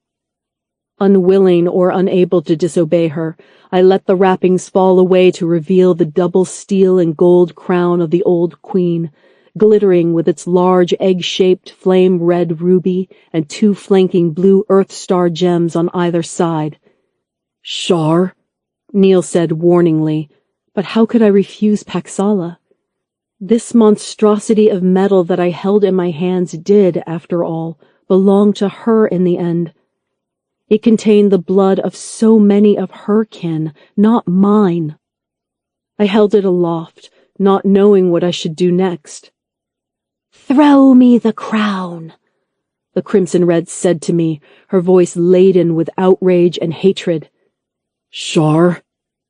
Neil was crossing the space between us, a look of alarm on his face. But I knew that we were defeated. We had tried to confront Zax, but the gold bull was far wilier and wiser than any of us here. He had outfoxed us and had laid this trap for us, all the while knowing that Paxala was his child, and knowing that Paxala would be furious over what the humans had done to her family. A part of me wondered how long that Zax the Golden had been planning this moment. Had he suffered Paxala to live, just so that she could be the one to fly to my father's keep, retrieving the accursed great crown of the dead Queen Delia? Had Zax even somehow planned that it would be me, the child of the Northern Prince who would bond with his daughter? Zax the Golden had lived for centuries, if not millennia. I had no idea how complicated and deep some of his plans and schemes might be. Pax, please, we cannot let Zax take this crown. It is too much bad power. I pleaded with the Crimson Red, but her tail lashed and thumped on the floor impatiently. "Throw the crown, Shar," the Crimson Red demanded again. And so I did. With a cry of anguish, I threw the great crown of the dead queen high into the air between us, and in that moment I threw all of my frustration, despair, and stubbornness at the cruelty of fate. I did not know what would happen next, only that we were all pawns in a game played by dragons and princes. All I wished was to have Paxala back at my side, with Neil on the other. I don't even want this crown. I don't want anything coming between me and my friends. Maybe now Zax will leave us alone. "Shar, no!" Neil reached me, but it was too late. The double crown arched high over our heads. Paxala screeched and moved as fast as a striking snake, a tremor running up the entire length of her body as the fire sacs at the side of her neck filled and bulged. She roared a precise jet of molten dragon fire that engulfed the great crown, blasting it into the rocks of the mountain with sizzling, boiling clouds of black, acrid smoke. Purple and blue sparks were released into the depths of the firestorm. There was a sound of shattering gemstones and the crack of pressure-heated rocks as the ground boiled. A shockwave lifted me and Neil from our feet and slammed us backwards, tumbling us head over heels until we finally came to rest, our bodies entangled a few 100 meters away. The world whirled, my head ached, and I felt sick as I looked back up the slopes to where Zax the Golden and Paxala had managed to stand their ground. "What have you done? You idiot! You ungrateful, selfish, human-tainted idiot!" Zax roared in disbelief, liquid fire falling from his jaws in hissing drops. But something strange was happening amidst the dark smokes and destruction. Where the smoke wavered clear for a brief moment, I could see a crater as big as a horse cart, black with melted minerals and burnt rock. Small, shinier bits of metal glittered around the crater as the great crown bubbled and hissed. And in the steams of the crater, there escaped the hisses and whines of 100 voices, screeches and chirrups, sharp calls and haunting shrieks of dragon voices. It sounded like a terrible rising wind, and the clouds overhead started to darken and lower. Paxala will never call Zack's father, the Crimson Red thundered with her young and noble voice. Paxala has her family. With that, the Crimson Red leapt into the air and rode the thermals down the mountain slope straight towards us. I was crying in joy and relief, and Neil shaking himself to his feet as the claws of our friend snatched us from the earth, as fast and as quick as a fishing eagle, as she carried us off towards the monastery. Chapter 25. Confrontations. Skee-ya! Paxala shouted as we swept over the black rocks. The dark stone walls of the dragon monastery rose up to meet us. There ahead was the tall spire of the abbot's tower, matched in height only by the astrographer's tower with its strange collection of brass and gold-looking ornaments. Between them, the great hall, several stories high, with windows like narrow tombstones, only filled with glass, not stone, and everywhere on the battlements, monks running. "They've seen us," Neil stated the obvious, his brow furrowed. I could tell that he was thinking exactly the same as I was. What was going to happen next? Had we misjudged this so badly? Pax, I reached out to the dragon beneath me in my mind, and I felt in return a hot incandescence, a fire like that which I hadn't felt before. Was she angry with me? With all of us humans for what we had done to her kin? Paxala, I am so sorry about everything, I thought. I just wanted to keep you safe. I didn't know that Zax was your father. Even though Zax was terrible, a brute even, I didn't want to ask Paxala to fight him. How could I ask a daughter to fight her father, when I knew just what turmoil and hurt was in my own heart? Again, fiery rage, hurtful feelings, and anger from the dragon. But she was flying towards the monastery, and she wasn't throwing us off of her back, which she could easily do if she wanted, I realized. Behind us, the ridgeline of the mountain was engulfed in smoke and flame as Zax the Golden roared in rage at what his daughter had done. I had never seen the bull fully enraged, and sounds of his thundering calls were booming down the mountain. What will he do now? I was terrified that the gold would take out his rage against the smaller dragons. He had promised me that if I did not return the crown to him, he would take his revenge against the younger dragons, against the students, against everyone. I will stop him, Paxala's voice in my mind. How? I thought back at her, but I could feel from the white-hot fury of the Crimson Red that she would brook no argument. Ahead of us, on the battlement walls, the older black-clad monks of the Draconis Order were assembling, directed by a figure that I recognized even from this distance, the hunched and gangly form of Monk Olin. "Archers! I need archers!" the little man was baying as 4 or 5 monks raised short bows towards us. There was a convulsion from inside the dragon beneath us, as once again she poured fire out, but not towards her attackers, but instead towards the walls below them. With a plume of smoke and steam, the walls were engulfed.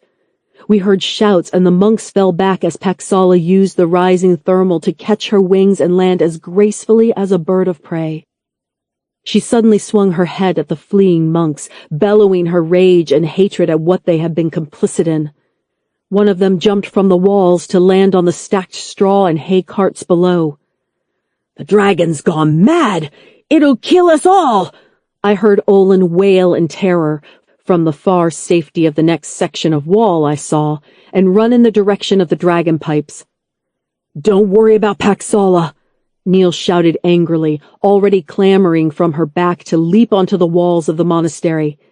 "It's that dragon up there that you really have to worry about." He gestured above us all, up to the ridge where Zax was thrashing in frenzy and fire. Neil strode towards the nearest monks, his short sword lowered but clearly warning them not to attack. That's the dragon that we all have to worry about, I thought, unwilling to get down from Paxala's neck. "Leave me, Shar. There is something that I have to do." Paxala's voice in my mind was sharp, and I felt hurt by her sudden insistence on independence.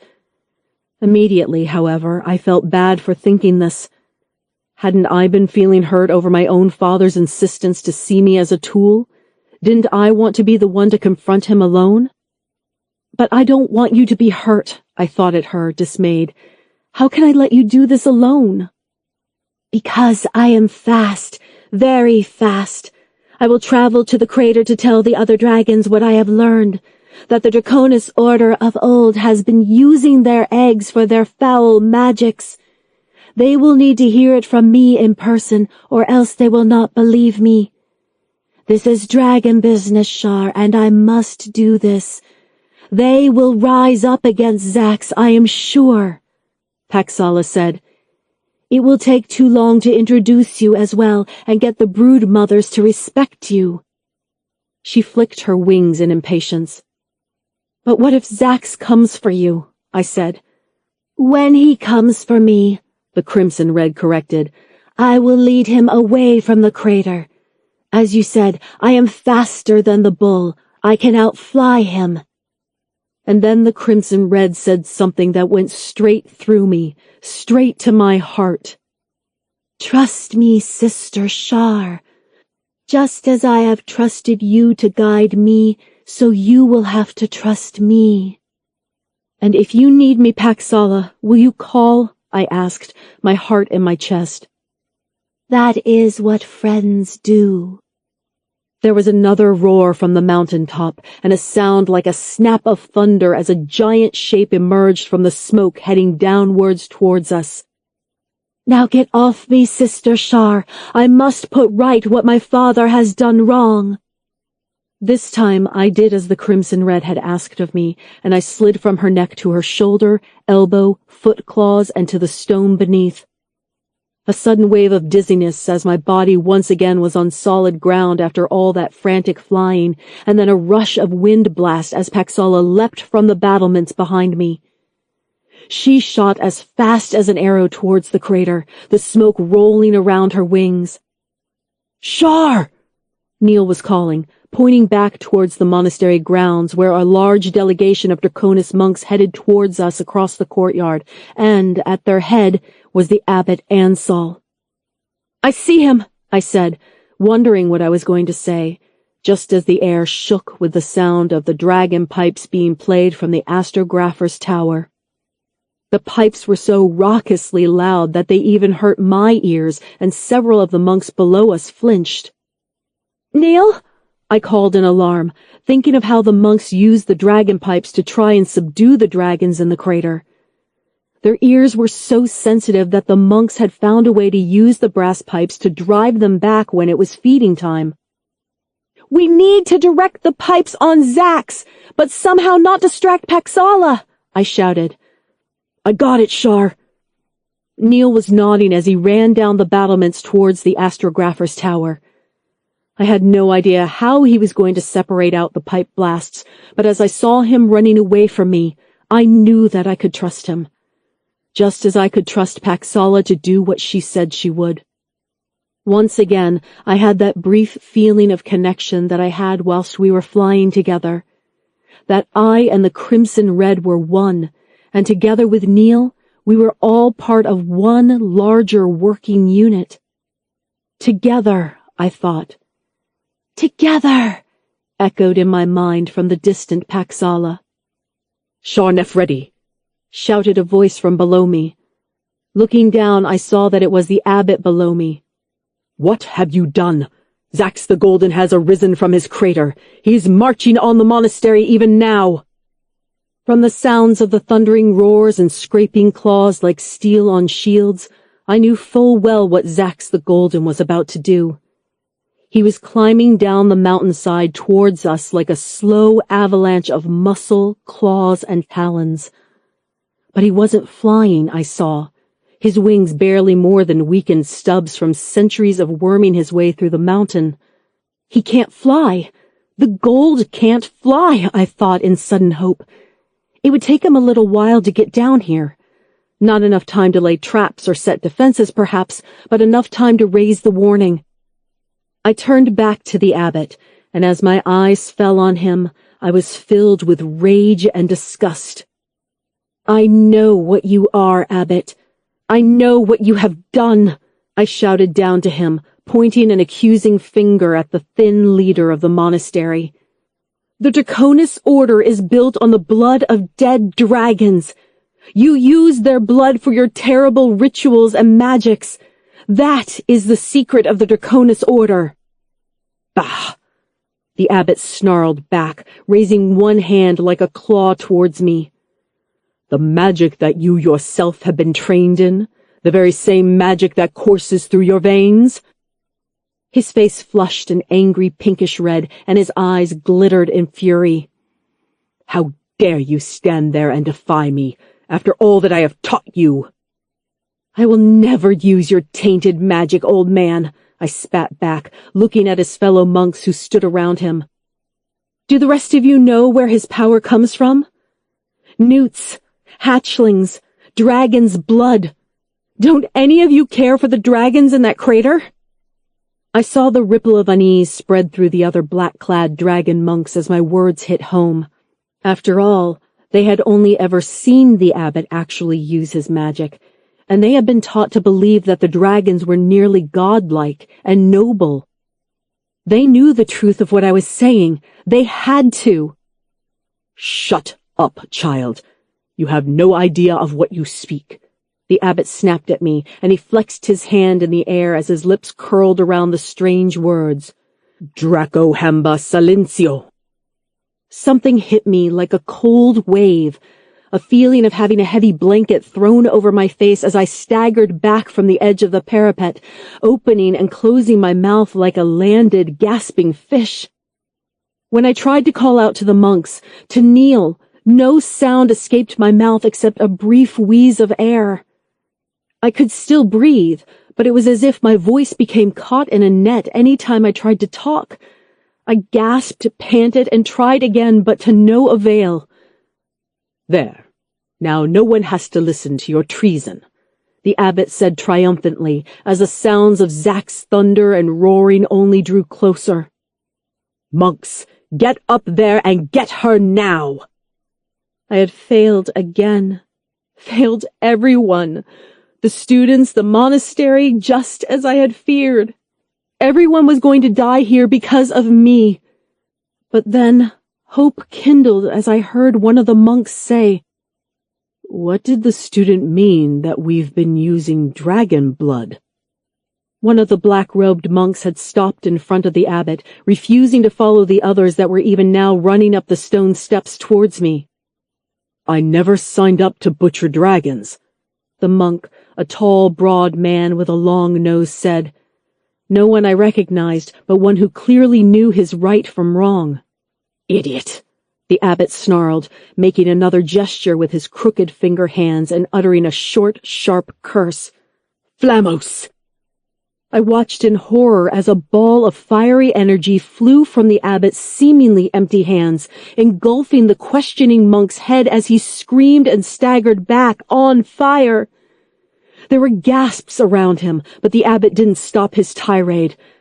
"Obey me!" Ansel shouted. "You will obey me! Do you think that it is easy to control dragons? Do you think that there would not be a price?"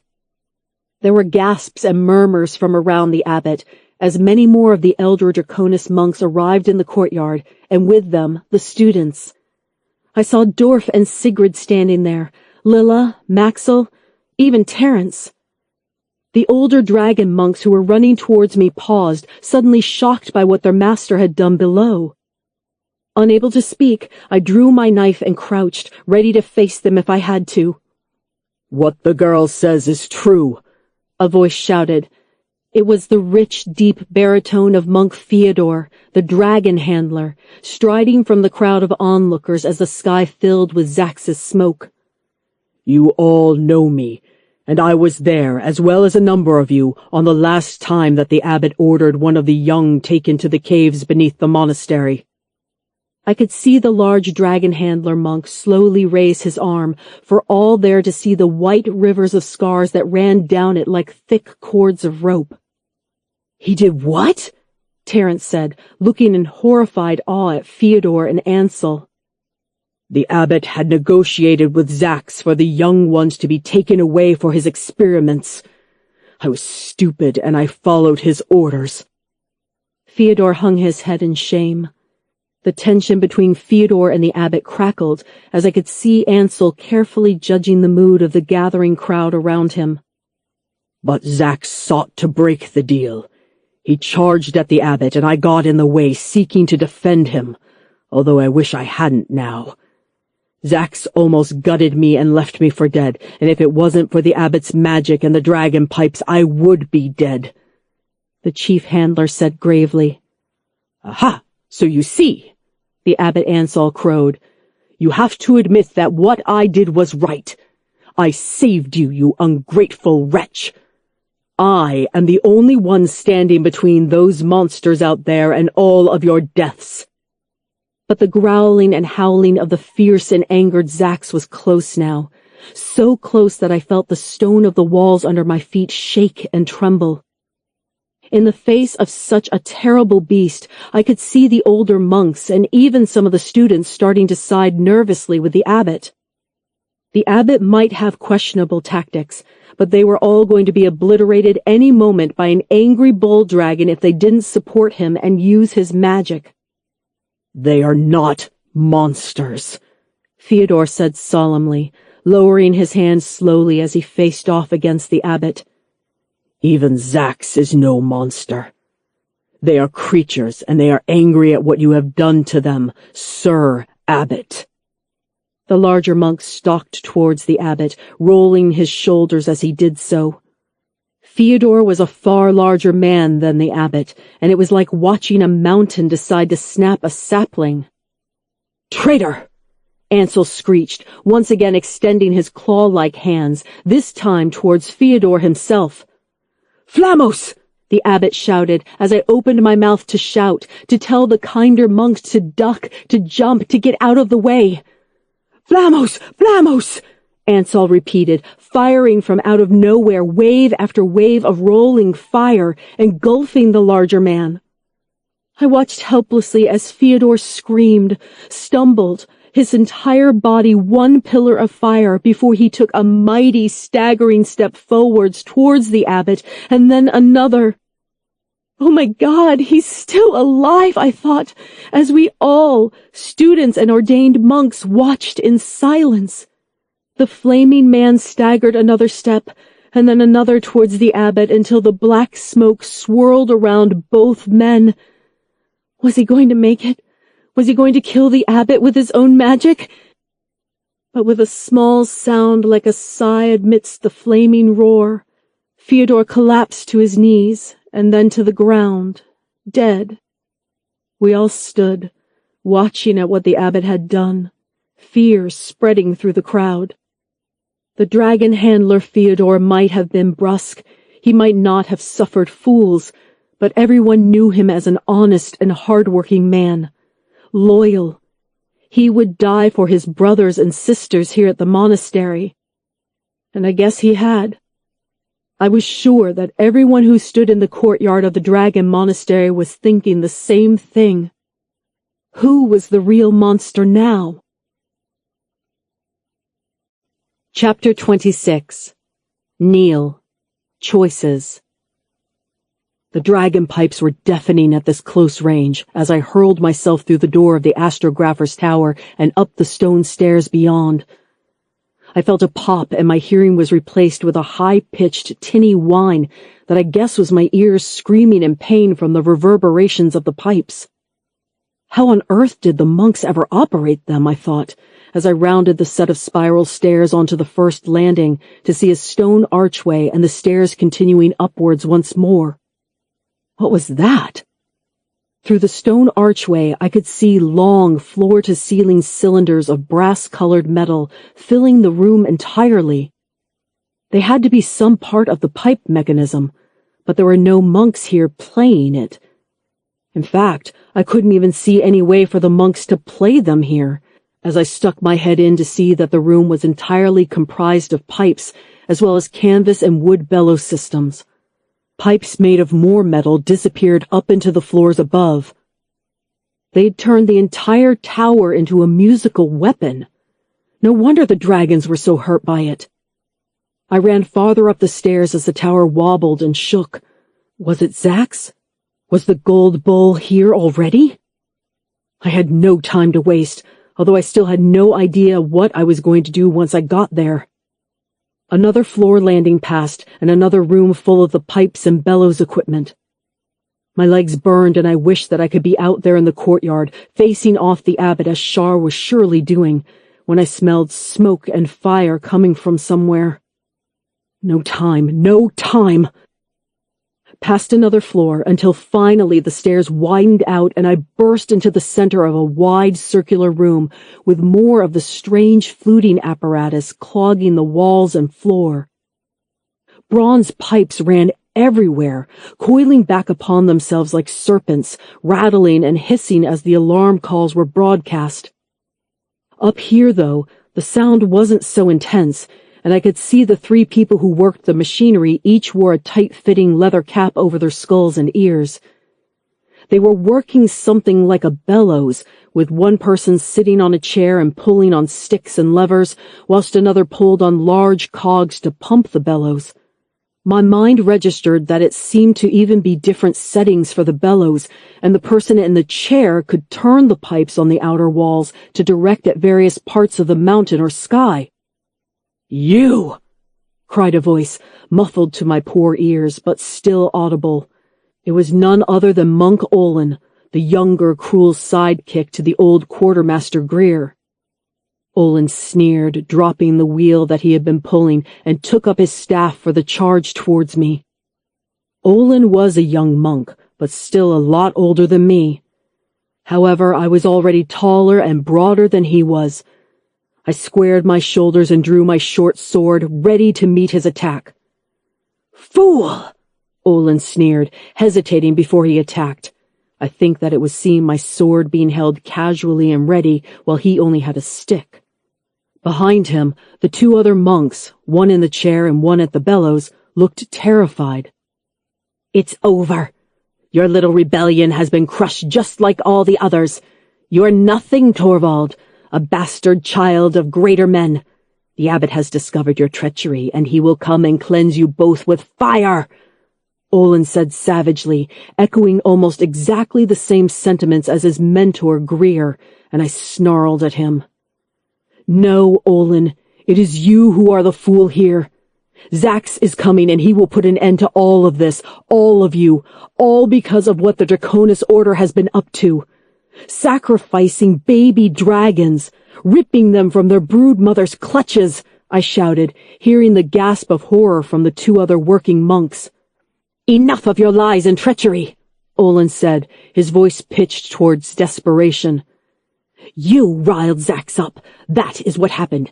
You and that crimson red of yours riled him up, and now he's come looking for you." "Really?" I said, feeling strangely calm as I started to circle around him. "You really think that Shar, another dragon, and I would make the mighty Zax seek to go to war with the entire monastery? A relationship that he has been cultivating for generations?" I laughed, finding the idea ridiculous. This time when I spoke, I did not bother to argue with the fanatical Olin. Instead, I glanced over to the other 2 working monks. "When have Shar or I ever been known to hurt a dragon? Why would we enrage Zax? Why would Zax care so much about us?" The other 2 worker monks were scared, looking back and forth between Olin and me. I seized upon their indecision. "You know that I speak the truth. You must have seen hints, rumors, had suspicions. Why does the abbot have so much power? Where does it come from? Why does Zax even bother to listen to him? Because the abbot has found a way to make magic from dragon blood. The two other monks startled and shivered at the dread of it, and well I could understand why. Every monk brought or sent here as a recruit did so because they were in love with dragons, not because they wanted to farm them like cattle. The monk at the bellows took a small step away from his mechanism. "Get back to your posts, or we'll all be killed!" Olin screamed at him, and looked appalled as the other monk got up from the harness chair and stood awkwardly next to his friend. "No, I cannot condone this either, Olin," he said warily. "Cowards!" Olin swung his stick around in a wide arc, destined to catch the nearest of his fellow workers in a stunning blow that would probably have killed him. But I was already moving, leaping forward to bring up my short sword in an arc that caught the stave square in the middle of its length. The staff collapsed into a shower of splinters as the dragon pipes continued to sound around us, and Olin fell back, defenseless. He looked at me in fear as I held up my short sword level with his eyes. "I won't kill you without a weapon in your hands," I said, remembering what my father would have said. "There's no honor in killing weaklings. Get yourself a blade or get out of this tower and this monastery as well. If I ever see you again," I said, but Olin didn't wait around to hear what would have inevitably happened. Screeching and whimpering, he turned and ran back down the steps as I slumped, taking a deep breath. From outside, Zack's roar was very close now, his voice even louder than the screeching of the pipes above. The tower was starting to wobble with the thunder of his charging claws. "Quickly," I said to the other two monks as I sheathed my blade. "You have nothing to fear from me. Is there a way to use the pipes only against one dragon, not against others?" "They're designed to subdue every dragon nearby, but sometimes we've had to concentrate on particular rogues in the past," the original detractor said. "There are baffles that we can install. We can change the tone and the frequency." I had no idea what he was talking about at this point. "And we can also direct the pipes towards one area, but it won't completely protect the others." "Okay," I nodded, "just so long as we can give Zax a much harder time than our friends out there." We set to work, the monks telling me which pipes to stuff with rags, with wheels to freeze in place on wooden wedges, and which lever to pull, which would swing the pipes on the outer side of the astrographer's tower straight at the coming bull dragon. Chapter 27. Destruction. Judgment. He had killed Monk Fyodor. The abbot just killed Fyodor and another monk for doing nothing other than questioning him, right there in front of all of us. That was what I was thinking, and as I looked up at my would-be monk attackers silently, I could tell that was what they were thinking as well. They were wide-eyed in fear, and the crowd around the abbot looked half fearful, half furious. "He killed him for no reason," I heard someone shout from the crowd. "No reason at all," another monk called. "Fyodor was right," shouted none other than Dorf Lesser, my friend, standing proud of the others. "Dorf, be careful," I gasped instinctively, suddenly aware that my voice had come back. It must have been that as the abbot concentrated his magic on killing Fyodor, he had no time to maintain his enchantment of me as well. "The abbot is a tyrant," I shouted, and there was a ragged, angry yell from below as the crowd started to close in around the thin, evil little man.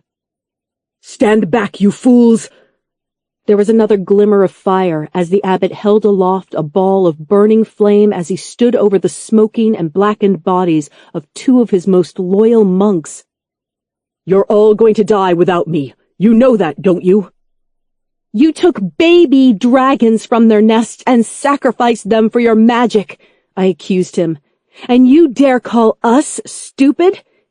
You killed two monks who sought to question you. What sort of future will you give us?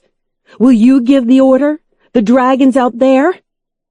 Much to my surprise, there was a cheer from the other monks down below as they heard my words. I felt inspired to push on. Get out, I demanded. Get out of the monastery and never return, you and your wicked ways. The abbot raised the flaming ball above his head, ready to hurl it at me, but there was a sudden rush of air from behind me, like a giant intake of breath, and then the world turned orange. Flames roared up the sides of the walls and the air behind me. Monks screamed and fled. We all did. The air smelt of soot and acrid burning smoke.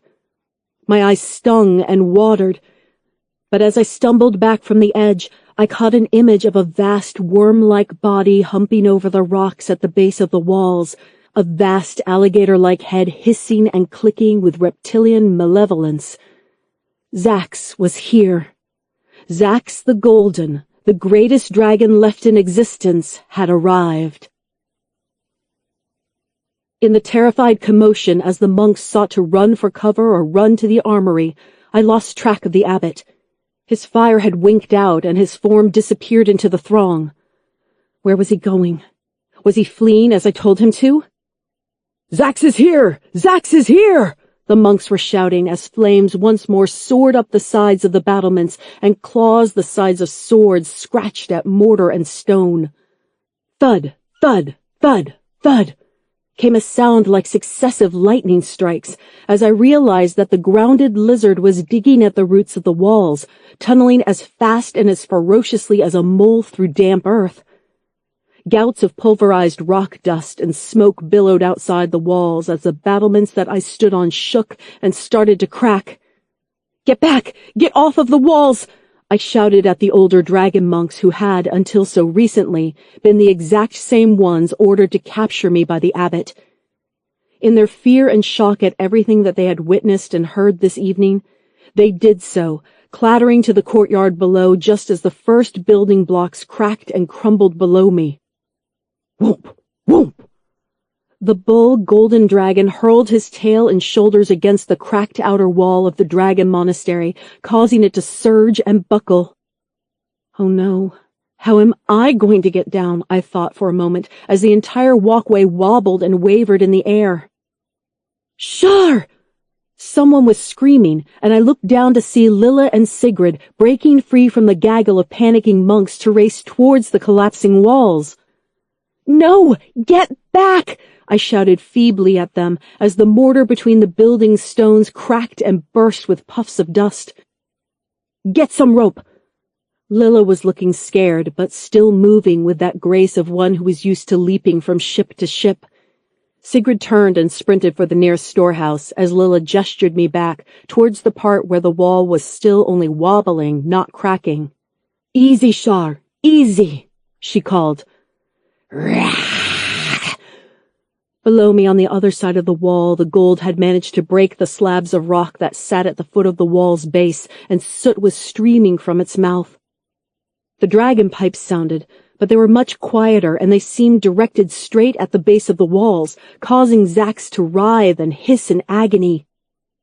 Neil had done it. He had found a way to direct the pipes, I thought in glee, as another chorus of discordant pipe songs hit the gold. The bull seemed unable to summon his fire as he was struck again and again by the waves of sound. Zax roared, furiously sending up gobbets of rock and earth as he resumed his battering of the walls.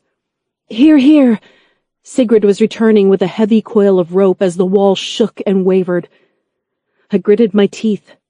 I didn't want to die like this. I wanted to see Paxala one last time. I wanted to see Neil one last time.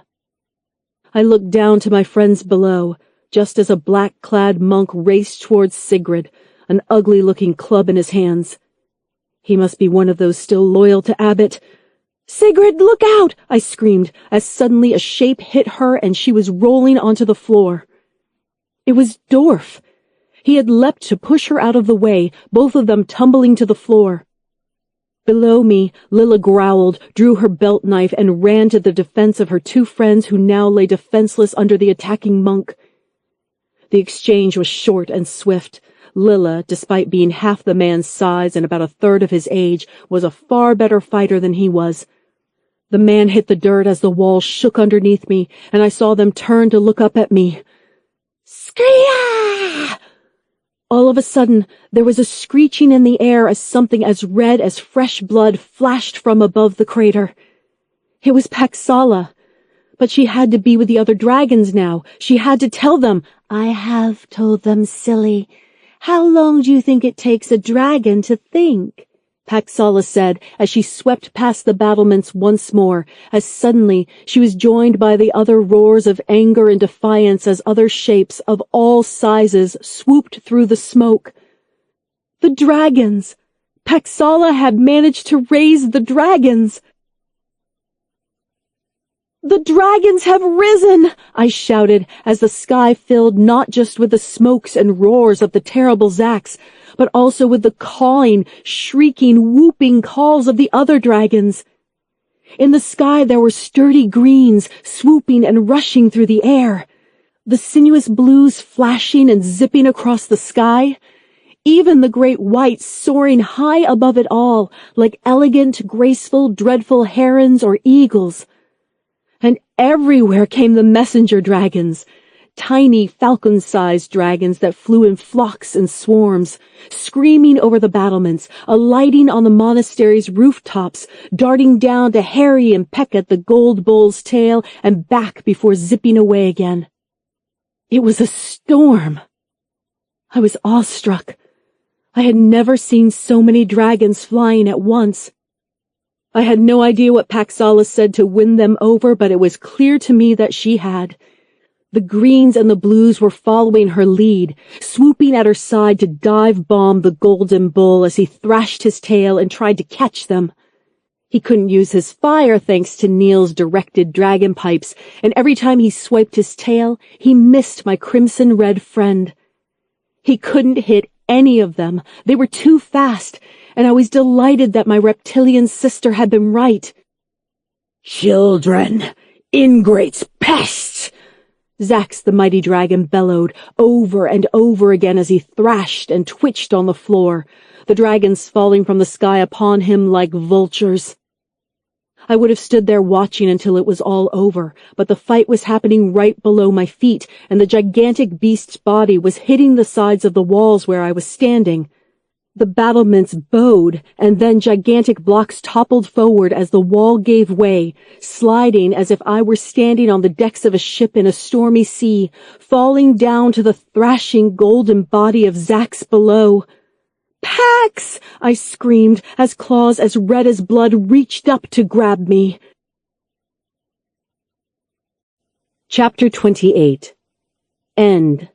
Beginning. The dragon pipes blared once more, waking me up from my dark dreams. But this time, the pipes did not sound harsh or hurtful to the ears. Instead, they had a sweeter, almost melodic tone like a whistle. I blinked as bright sunlight flooded my eyes. "Oh," I groaned. Everywhere hurt. I was lying in a cot bed, swaddled in soft linen blankets underneath a round window. "Scrip!" Something chittered from the window, and as I looked, one of the smaller blue and white messenger dragons appeared, its claws clutching the stonework as it looked inside the room curiously before returning to peck at the stone nonchalantly. The dragon pipes pealed again, but the messenger dragon didn't appear fussed by the noise, and certainly not in pain. Someone had changed them so they didn't hurt the dragon's ears. I wondered why the abbot would have done that. Oh yeah. Memories came flooding back to me about when I had last seen the abbot. The monastery had turned against him when they had found out what he had been doing to the dragons, and he had fled. Or at least I hope that he had fled. Scream! Whistling screams of joy came from outside my window as large shadows blocked the bright sun for a moment before flashing past. "What?" I said, pushing myself up to look out of the window as the messenger dragon hopped down into the room to investigate a wooden tray covered with a linen cloth. "Hey!" I said to it, as it had discovered a bowl of cold porridge and some corners of bread, hunks of cheese and fruit. The small dragonette delightedly started stealing my cheese, but I sighed, smiling, At least the little thing wasn't terrified of me. In fact, none of the dragons outside of the window seemed terrified of the humans. Their shapes filled the sky, swooping and flying as they chased each other in quick aerial dogfights. There were dragons everywhere. Even, I saw with a start, a long sinuous blue draped along the line of the battlements as dragon monks tried to creep around it. As I watched, it thwacked its tail and hissed at them, sending the older dragon monks scurrying off.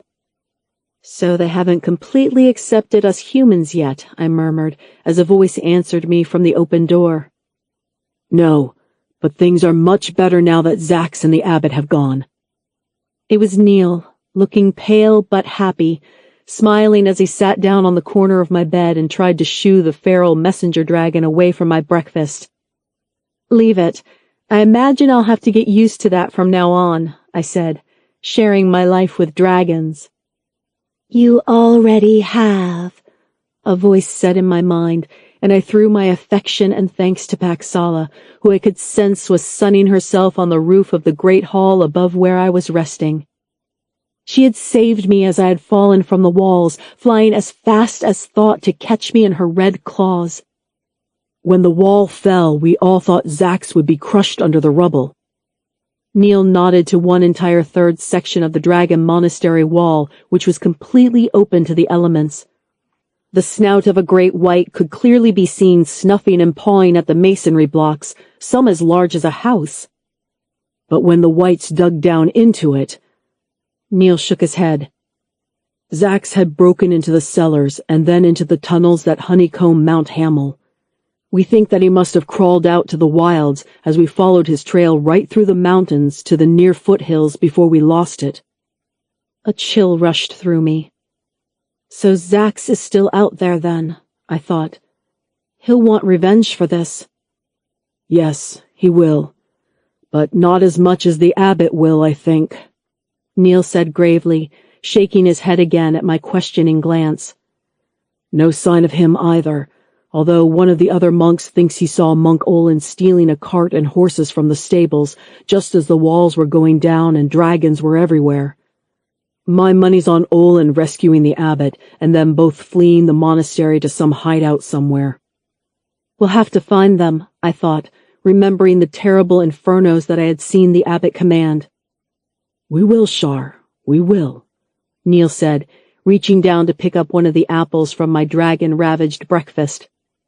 But for now, we should enjoy the fact that we are here, we are alive, and the dragons have a real home again. He nodded out of the window, where the flights of dragons raced and soared through the skies above the dragon monastery. This has been Dragon Dreams, the First Dragon Rider, Volume 2. Written by Ava Richardson.